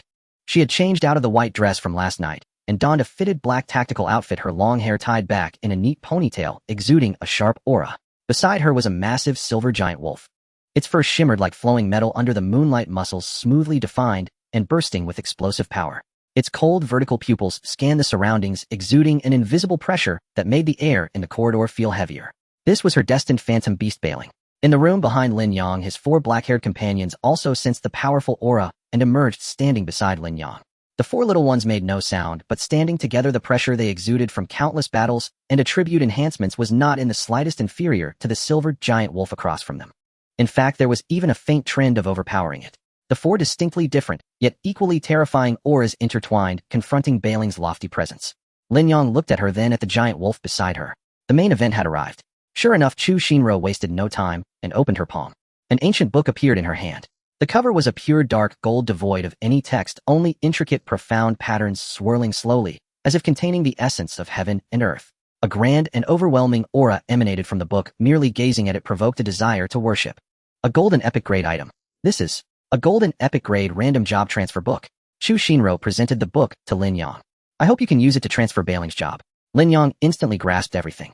So that was the 1 million link fee. What free accommodation and meals? Those were merely appetizers, stepping stones. This was Chu Xinri's true objective, to grant the phantom beast a profession. In this world, the power of beastmasters comes from their phantom beasts, yet the beasts themselves cannot hold jobs. This was a consensus shared by all. However, Lin Yang's appearance might just break this consensus. His 4 dogs. Chu Xinri's ambition was immense. She was not satisfied with merely enhancing the attributes of phantom beasts. She sought a complete revolution that would overthrow the entire Beastmaster system. A single link isn't worth a million. A job transfer opportunity might not be worth much either. But a phantom beast with a profession and attribute panel, its value would far exceed a million. That is a truly priceless strategic resource. Realizing this, Lin Yang's last shred of doubt vanished. Chu Shinro had a reason to cooperate with him. He indeed held enough value for her to treat him with respect. Thus, this cooperation wasn't a deceit. He took the heavy job transfer book warm to the touch, as if it were alive. I must remind you. Lin Yang's expression was serious. I have never empowered any creatures outside of canines, nor have I attempted a job transfer on a phantom beast. I don't know what will happen during this process, nor do I know the success rate. Moreover, Lin Yang weighed the job transfer book in his hand. A blue premium job transfer book costs at least 10 million, and it's hard to find even if you have the money. Yours is golden and epic grade. I can't even estimate its value. If it fails, this book will be rendered completely useless. Are you sure you want to gamble everything on this? Chu Shinro did not respond, but demonstrated her determination through her actions. She gently patted Bailing's head, and the imposing giant wolf obediently approached, bowing down before Lin Yang. I am certain. Chu Xinris' reply was calm, yet beneath the calmness was a resolute determination. She was well aware of the risks involved. This book was obtained by exhausting all her privileges, even overextending her family's contributions for the next few years, as she borrowed it from her family's treasury. She had not told anyone about this. If the elders of her family found out that she intended to use this treasure-level job transfer book for an experiment, with an uncertain success rate and no theoretical basis, she, the newly appointed commander of the Alliance, would be instantly deposed, and even confined. But she had no choice. The Beastmaster family alliance might sound glamorous, but in reality, it was just an Those old geezers thrust her into the commander's role, and regardless of their original intentions, the end result was that she became a scapegoat. The new college entrance exam regulations, which reserved team slots for phantom beasts, were a devastating blow to all Beastmasters. The majority of the family descendants destined phantom beasts were still in their juvenile stage and lacked significant combat power. When it came to practical combat in the secret realm, forget about competing for rankings, merely being able to protect themselves would be fortunate. As the commander, if she could not present any effective countermeasures, and watched helplessly as all the Beastmaster families suffered a disastrous defeat in the first mandatory college entrance exam, becoming the nation's laughingstock, that unprecedentedly huge blame would be hers to bear. Thus she had the necessity to gamble, to bet on Lin Yang on this only opportunity that could break the deadlock. Lin Yang looked at her, then at the giant wolf Bailing, which lay on the ground, its eyes fearless. He no longer tried to persuade her. Since the employer was unafraid, what was there for him, a mere hired hand, to say? Lin Yang took the job transfer book, feeling its warm touch, as if he were holding a piece of living jade. He did not say another word. Chu Shinro had already laid everything on the line, risking her life and fortune on the table, and any further persuasion would be an insult to her determination. He crouched down, extended his hand, and gently placed it on the giant wolf Bailing's head. Shall I establish an empowerment link with the target, Silver Moon Warwolf, Bailing? Yes. Lin Yang silently affirmed in his mind. An instantaneous, unprecedented sense of connection surged through his consciousness. Linking with the four dogs had felt like four warm, familiar streams flowing effortlessly into the vast ocean of his awareness. Intimate, natural, unobstructed. But linking with Bailing was utterly different. It was as if he had plunged headlong into a frigid, solitary snowfield beneath the moon, a realm steeped in untamed wildness, haughty pride, and absolute, unwavering loyalty to its master. Beneath that loyalty, however, lay the aloof dignity and guarded distance of a formidable illusion beast. It did not reject him, yet neither did it draw near. Like a proud warrior permitting a stranger temporary entry into his camp, it remained ever watchful, ever vigilant. It succeeded. Though the sensation was uncanny, the link had undeniably taken hold. Without hesitation, Lin Yang focused his attention on the golden promotion scroll held in his hand. Detected golden epic tier artifact, random profession promotion scroll. Shall this scroll be applied to the linked unit, Silver Moon Warwolf, Bailing? Apply it. He issued the command once more. The scroll in his palm instantly dissolved into countless shimmering motes of gold, like dandelion seeds scattered by the wind, racing up his arm along the invisible empowerment link and surging wildly toward Bailing, who lay motionless upon the ground. Chu Shinro, standing nearby, tensed her body to its absolute limit. Watching her soul-bound illusion beast vanish entirely beneath the golden radiance, her heart, long held steady by sheer will, nearly leapt from her throat. All her hopes, her family's future, even the fate of the entire Beast Tamer Alliance, rested upon these fleet. Time stretched agonizingly slow. The golden cocoon enveloped Bailing completely, revealing only a faint undulating silhouette within. Sweat beaded upon Lin Yang's forehead. His spiritual energy was depleting at an unprecedented rate, not only sustaining the link with the illusion beast, but also guiding this colossal torrent of promotion energy, a feat demanding immense mental fortitude. This energy dwarfed every previous empowerment he had ever endured, vast, untamable, fiercely volatile. Suddenly the golden cocoon convulsed violently. Bailing's silhouette writhed and swelled within the cocoon, distorted by agony, as if something monstrous were tearing its way free from within. A muffled, pained growl echoed from deep inside the cocoon. Chu Shinro's face drained of all color. Instinctively she stepped forward, only to be halted by Lin Yang's raised hand. Do not approach. The energy has gone awry. Gritting his teeth, Lin Yang sensed the searing psychic assault battering Bailing's consciousness on the other end of the link, its spirit threatening to shatter beneath the golden onslaught. Had it failed? Of course, it was naive to presume interspecies empowerment and profession transmutation could proceed so smoothly. Just as Lin Yang neared surrender, preparing to sever the link to save Bailing's life. Profession matching complete. Match confirmed. Golden epic profession, blood, tribunal arbiter, transformation initiated. The cocoon's violent trembling ceased abruptly. In the next instant, an overwhelming ferocious aura erupted from within, the sheer magnitude of it eclipsing all prior force. No longer the aloof glacial chill of the Silver Moon Warwolf, but an absolute, suffocating dominion forged from iron resolve, berserk fury, and divine judgment. Crack, crack. Fissures spiderwebbed across the golden cocoon's surface, through which now bled not gold, but a chilling, ominous crimson light. Boom. The cocoon detonated outward in a thunderous blast. Before them stood an entirely new colossus. Its frame had swollen, nearly 1/3 larger than before, its once silvery fur now burned deep crimson, as though steeped in oceans of blood. The tips of its fur gleamed with a metallic obsidian black luster. Jagged obsidian black bone spurs erupted from its limb joints, its claws elongated, sharpened, forged like blades honed from volcanic glass. Most astonishing of all was its back. Intricate dark golden sigils unfurled along its spine down to its tail, forming a complex, awe-inspiring totem. It rose slowly and opened its eyes. No longer the cold vertical pupils of old, but twin orbs blazing with smoldering crimson fire. It simply stood there, and yet its presence alone summoned the suffocating dread of hell's own descent. Chu Shinro stood utterly transfixed. She gazed upon her companion, both hauntingly familiar and profoundly alien, upon that newly sculpted form radiating raw power and devastating beauty, and her mind went utterly blank. It had succeeded, truly succeeded. Every fear, every doubt, every despair she'd carried, dissolved in that single radiant moment. An overwhelming surge of elation shattered all pretense, all restraint. Unable to contain herself any longer, Chu Shinro leapt into the air, letting out a pure childlike cry of joy, as if clutching her most treasured toy. She rushed forward and threw her arms around the great wolf's neck, burying her face deep into its crimson fur. Instantly the beast's savage aura receded. Gently it lowered its head and nuzzled its master's cheek with its muzzle. Lin Yang watched the scene unfold, and exhaled deeply at last.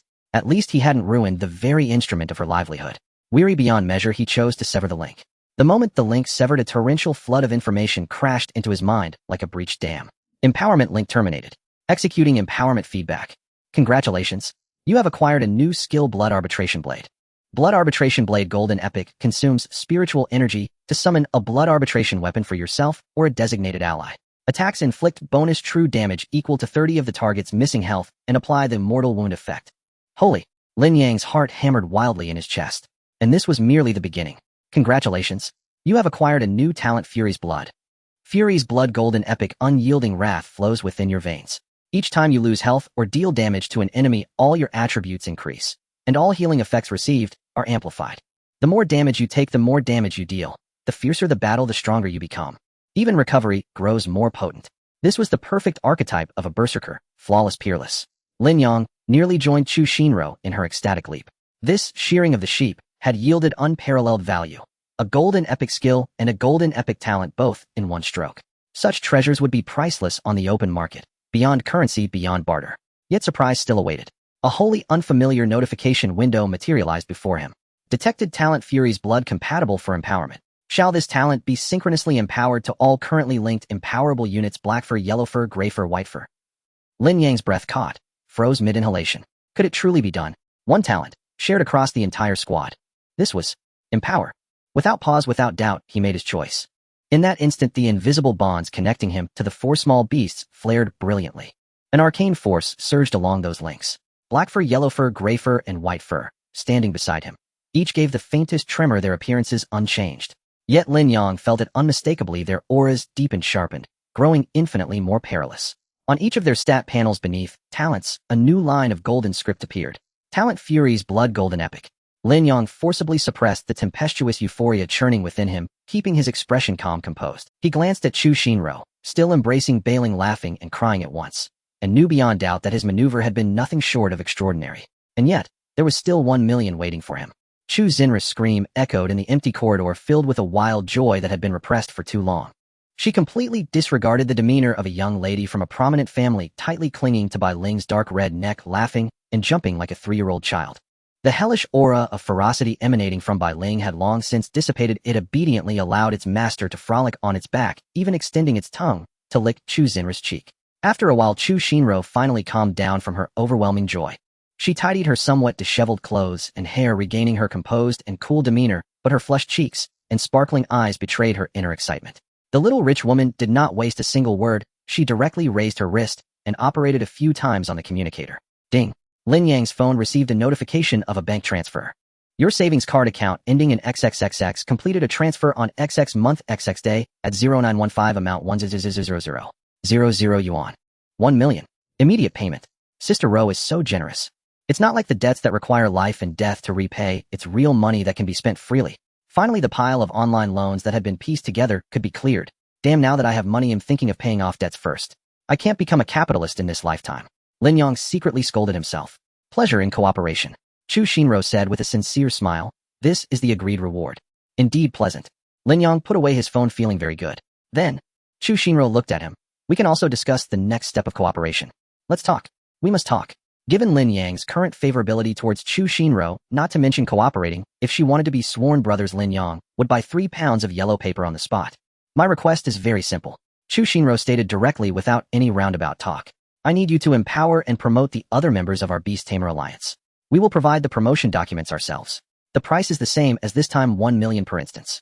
She finished speaking and quietly looked at Lin Yang, waiting for his response. Lin Yang did not respond immediately. His mind was racing. This woman has quite the ambition. She wants to mass-produce professional phantom beasts. Chu Xinro was also calculating in her heart. The new college entrance exam regulations where phantom beasts occupy slots were a dimensional blow to the entire beast tamer community.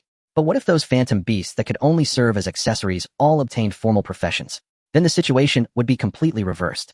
The Beast Tamer Alliance would instantly transform from a flock of lambs to a pack of hungry wolves. The basic attributes of phantom beasts are higher than those of humans, with the same rarity and profession. Once they enter the secret realm, combat professions can level up quickly, but phantom beasts cannot. However, with Lin Yang, the phantom beasts can make up for their shortcomings. And she, Chu Xinro, as the facilitator of all this, being the only one who could contact this empowerer, her status in the alliance would be unshakable. And then there's this price. 1 million. For those wealthy heirs, it's a perfect price that makes them feel pain, yet is absolutely affordable, and thus they would cherish this opportunity immensely. If it's too high, it will scare people away. If it's too low, it will seem cheap. This rich girl calculates human psychology perfectly. However, this is a tremendous opportunity for Lin Yang. What schemes or calculations Lin Yang didn't know and didn't want to know. All he saw was a lot of money waving at him. Not just money. More importantly, it's the rewards of empowerment. A promotion document and an empowerment session allowed him to acquire a skill and a talent of the same level. How could the phantom beasts of these heirs be inferior? In an instant, he even thought about staying in the Chu family to eat and wait to die. In the Chu family manor, the reception, it could accommodate hundreds of people, yet at this moment, due to the heated discussions, it seemed somewhat chaotic, with the air mixed with expensive perfume and anxiety. It was full of people, all young beast tamers. They were the direct descendants of various families urgently summoned by Chu Xinro in her capacity as commander of the alliance. Logically speaking, this group of elites should be full of vigor. But now every face bore 4 large characters. Not wanting to go to work. Or rather, not wanting to go to the examination room. A young man in a floral shirt propped his legs up on an expensive mahogany coffee table, weakly shouting, "What the hell? My fire cloud sparrow is still molting. It's ugly as hell, can't fly fast at all. Bring it on stage." Is it to perform live molting for everyone? The girl next to him with smoky makeup rolled her eyes. "Yours is good. My phantom cat faints at the sight of blood. I can't carry it to fight right." The young man in the floral shirt slapped his thigh. "Exactly. This damn college entrance exam has a death quota. We are beast tamers, not berserkers. Why should we go into the secret realm and fight those madmen? I'm out. I'm definitely out." His shout immediately garnered much agreement. "That's right. Surrender and lose half. Fighting hard leads to quick death. How much is face worth? Life is more important. My dad said don't expect to get into school through the college entrance exam. Our family has shares in the Beast Tamer University. This is the surrender faction. Before the fight even starts, morale has already collapsed." In another corner of the hall, however, the scene was quite different. A group of people surrounded a solemn-looking young man, all of them filled with righteous indignation. This rule absolutely has problems. Why should phantom beasts occupy a team slot? This is a devastating blow to our beast tamer system. It's discrimination against us. We should unite. Let our families put pressure on the higher-ups. This trash rule must be changed. Yes, If the rules aren't changed, we won't take the exam. Collective boycott. Let's see how they handle it. This is the rebellion faction. Their ideas are beautiful, but reality may not go as they wish. After all, the real decision makers have nodded in agreement. There are also a small group of people huddled in the corner whispering with their phone screens lit up as if contacting scalpers. Those bastards in ancient martial arts. One team member's position has already been priced at 3 million, and they have to be responsible for logistics and equipment. So expensive. It's robbery. There's no way if those guys are counting on getting rich from this. More is fine anyway, we still have some money. Let's buy 2 spots, one for ourselves and one for the Phantom Beast. Go in as an accessory to help, just need to get passing marks. 6 million. Hiss, that's doable. Bite the bullet. Once in college, there will be plenty of opportunities to ask for money. This is the external aid faction, highlighting a flexible mindset and a strong financial capability. The remaining majority, however, sat there with blank expressions, their phones scrolling rapidly, but in reality, they didn't absorb a single word. They are the mainstay faction. The mainstay simply lacks their own opinions, taking all actions based on instructions, waiting for notifications from their families, and Chu Shinro, treating Sister Ro as the mainstay. Qin Feng held a glass of juice leaning against the railing on the second floor, looking down at the myriad human conditions below. Have you all seen enough? A calm male voice sounded from the side. Qin Feng did not need to turn around to know. It was Zhao Qing from the Zhao family. Behind him, 11 others gradually joined. The 13 of them were the most special existence in the Beastmaster Alliance. Like Chu Shinro, they had grown up alongside their contracted spirit beasts since childhood, and with abundant family resources, their spirit beasts' combat power far exceeded their peers. They were the true core of the younger generation of the Alliance. They were also a group of unfortunate souls who had been beaten by Chu Shinro and her wolf since childhood. They were collectively referred to as Sister Rao's 13 servants. They publicly proclaimed themselves as the 13 prodigies of beast tamers. As for others, they were not even qualified to be beaten by Chu Shinro. How do we lead this team? A cute girl with twin ponytails spoke with a troubled expression. She was Sun Xiaoxiao from the Sun family. Even if Sister Shinro comes down now and says charge with me, I estimate that half of the people downstairs would immediately open DD ready to flee. Zhao Qing's expression was also serious. Better to open the way than to block it. He slowly uttered for characters. Everyone looked at him. Qin Feng took a sip of juice, intrigued. Let's hear it. Zhao Qing scanned the room and lowered his voice. Since we can't control them, then let's join them. Qin Feng's mind turned for a moment, and he understood instantly. Wow. This is quite interesting. The 13 of us will split up. Zhao Qing continued. Qin Feng, you go to the surrender faction. You're the best at leading the way. For the resistance faction, Liu Mo will go. You have a loud voice. As for the external support faction, Xian Duodua, you go. Your family is the richest. He quickly assigned roles. Xian Duodua, a round and chubby boy who was called by name, wore a mournful expression. Why is it always me? Zhao Qing ignored him and continued. We will infiltrate each faction and become their leaders as quickly as possible, defeating magic with magic. Sun Xiaoxiao's eyes brightened. Exactly. Zhao Qing nodded. Once we have control over the discourse, we will bring our respective teams to overthrow the palace. Overthrow the palace. That's right. A strange color appeared on Zhao Qing's face. The 13 of us will unite and challenge Sister Zinra's position as the commander in front of everyone. Everyone present held their breath for a moment. This script was too thrilling. 13 servants rebel against their master. And then what? Qin Feng asked eagerly. Then Zhao Qing said, word by word, we will grandly lose to her. Be completely suppressed by her alone, or by her and by Ling in a straightforward manner. We want to stage a grand play for everyone to see that Chu Shinro possesses absolute authority and strength to establish her reputation in one battle. By that time, who would dare question her decisions? The entire corridor fell silent. Everyone was stunned by this crazy yet brilliant plan. After a long while, Sun Xiaoxiao finally spoke softly. But if we do this, won't we lose face? Qin Feng laughed. He walked over and patted Sun Xiaoxiao's head. Face. Have we ever had that thing in front of Sister Shinro? His words left everyone present in silence. Indeed, others might not know of Chu Zinra's terror, but they certainly did. From childhood to now, the 13 of them had prided themselves as prodigies, but what was the result? They were either beaten by Chu Shinro or on their way to being beaten by her. The wolf called by Ling left a shadow in their childhood memories that could cover 3 Chu family estates. They might complain about Chu Zinra's decisions, but deep down they believed in her more than anyone else. Let's do it. Qin Feng finished his juice and placed the cup on the side table. Damn it, I haven't acted in a long time, my skills are rusty. I'll go down first, for the surrender faction, brothers. He adjusted his collar, put on a sympathetic expression, and was the first to walk down the stairs. The others exchanged glances and began to take action. Zhao Qing headed towards the resistance faction. Xian Duodua walked toward the external support faction with a sigh. A large-scale team-building activity aimed at strengthening the leadership core was absurdly set in motion. The atmosphere in the reception room changed in a wonderful way over the next half hour. The originally scattered 3 factions surprisingly began to coalesce around core leaders. Brothers, why should we fight hard? We are beast tamers, noble beast tamers. Our spirit beasts are partners, not cannon fodder. Qin Feng stood on the coffee table raising his arms and shouting, his face expressing just the right amount of righteous indignation. I announced the official establishment of our lying flat development faction. Our slogan is better to grind stones in the rear than to be cannon fodder on the front lines. It's okay to fail the college entrance exam, but we must preserve our lives. Oh. A young man in a floral shirt led the applause, having found his organization and kindred spirits. Meanwhile, Zhao Qing stood on a chair passionately rallying. Boycotting the exam. Too weak. We must fight back. We must make those who set the rules pay the price. I propose we collectively sit in at the Ministry of Education building. Bring our spirit beasts. Let the whole world see how they bully us cute little animals. The crowd of the resistance faction was stirred up. Right? Bring my little pig. It's the best at crying. And my floppy-eared rabbit. Let it shiver in front of the camera. We will trample on those people's conscience. Meanwhile, in a corner, Qian Duo was calculating on a small notebook with, "No, we can't let those black intermediaries from ancient martial arts profit off us. Our beast tamer money must be spent on our own people. I propose we establish a cash ability mutual aid fund, pooling our money together to hire the best mercenary group. Directly go to the exam site to clear the field. Show of force. Understand. We must not lose stature even if we lose people." The wealthy members of the external support faction nodded in agreement, finding this idea brilliant. The three factions under the leadership of their respective leaders grew increasingly excited. Finally, Qin Feng jumped down from the coffee table and met with Zhao Qing and Qian Duo in the center of the reception room. The meeting of the three leaders instantly quieted the entire hall. Qin Feng cleared his throat and spoke in our lying flat faction's demand is to refuse meaningless sacrifice. Zhao Qing then spoke with righteous indignation. Our resistance faction's demand is to defend the dignity of beast tamers. Qian Duo added, last-looking paint. Our pay-to-win faction's demand is to solve all problems with money. But we found that our problems ultimately boiled down to one issue. Zhao Qing suddenly raised his voice, pointing at the ceiling. That is our commander, our leader.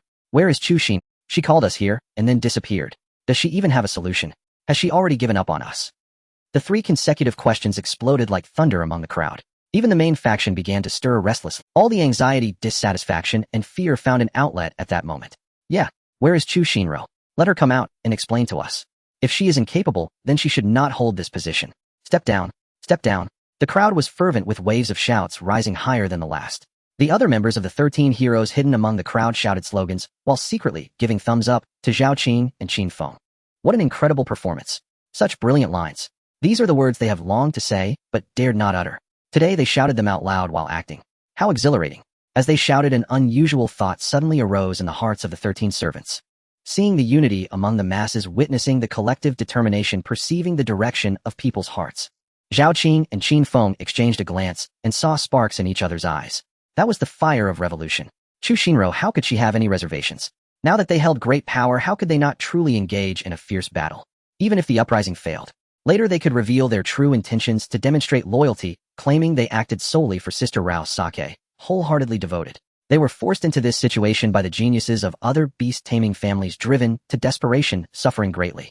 Just as the atmosphere in the reception hall reached its peak of agitation, nearly spiraling out of control. Creak. The main door leading from the second floor to the reception hall slowly opened. The noisy hall fell into instant silence. Everyone's movements froze and hundreds of pairs of eyes turned in unison. Chu Xinro stood at the door alone. Dressed in a sharp black combat suit, her long hair was tied up high, and her face bore no superfluous expression. She stood there quietly, facing the angry, questioning, and fierce faces below. Confronting the situation were thousands pointed fingers. Qin Feng, who was standing on the coffee table and shouting, found his arm frozen in midair. Damn, this aura. He felt his long-dormant masochistic gene awakening wildly. It wasn't the appearance of a single person, it was the embodiment of painful memories. It was the childhood when he was chased around the yard by the wolf named Bai Ling, the youth who was left speechless by her words, and the young man who was crushed and unable to lift his head by her overwhelming strength. Among the 13 heroes, each and every one had felt the sting of Bai Ling's tail. That thing should be classified as a controlled weapon. It was a fear that penetrated deep into their bones, etched into their DNA.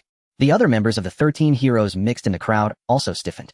Just a moment ago they had shouted "step down" joyously, and now their hearts were filled with panic. This is bad. Sister Rose seems a bit angry. Did we blow it? The reception hall fell silent, even breathing. Chu Xinri's gaze swept across the entire room, finally landing on the frontmost figures of Qin Feng, Zhao Qing, and Qian Duo. She moved. She slowly walked down the stairs, her boots clicking lightly against the wooden steps. Each step struck the hearts of the crowd. Qin Feng felt his calves trembling. But as he looked at the burning gazes gathering around him, he felt this was a once-in-a-lifetime opportunity. A man should not languish beneath others. As the leaders grappled internally with fierce struggles, Chu Xinro reached the center of the hall, standing before the three faction leaders. She ignored the three's positions as leaders and did not respond to the hostility from the crowd. She spoke naturally, issuing commands. Are the admission tickets printed? The entire hall fell into a strange silence once again. Admission tickets. We are here to incite revolution and you ask us about admission tickets. This nonsensical dialogue instantly collapsed the heroic atmosphere that had just been brewing. Qin Feng's brain malfunctioned for 3 seconds before he forced himself into character and replied with a stiff neck. They are printed. So what? Chu Shinro today we. He could not finish his sentence. Chu Shinro interrupted him directly. Then prepared. Qin Feng was taken aback. Huh. Not just him, everyone made a confused utterance. Reprint. What is Zhao Qing, as the leader of the resistance faction, forced himself to calm down, attempting to steer the conversation back on track. Chu Shinro, what we need is not this, we need an explanation. An account. Chu Shinro did not look at him, but asked the second question. Did you bring the money I told you to bring? Qian Duodua, representing the cash cow faction, subconsciously nodded. Yes, I brought it. After saying that he wanted to slap himself. Why did I answer? I should have questioned her. Zhao Qi, how can we continue this discussion? They were completely on different wavelengths. On one side, they were performing Les Miserables while Chu Shinro was acting out preparations before school starts. Very good. Chu Shinro received 2 answers and nodded in satisfaction. Then she made a move that left everyone once again frozen. She turned around and walked towards the door. As she walked, she left a statement. Everyone follow me. And she left. Just like that, she walked away. No explanations, no suppression, no negotiations. She asked 2 nonsensical questions and then made her demeanor was one of authority beyond question. In the reception hall, hundreds of people, a group of self-proclaimed elite beast tamers, a group of revolutionaries who had just been shouting step down, all stood dumbfounded. Who are we? Where are we? What were we doing just now? Qin Feng and Zhao Qing exchanged glances and saw 2 words written on each other's faces. Dumbfounded. Just as Chu Shinro was about to walk out the door, Zhao Qing finally reacted. If this farce ended just like this, the 13 heroes would never be able to mix in the alliance again. Their prestige would be in ruins. Stop! Zhao Qing shouted loudly and took 2 steps forward. Chu Xinra's footsteps paused, but she did not turn back. Zhao Qing felt his heart racing as he threw caution to the wind and shouted with all his strength. Chu Shinro, you have not responded to our demands. You can't just leave like this. His shout finally ignited the remaining powder keg in the crowd. Right? It can't just end like this. Give us an explanation. With support, Zhao Qing's courage grew bolder. He pointed at Chu Xinra's back, his voice trembling with excitement. We have over 100 people here. All are the hope of the alliance's future. What can you do alone, even with Bai Ling? We acknowledge that you are strong. Very strong. But Zhao Qing's voice reached its peak, shouting a line he himself found absurd. Before you tire yourself out, you may not be able to take us all down. As the words fell, the entire hall fell into everyone was stunned by Zhao Qing's tragic, yet filled with surrendering words. Qin Feng stood beside him. Wow, old Zhao is impressive. Unmatched courage. But who knows whether he will see the sun tomorrow after shouting. In the silence, Chu Shinro slowly turned half of her body. She did not look at the horse Zhao Qing, but raised her head, speaking softly to the air. Bai Ling. A buzzing sound echoed in Qin Feng's mind. Just 2 words. They carried no emotion, no killing intent. It felt somewhat casual, like telling a pet to go for a walk. Yet Qin Feng felt his back molars quaking. Beside him, Zhao Qing, who had just been exuding the demeanor of a revolutionary leader with lofty aspirations, suddenly twitched uncontrollably. She was about to flip the table. Qin Feng and Zhao Qing exchanged glances, both seeing the same 4 words on each other's faces. Difficult to retreat. What to do now? Surrender. This was indeed their original goal, but if they did that, would they not even fight back? Then the 13 of them would become the biggest joke in the entire Beastmaster Alliance. The emotions that had just been stirred, the leader image they had just established, would instantly crumble into a mess. Not surrendering. Confronting Chu Shinro Hiden. Qin Feng recalled the experience of being chased by a wolf as a child, feeling a familiar pain in a certain part of his body. But today, wasn't it the perfect opportunity to conquer that shadow? Initially, they intended to quietly inform Shinro Jie of their thoughts, but she wasn't giving them the chance. Or perhaps she looked down on their cooperation. Forget it. After all, there was a way out. Shinro Jie should understand their struggles, right? Go. Zhao Qing gritted his teeth and squeezed out a word through clenched jaws. Act. They had to keep acting. Even if they were beaten to death today, they had to finish this act. Qin Feng understood the implication.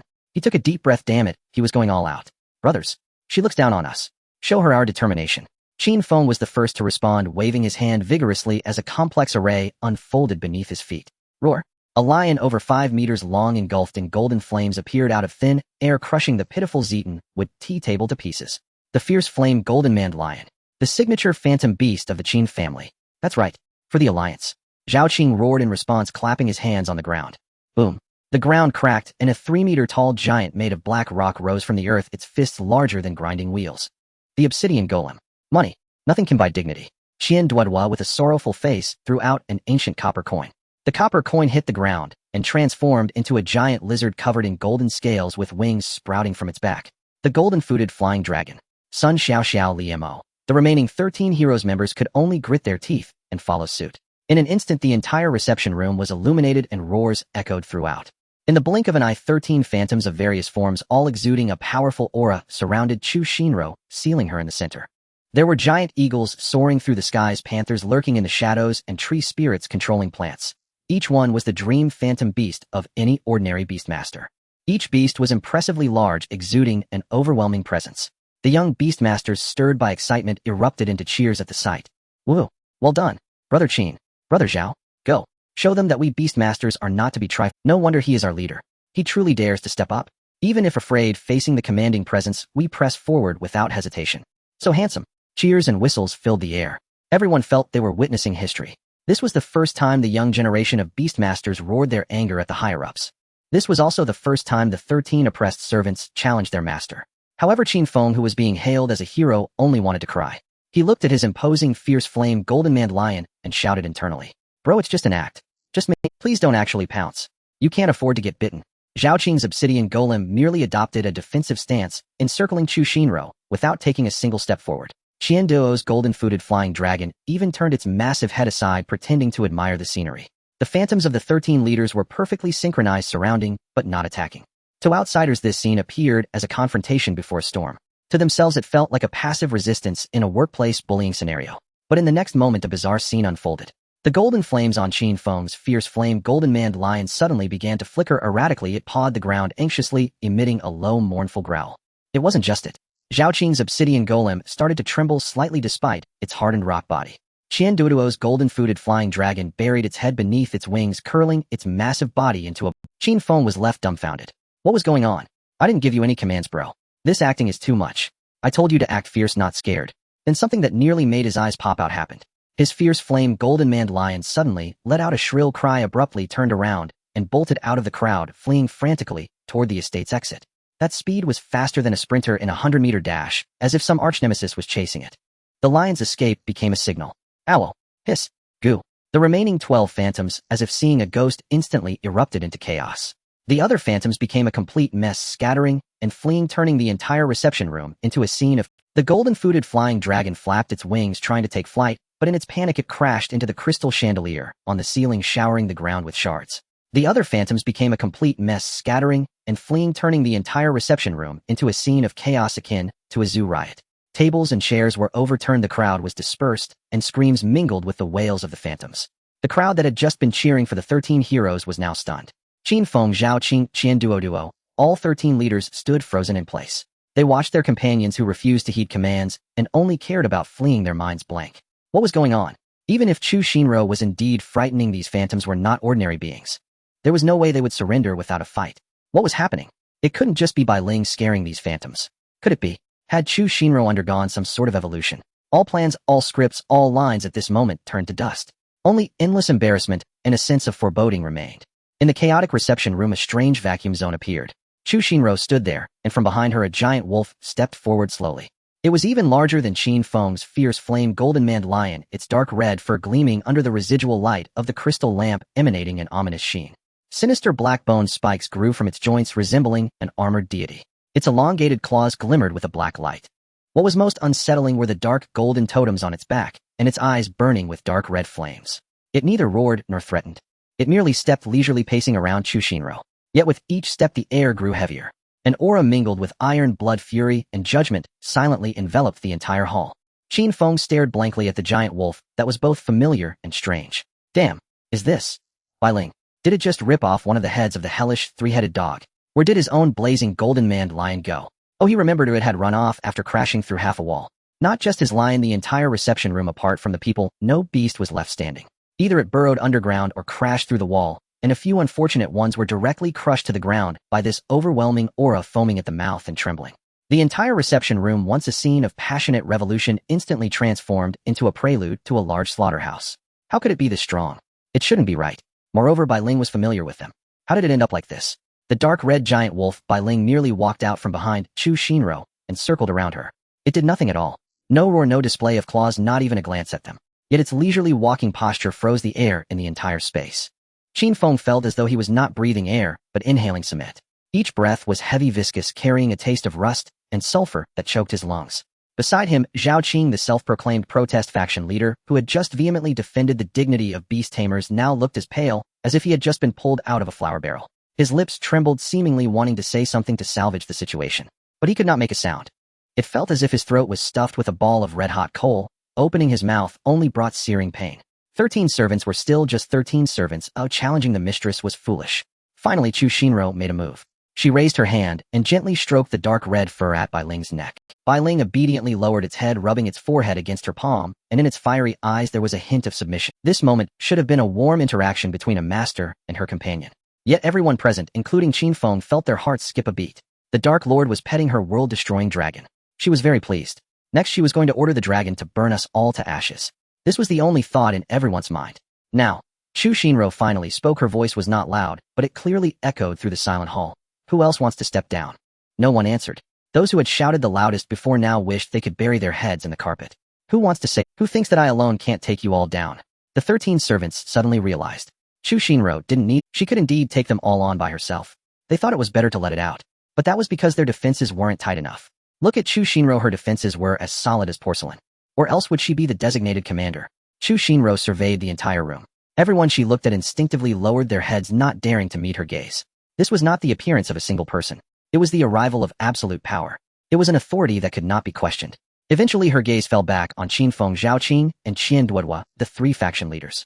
Qin Feng felt his kneecaps go weak. He remembered being chased by Bai Ling, who was still a silver-haired wolf cub, biting his rear and crying for his mother. Years later, that deep-seated fear returned, and it was doubled. Next to him, Zhao Qing finally couldn't bear the pressure, and his legs gave way. Just as he was about to kneel, Qin Feng swiftly caught him. He couldn't kneel. Failing the act would be embarrassing, but if they knelt, it would be shame for the entire family. Zhao Qing looked at him gratefully. His lips moved silently, saying 2 words. Thank you. Qin Feng managed a bitter smile. Brother, no need to thank me. I'm holding you up so I can stand a bit steadier myself. The two supported each other like 2 elderly men on their last legs, barely maintaining their final dignity. Qian Duodua was more straightforward. His round body swayed, and with a standard tactical fall, he plopped down on the ground with an ouch. He held his chest with both hands, panting heavily, his face full of agony. My old problem, palpitations, has flared up. Qin actors self-cultivation Feng. Zhao, we are the future of the alliance. Qing. I'm amused. This damn fat guy. His acting skills are better than ours. Chu Xinro ignored these 3 clowns any longer. She merely said lightly, let's go. After saying that, she turned around, taking the giant wolf radiating a sense of destruction, and walked towards the estate's gate. This time no one dared to shout stop.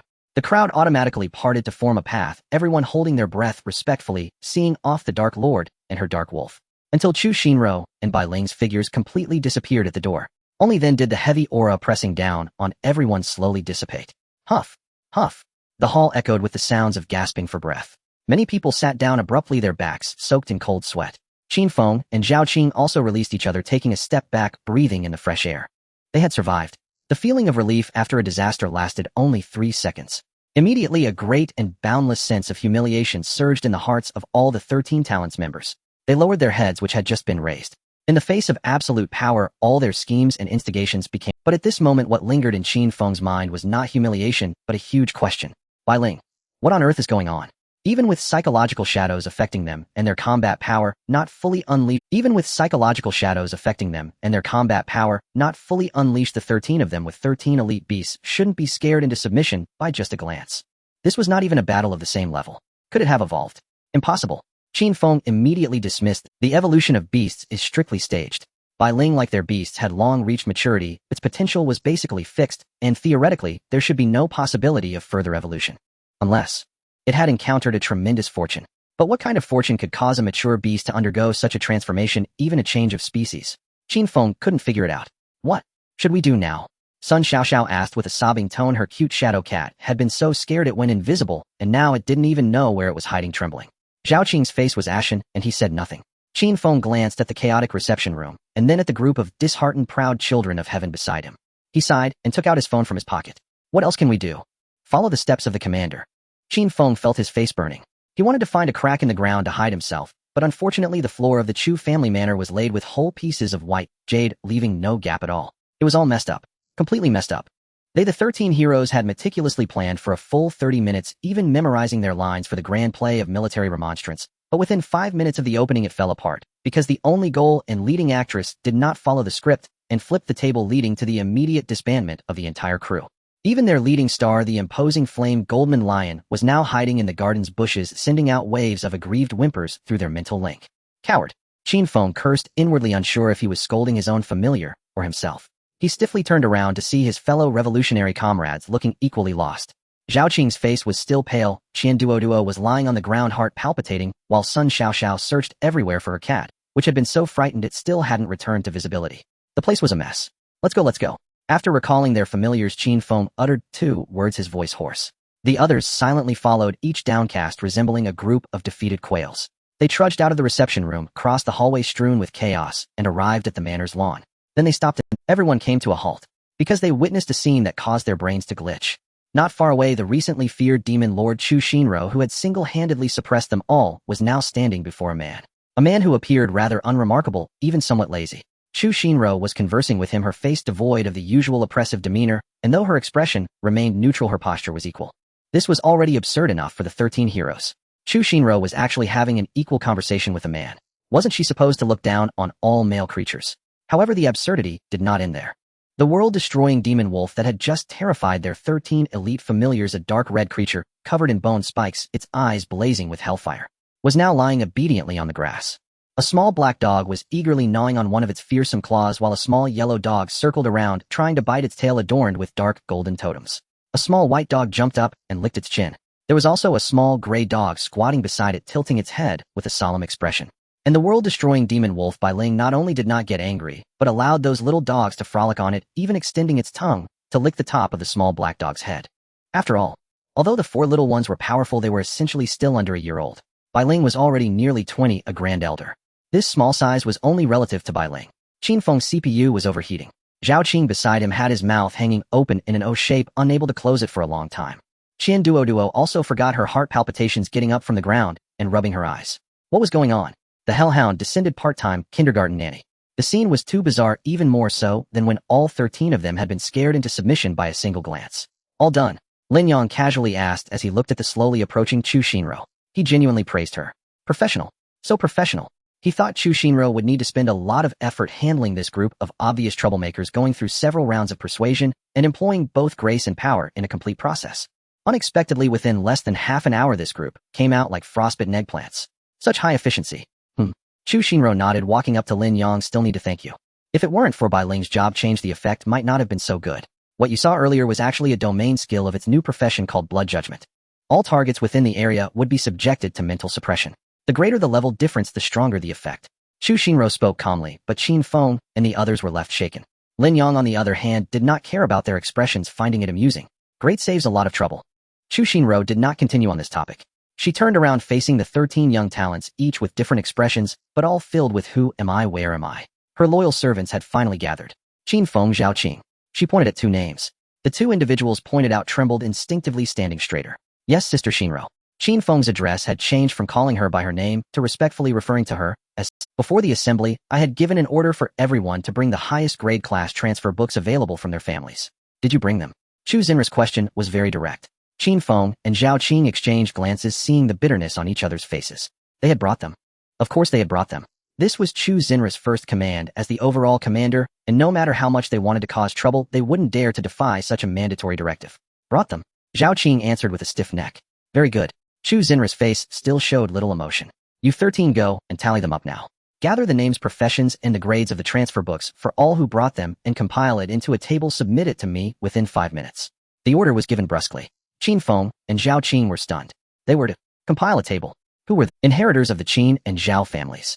Leaders of the younger generation of the Beastmaster Alliance. Just moments ago, they were the faction leaders, raising their arms to lead everyone in resistance. Now they were being asked to do clerical work. What an honor. Yes. The 2 answered in unison, then turned and walked towards the group of Beastmasters, still in a daze. A large-scale team-building activity aimed at strengthening the authority of the leadership core after experiencing an outrageous farce finally moved to the next stage in an even more ridiculous manner. Qin Feng took out his tablet and walked up to a young man in a floral shirt who had previously chanted slogans with him. He tried to keep his expression official. Name. Oh. Wang Tao. Profession. And Beastmaster. Are you crazy, Qin? Asking members what their profession is during the Beastmaster Alliance assembly. Did you bring the transfer book? The young man in the floral shirt looked embarrassed and shook his head. The time was too tight. I didn't bring it. Qin Feng expressionlessly drew a cross after his name. He moved on to the next person. Name. Ice Edge Squad's rest area. Lu Jinghuai was facing a man and a woman. He appeared thoughtful. So you're going to accept the command of the Beastmaster Alliance, so you want to withdraw? Sun Hanyu was secretly arranging this. On the surface, this social organization created with great financial resources was still led by Lu Jinghuai. The boy shrugged. Family arrangements, we have no choice. Young Master Lu has a big family, he should understand. Lu Jinghuai nodded. I understand. How about this, you can withdraw and I won't ask for a breach of contract fee or anything, your salary will still be paid, but you need to accompany me at the exam's entrance and act out a scene. He was happy to do a good deed since it wasn't his money being spent. What scene? Lu Jinghuai threw out a photo, his acting. Find some trouble for a few dogs. The photo was of Lin Yang and the 4 little ones. The 13 servants began to carry out their master's orders. Lin Yang watched with great interest from the side. Well, it seems the work has officially begun. Just a second ago there was a passionate call for revolution, and now they had become the most loyal statistician under the commander.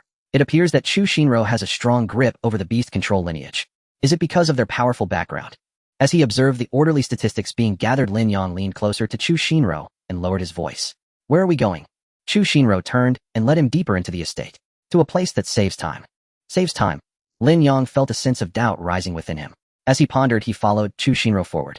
Soon his doubts turned into shock. They did not walk in a straight line. It seemed Chu Shinro was deliberately taking a roundabout way, leading him through one long corridor after another. The floor beneath their feet changed from jade to obsidian, then to some kind of glowing wood which Lin Yang could not. The items hanging on the walls became increasingly outrageous. Initially, there were incomprehensible ink wash landscape paintings, and Lin Yang thought to himself that those things must be quite valuable. As they walked, decorations embedded with enormous beast crystal cores began to appear on the walls. Further ahead, he saw an entire wall filled with various weapons, each pulsating with visible energy fluctuations. Passing by a training room with transparent doors, Lin Yang saw people inside performing anti-gravity, training their bodies suspended in midair. As they passed by an alchemy workshop, various colored potions bubbled in glass vessels. Lin Yang's footsteps slowed. He felt as though he wasn't touring a home, but rather a combination of an armory and a museum. The Chiyuan group was wealthy, but that was just corporate money, mere numbers on a balance sheet. What the Chu family had was called depth. It was the kind of wealth that made it feel like they were walking on a ground paved with hollowed-out mountains of gold. Lin Yang's mind was racing. Just earlier he passed a wall adorned with a blue longbow, and if he were to pry off a single gem from it, it would likely be enough to clear his debts to Sun Hanyu. He now felt that selling his life to Sun Hanyu, taking advantage of the Chiyuan group, was a rather petty scheme. Was that real? That was merely picking up a few fallen tufts of wool outside the sheep pen. The Chu family was the real wool tycoon. This was no ordinary sheep. This was an alpaca brimming with treasures. Chu Shinro naturally noticed Lin Yang's change, but she said nothing. She wanted Lin Yang to see. The foundation of cooperation is mutual understanding. She wanted Lin Yang to understand her and the power held by the Chu family behind her. This was a silent display more powerful than any words. She was not afraid of Lin Yang's desires, she feared his indifference. Finally, they stopped in front of a massive The door exhibited a shiny silver hue devoid of any patterns or decorations except for a complex groove in the center. The door itself emitted a deep humming sound. Chu Shinro stepped forward and placed her palm in the groove. The metal door silently slid open to reveal the scene within. It was a vast pure white space. Empty, pristine, stretching endlessly. The floor and walls of the space seemed to be made of the same material, emitting a soft glow. The entire space felt similar to the independent space of the previous college entrance examination trial, but it was 100 times larger. Lin Yang's breath caught for a moment. He recognized this thing. Or rather, he recognized the commercial version of it. Back then, he had ruthlessly spent 60 million to rent a small one for a month to boost the proficiency of his dog team. Time flow room. What he had rented back then was merely a little one. Just like that, it cost 2 million a day. He couldn't imagine how much it would cost to construct a room like this. And now what lay before him? Was this even a room? This was a time flow plaza. Lin Yang estimated that this space not only could accommodate them and their 100 or so people, but even if a few thousand more came, it would be more than enough. That little commercial version had already been one of the most upscale industries in all of Nanjiao City. The Chu family surprisingly had a private one, and it was this big. What made him feel even more overwhelmed was that Chu Shinro casually opened the door. This implied that she had the authority to access this strategic-level facility at any time. Lin Yang was completely stunned. He previously thought that by latching on to Sun Hanyu, he had struck it lucky. Now it appeared that Sun Hanyu was merely a thigh. Chu Shinro. This was akin to hugging a pillar of heaven. Damn, how much money does this little rich lady have? The other beast masters who had followed behind also stood dumbfounded at the door, gasping in awe. The rising sounds of inhalation made Lin Yang feel a little better. Thankfully, he was not the only one who felt like a country bumpkin. Everyone was the same. At this moment, Chu Shinro explained this time flow room is not traditional in nature. She did not look at the crowd but slightly bowed towards the vast space above her, demeanor very respectful. Senior, we apologize for the intrusion. Lin Yang followed her gaze upwards and froze. He saw that the soft white glow emanating from the ceiling had revealed an enormous golden vertical pupil at some point. That was not a ceiling at all. That was the coiled body of a giant dragon. It was so massive that the entire space seemed to be composed of its body. The Chu family's time flow room benefits from this ancient elder whose existence is unknown. This elder is a mythical-level phantom beast capable of unfolding a domain that controls time. What we are currently in is within the elder's domain. Based on this, we developed this time flow room. The cost is much lower than that of external technological creations, and the effects are significantly better. At maximum, it can achieve a time flow rate of 50 times. However, there are constraints. Staying beside the elder for an extended period puts great pressure on us, so we cannot linger inside for too long. Lin Yang could no longer hear the subsequent words. Mythical-level phantom beast. Alive. It could also create domains. It doubled as the energy core of the time flow room. His worldview was being repeatedly ground into the ground by the Chu family. Behind them, Bai Ling, the dark red giant wolf that had just exuded dominance, now had its fur raised, emitting uneasy low growls. This made Lin Yang's heart tighten. Even Bai Ling, who had undergone job evolution, felt fear. The power of this dragon was unimaginable. Strangely, however, the four little ones beside him were not afraid at all. Instead, they raised their heads with curiosity, observing the colossal creature above. The black-furred one squatted on the ground, looking composed and mature. The yellow-furred one wagged its tail, seemingly eager to make a friend. The gray-furred one tilted its head, its gaze clear. The white-furred one was the most outrageous. It yawned. The giant dragon's golden vertical pupils slowly shifted, landing on the four little ones, as if it had sensed the uniqueness of these small creatures. Yet it made no move, merely observing in silence. The group of gifted individuals in the reception room had all they stared at the scene before them, each face pale, not daring to breathe. Everyone mimicked Chu Xinra's posture, bowing respectfully towards the figure above. At that moment, Qin Feng and Zhao Qing hurried over, handing a tablet to Chu Xinro. Sister Xinro, Chu Xinro took the tablet and glanced at the names and data on it. In the next second, her beautiful brows furrowed. Lin Yang observed clearly from the side. This is bad. This is a precursor to a storm. This little rich lady is about to explode. Indeed, Chu Xinro raised the tablet in her hand, and her previously expressionless face finally bore a frost-like chill. Is this the answer sheet you all submitted? Her question was light, yet it caused every person present to stiffen. My first command was for everyone to bring the highest grade occupational transfer book that your family could procure. This is very important. I emphasize this specifically. However, there are quite a few who didn't take my words seriously. The room was engulfed in a deathly silence. Only the occasional sound of the dragon's thunderous breaths broke the stillness. Those who brought transfer books, aside from the 13 of you, it is indeed clear that you have tried your best. What about the others? Chu Xinra's gaze slowly swept over the crowd. Many simply brought a green one to make, some even arrived empty-handed. What do you think, I'm just playing house? Those who caught her eye buried their heads even lower. The few who had shouted the loudest in the reception room now wished they could perform a disappearing act on the spot. Lin Yang watched the drama unfold with great interest. It felt like watching a homeroom teacher reprimanding students. A wave of discontent began to quietly spread among the crowd. Although under the dual pressure of Bai Ling and the dragon, no one dared to speak up, the suffocation and resentment were still palpable. What is going on? Is it really just because they didn't bring the transfer books? Is it necessary to escalate this? With the third round of exams approaching, isn't this demoralizing? The 13 servants, especially Qin Feng and Zhao Qing, were sweating anxiously. They looked at Chu Xinro with deep concern. Sister, my dear sister, this is not the time for internal purging. The alliance's spirit is clearly waning. Only then did Chu Xinro seize her words. In truth, this was her intended goal. On the first day of the alliance's establishment, she wanted everyone to understand that ignoring the commands of the overall commander would lead to regret. She aimed to allow this discontent and doubt to ferment to its peak, and then use facts to slap everyone's face. Soon they would have plenty to regret. Lin Yang watched in awe from the side. What a master of manipulation. First she suppressed them with absolute force, then filtered them with harsh commands, and finally, before the discontent erupted, she threw out a solution that left them completely convinced. A seamless series of moves. This is not assembling an alliance, it is clearly taming beasts. Yet it is indeed effective. She deliberately left it ambiguous to make the people in the alliance become more wary in the future. No matter how unreasonable Chu Xinra's orders were, there were benefits to obedience, and disobedience would lead to regret. Chu Xinro ignored the crowd's small emotions and threw the tablet back to Qin Feng. Then she spoke up. Qin Feng. Yes, Sister Xinro. Qin Feng, startled, quickly stood straight. Bring out your phantom beast, the blazing golden-maned lion. Qin Feng did not dare to be slow, immediately summoning his destined phantom beast. Roar. A robust lion engulfed in golden flames appeared out of thin air. It shook its magnificent golden mane, exuding an imposing presence. However, upon sensing the aura of the giant dragon above, the lion's might instantly diminished by a third, emitting an uneasy low growl and cautiously nudging its head against Qin Feng. Chu Xinro glanced again at the tablet handed over by Qin Feng. The transfer book you brought is the Purple Elite Class, the Breaker Howler. Yes. Qin Feng answered honestly. This transfer book was already the highest grade occupation that their Qin family could produce without affecting their strategic deployment, and it was practically worthless. Very good. Chu Shinro nodded, then turned to Lin Yang, who had been watching the show from the side. At that moment, everyone's attention was focused on Lin Yang following Chu Xinra's actions. Lin Yang was still calculating in his mind. Breaker Howler. By the name, it should be a warrior-type branch leaning towards area control or team enhancement. A lion-type phantom beast transitioning to this is quite suitable. Just not sure what good skills and talents it could acquire. Ideally, it would come with a group damage increase aura or a group armor-breaking roar. Hehehe, I'm about to drool. Just as Lin Yang was fantasizing about the future, Chu Shinro spoke up, addressing Qin Feng. Prepare 1 million. Qin Feng, huh? He was completely bewildered. What on earth? 1 million? Why? What did I do wrong? Didn't I bring the highest grade transfer book and help you compile the table? Is this a fine? I've never heard of being fined 1 million for being late to a meeting. WWHYA. Qin Feng summoned up his courage to ask this million-dollar question. Chu Shinro finally deemed it necessary to give him an explanation. Lin Yang's empowering link costs 1 million per use. Her voice was calm, but it struck Qin Feng and everyone present like a thunderclap. Qin Feng's CPU malfunctioned for the second time. Empowering link. 1 million.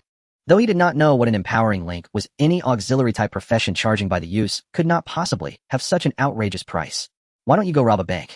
No, it wouldn't be this fast. He instinctively looked towards Lin Yang, who seemed ordinary. Just him. 1 million. First he was frightened by the Demon King with a wolf, then sent to do clerical work, and now he was told to pay a sky-high service fee of 1 million. What kind of day is this? Not just Qin Feng, but behind him, Zhao Qin Qian Duodua, and all the members of the 13 talents were dumbfounded. They exchanged glances, and from each other's faces they could see the 4 words utterly outrageous. Sister Shinro. This. Do you think it's expensive? Chu Shinro interrupted him, turning the question back. Qin Feng's inner self was in turmoil. Rationally, he believed this was undoubtedly a scam, a joint scheme by Chu Shinro and this guy named Lin Yang to trap him. But he glanced at the expressionless Chu Shinro and then at the dark red giant wolf by Ling beside her, which made his legs weak. Forget it, I can't deal with them. Damn it. Just consider it being robbed by Sister Shinro. It's just 1 million. He'll give it. Consider it a protection fee for the great Demon King. He'll give it. Qin Feng gritted his teeth, forcing out 2 words through clenched jaws. After saying that, he felt as if all his strength had been drained away. His heart was bleeding. That's 1 million. Not just 100. Enough for him to enjoy himself at the top club in Nanjiao City for several months. Very good. Chu Shinro nodded in satisfaction, then said to Lin Yang. Let's get started. Lin Yang took a step forward, approaching the fiery, golden-maned lion. He rubbed his hands together, displaying a smile that made Qin Feng very uncomfortable. Don't be nervous, brother lion. It'll be quick and painless. The fiery, golden-maned lion. Lin Yang felt delighted inside. He now felt like a craftsman, a unique art. Caring for others is no match for making piles of money. He loved doing this job. Without further delay, he reached out and gently pressed his hand on the fiery, golden-maned lion's hot forehead. The lion shook its head in displeasure, emitting a threatening growl from its throat. Lin Yang ignored the lion's mood. He closed his eyes and focused his thoughts. Linking empowerment established. An invisible connection instantly crossed the gap between species, linking him. It worked. The beast tamers around him all stretched their necks, curiously watching. Is this it? Just a touch on the head. What principle is this? What exactly is going on? It feels so unreliable. Could it be a scam? Chill. Lower your voice. Chu Shinro is still watching. The murmurs were faint, but in the silent space they still reached Qin Feng's ears. Qin Feng's face shifted between blue and white. He felt like the fool being watched by the entire village, spending 1 million just to see someone touch his lion. He now only hoped that this 1 million wouldn't go to waste. At the very least, it should make a sound right. Lin Yang opened his eyes and spread his hands toward Qin Feng. The class change book. Qin Feng didn't dare to delay, hurriedly handing over the purple glowing class change book breaker of the formation. Lin Yang took the book, feeling its weight. He didn't open it. He simply pressed the book against the fiery, golden-maned lion. Then he closed his eyes again. Using purple premium class change book breaker of the formation on the empowerment target fiery, golden-maned lion. Buzz. The ancient class change book instantly transformed into streams of purple light, like living vines flooding into the fiery, golden-maned lion's body. Roar. A painful roar erupted from the throat of the fiery, golden-maned lion. Its massive body began to tremble violently, and the golden flames engulfing it surged up, forming a pillar of fire that shot into the sky. A savage and unmatched aura expanded violently from it. The nearby beast tamers were directly knocked to the ground by this shockwave. Everyone was startled by this sudden change. What happened? Did it fail? This aura. So strong. My beast is trembling. Quick look at that lion. Under everyone's gaze, the fiery, golden-maned lion's body was undergoing astonishing. Its originally magnificent golden mane was now enveloped in a deep purple hue interwoven with gold and purple, making it appear even more majestic. Its limbs became more robust, claws turned black and sharp, displaying intricate mystical patterns.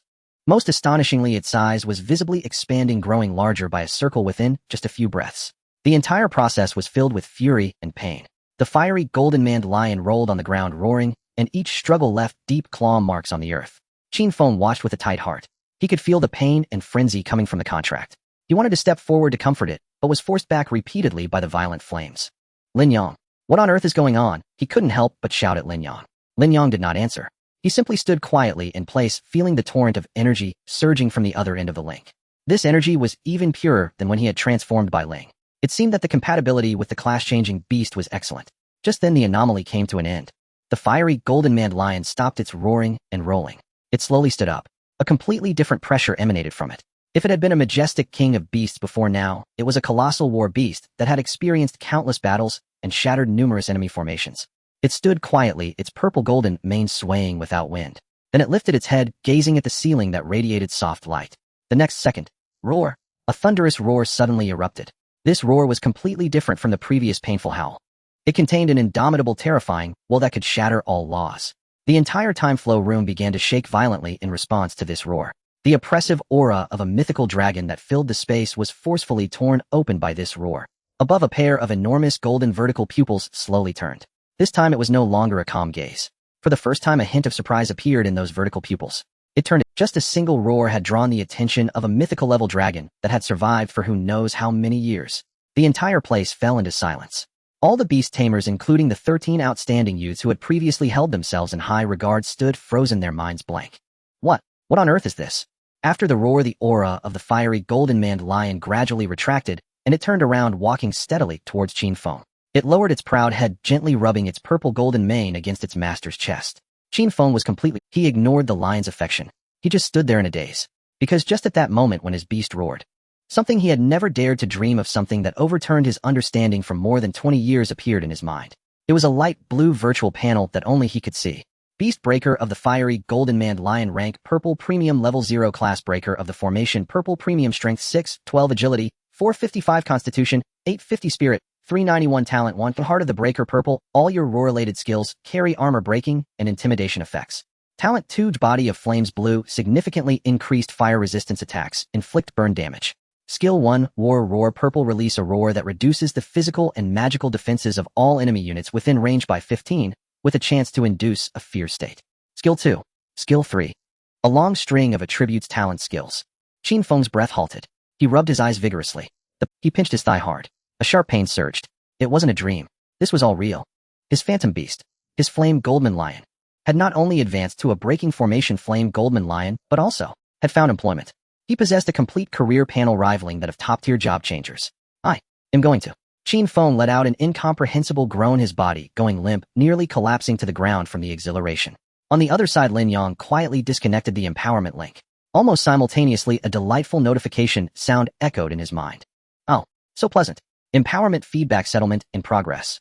You have acquired a new talent, Heart of Breaking Formation Purple. You have acquired a new skill, Enhanced Battle Roar Purple. Enhanced Battle Roar. When launching any offensive skill, this skill can be activated simultaneously, putting the attack skill into an enhanced state. Different skills receive different enhancement effects. No consumption, no cooldown. Lin Yang's heart was unfazed. He even thought about ordering a bowl of pig trotter rice. Another purple talent, and a seemingly decent purple skill. No consumption, no cooldown, directly enhancing attacks. This meant that all his offensive methods had instantly leveled up.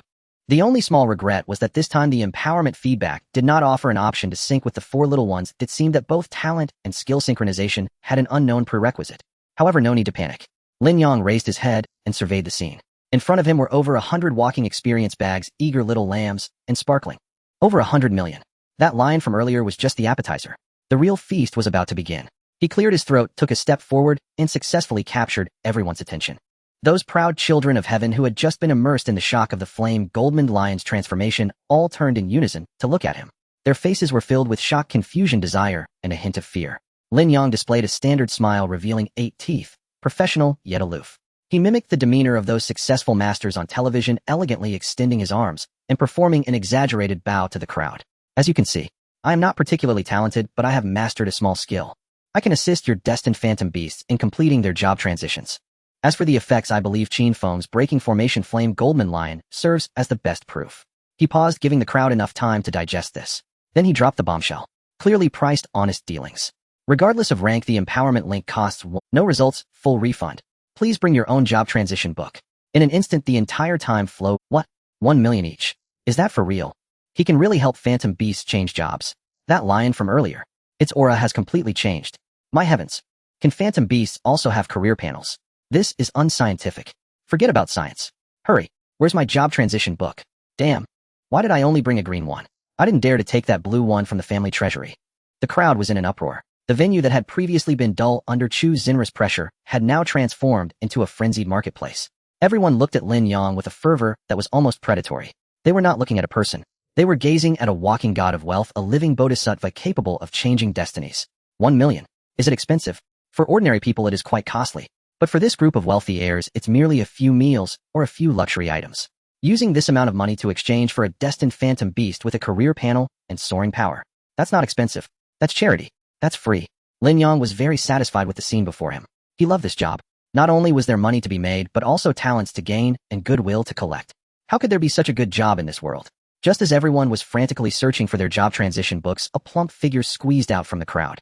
It was Qian Duodua, one of the 13 heroes who had previously followed Qin Feng. At this moment, the face of this young master from the Qian family was scrunched up, his expression a mix of anxiety and excitement. He hurriedly walked up to Chu Xinro, rubbing his hands together, his face adorned with a forced smile. Sister Xinro. Chu Xinro turned her head to look at him. Is there something? Can I step out for a moment? Qian Duoduo asked cautiously. Chu Xinro raised her beautiful eyebrows slightly. I remember that my previous order was for you all to bring the highest grade job transition books that your families could procure. What happened? What about yours? Qian Duoduo started sweating profusely. What could he say? Should he say that he felt Chu Xinro was making a big deal out of nothing and just casually took a purple speedwalker from the family warehouse to make up the numbers? Should he admit that he didn't take this so-called commander of the Beastmaster Alliance seriously? He dared not.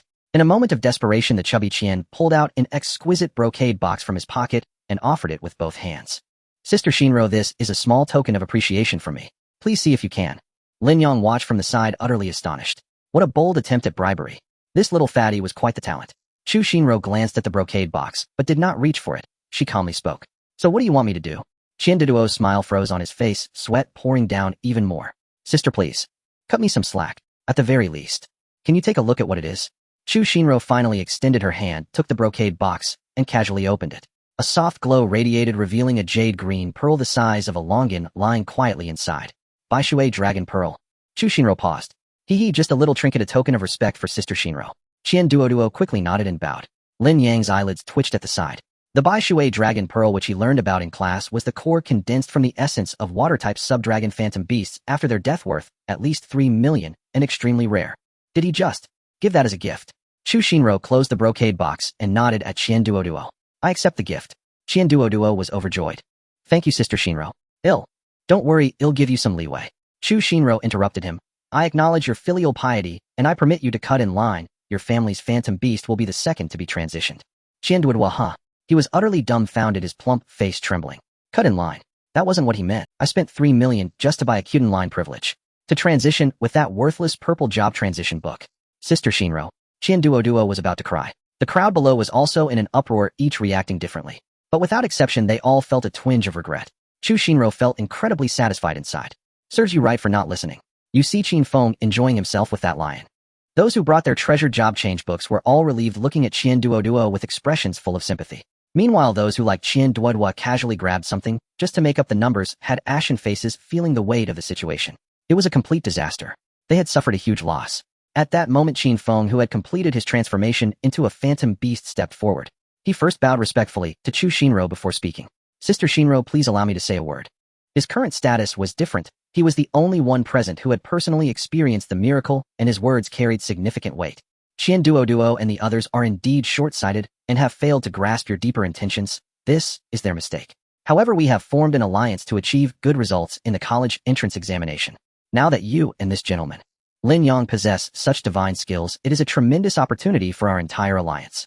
If the majority of our brothers miss out on this opportunity because of a single job change book, wouldn't that be a huge loss for our alliance? I implore you, Sister Xinro, to reconsider and grant us another chance. Qin Feng spoke with reason, neither servile nor arrogant, exuding a certain heroic demeanor.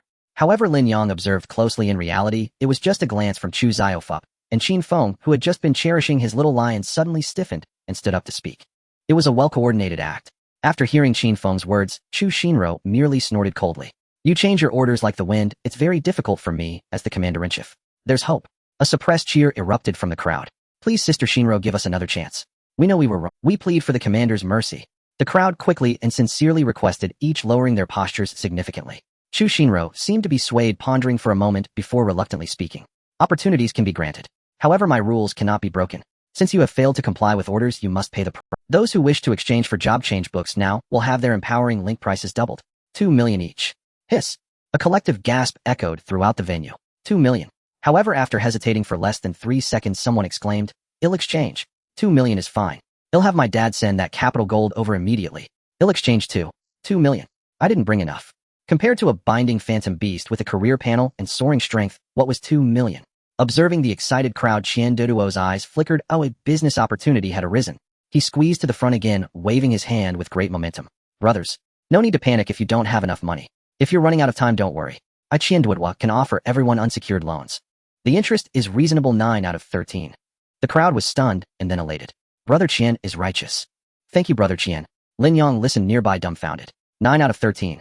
Goodness, even loan sharks wouldn't dare to lend like that. But the more outrageous maneuvers were yet to come. Qian Duo turned to Chu Shinro wearing that same fawning smile. Sister Shinro, you see, that extra 30% is all a tribute to you. This time Chu Shinro didn't even raise her eyelids, instead turning her head to look at Lin Yang. Lin Yang, all the new profits we will split 3-7. I take 3, you take 7. What the heck? Lin Yang was completely stunned. Brother Qian sure knows how to make a deal. How could he have so much money? He worked hard to monopolize his business, earning only painstaking profits. Meanwhile, these guys just had to move their mouths and were both receiving gifts and taking cuts, making money far easier than himself. Seeing Lin Yang's dazed expression, Qian Duo snorted a couple of times. Brother Lin Yang, don't complain about the amount. If it weren't for Sister Shinro, we wouldn't even be able to do this business. Besides, they should be thanking us.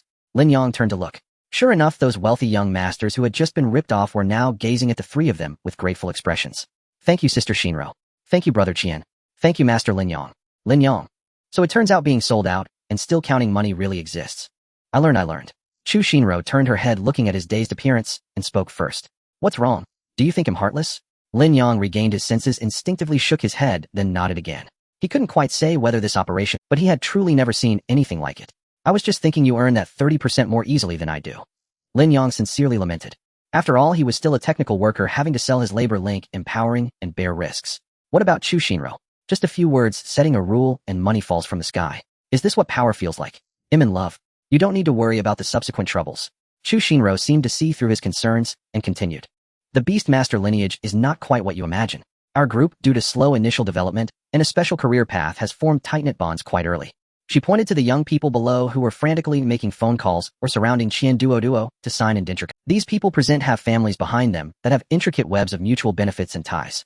The network of relationships is very solid. As long as we younger generation don't go too far, the elders are happy to watch the show. What they look at is the longer-term. The money earned today, except for the portion given to you, will mostly be consumed in various forms within our small circle. For them, this is an investment. An investment in their phantom beasts, an investment in the future of our alliance, and also an investment in you. Lin Yang listened confused. What investment, what future, what relationship network? He didn't take any of it to heart. His mind was filled with one question. More than 100 people. Even if half of them had decent job change books and weren't willing to pay double the price, there would still be half who would willingly be the fools. 50 people at 2 million would be 100 million. The other 50 at 1 million would be 50 million. Putting it together, that's 150 million. No, among those paying 2 million, there are those who can only take 70, giving 30 to Chu Shinro.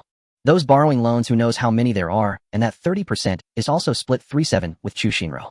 It's so chaotic. Regardless of how it goes, it has to be at least 100 million. What was the enormous debt he owed Sun Hanyu? 100 million. Damn. After this wave, not only could he pay off his debts, but he could also be left with a substantial amount of money. He could take over his favorite pig trotter rice shop near the school and eat until he threw up. And this is just the money. The most crucial thing is, Lin Yang's breath became somewhat rapid. With over 100 beast masters each with a job change book, how many talents and skills could he acquire from this wave of benefits? He dared not think. He truly dared not think. Lin Yang looked at Chu Shinro. This was no mere commander-in-chief of the Beastmaster Alliance. This little rich girl was clearly his benefactor, his fortune goddess, the light of his life. Cough. Lin Yang cleared his throat, preparing to begin. Yet the atmosphere in the hall suddenly grew peculiar. Moments earlier, the wealthy young heirs had been fervent, ready to empty their family vaults, but now each held a phone, faces flickering with uncertainty. The first to falter was a lanky youth. He ended a call, his expression collapsing like a bitter gourd, and sidled up to Qin Feng to murmur quietly. Brother Qin, it's over. We're doomed. After I explained the situation, my father declared that the Golden Divine Light Arbiter Vocation Scroll is to be reserved for my uncle's spirit beast, not me. Before Qin Feng could offer consolation, another voice wailed from nearby, damn it. My old man just revoked my purple vocation scroll. He claims it's too critical. He's convening the clan elders for reassessment. Same here. My mother says I'm too young to handle such matters. She forbids me from meddling. If true, she'll hold it in trust until I come of age, and return it then. In an instant, grim tidings multiplied. At first, only a handful were affected. But doubt is contagious. Soon more hesitated. Maybe we should postpone today. This is a lifelong decision. What if better vocation scrolls surface later? Exactly. Using a purple one now feels wasteful. What if we someday acquire a golden one? Whispers spread like frost across glass. The earlier frenzy cooled into silence. Those who'd queued eagerly for Qin Duoduo's loans now withdrew en masse. Lin Yang's smile faded. He watched helplessly as the verdant field of prospects before him withered visibly, yellowing, crumbling. The mountain of banknotes he'd amassed began collapsing at breathtaking speed. This would not do. Absolutely not.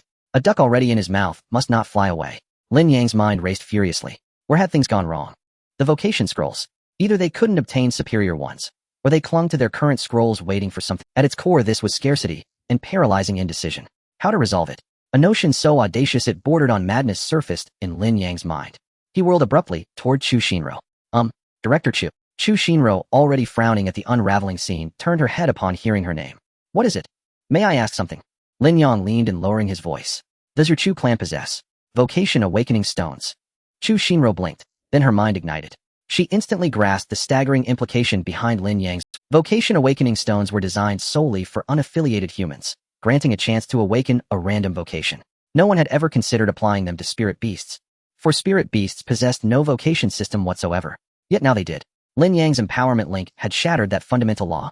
What if, just what if, they first used an awakening stone to grant a spirit beast a random vocation, and then if the result proved unsatisfactory, overrode it with a vocation scroll? That would give every owner 2 chances. Even if the initial awakening yielded a subpar vocation, it became a risk-free trial, a second opportunity to choose wisely. And those without vocation scrolls gained an entirely new path. Damn it, a genius. This man truly was a genius. Chu Shinro stared at Lin Yang, her thoughts for the first time struggling to keep pace with his. How precisely was this man's mind wired? Will it work? Her own voice sounded hoarse. Never tried, Lin Yang replied, utterly unflinching. How can we know unless we try? Try it. Chu Shinro didn't hesitate, decisive, immediate. She retrieved her communicator and dialed a number. Uncle Wang, it's me. Her tone regained its customary composure. Transport the clan's awakening platform to Longchao immediately. Also bring all awakening stones from the warehouse. Yes, all of them, not a single stone left behind. Reason. Highest level directive. Execute without question. Chu Shinro ended the call with crisp finality. The entire exchange lasted under 30 seconds. Lin Yang stood frozen, stunned. A mobile awakening platform. Wasn't that classified strategic infrastructure, requiring layers of bureaucratic approval even to move, and hauling every awakening stone from the clan vault? Did the Chu clan wield such staggering resources? Just how exalted was this young heiress within the Chu clan, or indeed across the entire spirit beast tamer lineage? Was she the empress of spirit beast tamers? As Chu Shinro hung up, the time flow chamber fell into eerie stillness. The clamorous crowd had split cleanly into 2 camps. One group, those bearing elite vocation scrolls, radiated barely contained excitement and anticipation. The other, crestfallen and regretful, could only wait, eyes fixed on the horizon, for the awakening platform, whose arrival remained uncertain. Chu Shinro cleared her throat and addressed the assembly. The awakening platform requires time to arrive. In the interim, those prepared with vocation scrolls may proceed with their transformations. Her decree triggered immediate action. 13 figures stepped forward. They were Qin Feng, Zhao Qing, and others, the very architects of the earlier military petition maneuver. Loyalists to Chu Shinro, unwavering supporters of this operation, they carried only the finest vocation scrolls, family heirlooms kept hidden away for generations. Except Qin Duoduo, whose scroll was no slouch though not quite the clan's absolute best. Excluding Qin Feng, who had already completed his transformation, 12 remained. Zhao Qing stepped forth first, without hesitation summoning his soul-bound spirit beast. A 2-meter-tall golem forged entirely of obsidian, radiating weight, density, and unyielding solidity. Spirit beast obsidian golem. Rank purple supreme. From his chest pocket, Zhao Qing withdrew a thick stone tablet etched with archaic runes. The purple pillar rock guardian vocation scroll. A perfect match. Lin Yang approached calmly and extended his hand. Pale blue energy chains shimmered into existence, linking Lin Yang and the obsidian golem. Without pause, Lin Yang activated the stone tablet's vocation scroll within the link. Boom. The obsidian golem convulsed violently, its black shards dissolving and reforming toned mystic sigils blooming across its surface, its frame swelling taller, broader, more imposing. An aura of invincibility rippled outward. Empowerment feedback calculating. You have acquired a new talent, Unshakable Mountain Purple. Your physical defense increases by 30. Furthermore, remaining stationary for over 3 seconds grants a shield scaling with your maximum HP. You have acquired a new skill, Earth Sanctuary Purple. Grants a powerful protective shield to yourself or an ally absorbing damage for 10 seconds. A defensive talent and a life-saving skill, seemingly unremarkable at first glance. But patience, greater days lie ahead. Lin Yang silently severed the connection. Zhao Qing, feeling the new power of his phantom beast, deeply bowed to Lin Yang and Chu Shinro before stepping aside. Next up was Qian Duo. The chubby little boy, beaming with a smile, jogged over his fatty flesh, jiggling joyfully. He proudly presented a brilliant golden scroll. Master Lin Yang. Sister Shinro. Please. The whole venue held its breath for a moment. A golden one. Someone actually brought a golden job transfer scroll. Qian Duo proudly puffed up his neck, which was barely visible, and summoned his phantom beast. A bipedal dragon covered in golden scales with a wingspan exceeding 5 meters. It was magnificent and arrogant. Lin Yang wore a professional smile, but inside he was roaring madly. A golden one. It's a golden leak. This must be harvested heavily. He calmly accepted the golden job transfer scroll for Skylord. Ready? Yes. Master, please. Qian Duo nodded and bowed. Connection established.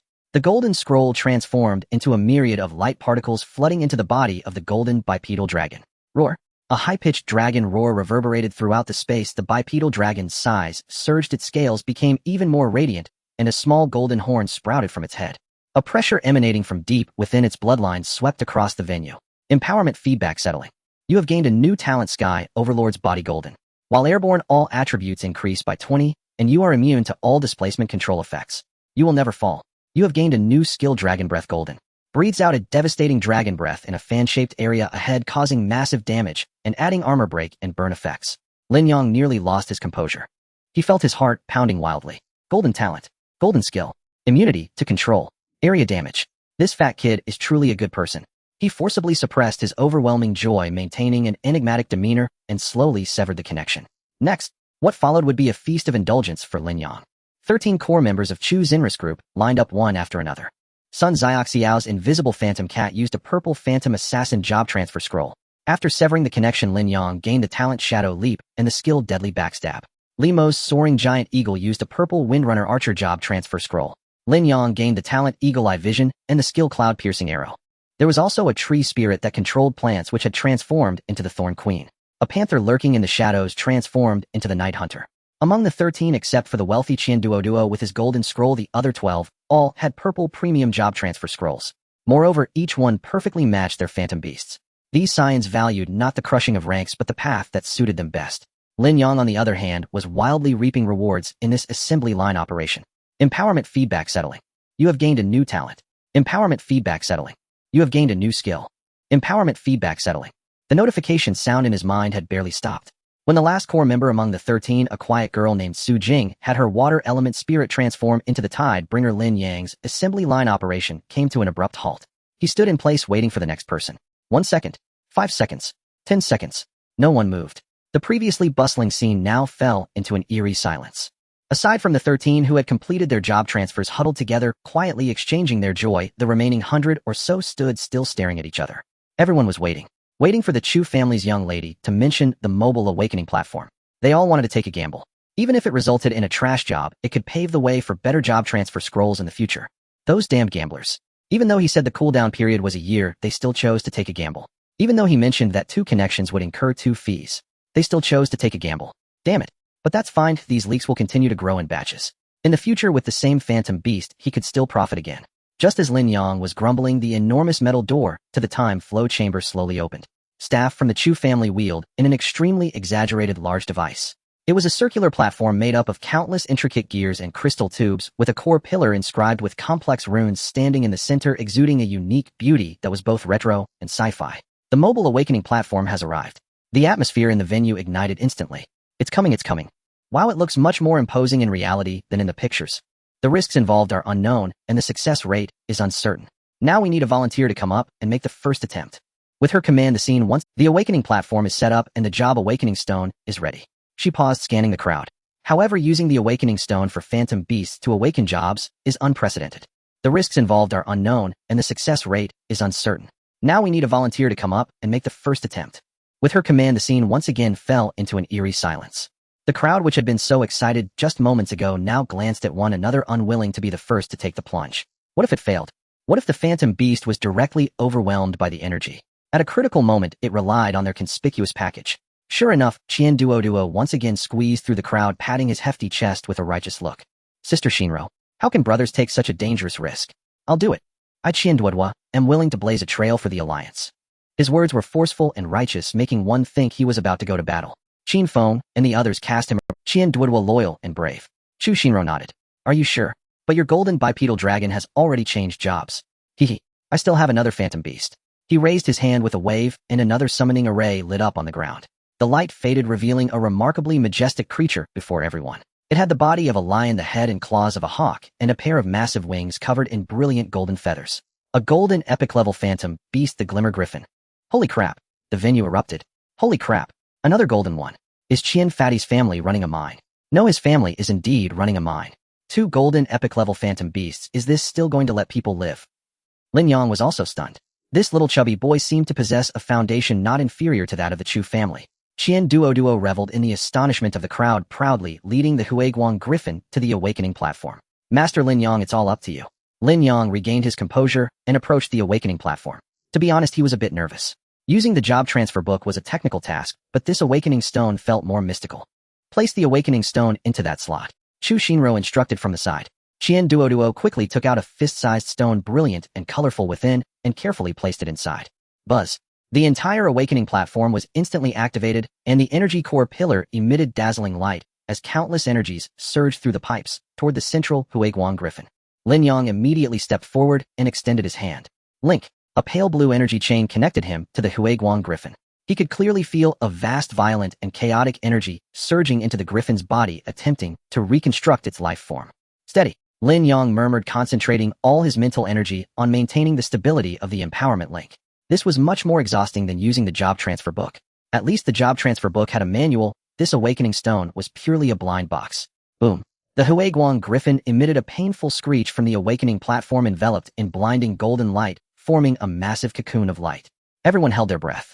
Qian Duoduo's face turned pale, his fat trembling nervously. Within the cocoon of light, the aura fluctuated, appearing extremely unstable. Lin Yang's forehead also began to bead with sweat. Damn it, better not explode. Just as he felt the link was about to break, the aura within the cocoon suddenly surged violently, a sacred and majestic aura soaring into the sky. Crack. A fissure appeared on the surface of the cocoon. Soon more cracks emerged, and finally it shattered with a loud crash. The brand new Huiguang Griffin revealed itself to the crowd. Its size did not change much, but its originally golden feathers were now tinged with a sacred platinum hue, with golden flames burning along the edges of its wings, and atop its head was a majestic crown formed of light. Empowerment link successful. Target, Huiguang Griffin, has awakened a new profession. Profession name Celestial Holy Arbiter. Profession rank Golden Epic. It worked. Qian Duoduo stared at his phantom beast, utterly dumbfounded. Clearly he hadn't expected to get a golden one. To know that golden job transfer book had been something he had gone through great lengths to obtain. There were no golden job transfer books circulating on the market. Judging by value, that was worth tens of billions. Now through awakening he had essentially received it for free. How could he not be overjoyed? He suddenly jumped up. Oh, I'm rich. I'm rich. He excitedly babbled, rushing to embrace his griffin, laughing and crying. 2 golden epic phantom beasts. 2 golden epic professions. Such potential. Even if he were to break free from being a servant in the future, it was still uncertain. Master Lin is indeed a reborn parent.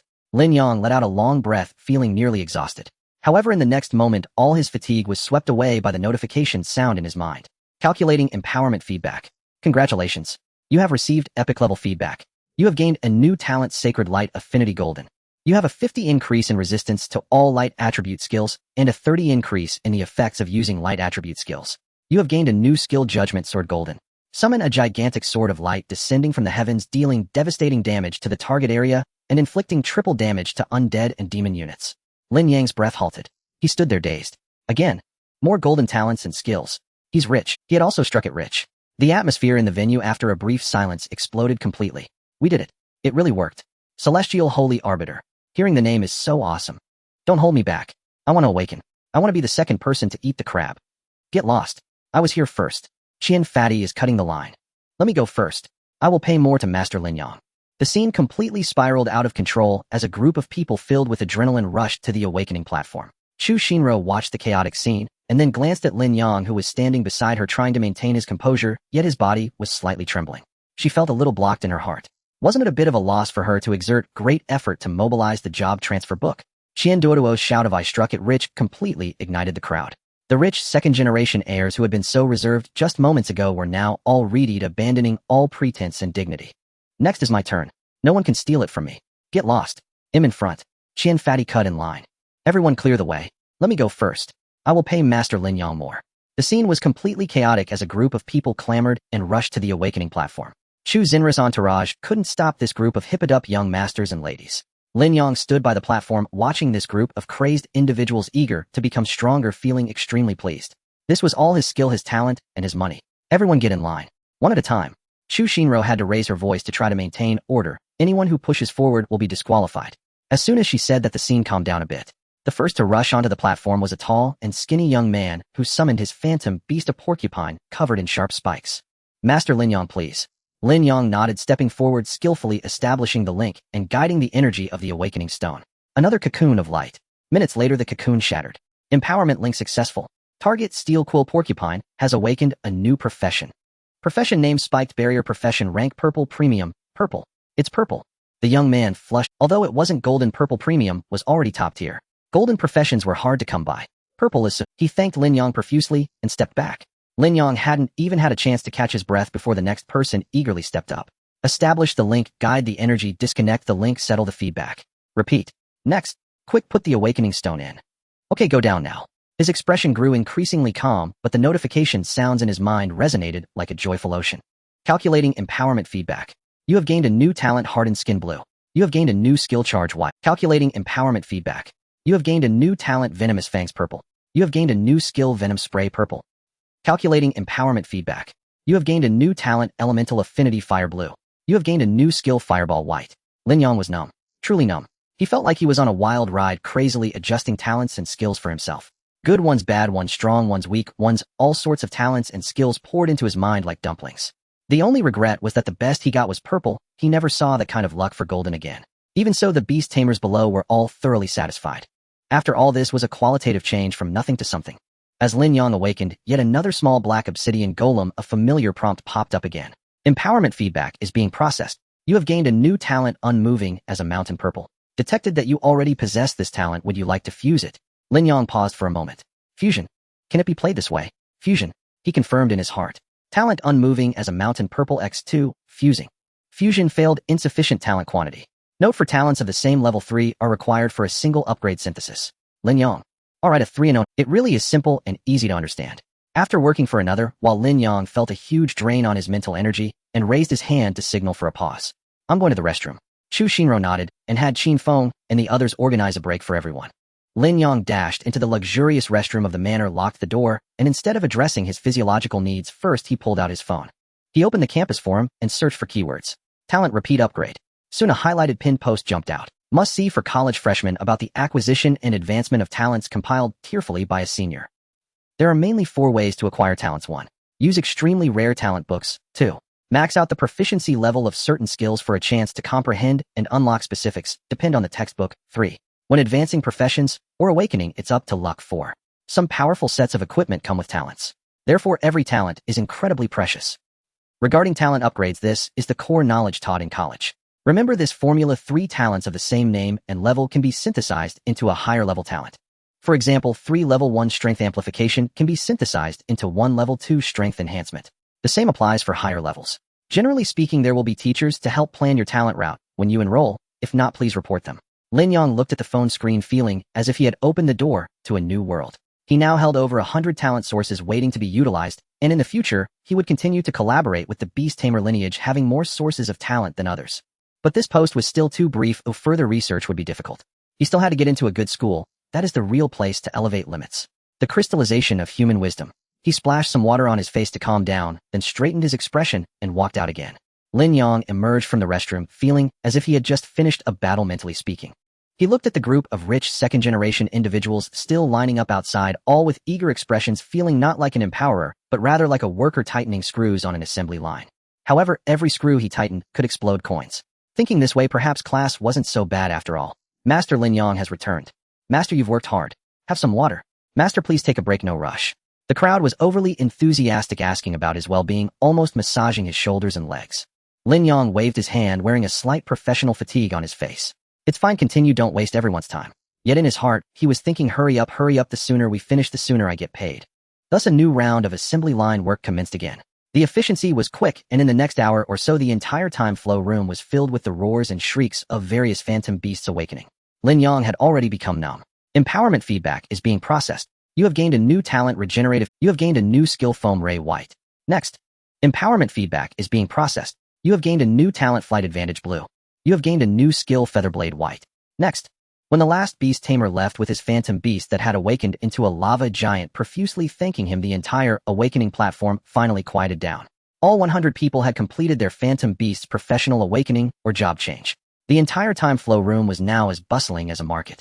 My explosive fire lion awakened body of the fire demon, it's incredible. What's that compared to mine? My storm falcon job change to thunder envoy, look at this lightning, isn't it cool? Everyone was excitedly familiarizing themselves with the changes brought by their new professions alongside their phantom beasts, and the elemental energy in the space was swirling chaotically. If this place weren't sturdy enough, it would have likely collapsed by now. Chu Shinro watched this scene, finally able to breathe a sigh of relief. At least now, when they entered the college entrance examination, they could stand on the same starting line as those mainstream combat professions. Adding to the beast tamer lineage's inherent cohesion, this college entrance examination should not bring shame to the entire group. Her task was halfway completed. Meanwhile, Lin Yang sat quietly aside, opening his phone's calculator, beginning to tally his earnings. Over 100 people, each with $1 million. Although the griffin on Qian Deduo's side was a guest appearance, that fat guy still shoved $2 million into his hands, grandly naming it a big red packet for a good start. Qin Feng Zhaoqing and the 12 core members all added extra as well. Lin Yang tapped on the screen, watching that long string of zeros, feeling his heart skip a beat. Over 100 million. It's in the bag. Just then Chu Shinro walked over. Thank you for your hard work. She handed him a glass of water. It's fine. Lin Yang put away his phone and calmly took the cup of water. Internally, don't be polite, just transfer the money directly. Chu Shinro didn't waste words, either directly operating her communicator. Soon Lin Yang's phone vibrated. A bank transfer notification. Your account ending in XXXX received a transfer of 16800 on XX month, XX day. He forced himself to calm down, looked up at Chu, the wealthy lady. Many people aren't paying up front. This money is likely advanced by Chu, the rich lady. Pleasure doing business with you. Pleasure doing business with you. Chu Shinro nodded. Your abilities have exceeded my expectations. The Beast Tamer Alliance. Lin Yang didn't respond to this. He only wanted to do one thing. In front of Chu Shinro, he opened the official repayment channel of the Chiyuan group. Sun Hanyu had opened a page for him. He entered his identity information to check his debts. A glaring number popped up on the screen, 100 million. Just a moment ago, I thought 100 million was a lot, but now it seems just so-so. There are only about 60 million left. Sigh. It's hard to transition from extravagance to frugality. Lin Yang felt a sense of relief like never before. No debt's a light heart. From today onward, at least until graduation, he is free. After sorting out the finances, it's time to assess his talents. Most are blue and purple talents with only a few golden talents. There are no second-level talents, and although there are many phantom beasts on site, they are quite mixed. Better than nothing. He continued to flip through. Among the myriad of talents, there are surprisingly many related to the wolf tribe. Talent Moonlit Speed, purple talent Wolf Howl Intimidation, blue talent Bloodthirsty Chase, purple talent Silver Moon Blessing, purple talent Savage Wolf Bite, blue talent Keen Sense of Smell white. A rough count reveals that there are more than 6 talents just from the Silver Moon Wolf tribe. It seems that among these beast tamers there are quite a few, like Chu Shinro, who raise Silver Moon War Wolves. Besides that, there are 3 other random wolf-related talents. In total there are 9. Lin Yang's mind immediately became invigorated. He opened his eyes and looked not far. Black fur, yellow fur, gray fur, white fur. The 4 little ones were happily circling around Chu Xinris, imposing blood judgment officer Bai Ling. Bai Ling's terrifying aura had completely retracted. It lay on the ground, allowing the 4 little ones, which were not even as big as its paw, to sniff around, even extending its tongue to lick the nearest black fur. The black fur stumbled, sat down in confusion after being licked. However, they only appeared harmless. In terms of combat power, it would probably take 2 or 3 Bai Lings to match one of these little ones. This is based on the premise that Bai Ling has already transitioned to a golden occupation. Lin Yang couldn't help but smile. His dogs need to get stronger, striving for a level where one dog can take on 10 Bai Lings. Detected talent, Moonlit Speed, has empowering targets. Would you like to synchronize this talent to all connected empowerable units? Black fur, yellow fur, gray fur, white fur. Empower. Detected talent, Wolf Howl Intimidation, has empowering targets. Empower. Detected. Empower. Empower. All empower. Lin Yang synchronously granted all 9 wolf tribe-related talents to the 4. In an instant he felt the connection between him and the 4 little ones light up like a bulb blinking 9 times in succession. The 4 little ones playing with by Ling all trembled. Their appearances didn't change at all, but their spirit and essence underwent a tremendous transformation in that moment. If they were elite special forces before, now they are wolf kings cloaked in dog skin. For the 4 little ones, they were originally just ordinary dogs lacking any talent and having 10 shortcomings in this regard. Now, while this shortcoming is not completely made up for, it is certainly not as short as before. The 4 little ones also felt the change. They stopped their frolicking, looked at their paws in confusion, sniffed each other, and finally turned in unison to look at Lin Yang in the corner. Lin Yang gave them a thumbs up. Good days are still ahead. As for the other talents, he would have to study why they couldn't be empowered in due time. Just as Lin Yang was immersed in the joy of everyone upgrading, the atmosphere in the scene suddenly changed. Chu Shinro, who was originally directing her subordinates to clean up the aftermath and arranging for everyone to leave in an orderly manner, suddenly stopped. She stood still, her whole body stiffened. Lin Yang looked over curiously. He saw Chu Shinro lowering her head, staring at her wrist, murmuring to herself in a very low voice filled with shock. Great-grandfather, are you sure? Great-grandfather. Lin Yang perked up his ears. Something that could make Chu Shinro lose her composure is definitely not trivial. The next second, something even more outrageous happened. The seemingly ordinary metal bracelet on Chu Xinra's wrist suddenly shone with a gentle light. Immediately after the bracelet came to life, it slithered down from Chu Xinra's wrist like a snake made of liquid metal, swirling and dancing between her fair fingers, and ultimately transformed into an eastern dragon the size of a palm, entirely made of light. The little dragon was vivid and lifelike, with flowing whiskers and shimmering scales curling around Chu Xinra's fingers, affectionately nuzzling the nearest. Lin Yang's mouth slowly opened. What the hell is this? A magic treasure? Or a phantom beast? Chu Xinra's expression was extremely complex as she took several deep breaths, barely managing to calm herself. She turned around and walked step by step to Lin Yang. Lin Yang could see that her walking posture was a bit awkward. She opened her mouth, but paused, seemingly organizing her words. Lin Yang watched as Chu Shinro approached, feeling the aura around her become disordered. The commander, who was strategizing and issuing orders, seemed to have an awkward gait, as if she had forgotten whether to step left first or right. And the glowing little dragon swirling around her fingers filled the entire scene with a surreal absurdity. Is this thing alive? The previously ordinary metal bracelet turned out to be a living being. Chu Shinro stopped in front of Lin Yang, opened her mouth, but no sound came out, as if she were engaged in a fierce internal struggle. Lin Yang didn't urge her, just watching her.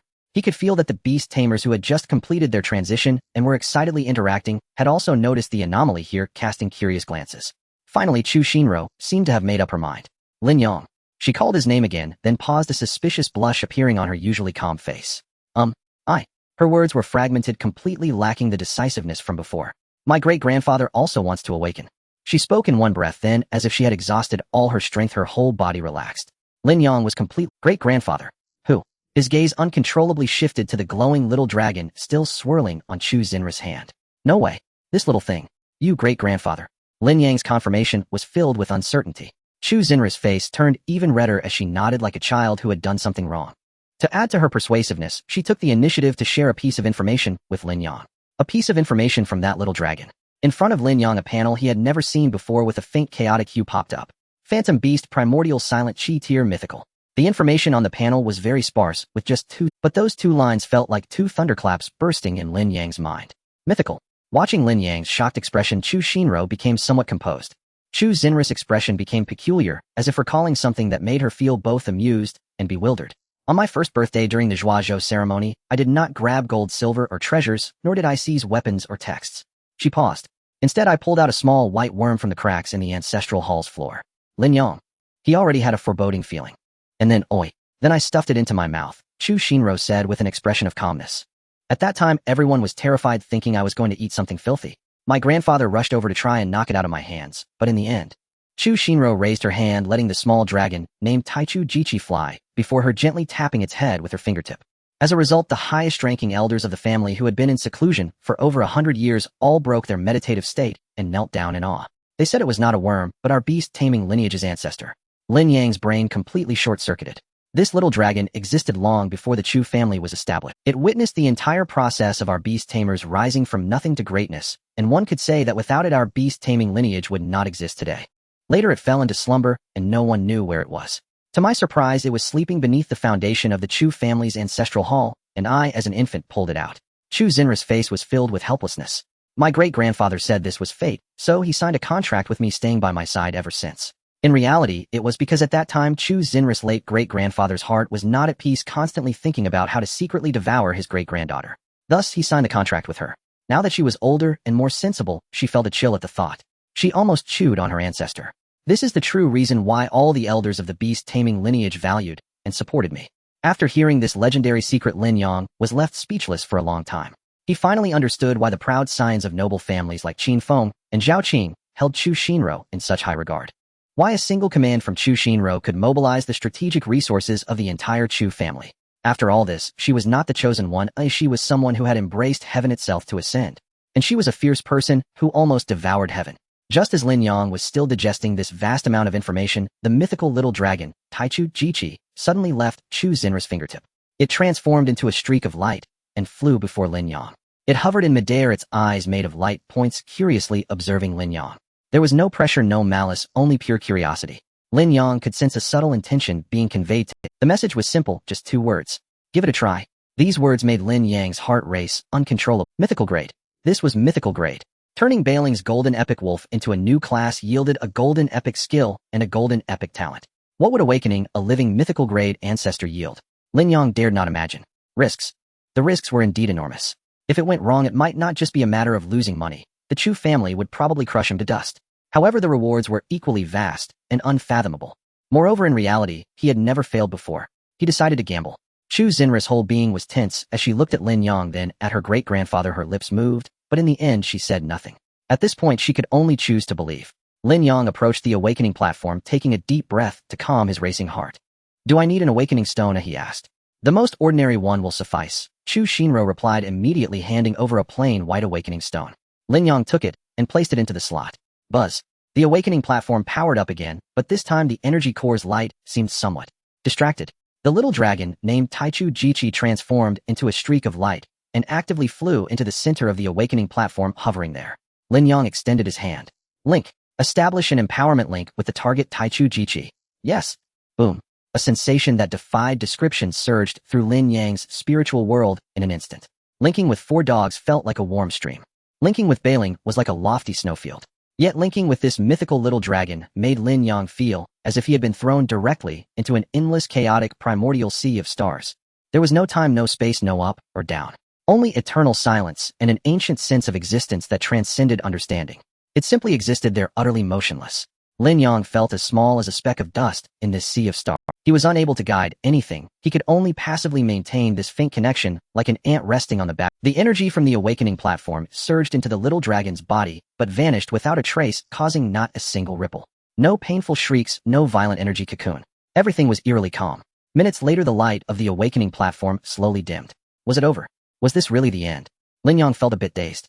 The next second, a panel with a chaotic hue popped up before him. Empowerment link successful. The target Taichu Jiqi has awakened a new profession. Profession name, Swordsman. Profession tier, white, ordinary.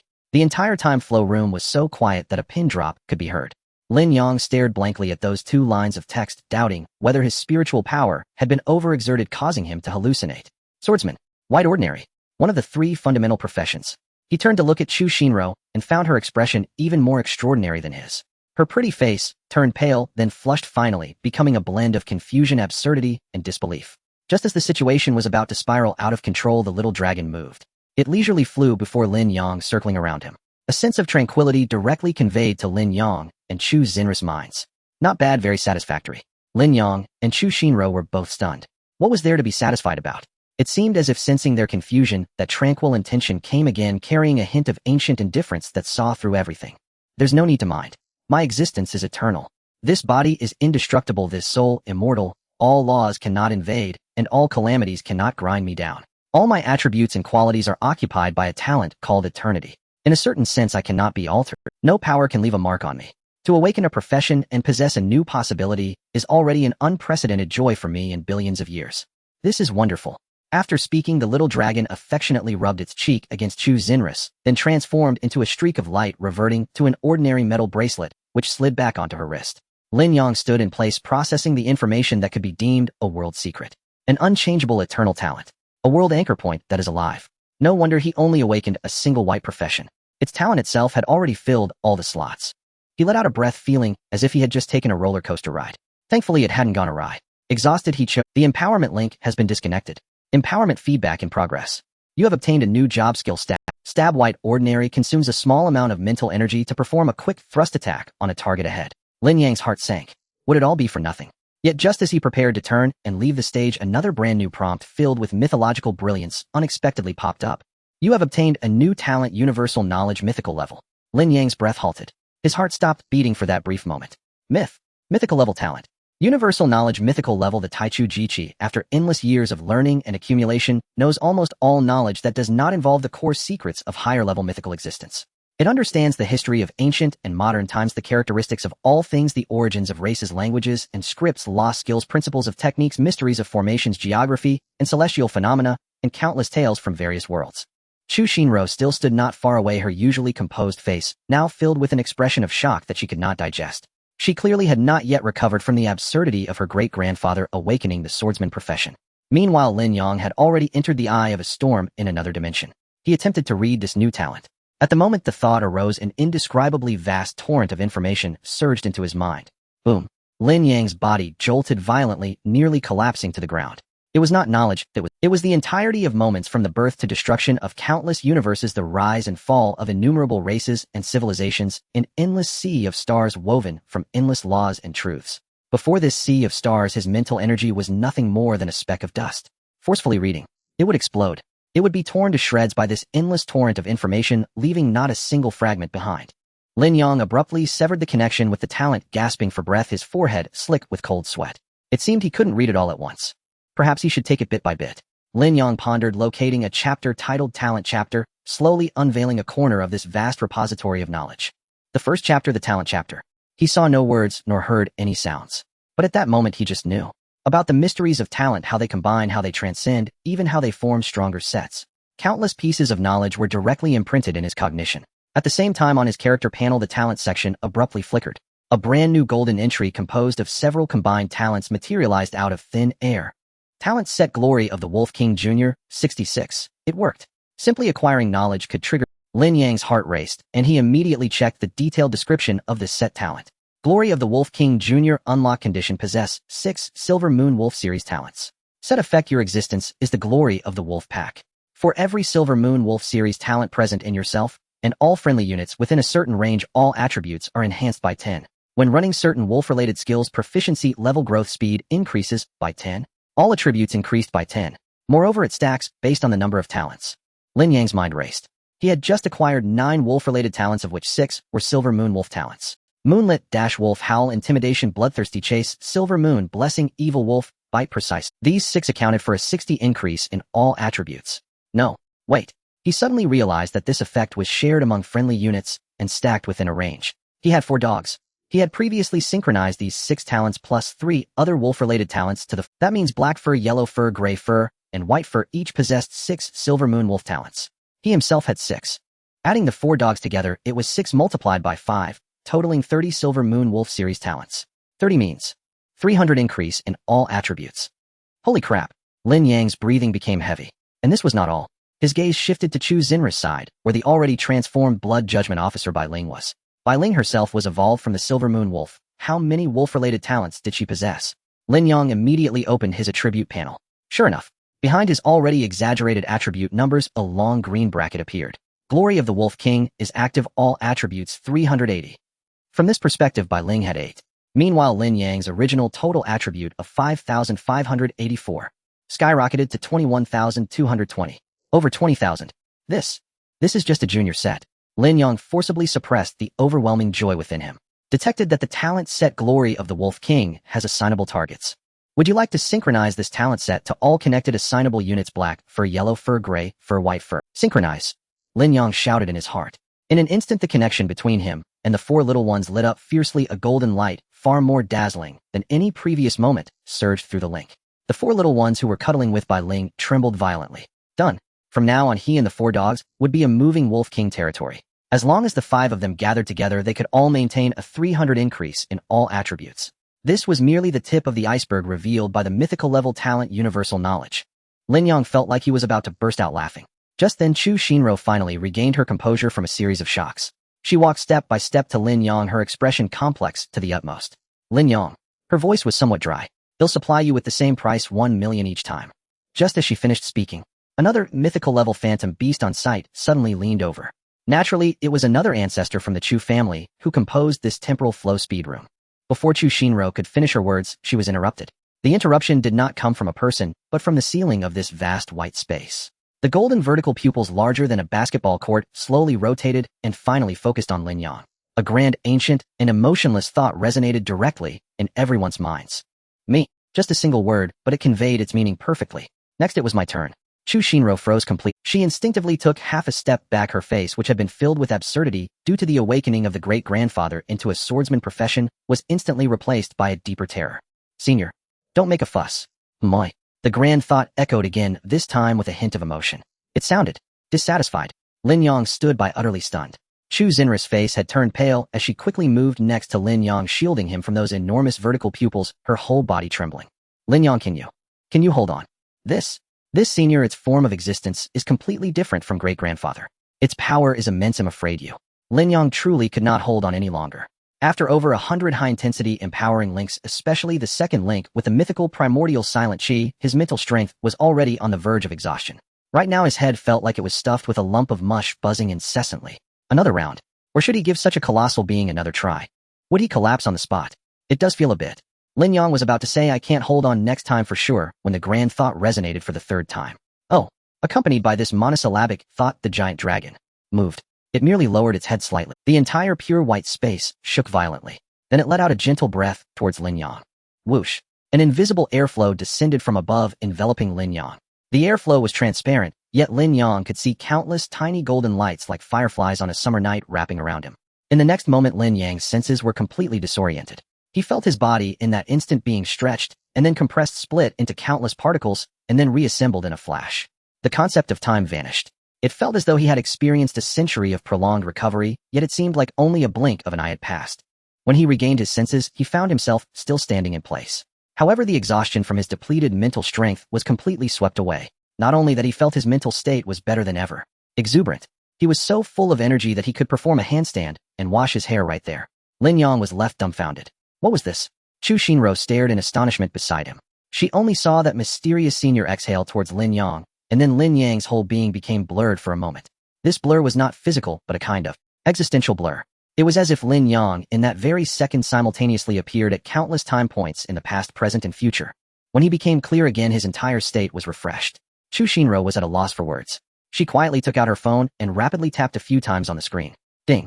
Lin Yang's phone chimed. Your account received a transfer to 000 yuan. Lin Yang stared at the text message on his phone and then looked up at Chu Shinro. Chu Shinro did not look at him, merely bowing again towards those enormous golden vertical pupils, remaining silent. Her attitude was very clear. The money is in, please proceed. What else is there to say, my friend?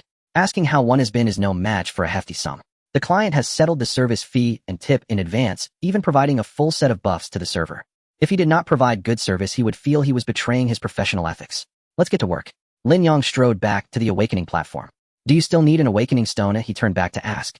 Use the most ordinary one. Chu Shinro handed him a new white awakening stone. Lin Yang took it and placed it in the slot. Buzz. The awakening platform activated. This time there was no need for the target to enter actively, because all of them were already within the target. Lin Yang extended his hand. Link, do you wish to establish an empowering link with the target? Even the name is a question mark. What a spectacle. Yes. Boom. If linking with primordial silent chi was like falling into a chaotic sea of stars, then linking with this giant dragon was like the entire universe being born before you and then exploding. An endless torrent of time sweeping along the laws of birth and destruction mercilessly washed over Lin Yang's spiritual world. But this time Lin Yang no longer felt as insignificant as dust. The breath of the giant dragon seemed to leave a thin shell on him, allowing him to barely maintain his little boat in this turbulent sea of time, preventing it from capsizing instantly. He began to guide the energy of the awakening platform. This time it was no longer like a clay bull entering the sea. The energy of the awakening platform, like a spark thrown into lava, instantly detonated the power that had been dormant within the giant dragon for who knows how many ages. The entire pure white space began to twist and fold violently. Golden light burst forth from every corner of the walls and ground, converging into a beam of light that pierced through heaven and earth. At the center of the light beam, a vague, indescribable professional rune was slowly taking shape. The complexity of that rune surpassed anything Lin Yang had ever seen. Uncertain how much time had passed, the light dissipated. The space returned to calm. A panel radiating with the brilliance of seven-colored myth slowly unfolded before Lin Yang. Empowering Link successful. The target Eternal Dragon has awakened a brand new profession. Profession name Multiverse Voyager. Profession rank Mythical. Unique Mythical. And it's unique. Lin Yang felt as if his heart was about to leap out of his throat. It worked. He suppressed his excitement and chose to disconnect the link. Empowering Link has been disconnected. Conducting empowering feedback. You have acquired a new professional skill. Time Remnant Golden Epic. Time Remnant Golden Epic consumes a large amount of mental strength to create a Time Remnant avatar that lasts for 10 seconds. The avatar fully inherits all attributes and talents from the moment it was created and can freely use all your. After the skill ends, you can freely choose to appear at the location of your main body or the location of the Time Remnant avatar. Triggered passively upon death. But that's not all. Another prompt box popped up. This time it was bright red shimmering with mythological brilliance, just like the profession panel. You have acquired a new talent. Temporal Resonance Mythical Level. Temporal Resonance Mythical Level Growth Type. Your heartbeat resonates with the pulse of time. Lin Yang felt overwhelmed. It wasn't his stomach, but his mind. The mythic level talents, universal knowledge, and temporal harmony were crammed into his mental sea, which was originally only the size of a budget hotel. Now he had to walk carefully, afraid that a misstep would not only spill his brain, but also unravel profound truths of the universe. He was truly exhilarated. The Chu family was indeed a luxurious buffet, and they were even subsidizing it. This trip to the Chu family resulted in a comprehensive upgrade in finances, power, external aids, and perspective, leaving him ecstatic. The commotion in the venue gradually settled. Chu Shinro regained her commanding demeanor, methodically arranging the subsequent affairs. All personnel who have completed their job transfers immediately update your examination permit information. The Beastmaster profession must be added to this is a new regulation. After the college entrance examination, Secret Realm opens. Do not act alone. Follow the map to the designated coordinate point for assembly. Oh, I have sent the coordinates to your communication devices. Is everything clear? The crowd responded in unison, their voices filled with suppressed excitement and genuine reverence for Chu Shinro. Once everything was settled, Chu Shinro turned and walked back to Lin Yang. The two, along with 5 dogs, made their way outside. It was now past noon. At parting, she bowed formally to Lin Yang. Lin Yang, thank you very much this time. Without you, our beast masters would not have seized such an opportunity in this college entrance examination. Lin Yang hurriedly waved his hand. You're too polite. It's just business after all. You've paid for it. The principle of fair trade was upheld. Chu Shinro was momentarily taken aback by his blunt honesty. Her prepared expressions of gratitude suddenly caught in her throat. She took out something from her pocket and handed it over. It was a palm-sized wooden token, appearing dark and unremarkable, inscribed with an ancient character, U, and a small wolf head pattern in the corner. This is the token of our Beast Master lineage. From today on, you will be our most loyal ally. No matter what difficulties you face, you can use this token to mobilize the alliance, and even the power of the Beast Master lineage. Lin Yang took it, weighing it in his hand. It felt warm, but it didn't seem to be made of anything valuable. Sigh, the mindset of a pauper. He thought to himself, yet politely said, this is too precious. I feel undeserving. He spoke as if to refuse, but his body honestly tucked the token into his pocket. Chu Shinro watched his actions, unsure of what to say. She had originally thought this would be a moment filled with ritualistic significance, a sacred covenant. Instead, Lin Yang's reaction made her feel as though she was casually chatting with a vendor after buying groceries. The atmosphere was devoid of any sentiment. This guy was truly straightforward. A special vehicle she arranged was already waiting at the entrance of the manor. See you at the examination venue, Chu Shinro said lastly. Sure, see you at the examination venue. Lin Yang waved, stepping onto the vehicle with 4 equally spirited and transformed dogs. He was now eager to know the specific effects of those 2 mythic-level talents. The special vehicle smoothly departed the manor and soon merged into the city's traffic. Chu Shinro watched the car disappear from her sight, standing still for a long time. A hint of subtle confusion flickered across her usually composed face. At that moment, the metallic bracelet on her wrist glowed again, transforming into a small glowing dragon the size of her palm, swirling and flying in front of her. Still worried, the ancient and gentle voice of her great-grandfather echoed in Chu Xinri's mind. She came back to her senses and nodded lightly. Great-grandfather, I just feel that this relationship might not be stable enough. Lin Yang is too pragmatic. The token is merely a symbol. What if other forces offer a higher price? He may not stand with us. The glowing dragon let out a silent chuckle, its thoughts carrying a touch of affection. Hee, silly girl. Chu Shinro was somewhat puzzled. You think the core ability of the enabler profession is empower? The great-grandfather's thoughts floated over. Chu Shinro froze. Wasn't it? No. The great-grandfather directly dismissed her idea. The most core and secret ability of an enabler besides empowerment lies in feedback. Feedback. Chu Shinro repeated the word. Empowerment links are in essence a form of high-level soul resonance. At the moment the link is severed, if the empowered party does not actively resist, the enabler can permanently gain a certain degree of feedback from the essence of the other's soul, which should equate to talent for our beasts. Boom. This secret exploded in Chu Xinri's mind like a thunderclap. Her body swayed and the color drained from her face. So it means replicating talents permanently. She instantly recalled Lin Yang's brief dazes after the link was severed. Once after empowering her great-grandfather. Once after empowering that senior. Chu Xinri's lips trembled. Then you both. He all. Chu Xinro was utterly speechless. But a more terrifying thought emerged. But doesn't this make it worse? He has already gained tremendous benefits, essentially stealing the talents from our internal beasts. Why would he still cooperate with us? He can walk away at any time, find a place to hide, and slowly digest. The great-grandfather's laughter sounded once more, this time carrying a wisdom that seemed to see through everything. You are still too young. Who told you that an empowerment link can only connect to one target for a lifetime? Chu Xinro froze again. There is a cooldown period, and it is not short. The great-grandfather's thoughts leisurely explained, but it's not impossible to repeat. He has tasted the flavor of mythic-level talents, much like a beggar suddenly savoring an emperor's full banquet. And how many powerful beasts lie dormant beneath this land in various secret realms. For him, this place is an inexhaustible top-tier treasure trove of talents.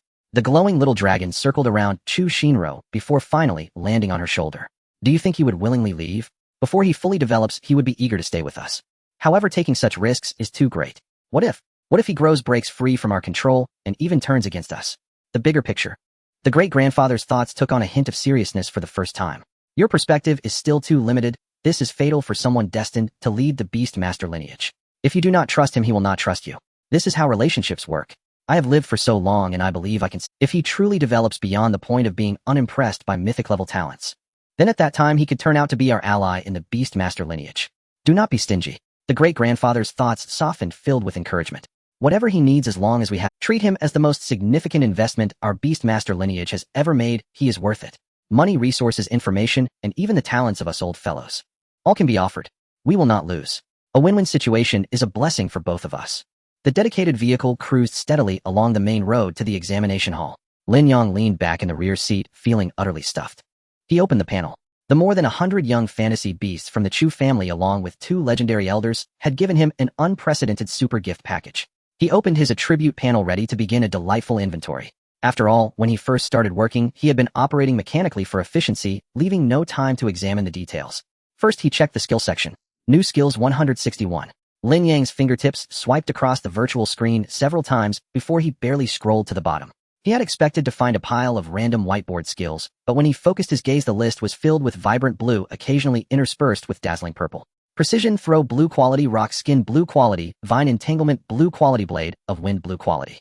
Most were of blue quality, and the quality was surprisingly stable. The rarity of the profession he awakened today matched well. Lin Yang contentedly closed the skill section and opened the more important talent section. Then he was stumped. New talents 161. The quantity matched the skills, but the content was a chaotic mix of frenzy of bizarre options. Moss feeder, hard shell growth, mucus secretion, feather maintenance, insights, scale, gloss technique, compound eye vision. Lin Yang's expression gradually turned blank. What on earth is this? I'm going to take the college entrance exam, not attend a biodiversity expo. He even saw a white talent called perfect egg laying. He wondered if he would ever be fortunate enough to experience the effects of this talent in his lifetime. The Empowerer profession had talents that were completely randomly drawn, all dependent on luck. This seemingly vast collection of over 100 mixed talents appeared numerous, but in reality very few were truly useful. Most were merely filler. If only there were a way to integrate them all. Just as this thought crossed Lin Yang's mind, the mythic talent universal knowledge lit up on its own. It was a talent set. Thanks to the effect of the talent set, his talents could form more powerful talent sets through specific combinations. The Wolf King Glory he had activated was one of them. Lin Yang immediately began to search his currently possessed talents to see which sets he could form. Perhaps there were similar ones. Some of these seemingly useless talents could still activate sets, which wasn't entirely in the list. Aside from the already completed Wolf King Glory Beginner, 66, the rest were all gray, and in a deafening roar, 29 source of poison, 112 elemental affinity, 310 iron body, 19. The good news was that almost every type of talent had a corresponding set waiting to be activated. The bad news was that the requirements for most sets ranged from 9 to 12 talents of the same type. His current stock was simply insufficient. Take Deafening Roar for example. He clicked on the details. Deafening Roar Beginner unlock conditions, must possess 9 Roar Series talents. Set effect significantly increases the casting speed of Roar Series skills. Unlocks Low Roar and Silent Roar, allowing the activation of Roar-type skills with minimal noise, enhancing the effect of Roar skills. The problem was he only had 2 Roar Series talents, Heart of the Array Breaker, and another one, he didn't know where it came from, Tiger Roar in the Forest. He was still short by 7. Lin Yang continued to scroll down, hoping to see which talents could make up this set. Then he saw a long list. Dragon's Roar, Phoenix's Cry, Lion's Roar. These were all quite normal. However, the second half of the list began to take a strange turn. Frogs croak, cicadas call, roosters crow, dogs bark, gooses honk. Is this even valid? This provided a thought. The talent set only required the number of talents, not their quality.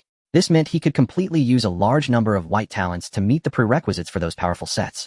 As he continued looking, a set entry marked as special jumped out. Lin Yang clicked on it. Talent set Jack of all trades, inactive 162,200. Unlock conditions, total number of talents possessed must reach 200. Set effect, level 1, you can consume mental energy to recast any white ordinary talent. This set was quite interesting. Recasting. Although it was only white ordinary quality, its potential was enormous. This meant that his pile of waste talents like perfect egg laying might even have the chance to be transformed into treasures. He could also find specific talents through recasting to activate specific sets. And this was just level 1, it could be upgraded in the future. Now he was still 38 talents away from activation. The problem was, where would he get the remaining 38 talents? He couldn't just go and bind another 100 professionals to connect one by one, could he? Professionals couldn't even provide talents. Back to the Chu family. Wouldn't that raise their suspicions? There's a saying, offering kindness without cause is either deceitful or thieving. Just as he was in a dilemma, the talent section automatically brought up related explanations, which was much more useful than an encyclopedia. Ways to obtain talents: 1. Use a talent book. 2. During awakening, job change or level up certain special professions will come with associated talents. 3. Leveling up the proficiency of specific skills to max level can unlock related talents. 4. Unlocking after meeting certain hidden conditions, such as special titles or actions like Parasite or Dragon Slayer. This part is doable. Lin Yang carefully examined it and generally understood. Unlocking talents through hidden conditions is essentially what one would call learning, practicing, and gaining insight. For example, a swordsman who swings his sword in the same direction 100,000 times in a row might obtain a talent like swordsmanship expert.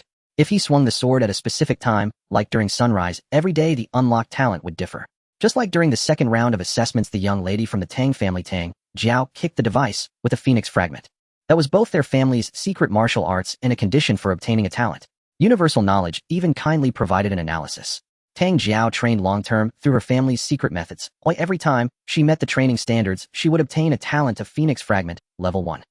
When she obtained 3 Phoenix Fragment, level 1, these 3 talents would automatically combine into 1 Phoenix Fragment, level 2.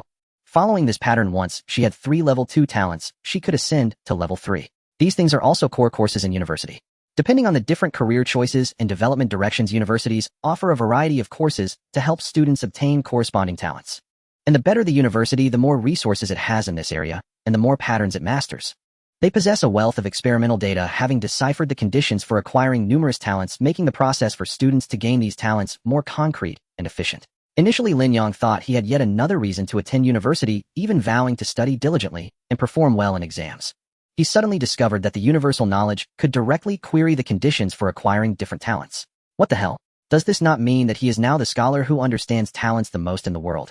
Well, otherwise, how could it be called universal knowledge? The conditions for talent acquisition are divided into prerequisites conditions and formal acquisition. For example, the talent Frogs Croak clearly lists several pathways on the panel. Pathway 1, prerequisite: the race must be frog, not in tadpole form. Condition: croak continuously 10,000 times. Acquisition: formally obtain the talent Frogs Croak, white normal. Pathway 2, prerequisite: possess related talents or skills such as ventriloquism or onomatopoeia, no restrictions on race. Condition: croak continuously 10,000 times. Acquisition: formally obtain the talent Frogs Croak, white normal. Pathway 3, prerequisite: possess the talent set Jack of all trades. Condition: reforge any white talent. Acquisition: there is a certain probability of obtaining the talent Frogs Croak, white normal. Lin Yang somewhat understood. Then he discovered an astonishing aspect. Prerequisites can be mixed. Prerequisites and conditions are not necessarily locked. For instance, he could fulfill the prerequisite of Pathway 3, which is to gather the Jack of all trades set, and then execute the conditions of Pathway 1 or Pathway 2 to obtain the talent of Frogs Croak. What the hell? This is pure defiance against the heavens. Lin Yang's breath halted for a moment. What does this mean? This means that as long as he can gather the Jack of all trades set, he can learn any talent in the world through the method, regardless of race, regardless of profession, regardless of level. All the extremely harsh prerequisites can be perfectly substituted by simply having the Jack of all trades set.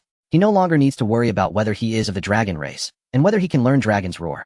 Nor does he need to care if he is a phoenix, and whether he can comprehend Nirvana fire. As long as universal knowledge can find the acquisition conditions, as long as he can fulfill that condition, he can learn. This Jack of all trades set must be prioritized as the most crucial matter. Lin Yang immediately set this goal as his highest priority for the current stage. He then circled back to the fact that he still needed 38 more talents. Where to find them? If we exclude the Chu family, he could try to buy talent books, and there are also class changes, awakenings, and upgrades. Upgrading is exactly what he is about to do. The exam secret realm is a great place for upgrading. Moreover, skills. Skills can be explored. Raising the proficiency of specific skills to the maximum level can unlock related talents. This path seems the most reliable and grounded. However, which skills should he cultivate specifically? How should he train the proficiency? He knew nothing about this information. His understanding of skills was quite limited. The school didn't teach it, it should still be part of the university curriculum. But he had learned his lesson. When in doubt, consult the cheat. The extraordinary cheat he had just obtained from Grandpa Chu. Lin Yang concentrated, attempting to turn the heavy and ancient universal knowledge to the next page in his spirit. After the talent section, it should be the skills section. However, when his thought touched the edge of the page, a colossal, irresistible resistance emanated from the book. Not enough mental power. Lin Yang felt as if his head had been struck by an invisible hammer, causing a buzzing sound and golden stars to flash before his eyes. A strong sense of dizziness and tearing pain surged from deep within his brain. With the mental attribute of 3,672 points under the blessing of Wolf King Glory, he felt like an ant trying to shake a mountain. It seems that at this stage he can only open the talent section of this page. To see the subsequent content, he must wait for his mental attribute to reach a new level. It seems that at this stage he can only open the talent section of this page. To see the subsequent content, he must wait for his mental attribute to reach a new level. Lin Yang felt a bit unwilling. Just as he was about to give up, 4 streams of warm and pure mental energy began to flow into his spiritual consciousness through 4 invisible, empowering links. They were the black-haired, white-haired, yellow-haired, and gray-haired ones. They seemed to sense Lin Yang's struggle and voluntarily transmitted their mental power to assist their master. Lin Yang was momentarily stunned. This is possible. He then understood. The empowering link is bidirectional. He could synchronize his talents with the 4 dogs, and under the right circumstances the 4 dogs could also feedback their strength to him through the link. Although this feedback was only temporary, unlike the empowerment feedback that was permanent, it was enough for the moment. The 4 little ones now also possessed the boost from Wolf King Glory with their basic mental attributes, averaging 3,700 points multiplied by a 300 increase, surpassing 10,000 in a single category. 4 of them equal 40,000. Lin Yang felt a surge of emotion. After all his hard work selling his life and milking the sheep, he found that his attribute panel was not as impressive as his own dogs. In this lifetime, he probably wouldn't catch up with these 4 cheat companions. Boom.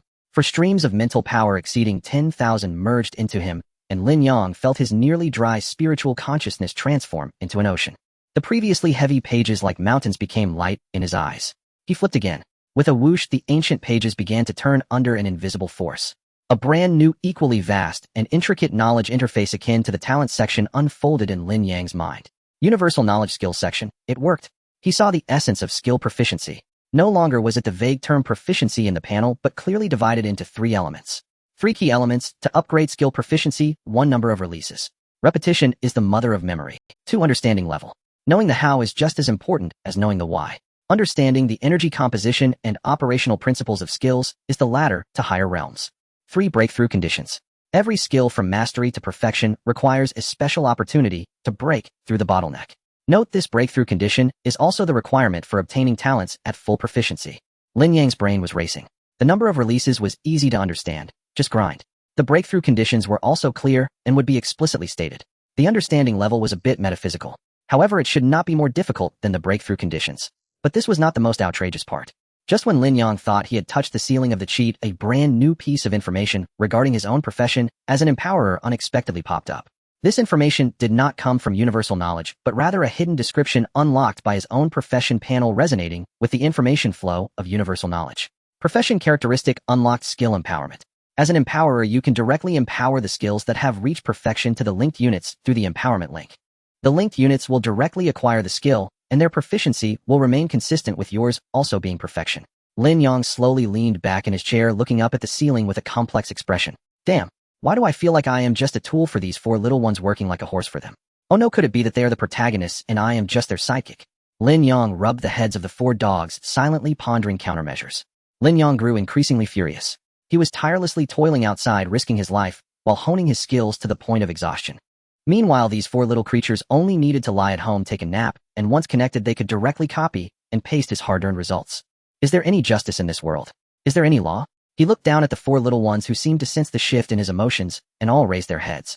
The black-furred one nudged Lin Yang's clothing with its dark head. The yellow-furred one's tail wagged slightly. The gray-furred one yawned. The white-furred one tilted its head, its pure eyes filled with innocence. Seeing their expressions, Lin Yang's anger instantly diminished by half. It seemed unreasonable to be angry with them. They didn't understand any of this. No, he couldn't swallow this grievance. He worked hard to earn a living. How could they lounge at home every day? They must join him in this struggle.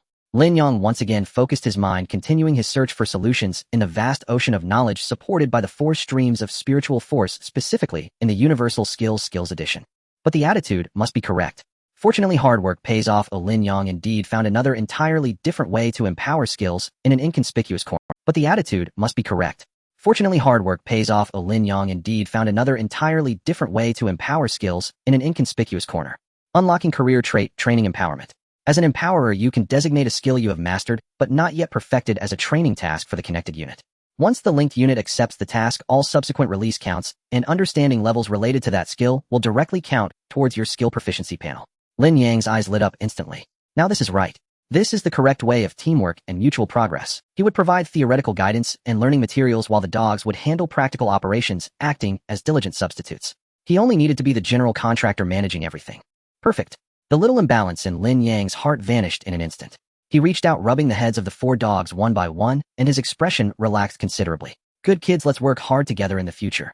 The 4 dogs, though confused, happily wagged their tails in response. Satisfied, Lin Yang prepared to take stock of his assorted skills and see which ones could be arranged immediately for the dogs to begin their substitute training careers. However, just as he was about to start filtering, a notification on the panel stunned him. Detected that among the skills you have mastered, 2 have completed special training tasks and can proceed with training empowerment. Huh, there's this good fortune.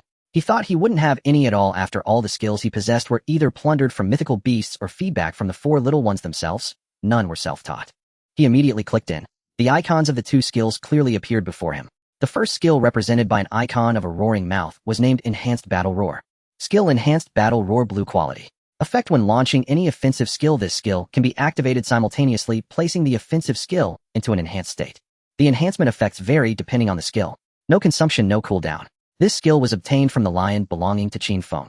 Training task: issue over 10,000 roars in at least 10 different emotional states. Completed. Lin Yang gazed at the completed label, drifting into thought. Roaring in different states. Images of the 4 little dogs as puppies immediately surfaced in his mind. Hungry, they would howl. Happy, they would bark. Wanting to go out and play, they would whimper. When they made mistakes, they would whine pitifully.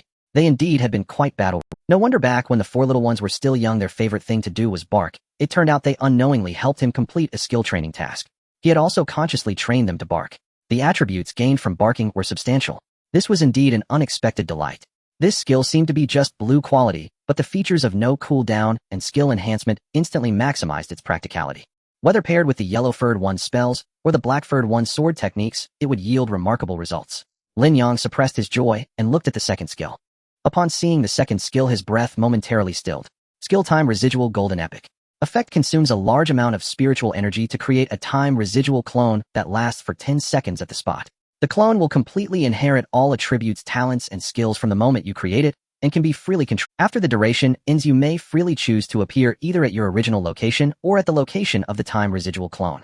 Passive: when you suffer a fatal attack, this skill will automatically trigger, consuming no spiritual energy with a cooldown of 24 hours. Training task: survive for 100 days in an environment with abnormal time flow. Completed.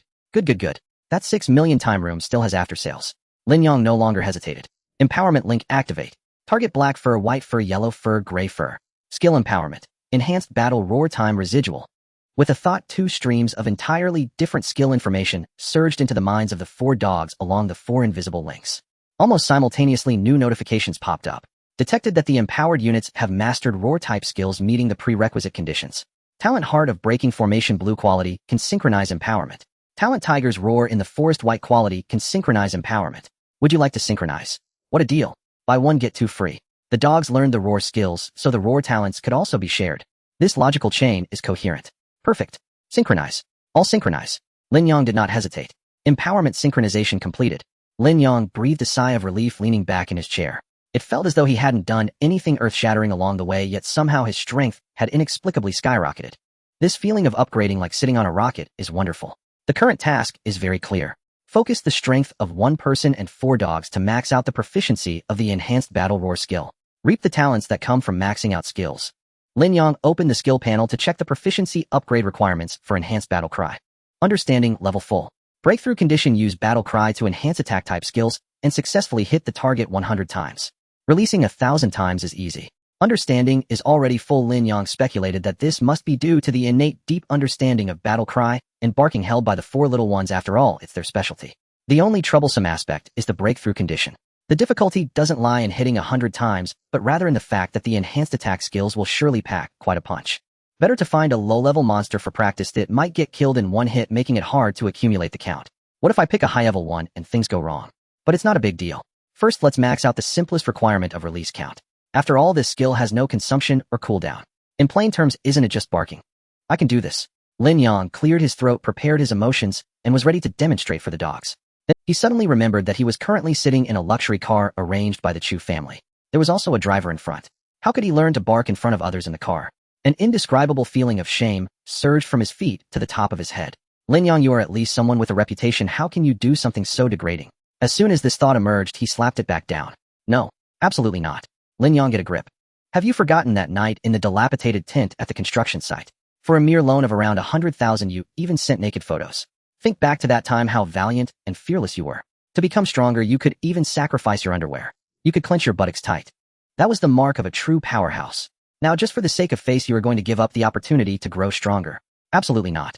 What is face worth? Lin Yang fought a battle within himself. Ultimately, the thirst for power overwhelmed everything. However, out of basic politeness, he decided to greet the driver first. If he scared the driver so much that he slammed the accelerator, causing a fatal accident, it would be a loss. He leaned forward slightly. Driver, Lin Yang pondered his words. I might need to perform some, well, rather special vocal exercises shortly. There might be some noise. The driver, a middle-aged man in a neat uniform, didn't say a word throughout. He drove fast and steady, clearly a professional. Upon hearing Lin Yang's words, the driver didn't even turn his head, merely glanced at him through the rearview mirror, his attitude respectful. Please, sir.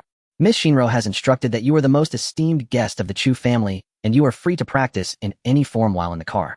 Even if you want to tear this car apart as training equipment, that is also acceptable. Lin Yang. Wow. Are all the Chu family members this eloquent? But since they said so, he had nothing to worry about. Ahem. Lin Yang cleared his throat again, then looked down at the four dogs beside his feet. Black fur, white fur, yellow fur, gray fur. 4 pairs of eyes stared at him, brimming with anticipation. Listen to my command. Lin Yang lowered his voice and issued the command in an extremely solemn tone. From now on, we will train the proficiency of the battle cry skill. Target 10,000 times. Start. He was not the kind of unscrupulous boss who only talked while letting his subordinates do the hard work.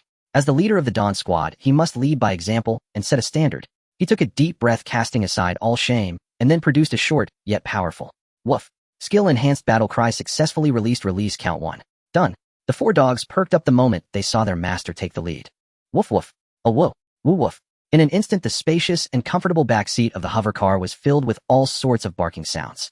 The sounds were rising and falling, creating a symphony.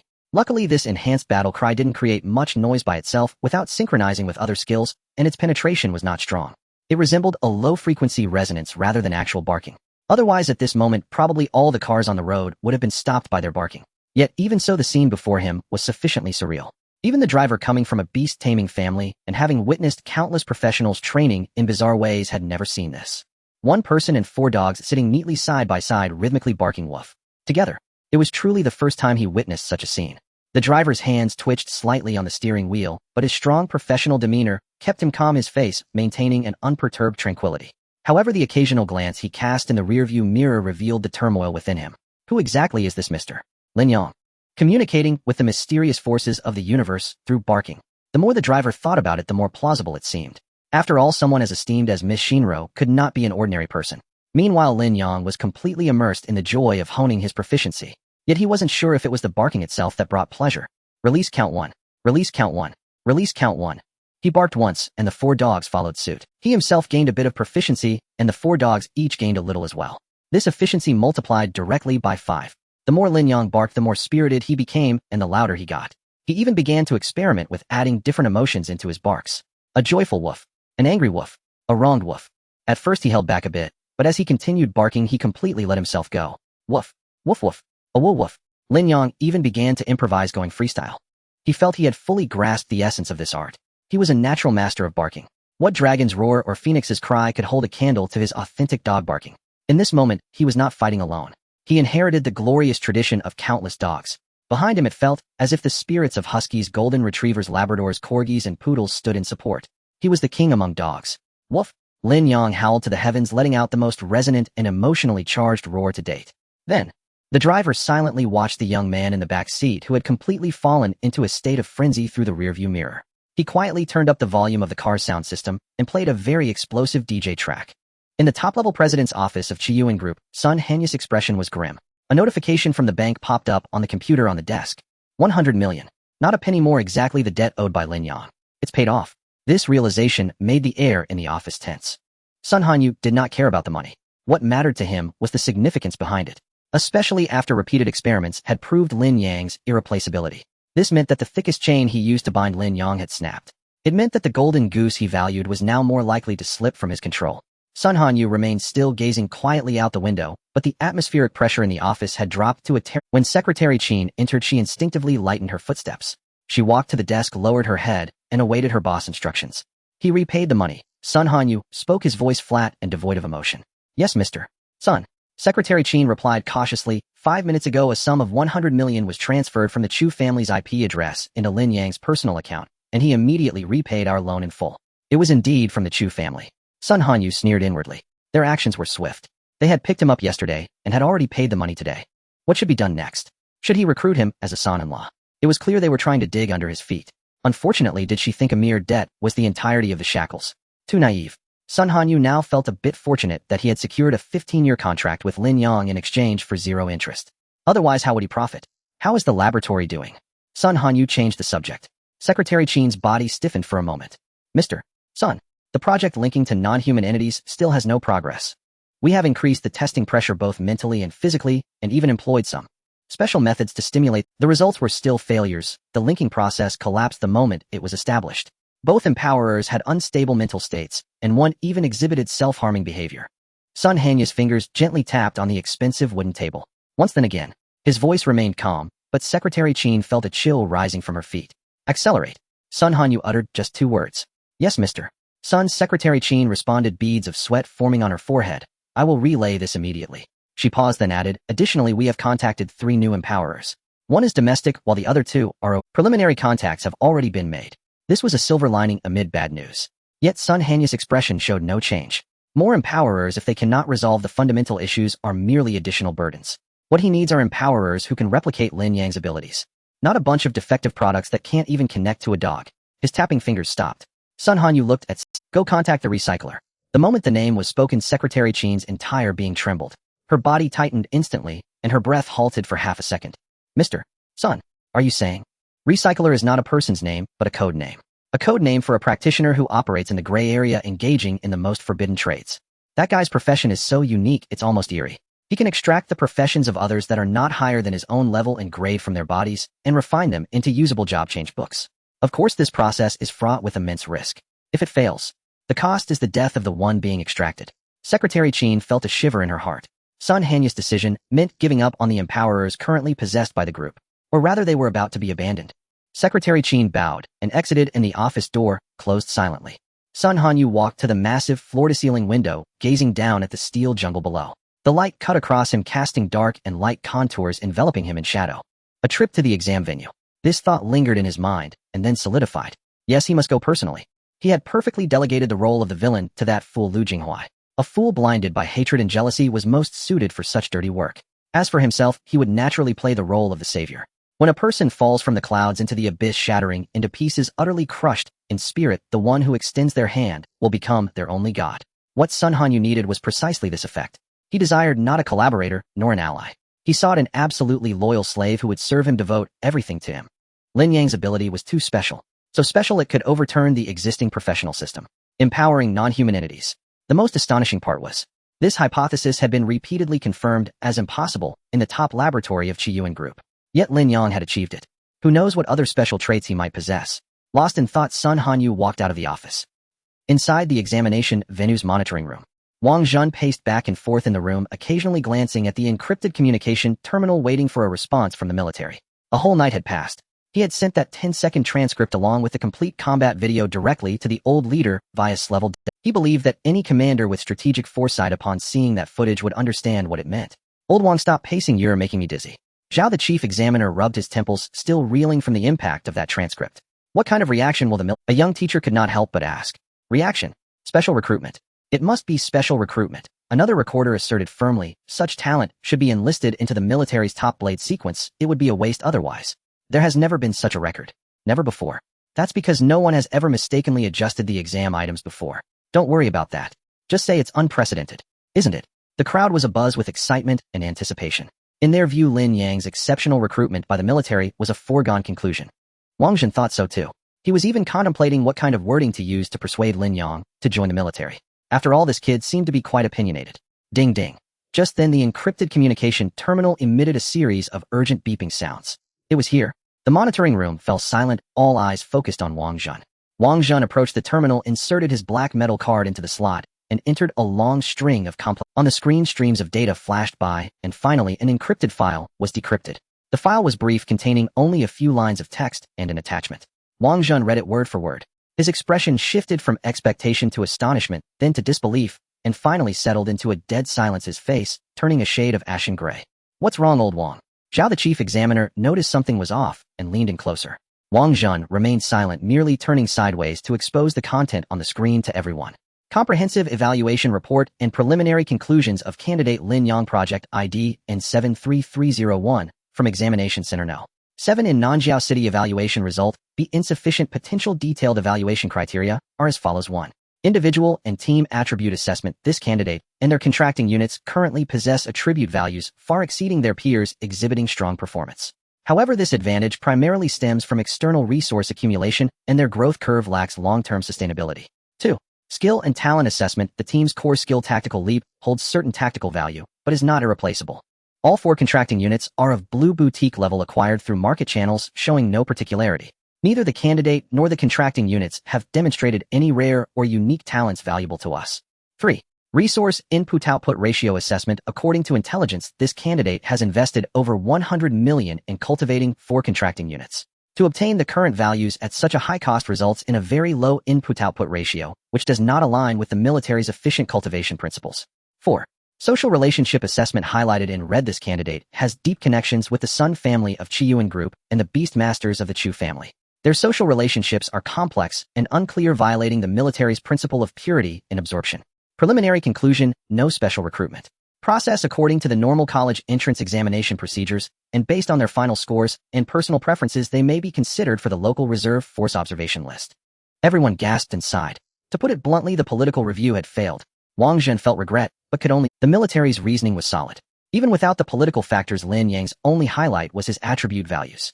And even those were still lower than that of a dog. Lin Yang himself was only on par with the Tang and Wu families. Excellent, but not a top genius. Meanwhile, the dog's attribute values, according to the report, were a result of money being poured in. Dogs possess no innate talents, and many human skills and methods of cultivating talents are unsuitable for dogs. How high can values achieved purely through financial means really go? What a pity, what a pity.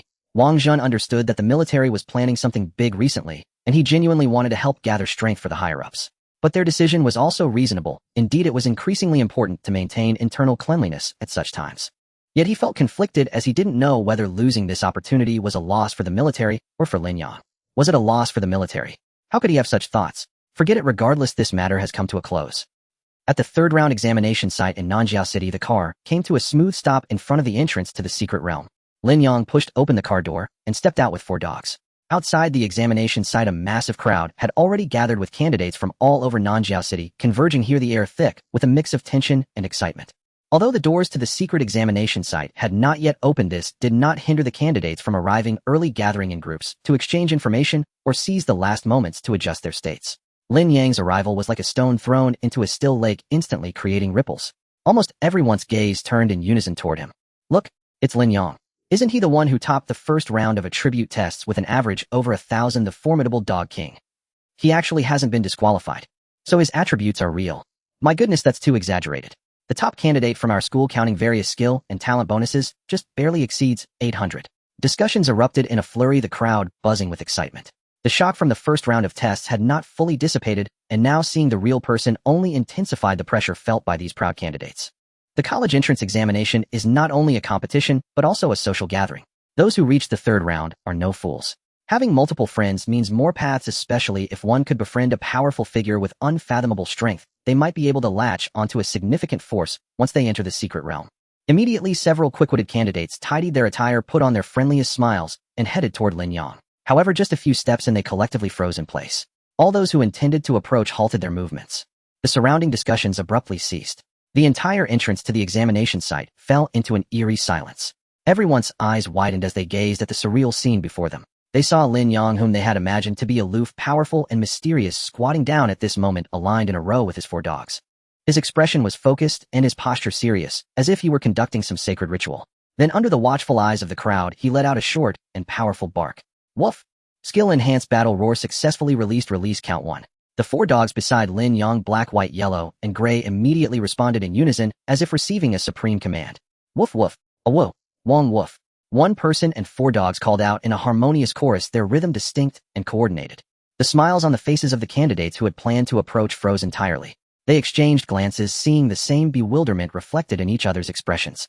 What is going on here? A pre-exam prayer ritual? A special pre-battle mobilization? Or is there some unknown special cultivation method associated with this big shot's profession? Lin Yang completely ignored the gazes around him. He had immersed himself in the joy of gaining proficiency dog barking. After his self-breakthrough in the car, he felt he had unlocked the door to a new world. A strong person must not fear the eyes of the world. His mind was filled with the continuously jumping numbers on the skill panel. Release count 3321100000. Release count 332210000. Efficiency. This is efficiency. At this rate, before the official start of the 3rd round exam, he would be able to bark a total of 10,000 times. Those candidates who prepared to strike up a conversation felt as if their feet were nailed to the ground, unable to move. The lively atmosphere at the entrance of the examination site was instantly extinguished by an invisible hand, as silent as a falling needle. Everyone's expressions shifted from initial shock to a complex mix of absurdity, sympathy, and disdain. This scene was too impactful. After a brief silence, whispers surged forth like a tide from all directions of the crowd, quickly converging into a buzzing murmur of discussion. Am I seeing things? What is he doing? Is he barking? He's gone mad, definitely mad. I've heard he was abandoned by his former teammates and suffered a shock. Now seeing him, it's true. You don't know?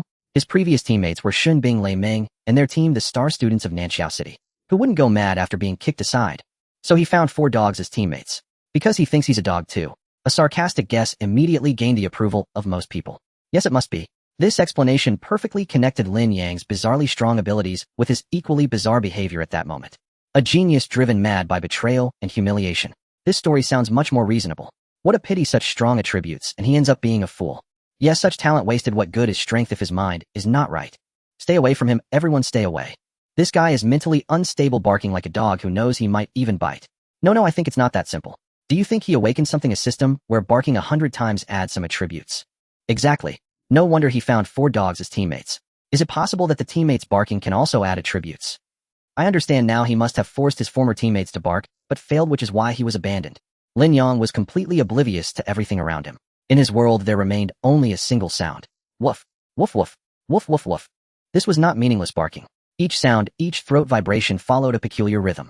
An invisible wave flowed between him and the 4 dogs with each bark. While others needed to spend vast amounts of time and resources on practical combat to enhance their skill proficiency or buy expensive skill insights, he only needed to stand there and bark like a dog. Is there a more profitable deal than this? Ding. Skill enhanced battle roar, proficiency reached a critical point, level up. He only needed to stand there and bark like a dog. Is there a more profitable deal than this? Ding. Skill enhanced battle roar, proficiency reached. The improvement of this skill elevates all of Lin Yang's offensive capabilities. Lin Yang felt overjoyed, barking even more enthusiastically. Woof, woof woof. He aimed to push through to the advanced level in one go. Meanwhile, other candidates had automatically created a 10-meter radius isolation zone around him, regarding him as a source of some dangerous contagion. At that moment, another group of people walked over from afar. Leading them were Tung Haoyu and his temporary teammates. As soon as they approached, they were shocked by the scene before them. They saw Lin Yang standing in the center of the clearing with his eyes closed, looking utterly entranced. Woof, woof woof. Tung Haoyu halted his footsteps. The expressions of Chao Xing and the others behind him froze as well. They exchanged glances, each seeing the same emotion reflected on the others' faces. Confusion. Who am I? Where am I? What am I seeing? Huh. How you bro is? Is that Lin Yang? One teammate stammered, pointing at the one who was barking joyfully in the center. Tung Haoyu swallowed hard. Although he didn't want to admit it, the figure and those 4 distinctive dogs were indeed Lin Yang. But why is he barking like a dog? Could it be that the huge debts Shen Bing and the others mentioned really drove him mad? A wave of deep concern surged in Tung Haoyu's heart. Lin Yang, he tentatively called out. The barking in the scene didn't stop. Lin Yang seemed completely immersed, so refreshing, so exhilarating. Just a little more, just a tiny bit more, and I can reach the advanced level. Lin Yang intensified his cultivation, his barks growing even more exuberant and rhythmic. The black-haired, yellow-haired, gray-haired, and white-haired companions nearby also seemed to sense their owner's emotions, joining in the play, barking in a lively chorus, creating quite a commotion. The entire resting area had transformed into a grand symphony of barking dogs. Tung Haoyu's face he felt all eyes around them focused on them, their gazes akin to those looking at a fool, leaving him on edge. Ahem. He cleared his throat heavily, raising his voice. Lin Yang. This time it finally had an effect. Lin Yang's barking came to an abrupt halt. Then he saw Tung Haoyu, who wore a strange expression, not far away. Ah, the senior has come. Lin Yang looked up, a smile appearing on his face, instinctively opening his mouth. Woof! A clear, resounding bark, perfectly enunciated. The entire crowd fell into an instant silence. Everyone's expressions froze at that moment. Lin Yang himself was stunned. Damn it, I barked without thinking. He quickly adjusted his demeanor, cleared his throat, and awkwardly remedied, how you bro. The four little ones were oblivious to this. Seeing familiar faces, they thought they were playing some new game, continuing to frolic and bark happily. The surrounding candidates, after a brief moment of petrification, erupted in a chorus of exclamations. Heavens! He can speak human language. I heard it. He just called his senior. So he's not completely mad. He can still communicate normally. Looks like he still has some humanity left. He hasn't fully turned into a dog. The waves of mockery and ridicule crashed against them like tides. Tung Haoyu felt as if he was losing faith. He dashed forward, disregarding the eyes of those around him, grabbing Lin Yang's arm and dragging him to a less popular. Yangzi, what are you doing? Tung Haoyu lowered his voice, but the urgency and worry in his tone was unmistakable. Are you alright? Did Shin Bing and the others drug you? He simply couldn't think of any other reason. How could a normal person possibly bark like a dog under so many watchful eyes, and to do it so earnestly, so naturally, so effortlessly? Chao Xing and a few other teammates also gathered around, their faces filled with concern. Although they also found the situation absurd, their greater concern was for Lin Yang's mental state. Seeing their sincere faces, Lin Yang's embarrassment began to dissipate. He cleared his throat, returning to a normal speaking manner. How you bro, I'm fine, you're overthinking it. Fine. Tung Haoyu pointed outside at the group of onlookers still enjoying the spectacle. You call that fine? Do you know they all see you as a madman right now? I was just practicing my skills, Lin Yang succinctly explained. Practicing skills? This answer clearly exceeded Tung Haoyu's and all his teammates' understanding. Practicing a technique to the point of barking like a dog. What kind of bizarre skill is this? How you am really fine. Lin Yang patted his arm, attempting to calm him down. It's just a special vocal technique that enhances my abilities. You wouldn't understand. My mind is clear and I haven't been drugged, so don't worry. This explanation clearly lacked. Chao Xing murmured beside them. This vocal technique is indeed peculiar, but it's a bit embarrassing. However, Lin Yang's overly calm demeanor left Tung Haoyu with a throat full of prepared questions and worries that he could not voice. He looked at Lin Yang's serene face, then at the four equally innocent-looking dogs beside him, and for a moment, he didn't know what to say. This kid seems to truly not take what just happened seriously. After all, if he dared to bring dogs to the college entrance examination, would he care about being seen as crazy by others? Realizing this, Tung Haoyu felt that his earlier reaction was quite exaggerated. Lin Yang did not dwell on the issue. Instead, he looked at the few people approaching and proactively asked, putting that aside, did you come looking for me for something? Hearing this question, Tung Haoyu suddenly remembered the actual reason for being there. He slapped his thigh, and the anxiety and worry on his face were instantly replaced by a bold sense of camaraderie. What else could it be? We agreed to help you, and naturally we must follow through. Tung Haoyu puffed out his chest and slapped Lin Yang on the chest with a heavy hand. We've been waiting for you for half a day. We were just waiting for you to come so we could discuss the third round of assessments. And after finally waiting for you to arrive, we see you barking over there. His last statement was still filled with resentment. Lin Yang was genuinely taken aback. He had thought that Tung Haoyu and the others had come over out of concern for a friend, to see if he had really gone mad from the stress. He hadn't expected they were here to fulfill a promise, to join him in action. It should be noted that Shun Bing and the others had just threatened him in front of them with a debt of 100 million in the background of the Liu family. Ordinary people in such situations would not only distance themselves immediately, but would also avoid any involvement. Yet here they were actively seeking him out to team up with this debt-ridden madman. This genuinely surprised Lin Yang. In fact, Tung Haoyu and the others had come to seek Lin Yang after much consideration. After Shin Bing and the others left, the atmosphere in their small team had plummeted to a freezing point. A debt of 100 million. The background of the Liu family. These two heavy pieces of news left everyone feeling somewhat dazed. How you this? Lin Yang. Chao Xing hesitated at that moment. 100 million, how could he possibly repay? And he has also offended the Liu family. If we get too close to him, won't that? This thought was not just Chao Xing's, but also that of the other teammates. They were all social examinees without much background, and they had finally fought for a chance to start over. None of them wanted to jeopardize their future by choosing the wrong side. Tung Haoyu remained silent for a long time. He admitted that he was also frightened. However, once he calmed down, what echoed in his mind was Lin Yang's eerily calm reaction when Shin Bing and his group had left. Why could someone burdened with such colossal debt and being targeted by the top financial magnate of Nanxiao City, remained so composed. On what basis? Then Tung Haoyu thought of another name. Qiyuan Group. Xin Bing and the others had explicitly stated that Lin Yang's debt came from Qiyuan Group, a giant that dared to lend 100 million to a high school student who was still underage. Are they fools? No, they are not. They are astute businessmen. This indicates that in the evaluation of Qiyuan Group, Lin Yang's worth is at least equal to 100 million. Or he might completely have the capacity to repay this 100 million loan, regardless of which it is sufficient to demonstrate their importance. Understanding this, Tung Haoyu felt completely different when he looked at Lin Yang again. The junior before him was no longer a tragic gambler forced into a corner, but rather a potential stock holding a huge investment favored by vast capital. The Liu family is very powerful and can almost walk sideways in Nanxiao City. But what about Qiyuan Group? It is also a well-known listed company in the province with businesses spanning various fields, and it is immensely large. One is a century-old tree rooted in the local area, while the other is a business empire that covers the entire province. If they were to truly engage in a showdown, it is uncertain who would win or lose. Logically speaking, they shouldn't have to make a choice. However, from another perspective, one is a family business sustained by blood ties, while the other is a public company sustained by profit. If they had to choose between these two sides, how could those of them who are not from the Liu family still hesitate? Especially now seeing Lin Yang's calm demeanor. Tung Haoyu and Chao Xing exchanged glances, and they both saw the realization on each other's faces. They had previously worried that Lin Yang would be driven to desperation by Liu Jinghuai and Xin Bing. Now it seems they had underestimated him. He had a giant behind him as well. They must seize this opportunity. Yangzi, that day, after Xin Bing and his group troubled you, we went back to look for you. Tung Haoyu said, his voice tinged with guilt. We went to that construction site, but you weren't there. We thought something had happened to you. Lin Yang was taken aback. He hadn't expected that after that Tung Haoyu and the others would actually return to look for him. It should be noted that at that time Xin Bing had already explicitly pointed out the Liu family and ordinary people would do anything to avoid trouble. They had chosen to come back. This friendship needs no further words. I was picked up by a friend afterward. Lin Yang simply explained, a warm current flooding his heart. It's good as long as you're fine. It's good as long as you're fine. Tung Haoyu patted his shoulder heavily, a heartfelt smile appearing on his face. Lin Yang was neither mad nor pushed to the brink. He was doing just fine. The tense atmosphere completely dissipated, and Chao Xing grinned, sheepishly scratching his head. Well, it's all in the past. Now that you seem fine, we can rest easy. Li Li and the other two girls behind him also let out a sigh of relief. The expressions of the girls looking at Lin Yang had changed from initial sympathy and worry to curiosity and what kind of secret could this seemingly ordinary poor student possess to attract an investment of 100 million from Qiyuan Group? They watched as Lin Yang and Tung Haoyu opened up. Woof! The white-haired dog, which had been quietly staying by Lin Yang's feet, suddenly stood up, as if sensing the shift in the crowd's emotions. It walked with a sprightly step to Li Li's side and nudged her pant leg with its head. A little white hair, so cute. Li Li's heart melted instantly.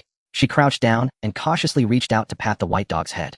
The white dog contentedly squinted its eyes, letting out a purring sound. Seeing this, the other two girls couldn't help but come over as well. The yellow and gray dogs immediately abandoned Lin Yang, bouncing over to circle around the three girls, wagging their tails and seeking affection. The girls soon became playful with the three dogs, their bright laughter echoing in the resting area. Tung Haoyu watched this harmonious scene, shaking his head with a smile. Your teammates are certainly much easier to deal with than people. Lin Yang chuckled. That's only natural. Just as they were chatting, a commotion suddenly erupted from the edge of the crowd. The candidates who had originally been watching Lin Yang were, as if pushed by an invisible force, automatically creating a path. Several familiar figures slowly walked from the other end of the passage. At the forefront was Liu Jinghuai. Dressed in a flamboyant combat uniform, he wore a lazy smile that betrayed an unabashed arrogance. Xin Bing, Lei Ming, Lin Xiaodao, and Sun Wanwan were all there, following closely behind him. The temperature in the entire resting area seemed to drop several degrees the moment they appeared. It's Liu Jinghuai and his team. The Ice Peak Squad. What are they doing here? What else could it be? They're definitely here to cause trouble for that dog captain. Now this is going to be interesting. The murmurs around were kept low, but they were clearly audible to everyone. Xun Bing's little essay had a far greater impact than expected, almost branding Lin Yang with the label of betrayal and psychological distortion. It was still trending in hot posts. Tung Haoyu and Chao Xing's expressions darkened in an instant, instinctively standing in front of Lin Yang to shield him. Xin Bing's gaze passed over them and landed on Lin Yang, a hint of mockery appearing at the corner of her mouth. Her eyes then shifted to Tung Haoyu and Chao Xing, as well as the few nervous social candidates behind them, and the mockery intensified. I was wondering who it was. Turns out it's you few. Xin Bing spoke up, even too lazy to mention Tung Haoyu's name. I really didn't expect that after I warned you last time at the construction site you'd dare to mix with him again. Is this your trump card, Lin Yang? A few discarded waste returned from university. At these words, Tung Haoyu and Chao Xing's faces turned crimson. The two words waste pierced their hearts like two glowing steel needles. This was the scar they least wanted to be reminded of. Who the hell are you calling waste? Chao Xing's temper flared ready. Tung Haoyu grabbed him, and said to Shin Bing in a low voice, "Shin Bing, this is our own choice. It has nothing to do with you." "Nothing to do with me." Shin Bing smiled. "Tung Haoyu, you're also an old student of No. 1 high school. You should know what the Lu family means in Nanjiao City. Is it worth sacrificing your future for a madman?" Her words caused the few teammates behind Tung Haoyu to stiffen. Lin Yang stepped out from behind Tung Haoyu and packed. "Brother, how you don't talk to shit, it's unhygienic." "You." Shin Bing's expression twisted instantly. But Lin Yang didn't even bother to glance at her again. His attention was entirely focused on Lu Jinghuai and on the people beside Lu Jinghuai. This time the number of people surrounding Lu Jinghuai had obviously increased. In addition to the original members of the Ice Peak squad, there were 7 or 8 unfamiliar faces. Each of these people emanated a steady aura and were well-equipped, clearly not ordinary candidates. They were social candidates like Tung Haoyu, especially the two standing on either side of Lu Jinghuai, one male and one female, exuding the most formidable presence. The male was tall, clad in heavy armor, carrying a giant tower shield nearly as tall as he was, his presence heavy as a mountain. The female, on the other hand, had an alluring figure, her tight leather armor accentuating her exaggerated curves, wielding 2 massive battle axes, radiating a wild and fierce aura. Just their presence alone instilled an indescribable pressure on Tung Haoyu and the others. They were undoubtedly battle-hardened warriors. Lu Jinghuai finally spoke lazily, sizing up Tung Haoyu and the others with a smirk. "Lin Yang, you still love picking up trash like this. But you don't actually think you can compete with me using this garbage, do you?" Just as he finished speaking, the 4 dogs that had been playing with Li Li suddenly stopped their antics. The white-haired dog that had been rubbing against Li Li's pant leg straightened up first. Then the yellow-haired and gray-haired dogs also ceased wagging their tails. The black-haired dog stood up from the ground, shaking its fur. The 4 dogs, breaking free from the girl's encirclement, walked in unison, step by step, to stand in front of Lin Yang. They did not bark or bare their teeth. They simply stood quietly side by side, 4 pairs of eyes fixated on Lu Jinghuai and the group behind him. An invisible pressure emanated from these 4 seemingly ordinary mutts. That steady, calm aura was by no means inferior to the battle-hardened social candidates across from them. "Oh." Lu Jinghuai raised an eyebrow, a hint of surprise flickering across his face. "They are quite perceptive." Yet the laziness and arrogance on his face remained unchanged. In his eyes, a dog was still just a dog. No matter how well trained, it couldn't change the limitations of its species. He couldn't even be bothered to look at the 4 dogs again, instead directing his gaze to the people beside him. With a light snap of his fingers, snap, a crisp sound echoed. 2 individuals stepped out from the social candidate. It was indeed the male and female from before. They approached Lu Jinghuai's side, hands forming seals as they chanted incantations. Buzz, 2 gigantic summoning arrays unfolded out of thin air before them. A wave of gasps erupted from the crowd. "They're beast masters. My heavens." Lu Jinghuai actually found 2 beast masters as helpers. Amidst the astonished murmurs, 2 colossal creatures slowly emerged from the summoning array. On the left was a giant demonic ape over 3 meters tall, its body composed entirely of jet black rocks. Its muscles bulged, its crimson eyes glowed, and every breath it took expelled scorching waves of heat. On the right was a slightly smaller, but even more ferocious 2-headed demonic wolf. One wolf head was gathering icy blue frost, while the other crackled with purple lightning. As soon as the 2 phantom beasts appeared, their fierce and violent aura swept through the entire resting area. The surrounding candidates were so frightened that they retreated repeatedly, afraid of being caught up in it. This is a real beast. So powerful. This pressure is at least that of a level 30 elite unit. Compared to them, Lin Yang's 4 dogs are simply pets. No, Lin Yang's dogs are pets by nature. As he listened to the surrounding astonishment, a smug smile grew wider on Lu Jinghuai's face. He intended to use this most direct and overwhelming method to tell everyone who the real protagonist was.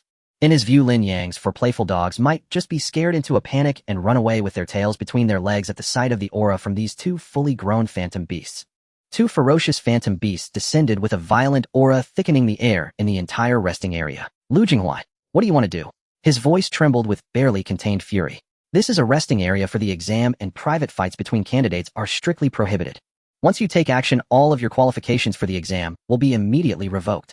Tung Haoyu's words struck with gravity, voicing the sentiments of everyone present. Before the rules of the exam, even the Lu family dared not openly provoke others. However, Lu Jinghuai merely lazily scratched his ear, the arrogant smile on his face unwavering. "Take action." He looked at Tung Haoyu with an expression of disdain. "Who said anything about taking action? Tung Haoyu, are your ears failing you, or is it your brain?" He pointed to the 2 beast tamers beside him. "These 2 are my friends. They are beast tamers accompanied by their own phantom beasts. Is there any problem with that? The phantom beasts are their combat partners. They can't just stay in the summoning space forever, can they? Letting them come out for some fresh air and stretch their muscles is quite reasonable." "You." Tung Haoyu's chest heaved with anger, yet he couldn't find a word to refute. For Lu Jinghuai's words indeed skirted the rules. As long as the beast tamers summon their phantom beasts and do not initiate an attack, it is not considered a violation. Yet everyone could see that this was far from just getting some fresh air. Lu Jinghuai seemed to relish the sight of Tung Haoyu's frustration. He snapped his fingers lightly. Go greet those new roar. The rock demon gorilla beat its chest, letting out a deep roar each step it took, causing the ground to tremble slightly. On the other side, the two-headed demon wolf had one head exhaling a chilling aura that dropped the surrounding temperature, while the other head crackled with electric arcs, creating a series of explosive sounds. The two massive beasts approached slowly toward Lin Yang and the others. The fierce aura mixed with the smell of sulfur and blood felt like two invisible walls pressing down upon them. Chao Xing and Li Li, who were behind Tung Haoyu, could no longer withstand this pressure, instinctively retreating. Their calves trembled and their breathing grew rapid. This was not a contest of the same level. Although these social candidates had experienced some battles, they had never encountered such elite phantom beasts. Just the oppressive aura was enough to sap most of their combat ability. Tung Haoyu gritted his teeth, holding his ground, but the cold sweat beating on his forehead betrayed his inner tension. Only the four little ones remained still. They stood quietly in front of Lin Yang, unmoving, neither retreating nor showing a hint of fear. As a joke, in Chu Xinris manner, the mythic eternal dragon, with just a hint of its aura, could alter the very fabric. In the presence of such an entity, these four could play calmly with Lin Yang by their side. Though the two phantom beasts before them appeared ferocious to them, they were no different from slightly larger plush toys. The black-furred one even tilted its head, seemingly curious as to why the two big guys were moving so slowly. The yellow-furred one yawned, looking as if it had just woken up. The gray-furred one sniffed, seemingly interested in the sulfur scent from the rock demon gorilla. The white-furred one even took a couple of steps forward, then plopped down, lazily wagging its tail behind it. Lu Jinghuai's smile froze for a moment. Something was off. This script wasn't right. According to his expectations, these four mutts shouldn't be cowering with their tails between their legs, cowering behind their owner, should they? How could they be so calm?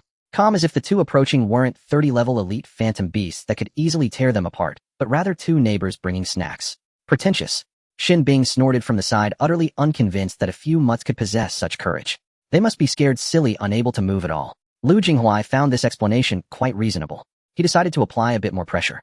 Anyway, Sun Hanyu had already paid, asking him to help teach the disobedient dogs a lesson. Although he couldn't really take action against Lin Yang, scaring him with phantom beasts to embarrass him publicly would still count as fulfilling part of the task. However, he wasn't so kind-hearted. He intended to solidify this matter now to avoid any awkward explanations later when Sun Hanyu asked. Once they entered the secret realm, bullying Lin Yang would naturally be set aside, and it was best to harness this power for development. Even if he ultimately missed the opportunity to teach Lin Yang a lesson, he could still forward the events that transpired under everyone's gaze to Sun Hanyu. He was certainly working hard. He exchanged a glance with the two beast tamers beside him. They understood. Roar. The aura of the rock demon gorilla and the two-headed demon wolf surged again, their speed increasing as they charged forward with a fierce wind. The sense of oppression instantly peaked. Opt. Li Li and the other two girls could no longer bear it, letting out a short scream and retreating several steps, almost stumbling to the ground. In this tense moment, someone in the crowd suddenly exclaimed in bewilderment. Wait. Those two people, I think I've seen them before. They don't seem like ordinary beast tamers. Are they? From a beast taming family. Beast taming family. At the mention of this term, the surrounding candidates instantly erupted in chatter. Which beast taming family? Which one could it be? It's the one that dominates the provincial capital, almost monopolizing all high-end phantom beast resources, famously protective of their own, and united as a beast taming lineage. My goodness. Lu Jinghuai actually managed to recruit people from them. The surrounding discussions grew louder, clearly reaching Tung Haoyu and the others' ears. Tung Haoyu's expression changed completely. If the Lu family was the local tyrant of Nanxiao City, then the beast-taming family was a colossal dragon reigning over the entire Jiangnan province. They were known for their unity and protectiveness, even if they did not share the same surname or family. As long as they belonged to the beast-taming lineage, they were family. To provoke one could very well mean provoking a group. This was far more terrifying than offending the Lu family. Chao Xing and the others' faces also turned pale. They had originally thought that Lin Yang had the backing of the Qiyuan group, which was enough to contend with the Lu family. But now behind Lu Jinghuai, there was an even larger, more unreasonable force. How were they supposed to continue this?